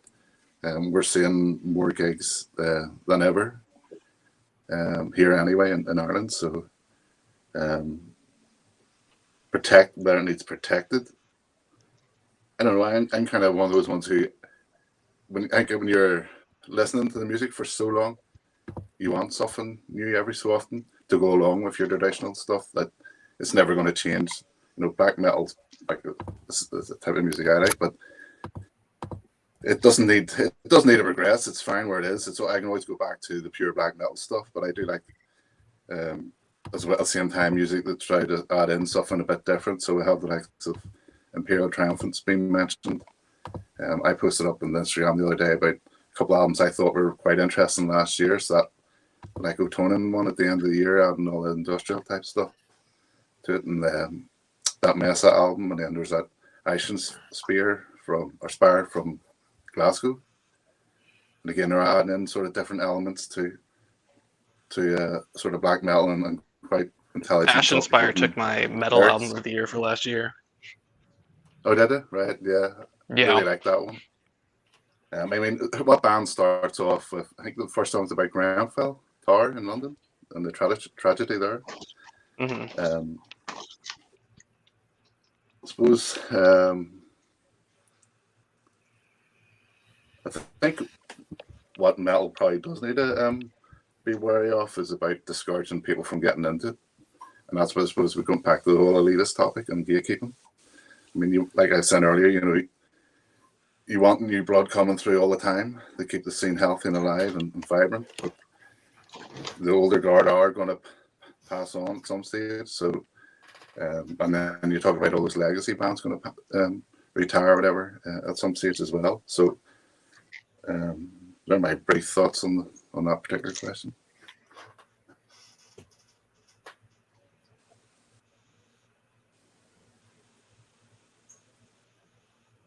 Ah, cool. We got the porn bots. Awesome. I was waiting all night for that. Epic. All right, CJ, I think you're up. You want to take this one? Sure. You want me to just go 1, 2, 3? Well, yeah, if you want to do that, yeah, do 1, 2, 3. All right. Don't fuck this up. No pressure, man. I'll curb your expectations. But anyways, at least off the top of my head, I feel like metal elitism is like what happens when somebody who's into metal to a great degree kind of passes the point and they kind of let it become too cultish and too much about.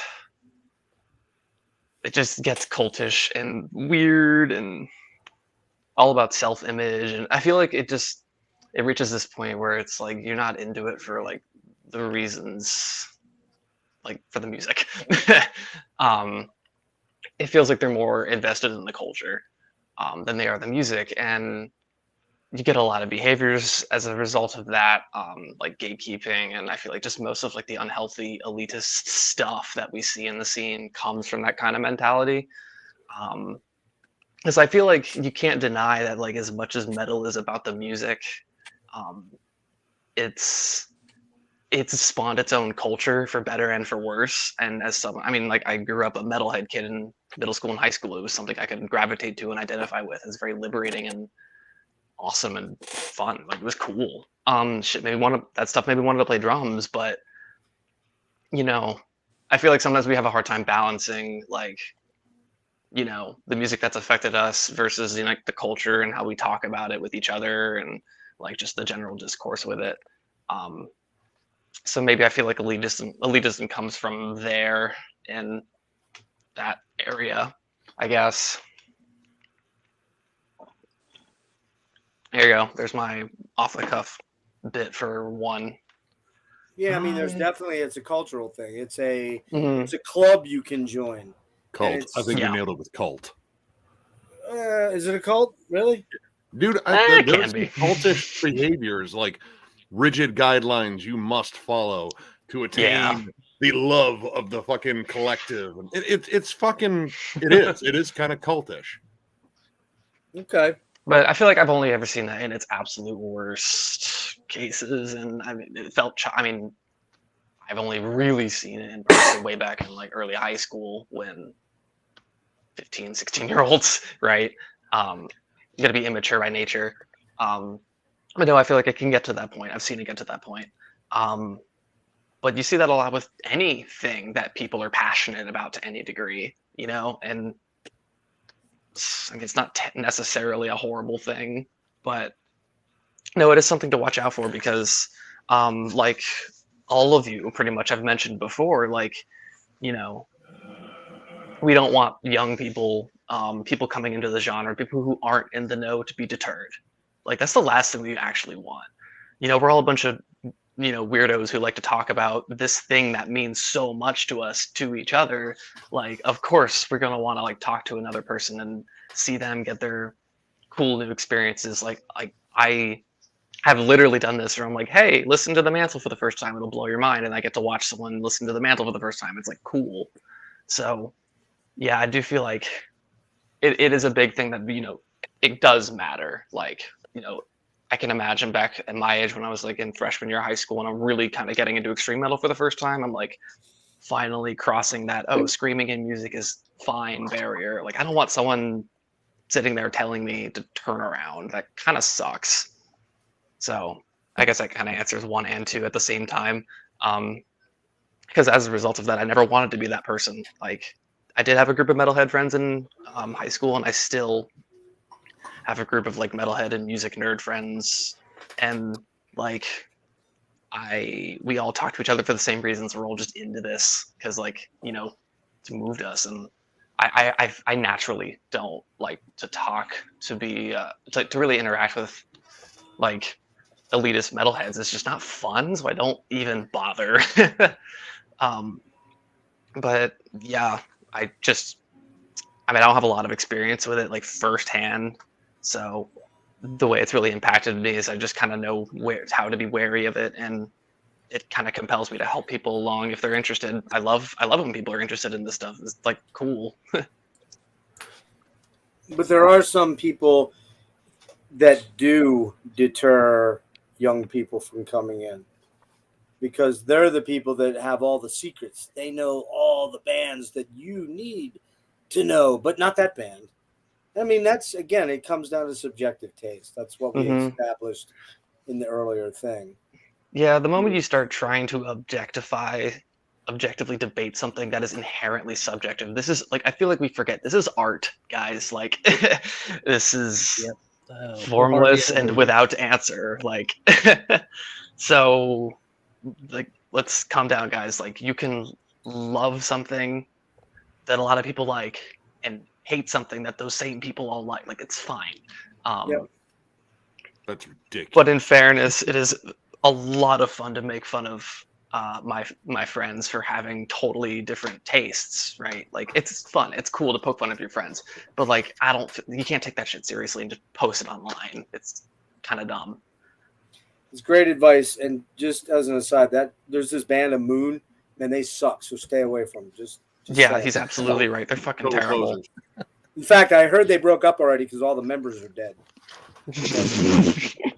Something about they killed one another in some sort of a that's the most metal tragic thing they've candle melting And then a year and a half from now, someone will dig up the file and put out the record, and we'll be They legendary. were doing what's that called, scrapbooking, and they ended up having some sort of a melee, and all of them died in it. It's really tragic thing.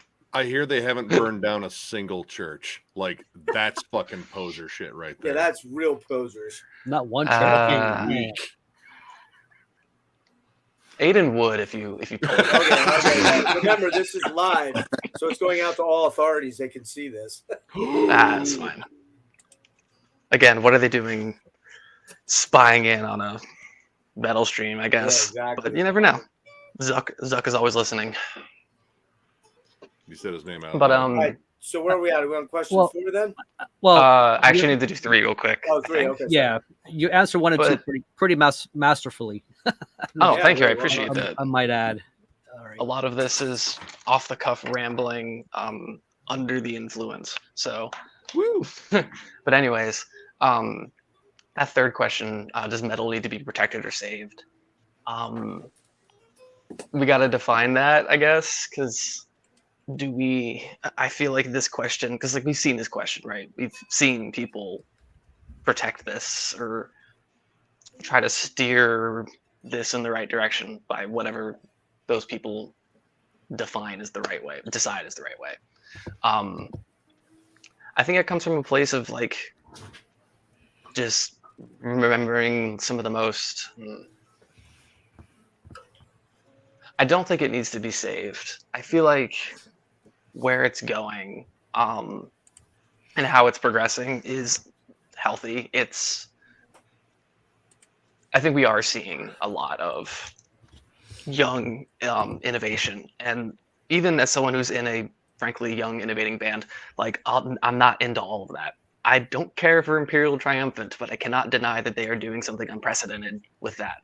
And the fact that whether people like it or not, the fact that they're doing it, why? Like, what else could they be doing it for? They love to do it. They're like truly pushing the boundaries because they want to see what happens, and it's very admirable. And there's plenty of experimental bands that I'm into that none of my other bandmates are into, and like, but we all have this respect of like out there bands who go for it. It's like it's always interesting to us. Probably because we're a bunch of musicians and music nerds, that definitely has an influence on how I experience music. But I think it's moving along very, very well. But I cannot deny the inner Opeth fan in me, who desperately wishes to hear what Opeth would sound like if they put out a new record and they were still in their Deliverance Ghost Drivers era. Like, I would love that. That would be amazing. My favorite Opeth is in back that era. I cannot deny that impulse to want that thing that was so cool when I found it the first time. And I think that's where that might come from in the metal community. I'm not entirely sure, but I do understand it.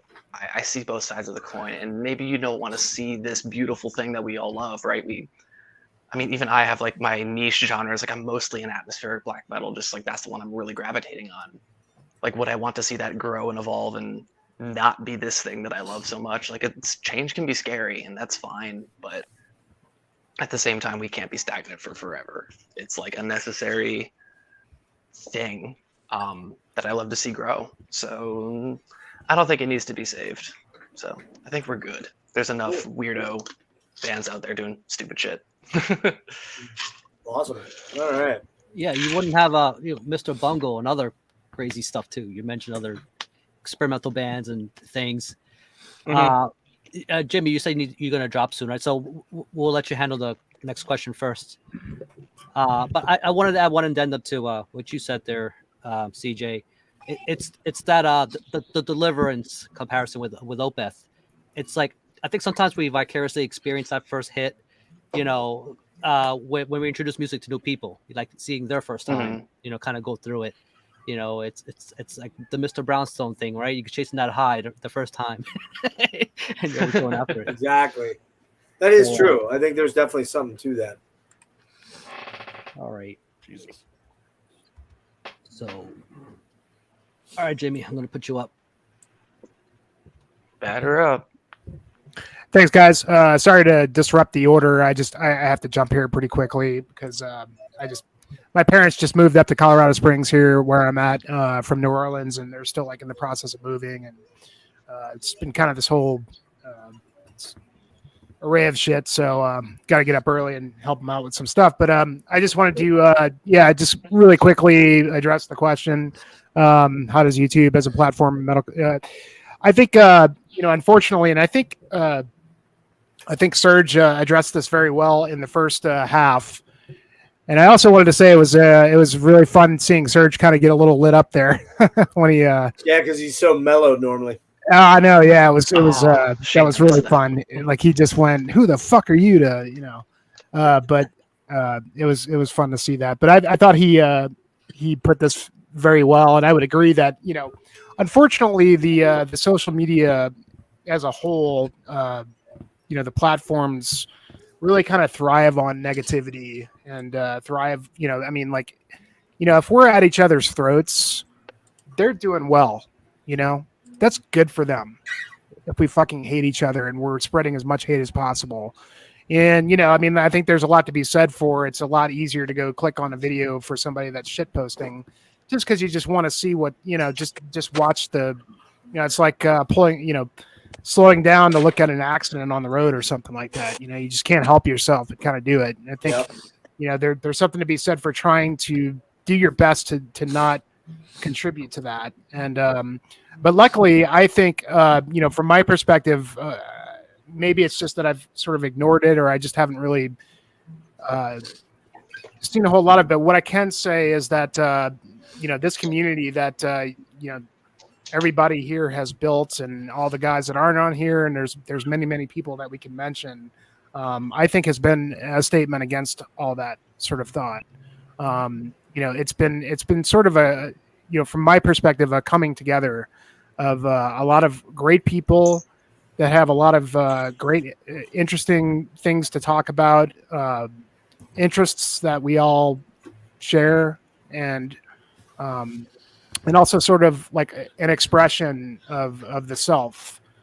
And I think that's what's important about these YouTube channels, and that's, it really kind of comes down to, at the end of the day, not really giving a shit about how many subs you have or whatever it is. When I started my YouTube channel, it was about meeting guys like you guys and just networking and getting out there, because like for me in my personal life, I don't really have a whole lot of people in my life that like the same music that I do or the same things that I do, just overall. I've only got like 2 or 3, actual friends that I get to go to shows with and things like that. I don't have a whole lot of friends that like the same music because, for the most part, most people don't.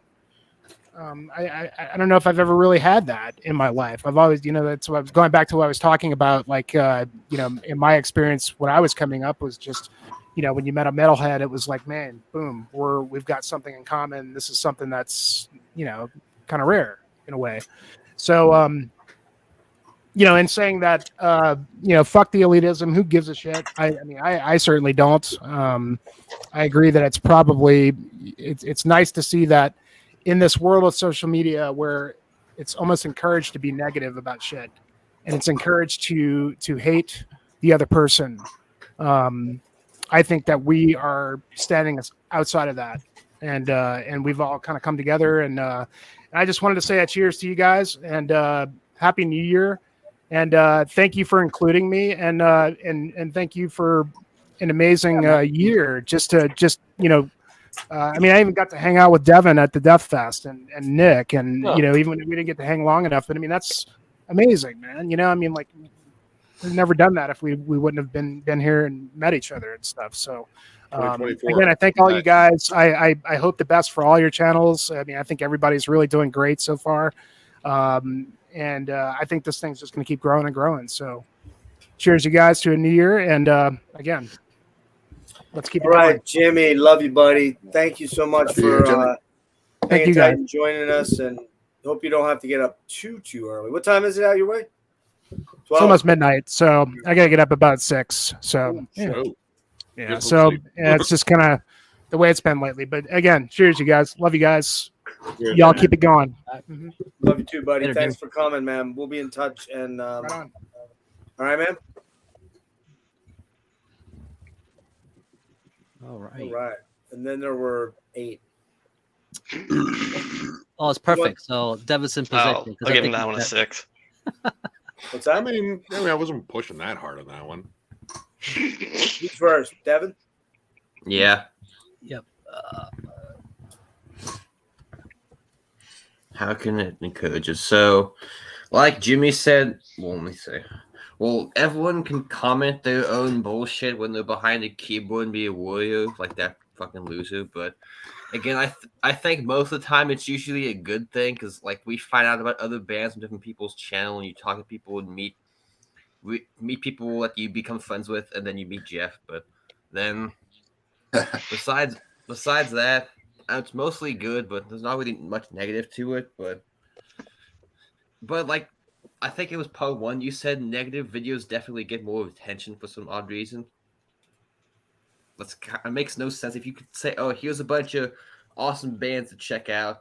It'll get not that many views, but you do a video shit talking on one band or album, it'll blow up. So it makes no sense. But I don't think it's really encouraged elitism, but it's hard to answer that question though. But there's my take on that. All right. Well, Jake's not here, so this would be Dennis. All right. What's the question? How does YouTube as a platform for metal content encourage elitism? No, I don't think it encourages it, but I mean, there can be some channels that definitely encourages it. I'm sure you guys know those channels, but for me, I mean, I don't think it's a big thing. I don't think people encourage elitism. I think everybody encourages everybody else to like be part of a scene for the most part. Like everybody like that I'm involved with and you guys, like everybody's like, hey man, check this out, or check this out, or like, hey, did you hear this, or I'm gonna send you this. It's very much it honestly goes back to the old school, man.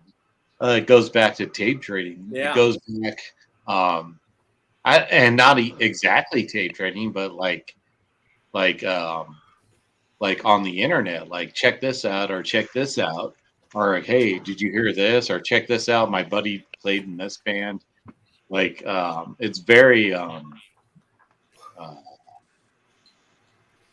everybody, it's a community. So, and that's what metal was always about. It's always about a community, right?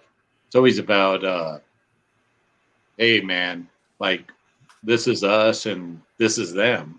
It's always about metal against the mainstream, right? We're all metal guys and there's a mainstream. And no matter what you say, like, we get along with everybody. Nah, we don't, man. We're the metal guys. We're always going to be the outsiders. And I think we take that in pride. Honestly, we pride the fact that we're not the mainstream. No matter how many people say, hey, yeah, like we just get along with everybody. We don't, because we're outsiders. And that's what makes metal, right? That's what makes us a scene. And metal is the best, I mean, the most exclusive scene there is. Metal is a community of outsiders, honestly. We're not the norm. We're the guys that are on the outside that have our own guys. And we know that. We band together and that's who we are, man. And YouTube is a platform for that. YouTube brings us together. YouTube is who we are as the vinyl community or the VC. So all of this, I mean, whether who's elitist, we're all metal guys. It doesn't matter if we're elitist or not, it's still metal guys. Like you can like one man black metal bands, like I just play keyboards in this band, but any way you make it, we're all metal guys. So doesn't matter in the long run. We're just these outsiders that are metal guys, no matter what you play or what you sound like. So it doesn't make sense to go against each other because we're all the same in the end. So no matter how much you say, like, oh, you're posers or this sucks or whatever, you know what? We're very small compared to the mainstream people. So we need to band together and fuck all that shit, man.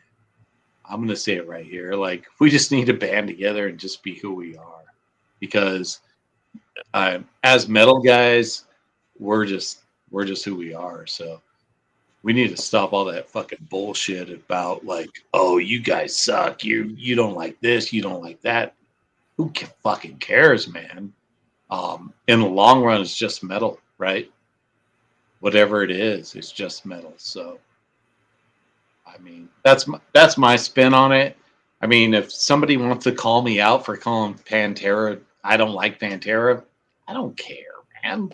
Cool, man. You like Pantera? I don't care. I don't like racist bullshit bands, but that's my opinion.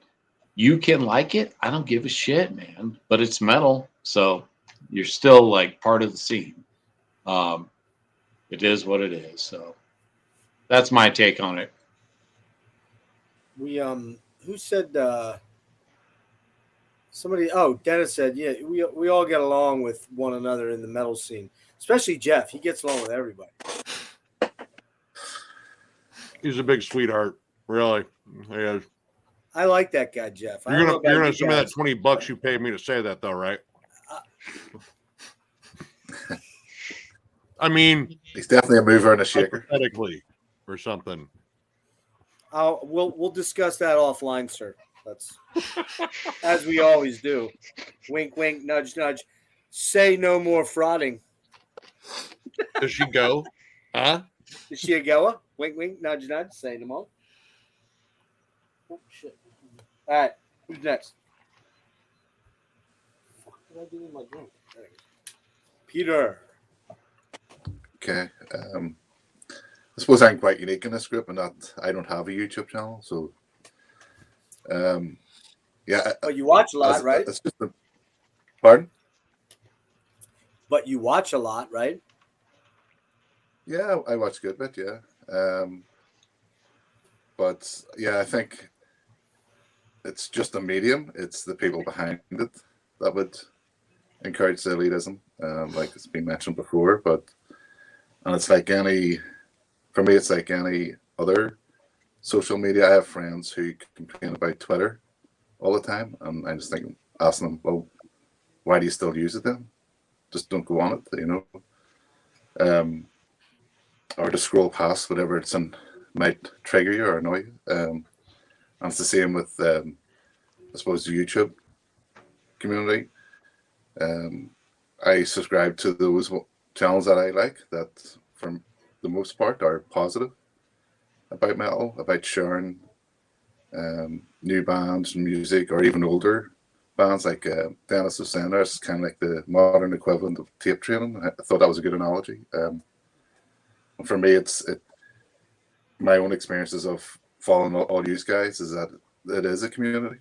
And even taking it on to what I did was I took it onto Instagram instead, and I've found that there's a really strong community on Instagram for underground metal, particularly the type of metal I kind of gravitate towards.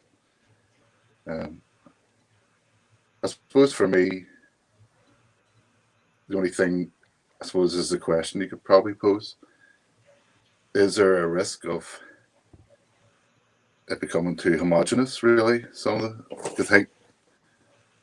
Is there enough room for something different to come along, for new ideas? I don't know, new types of bands. Are we starting to maybe share all similar stuff? You can see a trend sometimes. So I notice anyway, if maybe one channel shows stuff, and then over the next few months, everyone's showing the same thing. And it's the same with Instagram as well.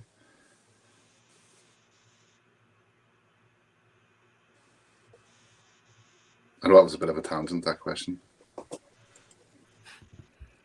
Yeah, you're heavy on the Instagram, man. You're really good at it too. Mhm. You know, being that most of us, well, not everybody, but does YouTube. You know, we kind of see that as the main thing. Which I guess this question is more phrased towards the YouTube angle of things.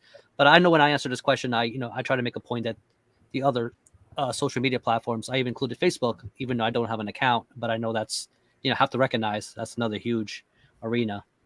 That's and Facebook, you can live stream there too and everything, right? So it's just like the other platforms.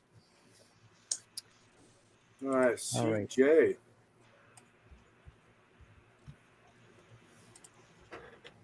I'm You got them eating. midnight munchies.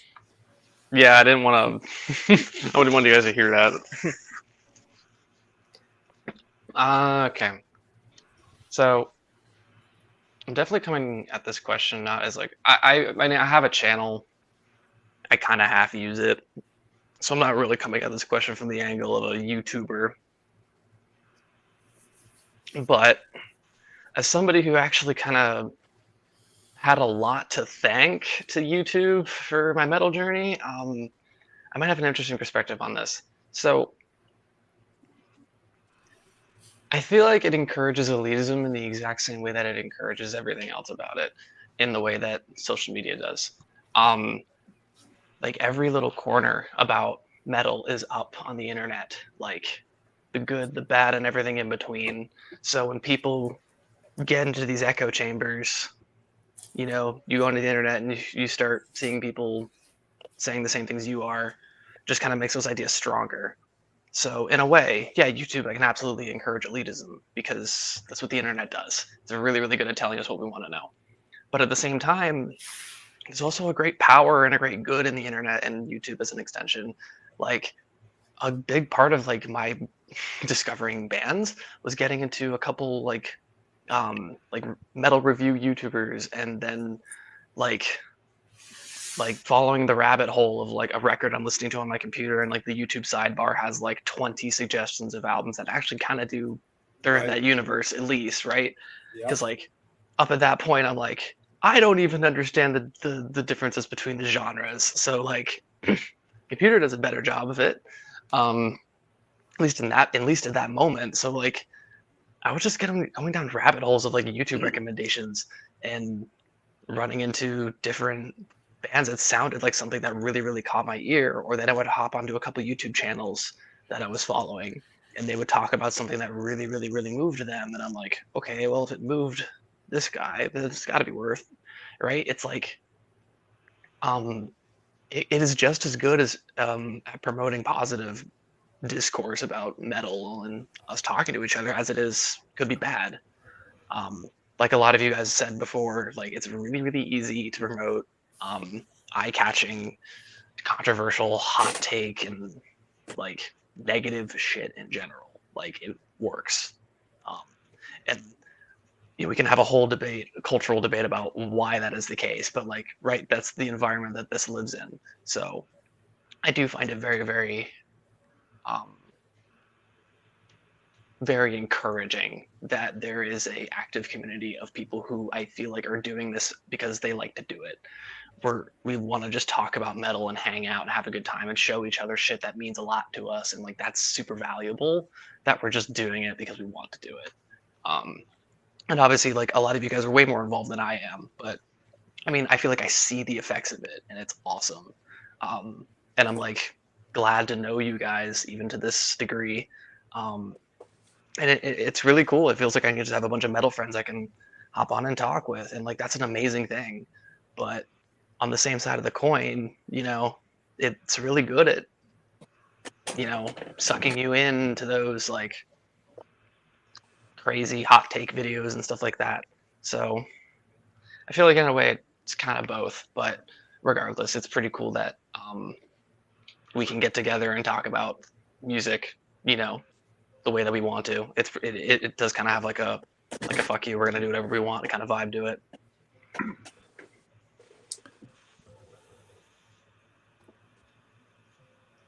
Can I just say that CJ, you're the only metal YouTube channel I've ever seen anyone show a Lankum album? Oh, Were you the one who commented on that? I think you were. Yeah. Because that blew my mind that someone knew who the fuck Lankham was. But that's a cool thing, CJ. You kind of tap into some out there stuff that's very non-mainstream, and it's kind of funny, man. We talked about, we've seen it in action tonight. We've seen this troll guy come in here and just try to derail everything, and and it did a little bit, I'll admit. But I guess I was kind of brewing for a fight, and I kind of enjoyed it. But sometimes it's fun. The reality of it is, though, I was, I'm trying to dig around for this Boards of Canada thing I want to do. And I'm a fan from 2002, so I go way back. I'm not just like a dude that just came into them recently. This is a band that's probably a top 3 or 4 band for me all my life. But what I didn't realize was that they have a pretty small, by comparison to like a lot of metal bands we like, not a huge, gigantic fan base. I know one Boards of Canada fan in my personal life. What's that? I know one Boards of Canada fan in my personal life, so like that matches up. Yeah, like, well, you know me, so you know too. Fair Come on now, counting math is not for everyone. I get it, but so what really shocked me was I went to this fucking video of a young cat. How old are you, CJ? I forget. 21. All right, now this guy's a little older than you. He's probably like college age, maybe college age, like later college age, like 25, 26. And he did this little breakdown, like a 22-minute on Boards of Canada. And he was talking about this one really, I don't remember what the title of the video, but it was like that, the one Boards of Canada album that you will never see, or song that you will never hear, or something like that. And some fucking dude comes in, man, and, he's a total fucking, I know it all, you know nothing, and I'm going to fucking school you guy. And he starts talking a massive amount of shit in a Boards of Canada fucking video. It's like, really, man? Like, really? There are fucking assholes everywhere. It's kind of pathetic. It's really pathetic. Depressing in a way almost, but yeah.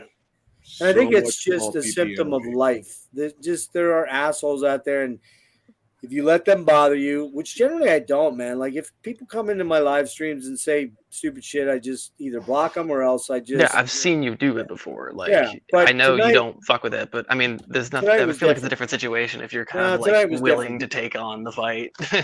Yeah, I was brewing because this dude just set me right. And when you start bringing up my ex-wife, with my daughter, that was some out of pocket. So I do apologize for that, but it just blew my mind that on a Boards of Canada, which from a cerebral level, you would think that the general fan of Boards of Canada might be not smarter, but just a little more tactful and cerebral. Okay. So I guess I'm talking like an elitist there, like I'm, super smart and you're not. I feel like what you mean by that is like a metalhead elitist chud doesn't come to mind when you think of a Boards of Canada fan. Exactly. And so it just was kind of like, wow, man, I can't believe there's some fucking elitist hardcore dickhead that's literally saying things about people personally on a personal level because he thinks he's got all the answers. Okay. Wow. He doesn't. Dude, he even fucking was messaging me before the stream and shit. Dude's sad. I'll be honest. Like, it's like he's 42. He's the world's oldest teenager, though. Like, he just acts like a shitty fucking teenager. I don't know, man. I think the guy needs mental health help, to be blunt with you. There's something probably. But I got a message from Ryan, who I don't think's been in the chat now. I think he probably went to bed. Ben, has Ryan been around? I don't think I've seen him around for a while, but he sent me a message saying he didn't think it was Chris. He thought it was this toilet of hell or some other dude. I don't know. No. I don't think it was. I think it was Chris. Yeah, I think it was definitely Chris. Yeah.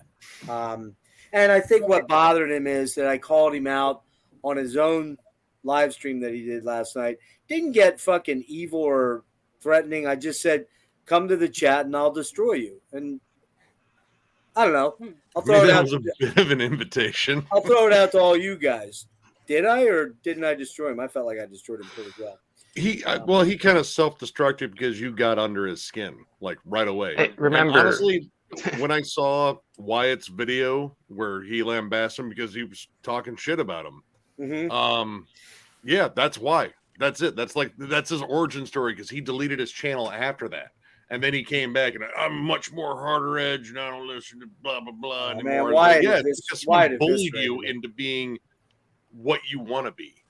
Yeah, Wyatt eviscerated him. Wyatt can be a little bit smug at times, but he knows a lot as a young cat. He really does. Yeah. He's got a pretty hellish collection. I think when he comes at, and I will say, I rewatched some of his impressions of YouTubers from back 3 years ago.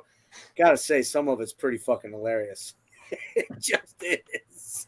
I kind of feel bad. None of us got meat. I've learned some things watching his channel. I walked away, so I'm like, oh, you know what? I didn't know that. There are times when, he's pretty sharp, and he just eviscerated this kid. And but when you start saying you're gonna fuck my daughter and all that kind of shit, man, dude. Well, that's the atom bomb solution to try to get attention. Like that's what you resort to that. Now you're going to get attention from me on that one, man, because all you guys know how much what my kids mean to me, and you fuck with my kids, dude, I'll fucking kill you. Dude, he can't even fuck his girlfriend without fucking photoshopping her into a picture. Yeah, whatever. It's weird, but so I think we did it. I think we locked it all up. And anybody wants to stick around, Rick? Are you ready to rock? We did 7 hours, like almost exactly, man. Like got through all the questions. That's pretty fucking good considering we did. Pretty crazy. How many people did we end up doing tonight? We had the full 9 in the first. Yeah. 17? No, 15. No, it was 18. I didn't do a head count. It was 18, and we lost. Brian. We kind of lost Jake, actually. Now that I think of it. He was only on for a little while. We lost Brian, we lost Phil, and Matt. So 15. Sound about right? Yeah. Look who showed up on their actual account. So people came on here pretending to be you. Okay. Well, then in that case, dude, I owe you a large apology. Yeah, you did. I could have messaged you while you were doing it. Remember, you actually found me on Facebook, Chris. So, Chris, you're saying this wasn't you. I mean, it absolutely wasn't you, right? I mean, there is an easy way to check that. We've kept some of the chat logs, and you can go back to YouTube, and they can chase it back to the origin of the email address that it came through, and then they just check your IP. So, if if it's not you, I'll try to believe you. But I don't know, man. Shit was getting rather personal. Talking about fucking my wife, my ex-wife, and my daughter, and okay, well, then my apologies if that wasn't you. There was some speculation it might have been this toilet of hell guy, and although he did say, hang on, the last name that he used, Jeff something Peters. He did say, I'm not Chris, dumbass, or something like that. Yeah, that's exactly what I would fucking say, too. Yeah, no, I have my doubts. I was like, who the hell cares? You do. You care. You've been making a big stink about this for a while, Chris. Yeah, I'm kind of curious, though, that, to be blunt with you, Chris, did you see my message I sent you? Just answer that question. Did you see? I actually sent you 2 messages. I sent you a message that invited you on the stream if you could play by the rules.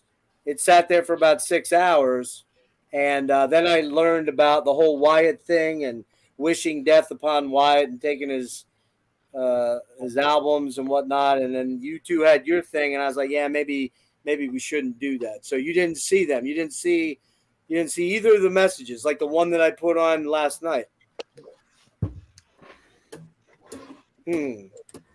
Interesting. What difference would it have made?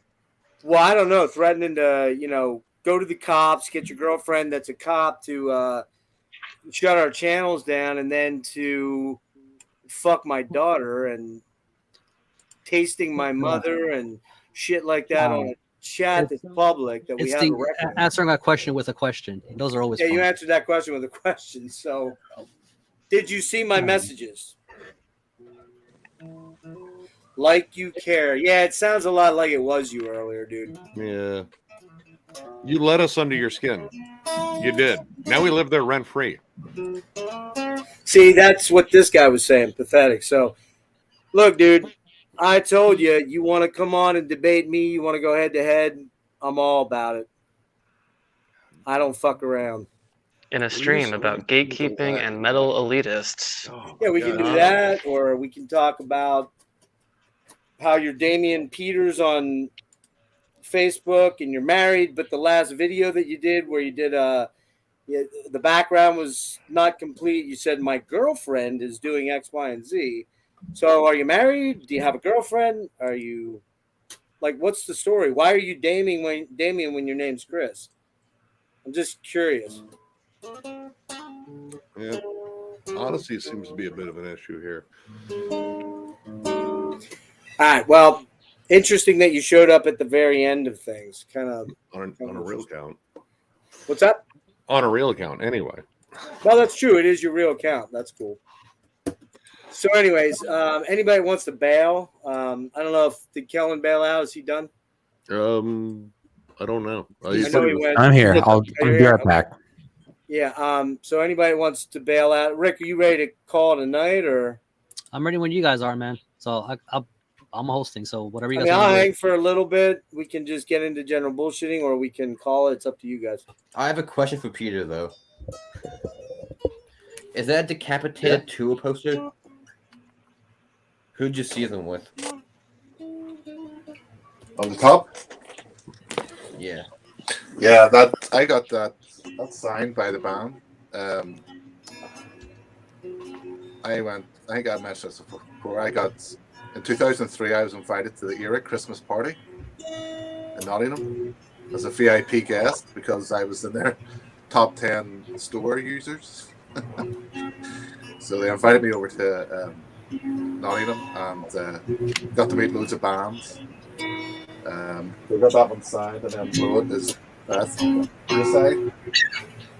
They signed that one for me as well. Scars of the Crucifix. It was just coming out, so I got to see them live with Akercocky and Return to the Sabbath, which they weren't on the bill. They were a surprise band. They came on first, so I'd never seen Martin Walker live before, and he's one of my, I suppose, metal heroes because I love Skyclad. So he came on and couldn't believe it. Yeah. So 2003, that would have been the Hillary. Pardon? You said for 2003 with the decapitated show. No, they were there in the VIP bar. There's a lot of different bands who were on the Eric at the time. Did they play though?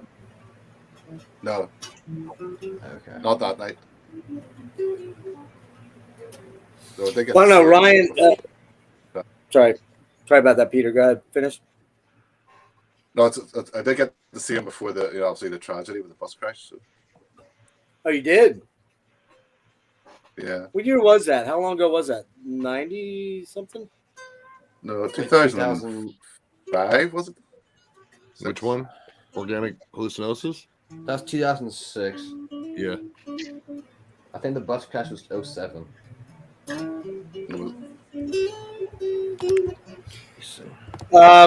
So Chris wants to come on the stream. I'll put it up to you guys. I need an email address or a way to send you a stream link. The devil on my shoulder is telling me to do it. I'm telling you, I'm gonna grab a smoke. I'm gonna go into a deep contemplative thought about this. He's also messaging me too. I don't know. I kind of want to give him the benefit of the doubt, but I also I want to give him the benefit of the doubt. If we shit on him hard because there was two fucking douchebags that were impersonating him, I'd like to give him an opportunity to come on. And Rick, it's your show. It's your channel. No, just give him a chance, man. If he wants to come in and give me a sec. I'll be right back. Well, I need a link or a place to send you a link, either an Instagram account or an email address.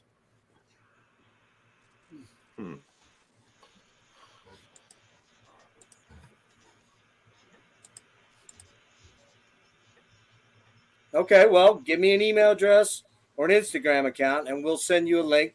We'll bring you on. We'll be civil if you're civil. If you're not civil, then we'll remove you. It's that simple. I'm not trying to be a douchebag. I'm just saying, if you're not going to be civil with us, we'll be civil with you. Somebody definitely did fucking come on here and got really fucking horrible. And based on the fact that email is there, where's email?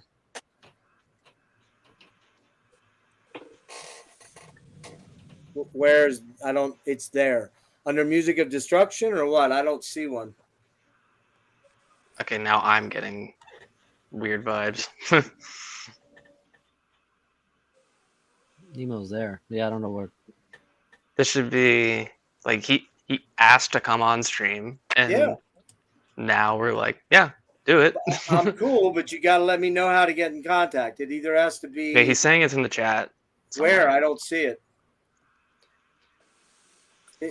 It's possible that it got blocked or something, and maybe They may block an email address, so try giving us a. Are you on Instagram? If you have Instagram, we can send it there as long as you're not screening people, or you will have to let one of us in. Rick has the link. Yeah, it doesn't like URLs. If it says .com or something on there. Yeah, if it's a URL, it won't work.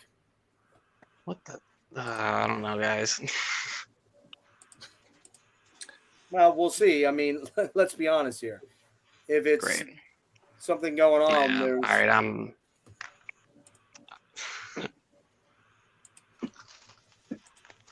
All right. I mean, Sounded like it was quite a spicy stream earlier then.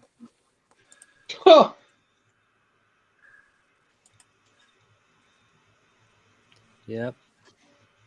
What you can try to do is put down the first whatever you have, the first beginning part of the email address, and then just spell it out as opposed to. Well, we're trying to send you a link, dude. We cannot see your email address. They cut URLs out.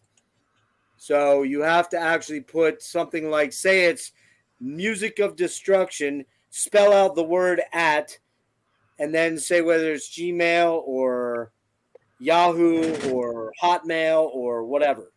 Because it's not going to allow you to we say. can figure it out. Yeah, it's not going to allow you to say Music of Destruction @gmail.com. It's not going to let you put that in there like that.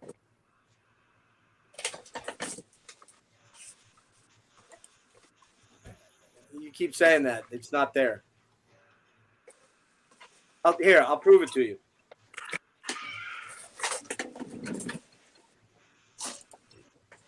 This is what you keep saying.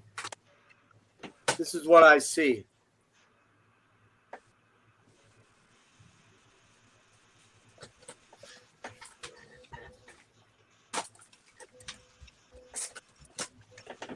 You keep saying it's there. It's not there. Send me a link. There it is. Then you have up there, I don't have Instagram. That's the way it says the whole way down through. You can't post a email link in the chat. And we're not putting it out there for general consumption, that link to this show, because if we do, anybody can just jump on that we don't know. And, I just don't want any rando just jumping in here. We're offering you the opportunity. I guess here's what you don't have Instagram. I'll tell you what. You send me your email at this email address, portal666@yahoo.com. Send your email to portal666@email.com. Not case sensitive.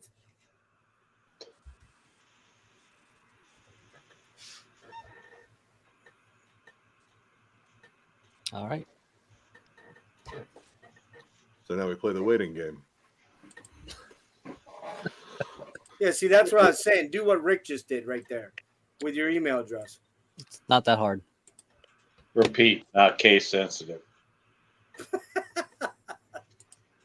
Not case sensitive. Let's see Well, what shows up. There's a way to just pull our chain and just, you know, Yeah. string us along, you know. This whole thing's very. I mentioned this earlier. fucking suspect. Okay. Well, you know, you got my email address. You want to drop that in there? We'll let you on. We're probably going to stay on maybe another half hour, somewhere in that range. If you know, if you want to get back to me. Wait a minute. Hold on. Oh. No way. No. But I did save $300 on my Geico insurance. Oh, shut up, you ass. Great, dude. Well, he says he sent it. To where? To my email address. Refresh it. See if it's there.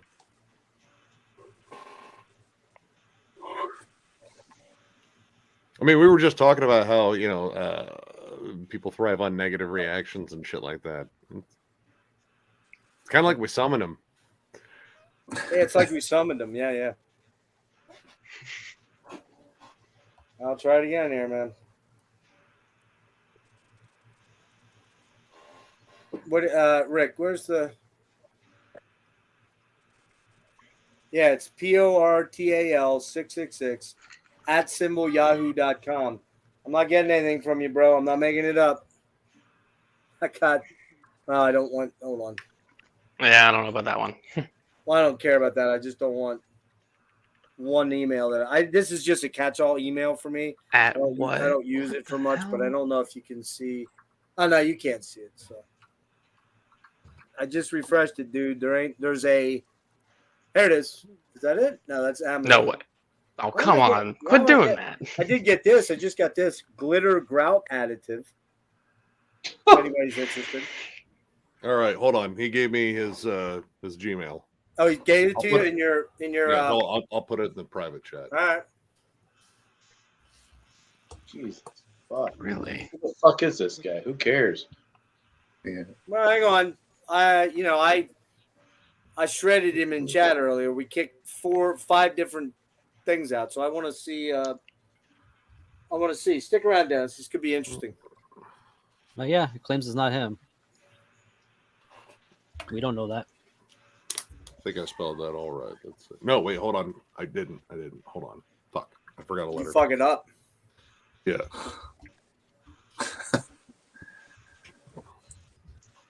So, has anyone been to a gig in 2023 so far? Has anyone been what? To a gig? All right, Rick, you want to send him the email? Can you do that? I have not. Yeah, I went try the in link. 2023. I don't have any. I'm not attending. The only gig I know I'm attending anytime soon is until I have May. to piss. I'll be right back. Good luck, soldier. Just for like 4 hours. Oh, shit. All right. But I'm playing 2 gigs in February, but that'll be nice. Very good. Is that with Amun? Is that with Amun? Yeah. Oh, cool. For now, we mostly just do local shit, but we'll see. Wait, so you're still working the weekends, Friday nights, Saturday nights, or For the most part, yeah. Man, that sucks. That's like, I don't know. In my world, that's like free time. You know, that's like. I mean, most of my free time's in the middle of the week, and there are a lot of benefits to working the job that I do.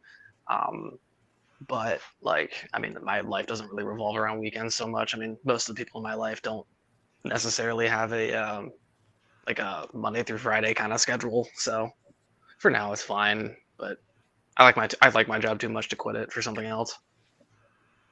Cool. I mean, you're not you're 21, right? So you're not at that stage in your life where you're caught up in this giant routine that's a little hard to get out of. So yeah, I've always been a very pretty easy, like free-spirited kind of. I'm not a very routine-based person to begin with. On top of the fact that like even if my dreams come true and I do go become a touring musician, whatever, that's a whole nother thing that I'd have to get used to. So like, I'm kind of just hanging around, living as I go for now. Because I'm 21 years old, I'm trying not to stress out too much over life. Yeah. Because it's very easy to do that. Well, I mean, let me ask you a question, CJ. Do you know the music that you play is pretty eclectic, right? You know that, right? I mean, Oh, you're not going to be realistically. It's going to take a long. If we wanted to do this for money, we would sound like Metallica, or we would sound like a metalcore band. Like, we are very, very fully aware of how unlikely that is. It's a hope and it's a dream, but that's what I thought. He has better things to do. But how do we not but see no. Yeah. Wait, hold on. None of us are. Hold on one sec. What's that, Rick? Kind of saw this coming. Yeah, Oh, you yeah. have better things to do. Again, we opened up the option. We said we'd have you. We have done all we can. We've done all we can. I think you're a bullshit artist. Whether you said these things tonight about me, my ex-wife, my daughter, if you said that shit, I hope you rot in hell. If you didn't say it, well, I don't know. Your behavior doesn't tell me that it's not you. So if you had better things to do, I would have. Why thought did you come on the fucking stream? This. What's that? Then why did you come on the stream? If you had better things to do, come on. Yeah, why did you come here and then tell us to send you the link only to fucking puss out? I mean, I'm calling you out, dude. You're pussing out. Oh my God. Yeah, you gave us an email address, dude. We're willing to hear you out. And you know, hey, if it wasn't you, it wasn't you. Again, I'm just saying I have my doubts. I think it's just a little suspect, and you know, you have a pattern of behavior. Yes, you do. I've watched your channel. I was subscribed at one point.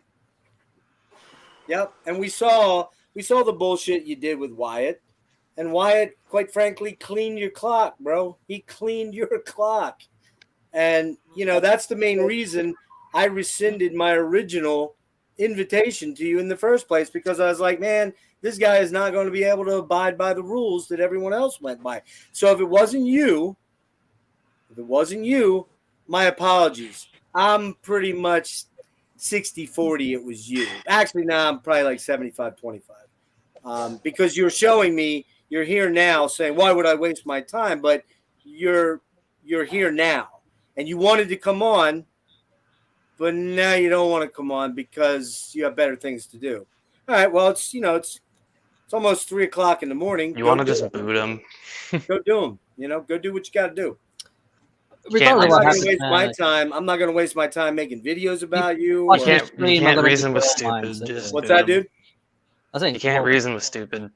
This is all being recorded, so people are going to make up their minds watching the stream. Right. It's. We sent the link to you in your email Hey, that you gave us. I posted your email address, the one you just sent me. Like, I mean, do you want me to put it in the general chat?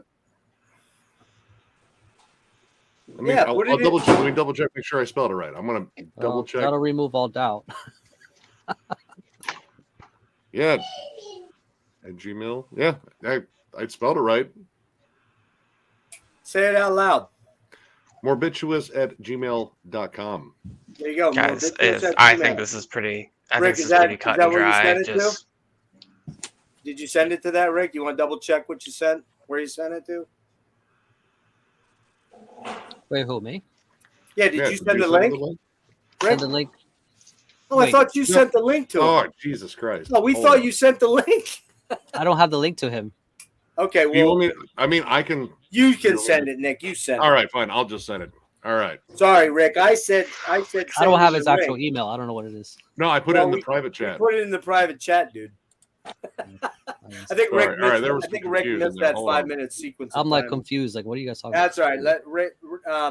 Nick's gonna send it over to you. I'll send it over to you. Hold on.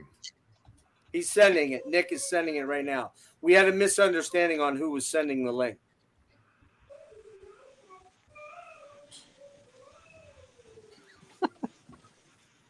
Well, at least we got through all the questions. All right, Yeah, So we it's did. sort of like a bit of a. You know what we did, and we had people come in. Actually, I was saying we did 15 people, but CJ came on, and then we did have Peter, and I had subtracted him out. So actually, we ended up doing like 17 people, and we did it in about There it 6 is. hours, which That's pretty impressive. everybody lot was of getting ground. scared that we weren't going to be able to cut that. And yeah, we know that's because Nick is sending you one. It's in your messenger. It's in your messenger. What's this? Willing to bet that if he says he doesn't get it this time, then yeah. No, I mean, All right, so not- Me not Metal adding Mike on says Travis and Toilet are making fake accounts and harassing. Yeah, those dudes, but I don't know who those dudes are. yeah, they Like, kind of why went would after they- you. Why first. would they come and target me personally? They don't know me. Oh, look at that! You didn't get one. Although, actually, you know what?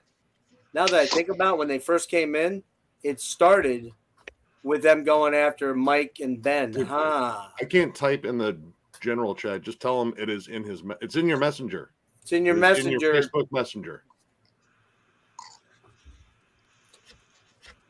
There's no link. Okay. There's no Damian Peters. Go back on that account. Yeah, it's in Damian Peters. Yeah, dude. you were just on there talking to me. Oh no, there it is. All right, he saw it. All right, cool. Metal saw it. Ben. I don't know those guys unless tonight was those guys. I don't know them. Does anybody else know those guys? Oh, vaguely. The toilet's what, like a fucking 40-year-old fucking alcoholic that reviews shit on a toilet, and Travis is a dopey fucking kid that looks like he's 12 and 35 at the same time. Wow. And they're both not particularly bright. Okay. You want to tell us how you really feel, Nick? I'm generally pretty All right, there he is. All right, let's Hi, clear the dude. air then. What's going on, buddy? We see Can ya. anybody hear me? Yeah, we Yep, can hear you. no, I hear you crystal clear. Okay, first of all, that was not me. I didn't even watch this stream as it was going on. Okay. I'm telling you the absolute fucking truth. Okay. Then you have my apology, okay? Because somebody And came in. you have mine, and you have mine. I am not that much of a low life. I don't really give a fuck who thinks that. I wouldn't say I would not say something like that. I'm 42 fucking years old. For first Okay. of all, Okay. okay. There's people that troll on YouTube. I'm sure you guys are aware of this. And some people don't like. Some people don't like my fucking opinions. Okay, well, can I say one thing real quick? You can. I just wanted you to know that I wouldn't fucking do that, and I wouldn't talk about your family. I don't know anything about you. I don't know who you are. I don't know anything about any of you. Okay, let me ask you a question. You can ask me. Is Sure, it, go is ahead. it Chris or is it Damien? I'm just being My serious. first name is Damien. My middle name is Chris. What would you like me to call you? Call me Damien if you prefer. Okay. That's fine All with right, me. Damien. Damien, hear me out a minute. So, the last night, I got a video, and you know that you went into Nick's chat on his announcement. Yeah, of the yeah, stream yeah. coming, Because yeah? I agree with gatekeeping 1000%. Okay, we'll get to that in a minute. Let me just finish this thought so we can go from there. So you Sure. went in there and had some pretty strong opinions, right? And that's Absolutely. fine. I don't have a problem with that. What transpired after that was that you went and did a live stream last night for about a 10-minute live stream, right? Mm-hmm. Okay, Yep. so in that live stream, I watched it and I found some interesting thoughts that you proposed. And Thank I you. then wrote a fairly lengthy invitation. Yeah, to and everyone. I'm not going to read 6 paragraphs. You have to space everything out properly because it Okay, was well- like one long sentence. Okay, well, it wasn't. It was like a bunch of sentences. But what I said was, if you'd like to come on, I was willing to have you on because I put this thing together for the most part. And, it was there for about 6 hours, and I didn't hear anything or see anything. Well, what happened? Well, that should have told you that I wasn't watching it until my friend Josh brought up that people were making fake accounts, shitting on you guys. And I'm like, what the hell? Okay. So Who I wanted said to that? come on and clear my fucking name because Is I'm that not that Josh? goddamn childish. Is that Josh from Mortiside? Yes. He's Okay, a I good know friend of Josh. mine. Great kid. Good dude. He's a good friend of mine. Yeah, He's a good okay. friend of mine. Okay, good deal. for a Okay. Well, then in this case, Damien, you have my sincere and truthful apology. Well, I Because appreciate that. Someone came But on. I'm not going to let people run my fucking name through the goddamn mud and not come on and have something to fucking say about it. That's If fine. people are going to say something to me, say it to my fucking face. Okay, well, apparently what I said was not aimed at you. It was aimed at trolls who were impersonating you. Oh, I know there's people that hate me on YouTube. I don't give a flying fuck. If I did, I'd quit making videos. Okay. Okay. So, would you like to answer the 4 questions that we proposed to everyone else here? As long as everyone else here is going to have some goddamn respect for me as well, just because if they're not elitists or gatekeepers, that's on them. I don't care who is or who isn't. I'll let But you I think speak. I think I make some pretty fucking good points about it. I'll let you Being speak. that I'll let being you that I've speak. been into this music for 35 fucking years of my life, I'm tired of seeing it getting corrupted and co-opted by garbage. Okay. Well, then And we're going to let it's done a lot for my life personally. It's got me through a lot of bad, dark times in my life, and I'm sick of it becoming a fucking everything that it was never supposed to become. Well, I'll let you expound Okay, we upon got four questions, so I'm going to pull it up so that people watching can see how you're answering. Quick question: do you want us to, like, after you answer, do you want us to chime in afterwards, have a discussion? I reached out, Nick. I reached out to you, man, and the fact that you believed that I would be capable of something like that's pretty harsh, man. Dude, Let me ask you a I've seen question some on that questionable front, dude. behavior from you in terms of, you do have a tendency to get heated and emotional. Hey, that happens. I'm controversial by nature, but I'm not gonna attack somebody's family or say horrible things about their wife or their kids. Like, come on, man. Well, I mean, why did you Wyatt guys react to fucking you, why did you guys fucking believe that? Are you that gullible? No, we're going by at least, all right, your reaction with Wyatt. Like, Wyatt specifically brought up a lot of shit, and I know that was some time ago, and I really don't care what he thinks. Well, or I would have made a fucking response video, and I never did. What does that fucking tell you? Yeah, but did you or did you not wish that he was dead so you could have his album collection? I may have said that, but obviously so I right was there, in. so right I made there, a mistake. Damien, right there, your credibility track slips a record. little Yeah, bit. You understand? That's what I'm talking about. Like, yeah, you got heated. You said something maybe you shouldn't have. And Because I'm going to tell you straight up, I got personally attacked by whoever these people were impersonating you, and they said some fucking horrible things, and I didn't react. I said, you're out of here, and we got rid of who they were. It was only when they came in and said they were going to fuck my daughter, who's 25 years old, when I said, that's it, dude. I'm going to fucking report you because I thought it was you because of what the names they put up. Let me finish, and I'll let you speak. I said, I'm going to report you to YouTube, and they can trace your names back to the original IP address through and then suddenly they stopped. They went away. So, the bottom line is that's how that went. So you want to answer these questions? We'll give you the floor. Once you're done, please allow us to have some rebuttal time. Is that an agreement? I just feel really bad that someone came on here and said those terrible things because I wouldn't fucking do that shit. Well, I I would not appreciate fucking do that. Okay, I appreciate that. Now, That I may have said some things in the past about Wyatt XM, and now I just don't care. He does what he does, and it's whatever. I haven't had anything. You know what I mean? Like, it was 4 years ago, for crying out loud, man. Let me ask you one last question before we actually get into the actual questions. Have you ever said anything rather disparaging or threatening about homosexuals? I don't know why why does that matter? Well, personal thing here. It's a personal thing. Yeah. So I'm not gay. That's not what I'm alluding to. But I understand through Robert at Metal Meltdown that you said some pretty coarse things about being a homosexual. Well, are you going to believe him or are you going to believe me? I don't know what he's alluding to. Okay. We know you. I'm not sure who to believe, but the bottom line is past behavior can be a pattern for future behavior. So that's all I'll say. So here, you want to answer the questions? I mean, I guess I would say I don't have a problem with gay people as long as they're not throwing it in anybody's fucking face all the time. That's the only thing I have the issue with, is the pride bullshit. So That's it. So,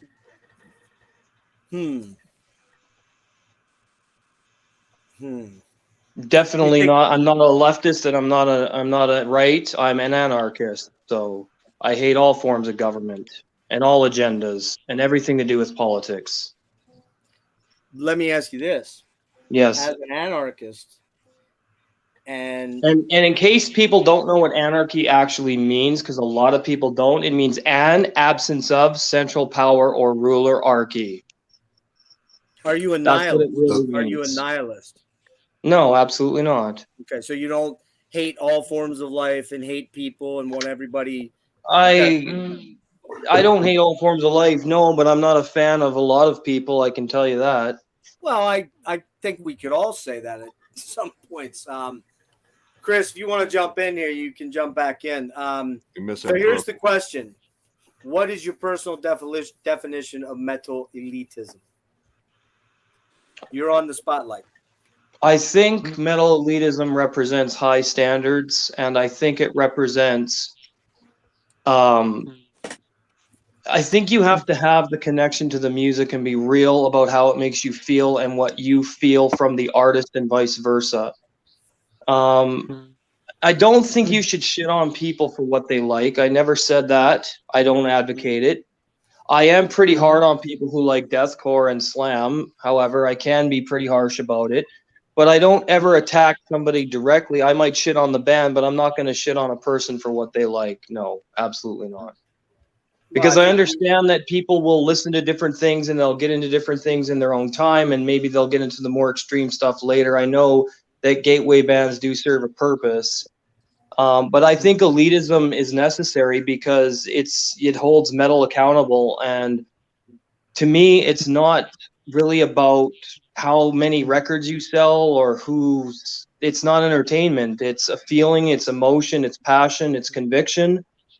And I just don't see enough of that in a lot of music today, other than the underground, which is where most of the stuff I'm into is the underground. So now you had mentioned that I'm into some bigger bands like Motorhead. Absolutely. I love classic Motorhead and Dio and Iron Maiden and old school Metallica, of course, because I grew up with all that stuff. And yes, I was a massive Slipknot fan for a long time because when they were starting out, before they sold out, they got me through a lot of really bad shit in my life too. So yes, I was a Slipknot fan for a long time, and I have no problem admitting that.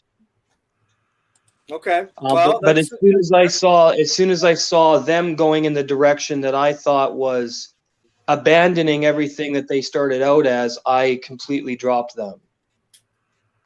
That's a fair answer. I'm not gonna. Again, our issue with this is not to. Here's our deal, Damien. The thing that the elitist that we are calling out, the elitist that this chat was specifically put together about, is the guy that is threatening, is aggro, is telling you. Threatening in what way? Sorry, what do you mean threatening? Like threatening to harm other people, or what are you talking about? Nick, are you alive here? You're silent. Sorry, my bad. My mic was muted. I totally forgot. Yeah, you were talking and I didn't. So go ahead. Oh no, it's mostly people that are trying to impose, like there you that go. stuff, like not physical, but just saying like, oh yeah, if you don't listen to this, you're not fucking metal or blah blah blah or something like that. There's a ton of that shit. And I've never acted that way. What I have said is I don't see how someone could be over 30 and into deathcore, because it's very childish teenage music in my opinion. But again, I'm a black metal freak, so for me, black metal is the most serious art form that exists, and I'm attracted to it for a plethora of reasons. And I don't think there's anything wrong with elitism because, again, like I said, you look at what's happening with black metal now. You have all this black gaze and post-black metal hipster bullshit that's infecting it, and it's corrupting what it's supposed to stand for, which is intolerance, misanthropy, death, hatred, suicide, fucking everything, every negative emotion. And the artists that I'm into are very, very real about it. And I've got a lot of that music. And I agree with keeping it underground and obscure and out of the hands of people that shouldn't be listening to stuff like that unless they have the life experience to back it up. That's So, just the way are you I feel. suicidal? I have been Are in you the past. suicidal? I have been in the past, yes. Give me a couple examples of some of the artists you're talking about. Zaster, Leviathan, Yep. Dragar, Silencer. I like Emit a lot. Asceti, Mord from the U.S. that had Malefic and Street of Anti-Human, and then he was in a band called Misanthropy. They were all in a bunch of different bands together. Make a Change, Kill Yourself from Denmark. I used to listen to them a lot. Nort that's Funeral Doom. I like a lot of Black Funeral Doom as well. I have a huge collection, you guys. It's crazy how much stuff I have in that genre. But I've also been getting more into Death Doom because I think Death Doom has a lot of that atmosphere that I look for and a lot of that feeling. I love Funeral Doom. I love sludge. I like old and new school thrash, depending on the bands, of course. Traditional, but in the new way. Let me ask you a question. Let me interrupt for just a sec. That's okay. Rick, you want to blow me up a minute? I want to show you something. Hold on a sec. I'll be right back. I gotta piss. Can you see this? Yeah. Which album is that? Oh, that's the Leviathan box set. Yeah. Okay. You know where that sits on my shelf? Want to see what it sits next to? Yeah. What say you to that? I don't know. If you like ABBA, you like ABBA. Okay. So there's non-metal stuff that I like too. Would I be a poser to you just out of curiosity? No. If you feel a strong connection to Leviathan and you can like ABBA, like who cares? Okay. Well, I like them both. I have Bee Gees over there. I have Bob Dylan. I have. Okay. Well, I'm not saying that people that love metal should only love metal. I'm saying metal needs to be held to a high standard, and that's what I've always said. Okay. I think it's totally fine to like other genres. I've got no issue with that. I like old school hip hop, like NWA and stuff like that. So there you go. Don't get that started. I have a question on that point you made. You mentioned how you believe metal should be held to a high standard. Yes. Whose standards? Mine. Mine. Well, there you go. Because for me, that's all that matters is my fucking standards. See, you guys might all have different standards, and that's fine. You're allowed to have those standards. But why are metalheads so worried about camaraderie and community? This is individual music, and we should be individual. It's not. I believe it can be both. I've experienced it both ways. Yeah, but I don't give a shit. I'm the only. That's not why you don't. Well, that's perfectly fine if you don't care about it. Hang on a sec. Hold on. Let me interject one point here. All of the guys in this stream, Damien, we had 17, almost 18 people here. Okay, we are all very, very tight thanks to the YouTube and the online community. Okay. Are you telling me that you want to go through life in this vacuum echo chamber where all you hear is your opinions and your takes on this thing? Because here's the thing, that's a pretty lonely place to be, my friend. If that's where you want to be, that's your choice. I get that, and I have to honor that. But you know what CJ was saying was, it doesn't have to be that way. So by coming, you said they're your standards. Okay, we all have standards. All of us have a standard of what we want to listen to. But I never got. I was going to. Hold on, go ahead, David.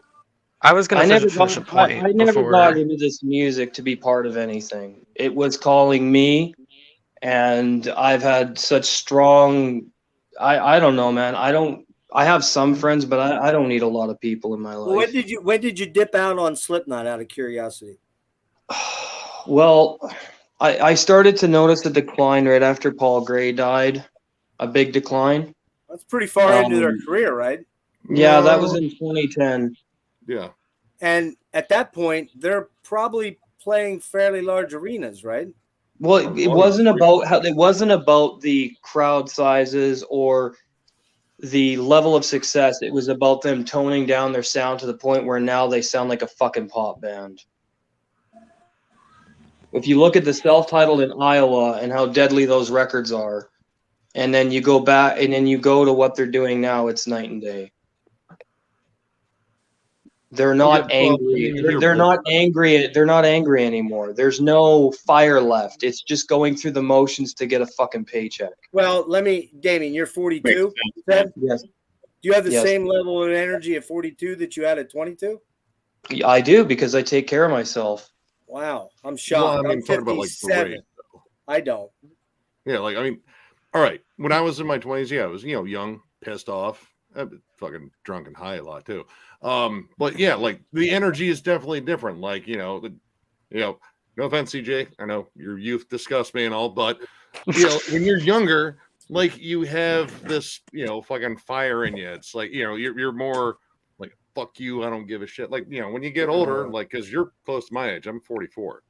You kind of tone down a little bit, and I don't think that's an excuse, because you look at Pantera, they never would have sold out, no matter how long they went for, because some bands are getting tired of the last album. Some bands have it and some don't. Some people have it, some don't, and that's kind of what I'm getting at.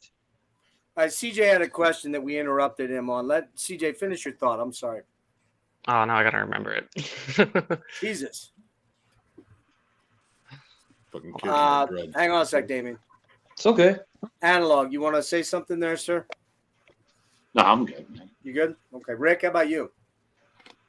Nah. Okay, so I respect what your Can I answer just was. sorry? Can I just Yeah. see the black Shameless black metal plug, point? Metal Ghost on my hoodie. You guys need to check them out. Okay. Like I can only see your elbow. Oh, they're Black Death from Toronto. They're they're one of the best. They're actually my favorite band, and yeah. All right, we'll check them out. Peter, you had something you wanted to say? Yeah, just the point about black metal and these black gaze bands and post black metal. I mean, for me, I can kind of get where you're coming from, but for me, it only becomes an issue if those black gaze bands and those post black metal bands claim to be just black metal. I think a lot of them are quite aware of what they are. So they would call themselves post-black metal. in my opinion, they shouldn't fucking exist. Well, wait, let Peter finish his thought, because I don't think I'm sorry. No, I was just going to say, for me, you don't need to gatekeep the black metal, because the black metal will look after itself. It's fine. Because these bands don't identify as pure black metal if they're identifying as post-black metal or black gaze. So what's the issue? Let them identify as that if they want. They're not identifying as black metal, so black metal will remain pure. You don't need to gatekeep. Black metal's bigger than the fans. It'll look after itself. It always has done. So Damien, your take on bands like Emperor and Immortal and Mayhem and all those bands, I mean, where do you stand on those? Because I heard you talk to one of your guys in your chat, and you said you don't understand Immortal and you don't think they're a black metal band. And No, I don't. I think Immortal's too commercial for sure. Okay. You do understand a lot of these guys, like even fucking Euronymous, who died, and Varg, who died or killed him, they were trying to sell albums, right? That was why they created product, right? Again, I don't have any issue with selling albums. I have an issue with when a band's integrity That's becomes crazy noise behind. Is that you, Damien? No, I think it's Peter. Oh, Peter, you want to? I'm sorry, Damien. I want to be able to hear you. You left the room. Peter, can you, Rick, mute Peter, can you mute for a minute while your kids are? Just mute. Thank you. Go ahead, Damien. When it comes to Mayhem and Burzum, I mean, they didn't fuck around. I know Euronymous was kind of a poser because he said he was going to do all that stuff like burn churches and stuff, and he never really did much of that. But Varg was the real deal, man. I got nothing but respect for him. And I mean, I don't agree with perhaps some of his actions, but I think the symbology of what he did, completely agree with him. Let me ask you this: what of his actions don't you agree with? Curious. Destroying property.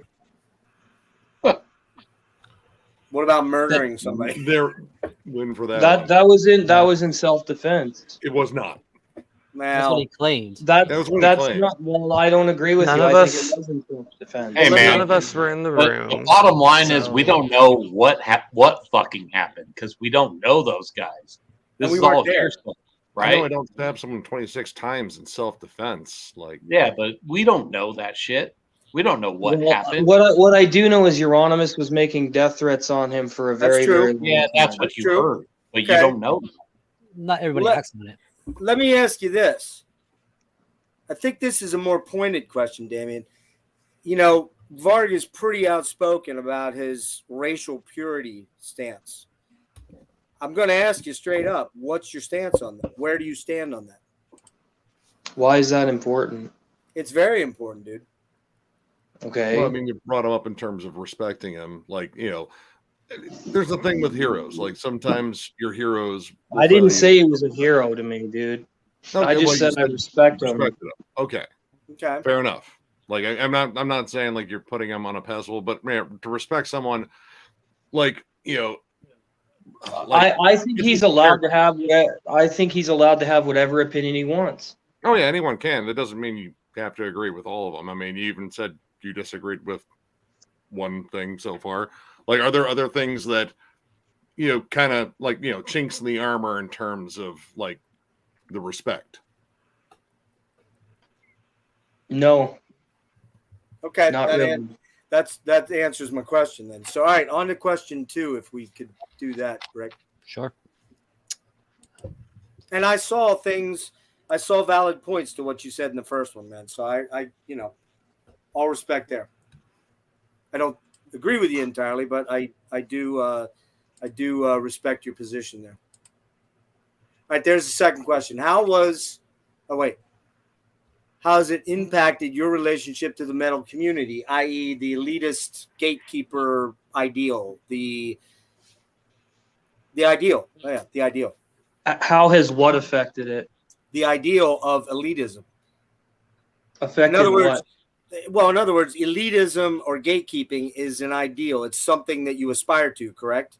You don't just you work towards that a little bit, correct? Do you get what I'm saying?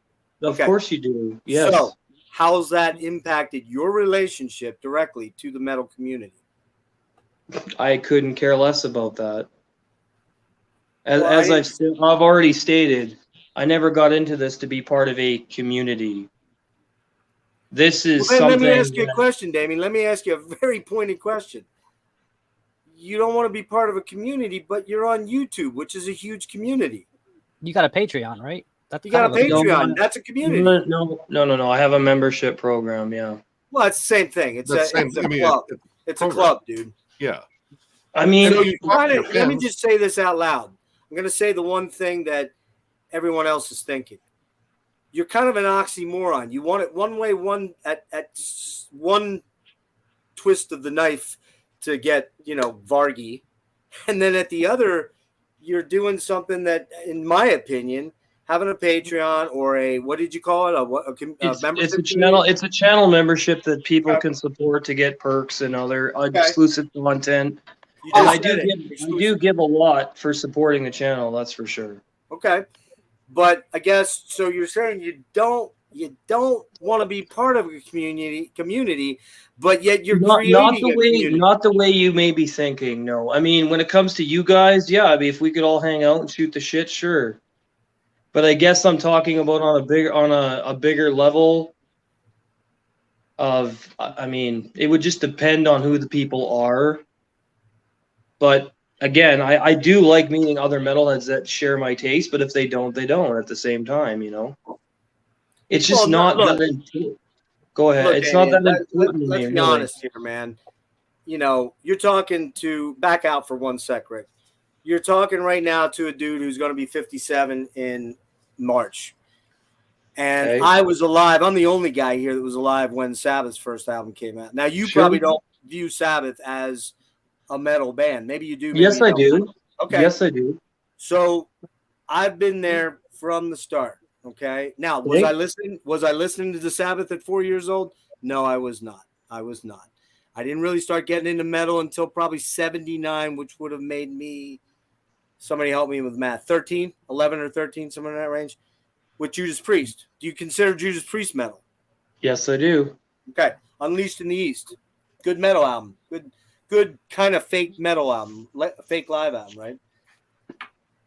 What I guess I'm getting at here is that as an old bird here that's been around for a long time, I have if you look at my collection, it's got Miles Davis in it, it's got ABBA in it, it's got Bee Gees in it. And the thing is, if you said to me, what's my percentage of metal in my collection? It's maybe 50, 60%. And I have a lot of those bands you don't consider real. I have Zastor. I have Leviathan. I also have Immortal. I have Emperor. I don't have some of those bands you mentioned, the ones, what'd you call them, Solicitor or whatever, and Silencer. Silencer. Some of those bands, I'm aware of them, but they're just not my thing, right? That's so okay. What we talked about a lot tonight is that music is very subjective. Would you agree with that? Absolutely. Okay. So as a subjective music lover, I kind of want to hear other people's opinions. Even if I don't agree with them, I kind of want to hear them. You're saying to me you don't want to be part of a community, but yet I still hear you creating a community where I guess the community that you have is as long as it meets your parameters. Am I correct? It wouldn't necessarily be that linear, but it would definitely be people of a similar perspective on metal is what I'm going for. Yes. Okay. Do you know why? Anybody else want to chime in there? Well, all right. I guess I can say something like, all right, I already know what I like, and I continue to keep finding stuff that I know is within my wheelhouse. But this is why I like talking to people that listen to different shit, because I find different stuff. Like, I mean, I found a whole bunch of stuff from Jeff here that it totally isn't metal, but I thoroughly enjoy it. But also some stuff that is metal, and Tangerine Dream. Tangerine Dream's pretty cool, actually. Oh, dude, yeah, that fucking disc set I got, dude. That thing was. I'm not as closed-minded as you guys think. I'm just very strict about what I listen to because it has to resonate with me inside. Yeah, and that's okay. I listen to music for like the same reasons. Yeah. It feels like you make objective statements about the whole of music based on your subjective experiences. Yeah, but That's you know what? feels like. We all do that. We all do that because if something hits you. If something hits you hard enough, you're not going to want to know that there's all this other crap out there that is threatening, and I know you guys don't think this way, but I do. The spirit of this music is fading in favor of niches and trends and everything else that's just about this time period. It's not the same, man. I will not deny that there is. I will not deny that there are bands out there that do like lose it. Like you said, there's a real spirit. There's a real spirit behind making this kind of music. There's no secret that anyone is compelled by the music that they are. But see, you just took the words out of my mouth. You have to be compelled to create it, or why the fuck are you doing it?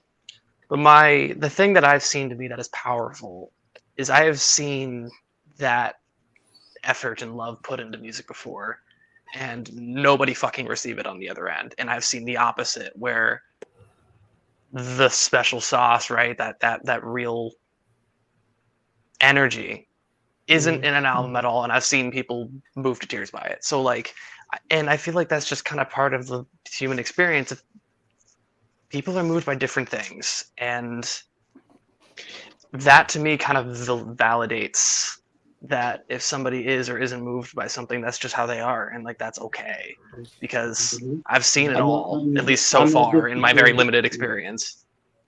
I'm not disagreeing. Let me ask you a question here, Damien. And I'm not. Look, I want you to understand. What's the dude's name? What's that dude's name in the upper right corner? CJ. CJ, nice to meet you, CJ. Yes. You make a lot of good fucking points, and maybe I'm too harsh sometimes, but I'm so passionate about it that I can't be any other way. Mm-hmm. So if I think something is fucking bullshit, it's gonna get called out. And if I get people on my channel shitting on me, I don't care. I Well, let me don't ask you care. this: if you don't care, why do you delete comments? I delete comments that are negative. Well, I put a comment on there and said I've had to Well, because uninvite it was a run-on sentence, man. I'm like, I just want to talk to the guy in person. Well, it wasn't a run-on sentence. I'm pretty good with linguistics, and I had many sentences in there, but that's okay. It was a But long here's the deal: I do tend to write long, paragraphy type things. But so, CJ, were you finished? Because I didn't want to overlap you. Was that what? Were you done, or I don't want to overlap? I think so. Yeah. Okay. Dennis, did you want to chime in on this? No, I mean, I get what everybody's saying, honestly. You know, you have to be passionate about what you like. And I understand, like, what somebody would take as uninspired or, you know, bullshit in the scene. But, and in a way, you have to respect what people are playing. And if you don't like it, you can say you don't like it. I get that. Absolutely. I obviously, I've done that on my channel, right? I've said, like, I don't like this, I don't like that, but you know, you have to say it in a respectful manner. Why?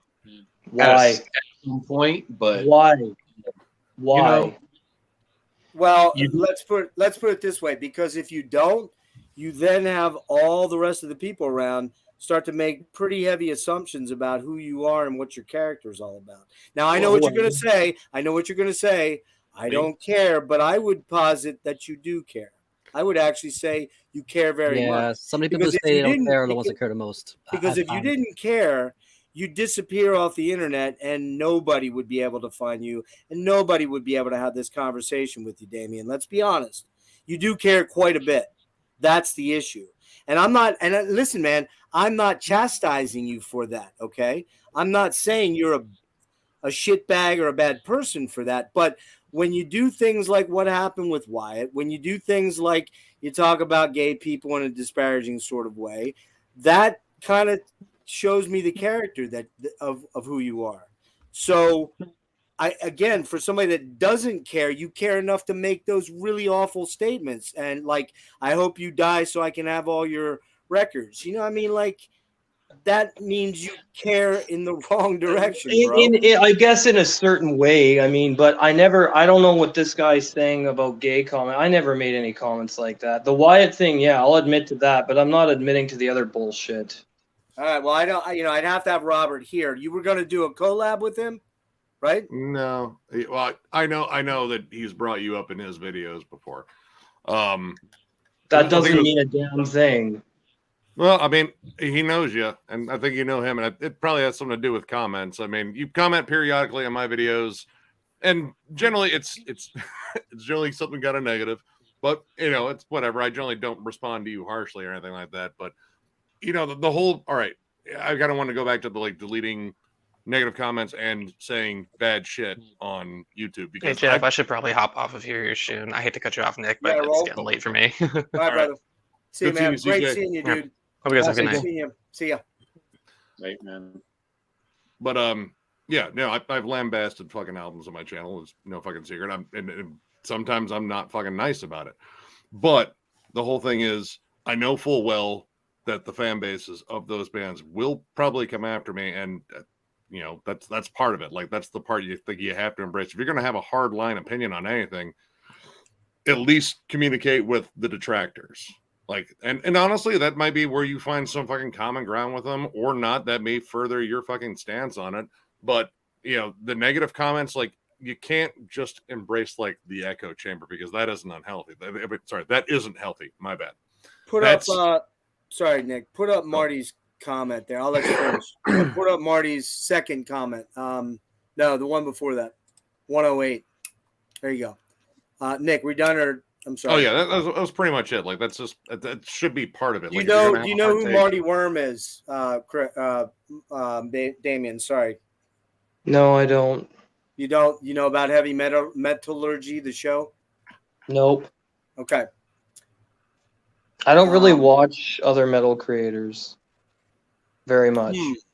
Well, you must watch Nick because he commented on. I've watched this is how a this few all of got his started. videos, yeah. Okay. So Appreciate Marty says if you don't like something like post black metal, again, fine. Standing atop a digital mountain screaming about it doesn't make it go away. It's a waste of energy. And then he adds to it, which I think is quite well said, that, hang on, be passionate about everything you do. And you're passionate. That's clear. State your opinions, but trying to sell your opinions as law, which is what you do.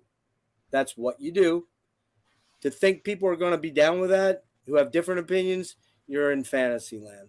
And I don't care. I don't care if they agree or not. That's the difference. Okay, then they don't have to agree. Right. That's not going to stop me from putting it out there just because someone doesn't agree with it. And if they want to come after me in whatever, they can come after me. Whether I respond to them or not, it's another I just see matter. a little conflict with the ideal, right, which was part of one of the questions, and then they wasted And energy. what's your name? I'm sorry, I don't know your name. Oh, Rick. Her name's Hi, Rick. Are you part of this channel too? I'm hosting it. He's the host. Oh, I'm just the guy that put it together. you're the dreadful minutes that saw some of my videos and correct. Yep. Yeah, you don't agree with a lot of what I say either, and that's totally fine. That's your choice, man. I like people who work hard on their channels, though. You fucking work hard on your channel, man. So I I'm do. not gonna deny you that. Yeah. And that tells me right there, when you say you don't care, that you do care. So, because you wouldn't be putting that time and effort into it. So, kudos for that, and certainly respect for that. I think it's how you come across sometimes, dude. That's really what it boils down to. And your answer is going to be, I don't care. I mean, I know I can come across harsh, but like I said, that's just the way it is, man. That's just the way it is. It's not. This isn't a joke to me. This isn't a game. This isn't like a phase. No. This isn't something that I'm gonna. I want to get big on YouTube because I would love because I put so much time and effort into this. Yes, the goal of achieving success on this platform is important to me. Let me ask you a question. Let me, you know, you said this isn't a game to you. No. What was the other thing? Repeat what you said there. It's not I a said game. I want to become successful on YouTube, yes, but I want to reach the right people. See, that's the problem right there. We probably aren't the right people then, right? Is that what you're saying? I don't know. I'm not saying that. I don't know. I mean, if you guys, and here's the thing, when I say I don't care, what I mean is I don't care if somebody's just going to be negative to me because they don't agree. If they bring up a counterpoint that's different than mine, I'll hear them out, and then I may say, well, I don't agree with you, but hey, that's your opinion. That's cool. That's what I mean, dude. Well, that's the crux of discourse, correct? Yes. And Yes. the way that you have civil discourse is to not what was the word you said, Nick? Use it, weaponize. What was it? Weaponized subjectivity. Weaponized subjectivity. And I guess that's where I think maybe a lot of people perceive you as weaponizing your subjective opinions. So what's your thought on that? They're too sensitive, maybe. I mean, I don't know, man. if my opinion's going to get under somebody's skin that much, what does that say about the opinion they hold of that what they're into and who they are? Well, all right. Is it really getting under their skin if they just want to like talk about it? Like, you know, again, civil discourse. Like, no, and say that's why I can't, you know, because Josh said, why don't you just go on there and tell them, you know, that it wasn't you and weigh in on what you think about this topic. I said, yeah, you know, I could, but I didn't watch the stream at all, you guys, the whole time. I didn't watch any of it. All right, I'm taking you at your word. Okay. You have my apologies. If you do go back and watch some of this, there are 3 instances where somebody comes on and impersonates you. Initially, I said, just get rid of this dude, out of here, see ya. We did that a couple times. The fact that you believed that it was me tells me that that's not very strong critical thinking. Because see, that's where I disagree with you entirely. Because this is where I disagree, Damien. I keep wanting to call you Chris. I'm sorry. The problem is some of your past behavior has set this in motion. Okay. So the credibility factor was not there. I mean, you're telling. Let me ask you a question, Chris. In talking with me here, do I sound like a dumb fuck? No. Do I sound like a fairly intellectual thinker? I would imagine so. Yeah, I'd like to believe that. So the critical thinking that I had was based upon a number of things, a confluence of things. Okay, so that Wyatt said some shit that I said about, on a stream about him years ago, and this is like 4 years. But then based on what you see in my videos, you think, yep, he's guilty. Yep, he's gonna be like, yeah, like that's bullshit. Like, Well, okay. It was a I did say it, but okay. I mean, So whatever. it was a timing issue. So again, you have my firm apology. I'm not joking around about that. I wouldn't throw that out if I didn't mean it. So there's that. Okay. There's no harm done. It's the fucking internet, man. Whatever. It got, I got pretty heated at one point when somebody said they were going to fuck my daughter. That was way uncool, way uncool. And, whoever said that is a literal piece of shit. Obviously. And if I ever fucking caught them, they wouldn't survive that. I'm just I would fucking beat the shit out of them for you because someone's impersonating me. All right, so there's that. So we'll move on from that. Anyone have a follow-up question for Damien at all? We're on question 3 if he wants to. There you go. So we'll go ahead and if nobody else has a point. What's the third question? Coming up. Okay.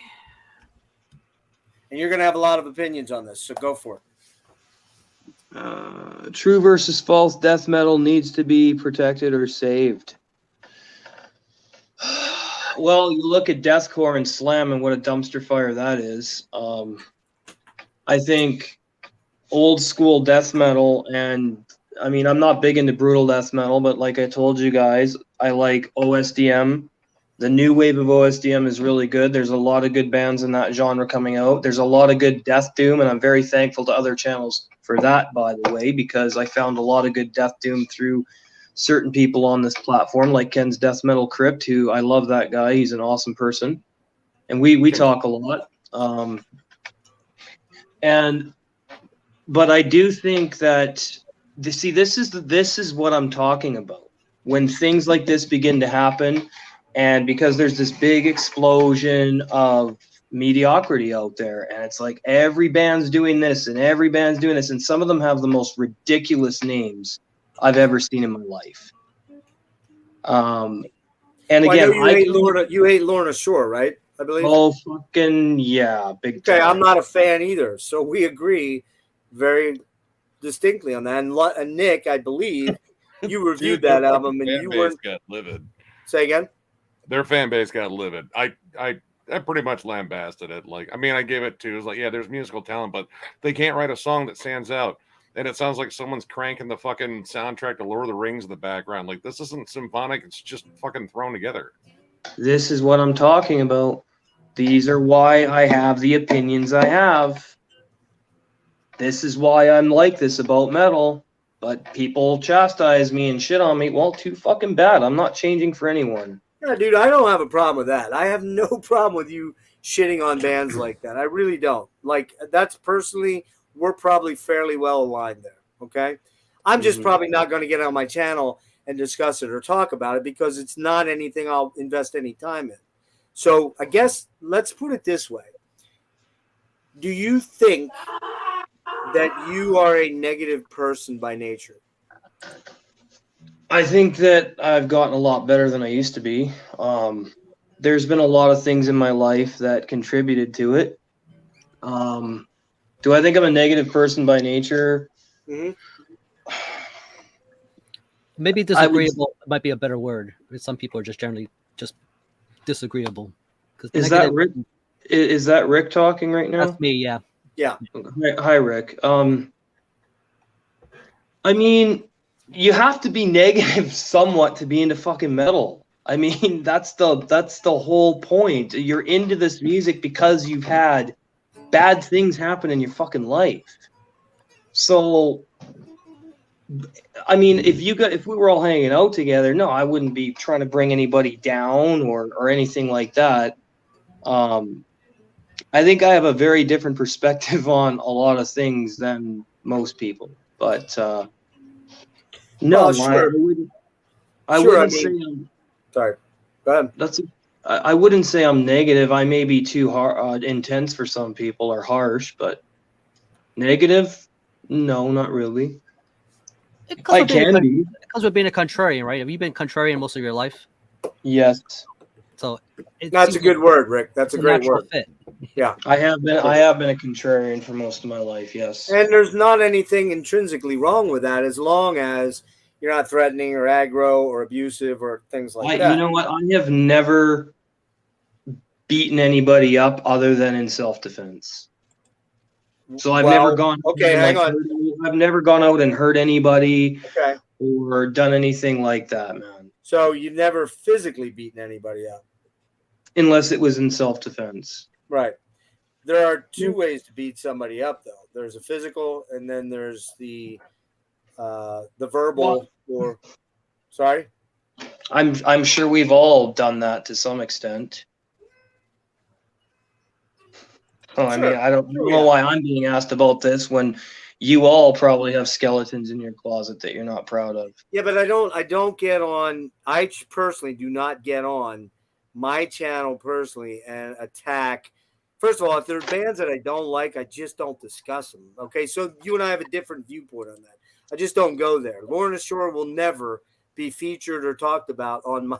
They won't be on my channel either. I've just mentioned that stuff a bit in my videos, like on my mobile lives or whatever. But I would never review Lorna Shore. That just isn't going to happen. I mean, like, for example, Marty says, here's a little advice for the internet etiquette. Have your opinions and stay in your own lane. Stirring shit on other media outlets or other people's channels, that's an addictive need for drama. And that is exactly right on. I can't read that.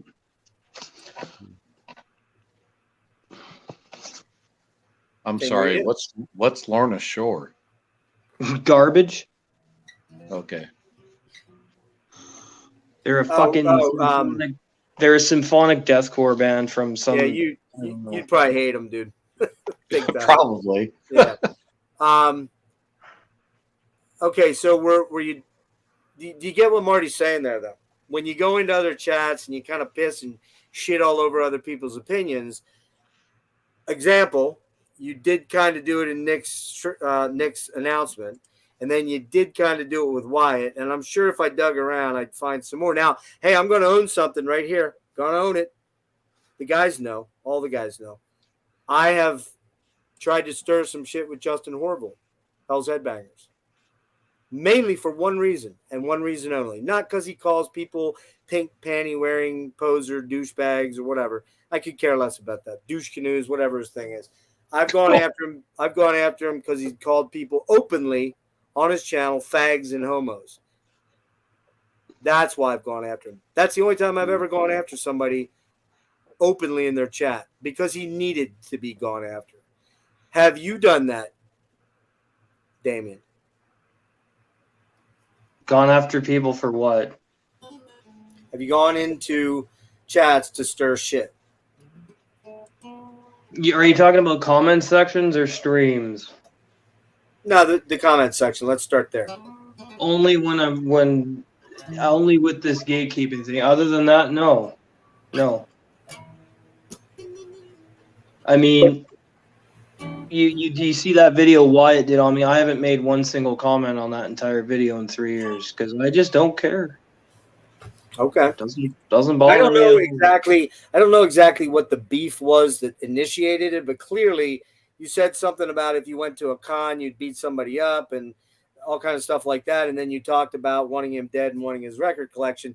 Yeah, dude, that's pretty aggressive shit right there. That's pretty aggressive. Saying you're going to kick somebody's ass at a con, which you know damn well. I mean, he nailed it. There's gonna be security there. I know you're just kind of internet muscling it in that case. I get it. But that's where I go with this thing, Damien, with past behavior dictates present behavior a lot of the time. Maybe you've changed a lot.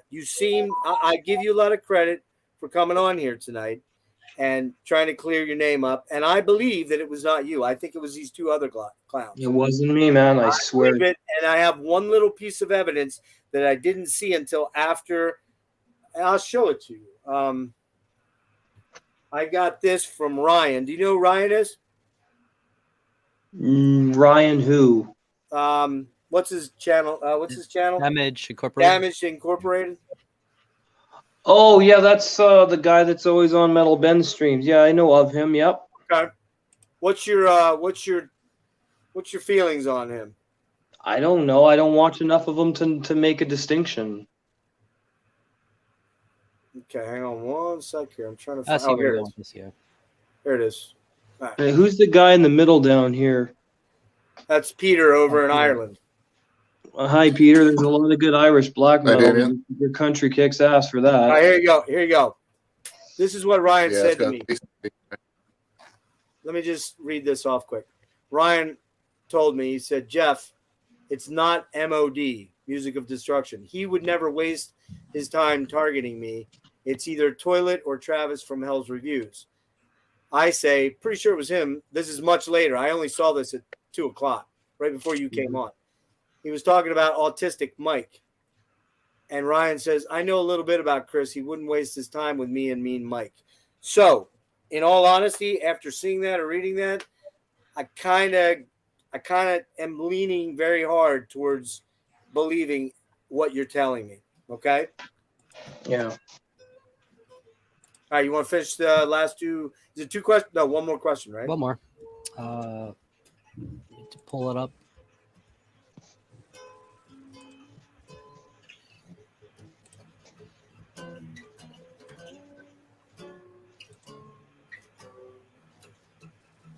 Okay. So how does YouTube as a platform for metal content Oops. elitism? Wait, what? Not sure what happened. Hold on.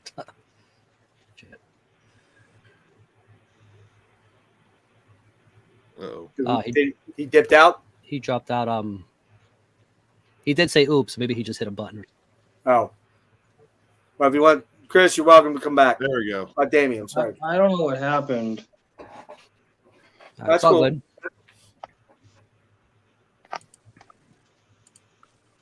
And you know what? Marty's very right about this. Let's be honest. Wyatt in the past has had issues with stirring drama under the guise of satire. Yes, he's done, takes on other YouTubers where he kind of low-key shits on them. So I get that. Wyatt's not immune from this. And I want you to know something, Damien. I don't really know Wyatt at all, okay? I've had maybe one interaction with him. No, two. And they were generally just, run-of-the-mill interactions. But I know he can be a little bit of a drama queen, too. He was invited to this. He never got back to me. So the floor is yours on how does YouTube as a platform for metal content encourage elitism? How does what? Put it back up, Rick.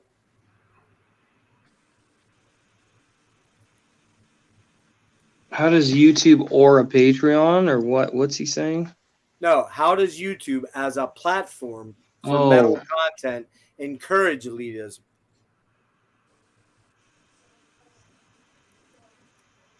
I don't really know. I mean, I'm not saying it does. I guess Well, no, we He's didn't say it basically- did. What we were kind of looking at was, I'll give you an example. All of us met through this platform. Rick, myself, all of us met through this platform. And we've developed really good friendships over the last how long is it, guys? 2.5 years? Maybe 2 years. Yeah. 2 years? Was it pre-pandemic? No, it was right after. It was right after this, like March and April of Partly because of the pandemic. 2020. So about 2 years. No, coming up on 3 years. And you say you don't want to be part of a community, but again, I have to point out that you are part. of it. not the wrong community. I Okay. guess is what I should have said. Well, I'm just curious. What is the wrong community here? I guess people who don't really feel the same way I do about it. So you want a cult then? No, not exactly.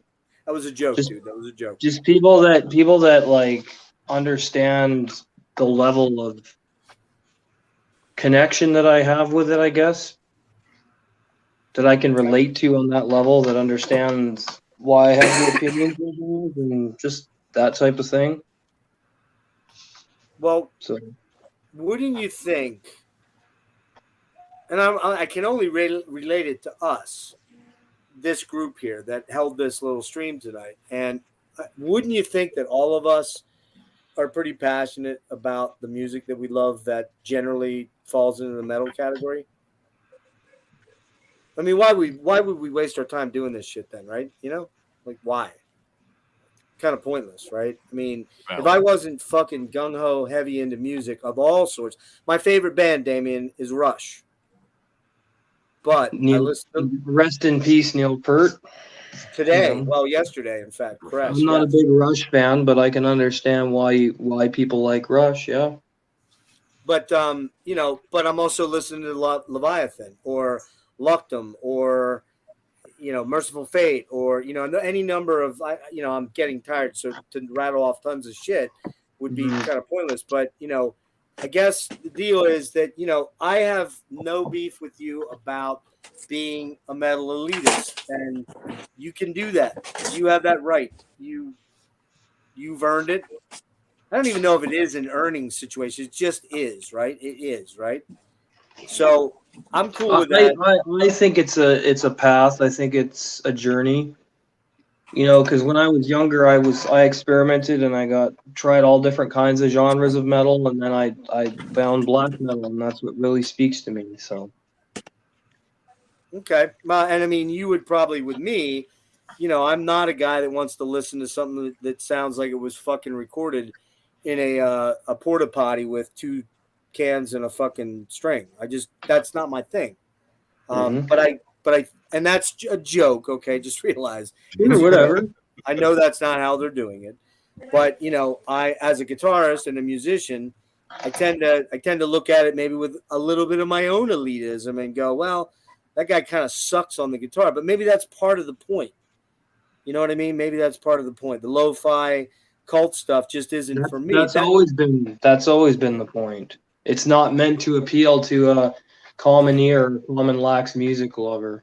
Okay, all right, but I don't think I have a common ear. I would argue that pretty vociferously. But I have a refined ear that likes certain things, and you know that's not one of them, I guess is what I'm saying. So back out a sec, Rick. Look, number one, I want to thank you for coming on because you didn't have to do it, and I didn't think you would do it. Okay, but I've got fucking balls. So okay, I give you credit. If people want to fucking question that, well, I don't, you know, whatever. No, you proved me wrong. Yeah, actually, yeah, same here. I mean, like, so I appreciate that. Number one. Number two, I 99.8% believe you. I'm always skeptical about everything. I would, dude. I don't even know who you are. Would that make any sense for me to come on and? Like, yeah, okay, fine. I did say that Wyatt, blah, blah, blah. Yeah, I did, because I was pissed off that he had all that vinyl, and I'm like, does he really feel it? Is he really connected to it? You know, like. But that's not your job. But that's not your job to judge that, dude. That's not your job. It's not your right either, dude. You're going to argue that it is, but I'm going to tell you it's not. It's just like it's not my right to judge your opinions on this stuff. The only reason I got fucking angry was because awful shit was being slung at me that was not coming from you. I'll find out who those. Never ever talk about. I got you. I'll find out who those motherfuckers are. Trust me. And they don't want to tangle with me, man. I'm just not that guy you want. And I don't know who this toilet of hell guy is or the other guy. It's just. Well, I'll find out. I'll definitely find out. Trust me. It's just what, Nick? It's just toilet. That's what he goes by because he does his reviews on a toilet. There's a level of creativity there that is so astounding. Yeah. You know, toilets, they're usually full of shit.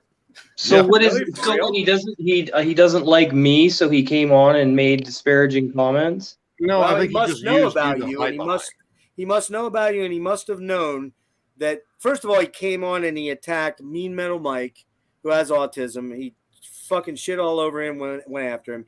He also went after Ben Metal Ben, and Ryan. And those three guys, you know, they do their own thing a lot on Sundays and Monday nights, and they take a lot of trash. They take a lot of abuse. Because I just wouldn't fucking take that shit. I'd go to fucking...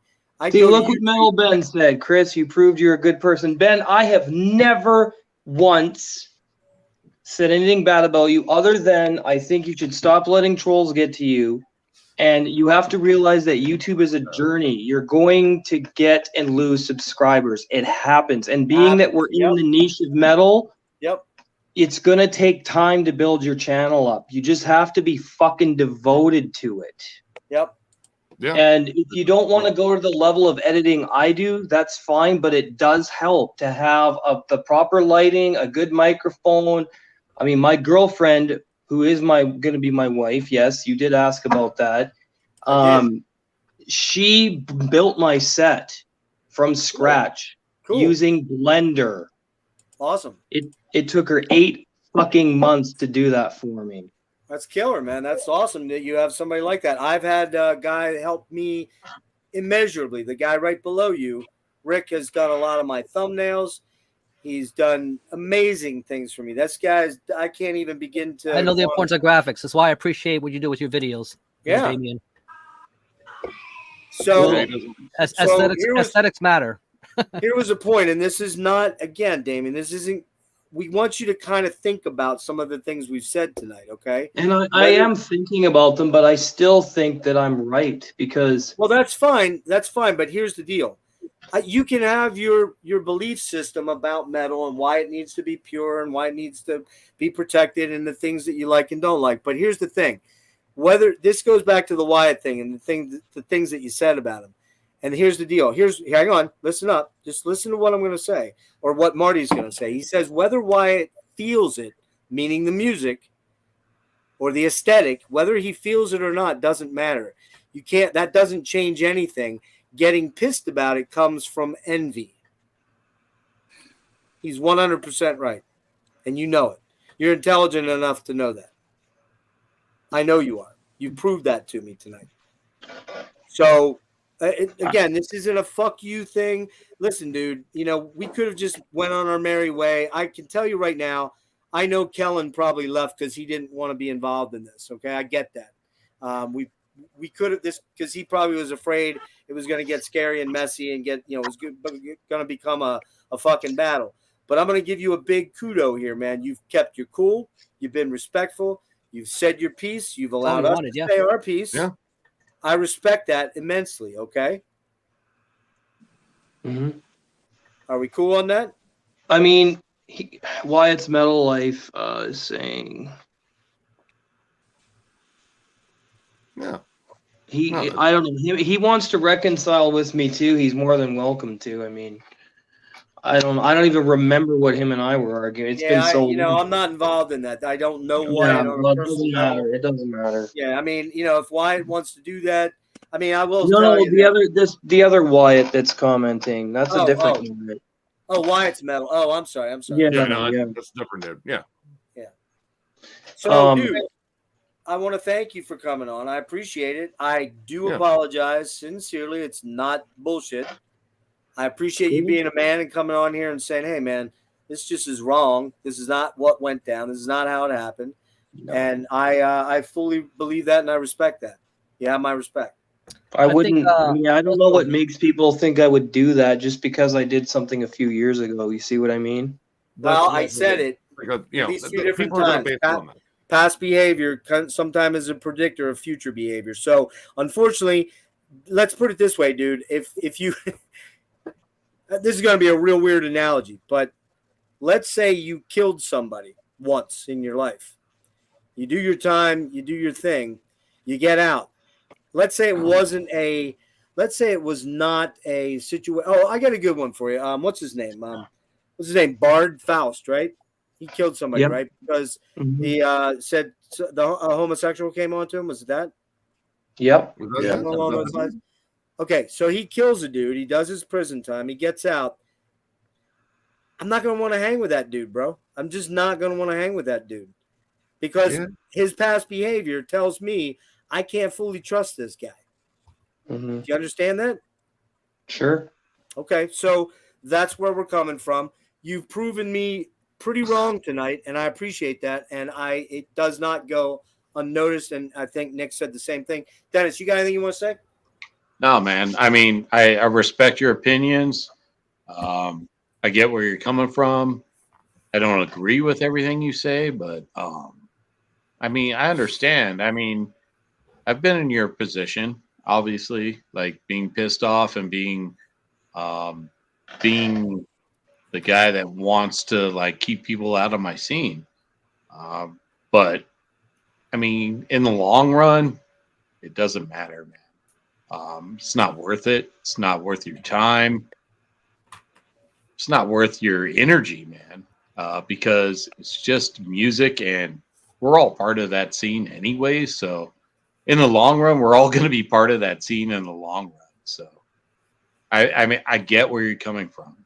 Totally, man. I've been there, like back in the fucking 80s.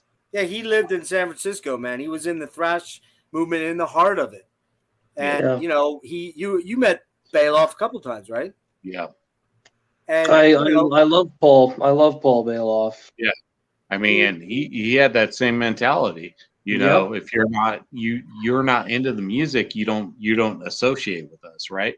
Yep. But I mean, at a certain point, you have to give that up because I mean, it's all metal in the long run. Well, I mean, I don't know if give it up is the right way to frame it. I think the right way to frame it might be you have to kind of understand whether you like it or not, whether you like it or not or accept it, you still are part of a greater part of this community. Okay. Yep. And you can't, I mean, again, I go back to the thing. If you want to be that nihilist guy that is like, even guys like fucking Satanic War Master, Werewolf or whatever, get the fuck out of here. He talks in such nihilistic terms, but he still wants to be part of a scene. I'm not nihilistic, man. I think there's great meaning to life, and I love nature and animals and everything. So I'm not a nihilist at all, man. That's awesome. I'm also a vegetarian because I don't believe in animal cruelty. Very good. I like a chicken steak sometimes. So I guess You were eating barbecue chicken sandwich before. I was eating barbecue chicken earlier. I'm a fucking heathen, man. I'm poser. You fucking poser. You're eating meat. That's your choice if you eat meat, and I wouldn't condemn you for that. I just don't agree with killing animals. My daughter's a vegan, bro. My daughter's a total vegan. But I just feel terrible that somebody came on here and said those things about your family because I would never fucking do something like that. Well, man. I appreciate that, man. That fucking hurts me because I have nieces. I have nieces, and if anybody talked about my nieces like that, let's just say they'd be fucking done. Well, I think I used the word euthanized tonight, didn't I? You did. You did. I did. Good I mean, so I here's get- the deal. Hang on. Here's the deal. I want you to understand. You may not choose to do it, or whatever. You may say you're not going to do it and do it, but if you watch this stream at all, if you watch it, I'm not saying you're going to. I'm not saying you should. That's your prerogative. If you watch it, you're going to see in the comments a couple times. Things are going to come up. I'm going to ride with it for a little, and then I'm going to say enough is fucking enough.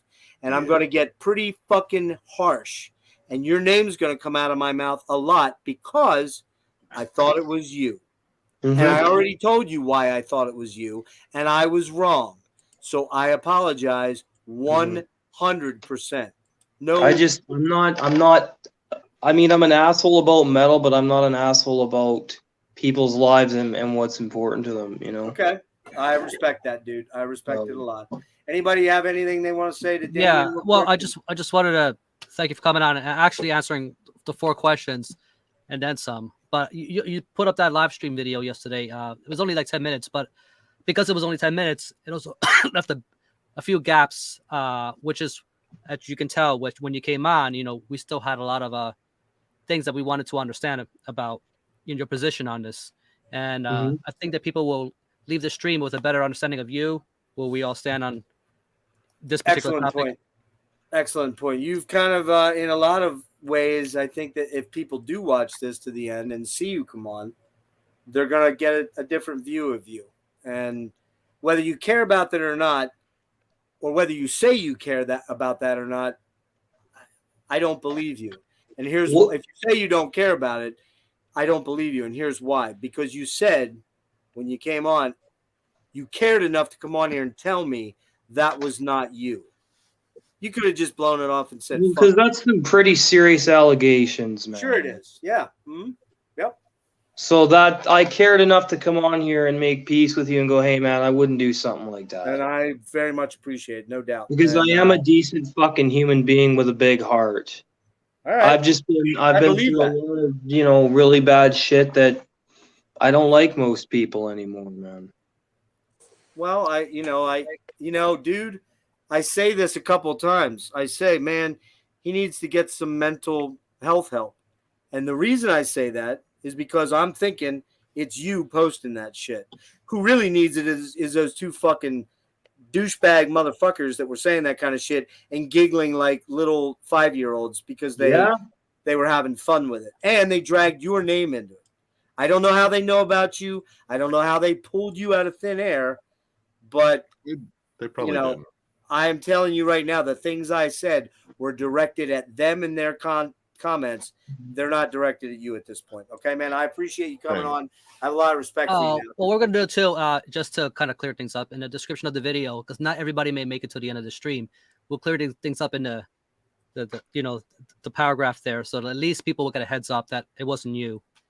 Yeah. Yeah, we will have to amend that. You're right. We'll have to amend that. Yeah, because we're not going to go in and edit this shit out. It's live. We wanted it to be live. That's what we like to do with these. So what? They just had my name, Damian Peters. That's it. No, right? initially it was. Was it Damian or was it Chris? It was Chris. It was Chris first. Yeah. Okay. Which now, the more I think about it, the more I think, and then they came back with 4 different accounts with derivations or changes. Like one of them was Jeff, my name, Geoff, Chris Peters Jr. or something weird like that.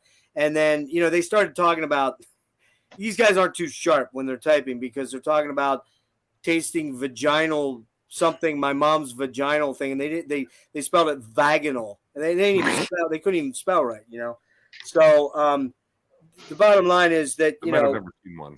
I don't have any enemies outside of YouTube, so these are just trolls, man. Yeah. So there you go. Like I don't have any fucking enemies outside this platform. Let me ask you one last question here, dude. Yeah. Do you feel we gave you an honest platform here to speak? Sure. Sure, I do. And how do you feel leaving? How do you feel leaving the stream tonight? I would like to come back on here with you guys anytime you want to have me on. There you go. We're open to that. Yeah, man. kick Hey, that man, around. one last thing, man. You're always welcome in our group, man. Like, I don't give a fuck. Like, whatever you want to fucking talk about, we're open to it. So, yeah, we But I'm going to be blunt. I'm going to be upfront with you right here and now, man. I have a trans child, and if anything comes out of anybody's mouth that,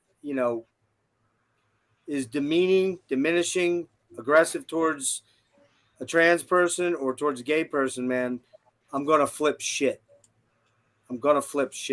So that's the only thing you definitely need to know about me, because that's the one thing I'm not going to fucking tolerate. We also don't tolerate racism in our do not tolerate it. So, and I'm not saying you are or aren't. I'm not saying anything like that because I don't know. But I'm just telling you, if you want to come on our streams in the future, those are two subjects that if you have strong beliefs on, you better steer clear on. I do want to say something. Like, honestly, glad I actually got a chance to talk to you face to face. Yeah. Honestly, this has been really good and cool. It's cool. Sorry, it's funny that people think I would hide behind a screen and go, he won't confront you. Yeah, I'll confront anybody. No, I was serious about having a discussion. I didn't make the invite. That was Jeff for this, just because I didn't want you to feel like you were being like surrounded or attacked or anything like that. I figured something one-on-one would probably be maybe a little bit more comfortable. Not like to kind of destroy you to the wolves or anything, but no, seriously, yeah. If you want to fucking chat and fucking hey, Damien, I'll own it 100%. No way did I think you were going to show up. Yeah, you proved me wrong. Chris, I'm willing to forgive you, man. I don't know what Metal Ben's even upset with me about. That's between you and me. I guess. I know. I don't know what he's upset with me about. It's been so long since I've even talked with him. He thinks I subscribed and unsubscribed to his channel. No, Ben, I don't. What? Why would I? That's 15-year-old. That's 15-year-old behavior. Why would I do? I'm going to say something. I had a long conversation about 2 months ago with Ben about this.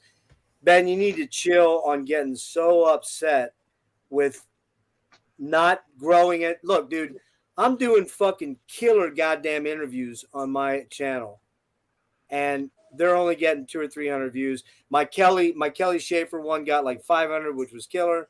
But you know, I'm doing this killer stuff, and it's not getting out there. The only criticism I've ever had of Ben is if he wants people to stick around longer, he needs to make actual videos, not just streams where he sits there for 6 hours going on and on and on and on and on, because you need to realize the age we're living in. Most people don't have an attention span past 15 minutes. You're 100% right. And that's why this stream maybe, I don't know, I think this one will get a lot of views and a lot of looks. We had the most people. Now, me and Metal Ben were actually going to start a podcast called Brothers of Destruction or Brothers from Hell, and we were going to just sit down and I still would do that with him if he's fucking open to that. Well, there you go, man.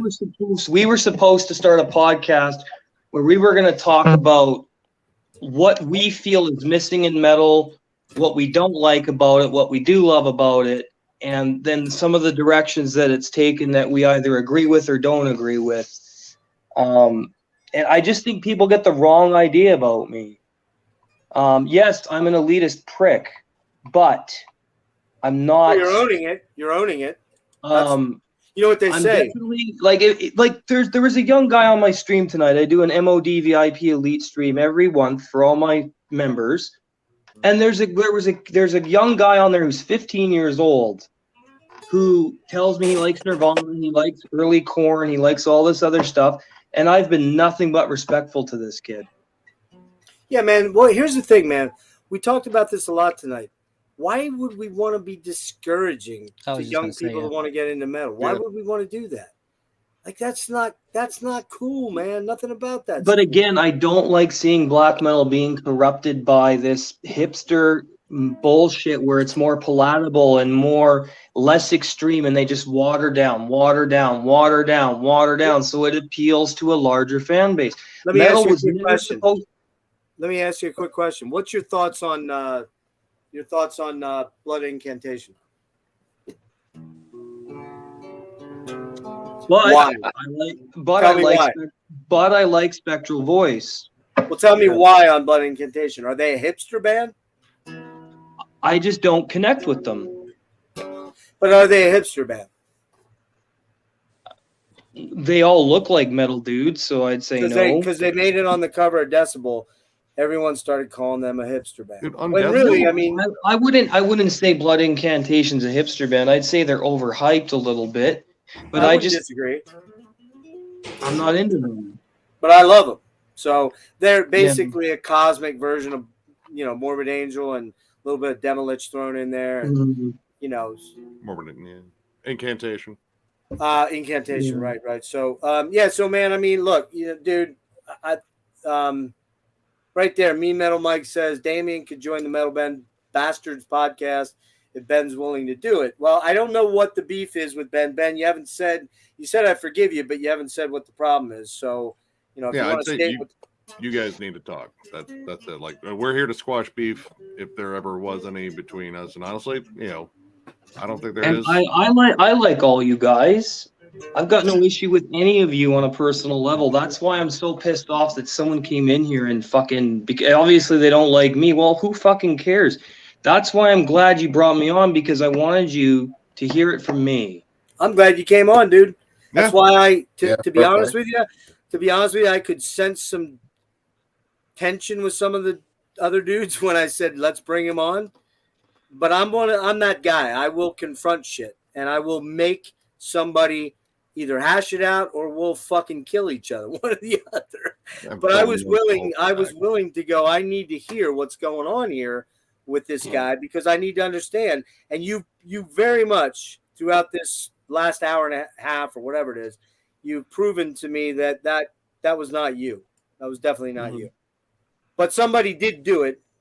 Somebody was making disgusting, threatening comments, and I'm not going to stand for that. Again, I apologize that your name was used in the middle of that. That's pretty shitty. So, I mean, it could have been because there were a couple of commenters when I made the initial post that were trying to get trolly. Then well, it's me, so I kept them going. But who knows? They might have fucking come on there, and I mean, it's the same fucking post that Damien commented and just saw him. Was like, no, there's my fucking scapegoat. He's got a YouTube channel. People are shitty. People do that shit. Yeah. But no, we're good. I'm glad you came on, man. Honestly, this was a good conversation. Very productive, and I hope you walk away feeling the same way. And when we do some black metal streams, we do a lot of bullshit streams where we just get together and talk about metal, and it's all cross promote. You know what? It's all cross promotion for our channel. So what the hell? Yeah, that's true.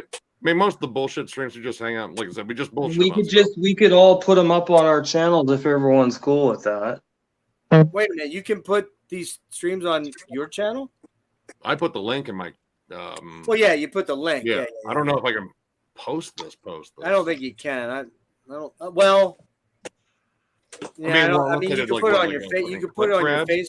You can put it on your Facebook if you wanted to link. Oh yeah, no, I was gonna do that. I'm gonna do that tomorrow because after this, Metal Ben says he unblocked you on Facebook if you want to talk. So there you go. Make we're making love connections here tonight. Yep. Yeah. All right, brother.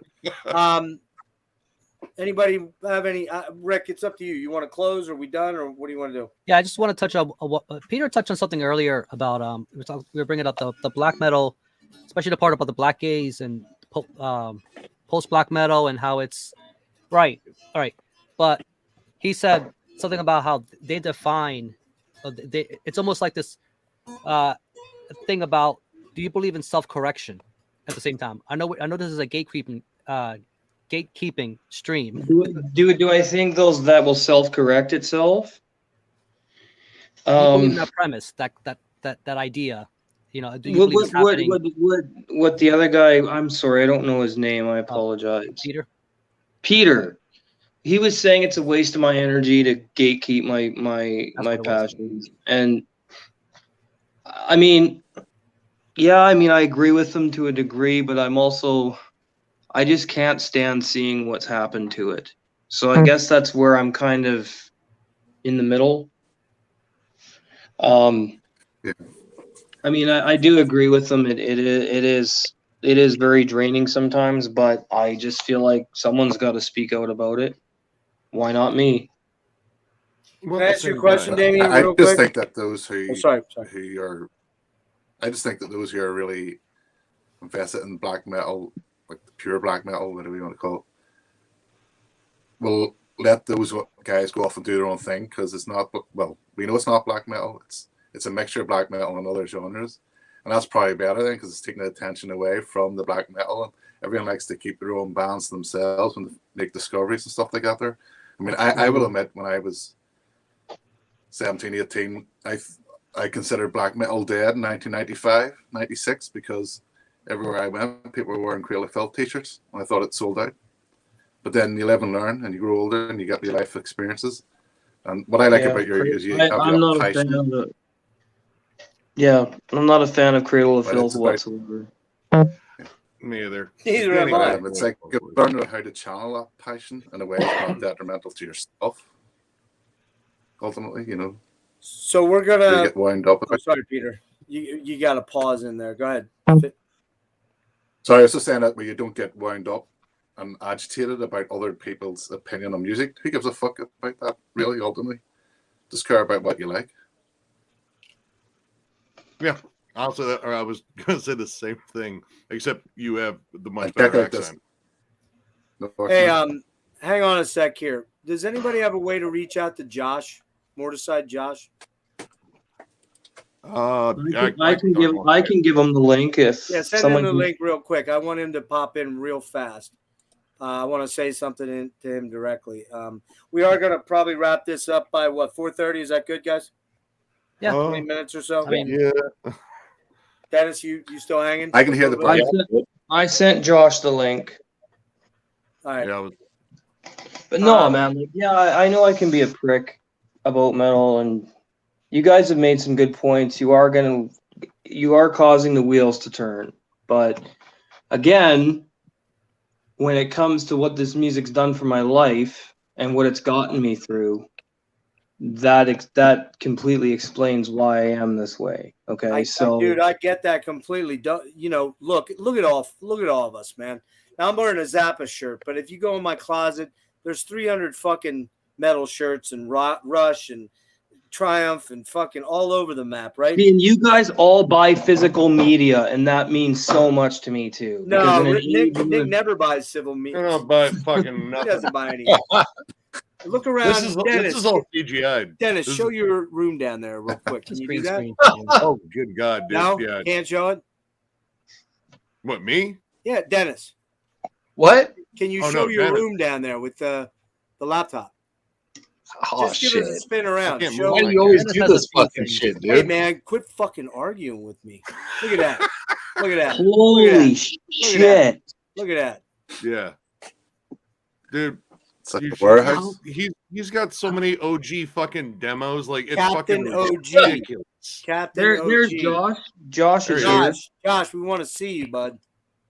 Oh, sorry, I can't turn on my camera right now. Why are you jerking off? No, Yeah. no, Alright. I'm in bed right now, so I'm just Wrong. laying down. Here's the Josh thing. is in Here's what I want to say to you, Josh. You did the very, very right thing tonight. Okay. Well, can I just say, like I said, I wasn't gonna tell Chris, but I decided to because you guys were seemed like you guys were convinced that it was him, and I knew for a 100%. fact that it wasn't because I've known Chris for a number of years now, and I know he's not the type of guy to make fake accounts and troll people. Okay. And you set me straight.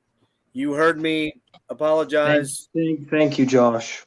You heard That me means a lot. apologize. Yeah. You know, Josh, you know me. You've been on a bunch of streams with me way back on Ben's. You know I'm fucking real, right? Real as it Yeah, gets, right? Yeah, so you're I good dude, don't man. say anything I don't believe in. I don't believe that Damien was behind any of that now. I fully believe it. And that's you did why I the right reached out because I knew it wasn't him. Very good, dude. You did the right thing. Josh is a member of my channel, Awesome. so he supports my content. And That's awesome. You can ask Josh right now. We're live. Josh, have I ever made fun of you for something you listened to? Absolutely not. I listen to tons of bands that Chris does not like Whitechapel, Black Dahlia Murder, stuff like that. And Chris has never once shit on me for liking anything he doesn't like. There's this thing that people believe that all of Chris's fans are like a cult that only likes what he likes. That's not fucking true at all. That's absolutely not true. Because there's other people in our community that don't like or that like things Chris does not like, and he's never once given anybody shit for that. Okay. Well, okay, man. Josh, I very much enjoyed talking. But Josh, I do shit on the bands, don't I?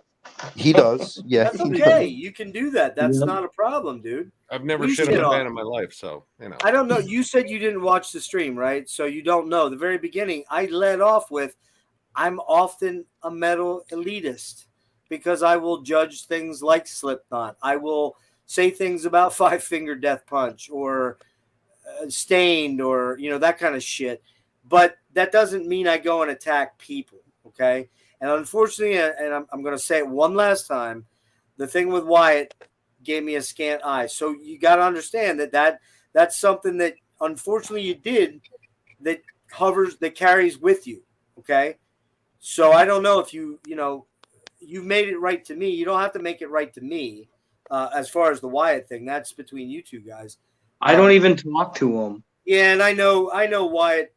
Marty said it right. Wyatt's been his own drama queen at times too. So yeah, that's Look, if he wanted to come on, and confront me and say, I'd be like, hey, can we bury the hatchet? Just take the video down. I'm sorry I said what I said. It would be that fucking quick. it would be that easy. Yep. Yep. I mean, you know, we grow as people. Like, I mean, But he's not going to take the fucking video down, which says more about him than it does about me. I if you agree, really 100%. Agree, 100%. Yeah. Maybe well, he'll see this, and maybe I will send it to him and say, check out this video at this point. You just said it. Sorry to interrupt, but for the record, I think a lot of people need to watch this because, like I said, I've known Chris for a while, and a lot of people have the wrong idea about him. Well, Josh, you know what to do, man. You know this link. You know to, populate it, get it out there. I'm not saying get it viral because we're too small a community for that kind of thing to happen. But right, I will say, and Rick, was I right or was I right? What did I say about this stream? Oh, it was pretty well. I mean, I said we're going to get a lot of eyes. We were up around and a lot of hours, 76. man. We're 9 hours. I know. This is officially a record. Oh yeah. Is it? I won't even sleep this long tonight. I know. I think I hear the rooster. Hold on. Nah, shit. We got another hour and a half before it's daylight here, man. I don't like the morning. Fuck the morning. Listen, Josh, you did the right thing, dude. The very much right thing. And Well, I think he's sick of seeing people drag my name through the mud too. You know. So yeah, I'm kind of surprised, Josh. You didn't. Did you say something in the chat? Because I was watching it. No, him I've and I been are watching the whole time. I haven't said anything in the chat. My bad. Okay. I should have, but Well, you have my IG. You could have hit me up and said, "Dude, it's definitely not him, and here's why." But I mean, because you heard what I said, right? And I wasn't fucking around at all. I Everything didn't hear the whole thing. I heard some of it, but okay, well, whoever those dudes were that were impersonating him, hell hath no fury like gas masks and hand grenades. Oh, I kept my mic muted because Noonan, John, and I were talking. It was like, dude, fucking Jeff's heated right now. Yeah, I was not happy. And man. I get it. You start talking about fucking my ex-wife and doing nasty things to my ex-wife and my daughter, man. You better back the fuck up, bro. And that's when I brought up reporting them to Yahoo, or not Yahoo, to eBay. Jesus Christ. The CIA. Wait, no, hold on. NSA. When I brought that up, suddenly it got very quiet and they didn't come back. So I don't know if they just decide. The funny thing is they kept saying my girlfriend's a cop. Damien, is your girlfriend a cop? There you go. That's a no. There you go. Yep. She's an anarchist. Do you really think she likes police? Okay. Not likely, I would guess, right? Not likely. Neither do I. So no, absolutely not. All right. Well, yeah, Rick said it best, man. I think you changed our perceptions of you pretty quickly. I felt it pretty quickly on. And I think that Josh, you need to disseminate this, at least point out when he came on and I definitely will. Yeah. Watch out, eBay. Jeff Colombo's on a caper. Oh, that's Groucho Marx. Whatever, man. What was Peter Falk? What did Peter Falk do? Do you remember, Nick? What, Peter Falk? Yeah. Oh, just one more thing. He does. That's it. Oh, just one more thing. I can't do his voice right because you gotta like make your face crooked. Yeah, he had that weird thing with his face, and he was always smoking a cigar, and he kind of went, I can't. Was this a cigar? I thought it was just a cigarette. No, it was always a cigar. No, a cigar. I'm a big fan of Hunter. I'm a big fan of Hunter S. Thompson. Well, there you go. That was a pretty anarchical dude. Mm-hmm. He was kind of fringe. So I don't know. Well, listen, I want to thank everybody for being here tonight. I want to thank Rick very much for hosting and putting this on. I want to thank Peter for waking up in the middle of the night. What time was it when we got you up? 5 a.m. What happened? You fell asleep? You're drinking wine? You fell asleep? Yeah, I fell asleep, and then my son, he got up at 5, and he came into our room, woke us up. So I checked my phone and then seen your messages on Instagram. But you know what I did? I fucked up. I forgot to send you the link. You were the one guy I forgot to send the link to. I had so much going on and had to run. Rick had sent me it, so. Yeah. But I fucked up. That was my bad. So, but yeah, I woke up to say Mr. about all the OG, Captain OG, Captain OG, still with us? What's up, brother? Anybody want to pimp anything on their channels real quick before we dip out? We finally did an interview. I guess you inspired us. I'm not sure if anyone's going to subscribe to me now. That would be cool. We'll put your link in the thing. I already am. You know that, man. Yeah, we'll put it down. You never leave comments. You never leave comments anymore, though. It's just been overall. I've been leaving less. I've just been too. I need to comment more on videos anyway. That's the thing I need to do. Anyway, but no, I'm gonna resubscribe. No, I do appreciate the recognition for the editing, because yes, that takes me a long fucking time. Yeah, your editing game is way beyond mine. To line everything up in those green screen TVs in the background and change the albums and the lower thirds and then put the video on because I always use like the album cover and then I'll put video footage of the band, because then I don't get copyright blocked if it's live.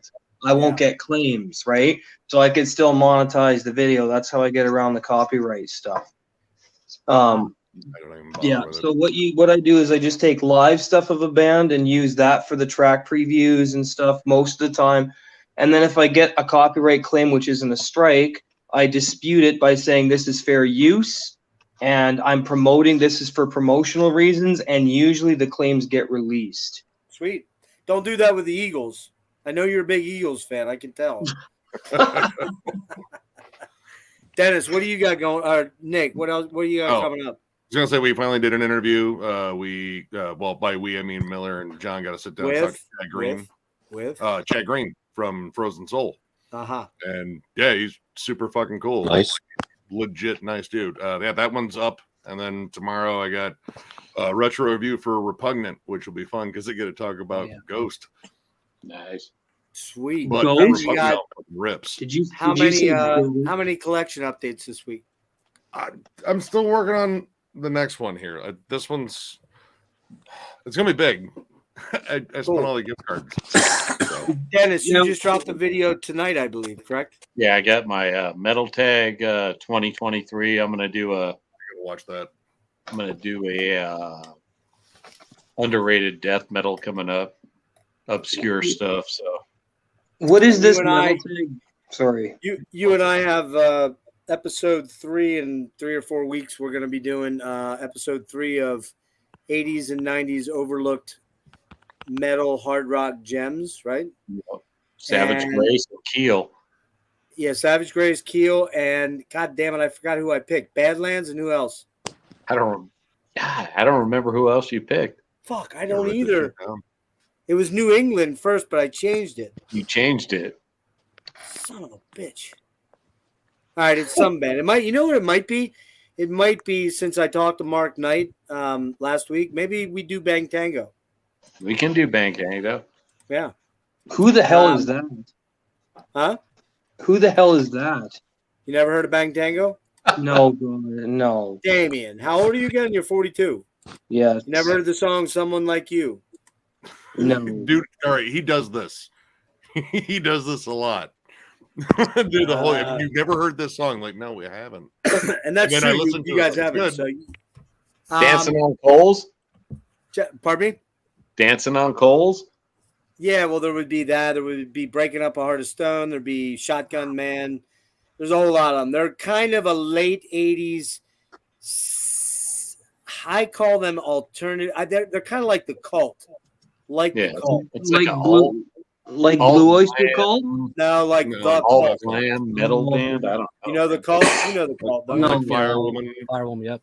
Wait a minute. You don't know Firewoman or... Oh, he's going to fucking sing it if you keep Little saying Devil that. or... Oh, shit. Jeff's going to sing? Another common occurrence. Lightning, fire. No. You don't know that song? No. See, I went Oh, wait, now I know it. I Thank went you. the whole Yeah. fucking stream without singing. You see what you did. You see what you did. God, Yes. we almost had it clear. And he did. Almost. Peter, when are we starting the channel, bro? I mean, when are you starting the channel? Someday. Crickets. What We've now? been trying. We've been trying. What is this Metal Tag 2023 thing? This guy, the Rock Scout, he does just a 20-question questionnaire, like just random questions.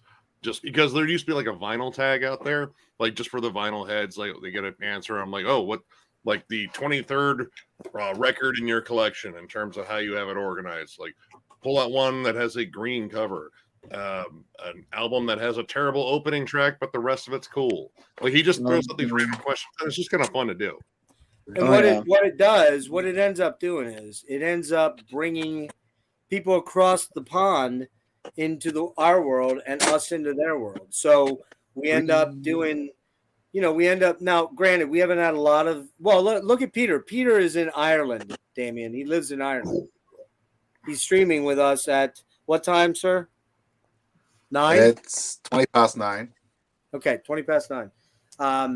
There's other guys like Liam the Death Doom Metalhead, which you'd probably appreciate some of his content, I would think. He's a solid dude. Cloudy Milder, Mark G with a C. There's a bunch of guys. It brings us kind of closer. I'm one of those guys that doesn't tend to do the they're not going to like what I say here, but the trendy videos. But yeah, no.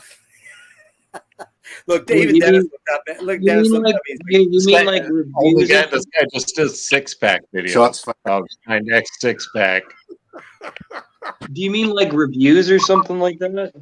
No, it's just pretty much. I mean, if you want, like, you can watch the one that I put up. Like, that's mine. I go over the questions and Nick, can I ask you something?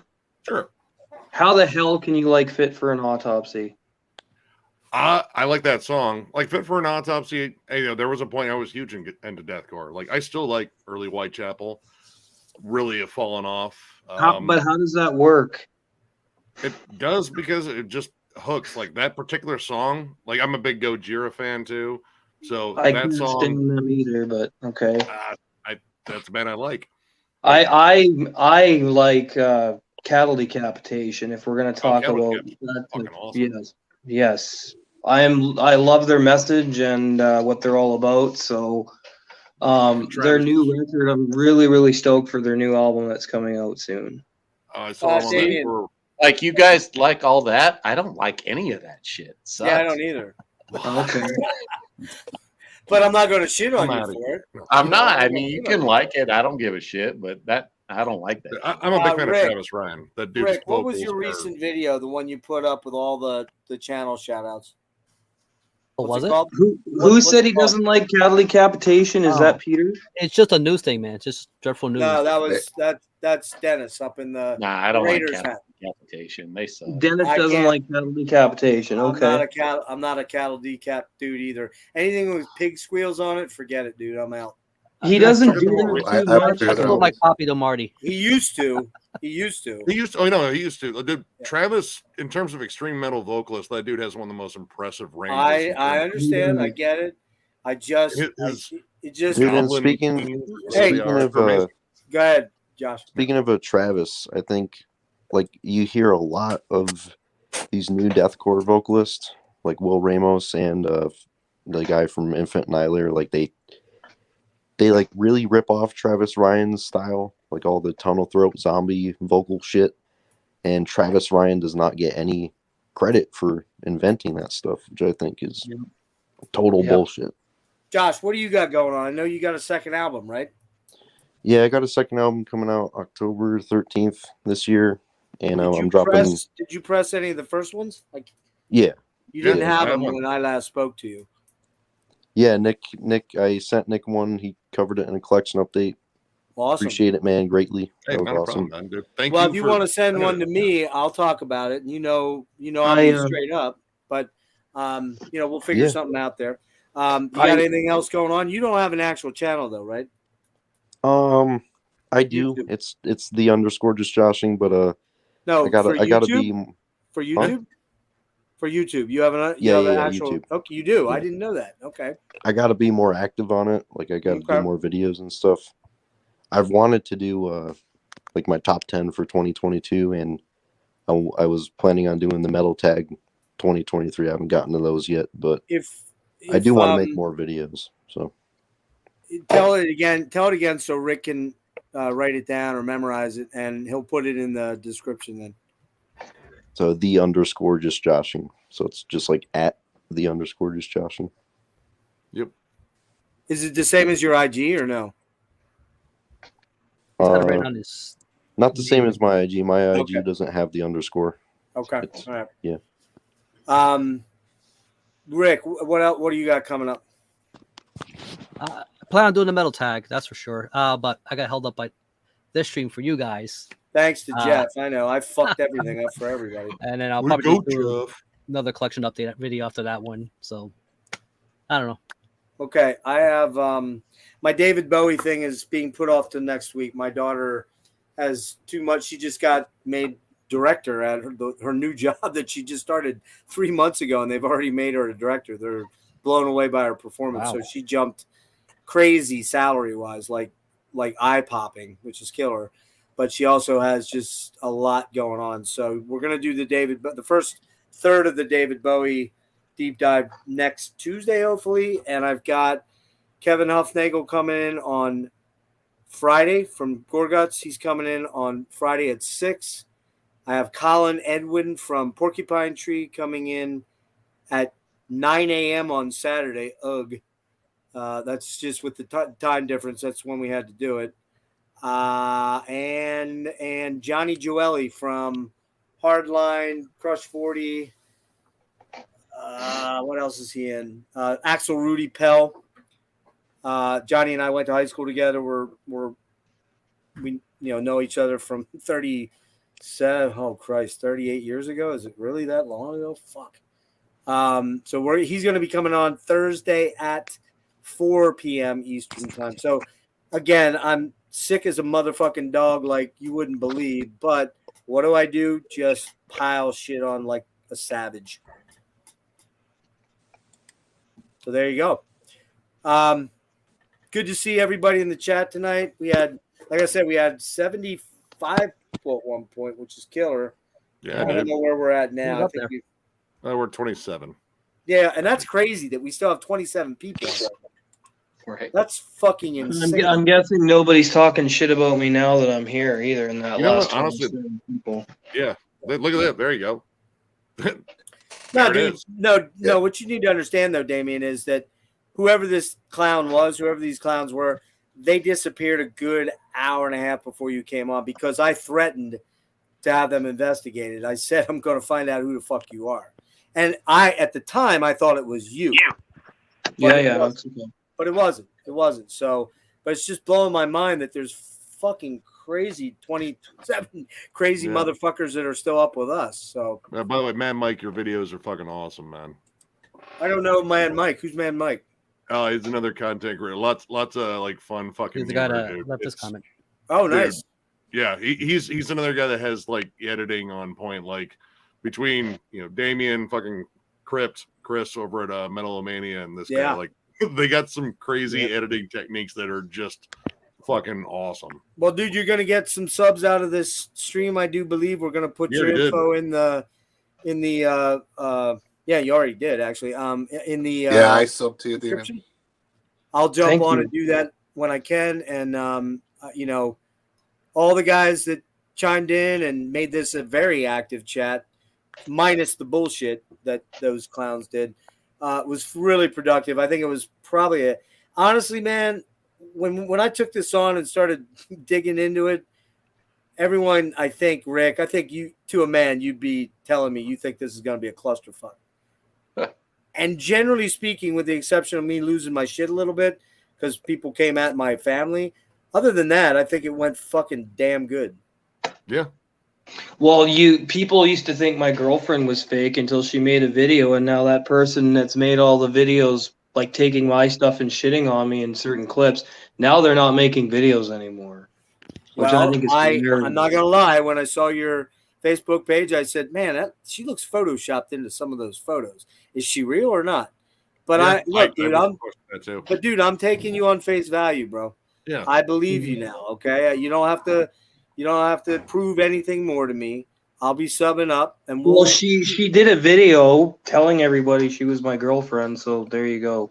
Okay, I'll check it out. Not that really, dude, it doesn't in the end mean anything to me realistically. No, I just think it's funny that people would think I would fake having a fucking girlfriend. Like, why? Well, I mean that linebacker from fucking that Mantel Teo. Yeah, there it is. Yeah. Well, I'm going to be honest with you now that I kind of know what's behind it. I think I'm going to fake a girlfriend now. But see, I'm going to be like the 40 out immediately.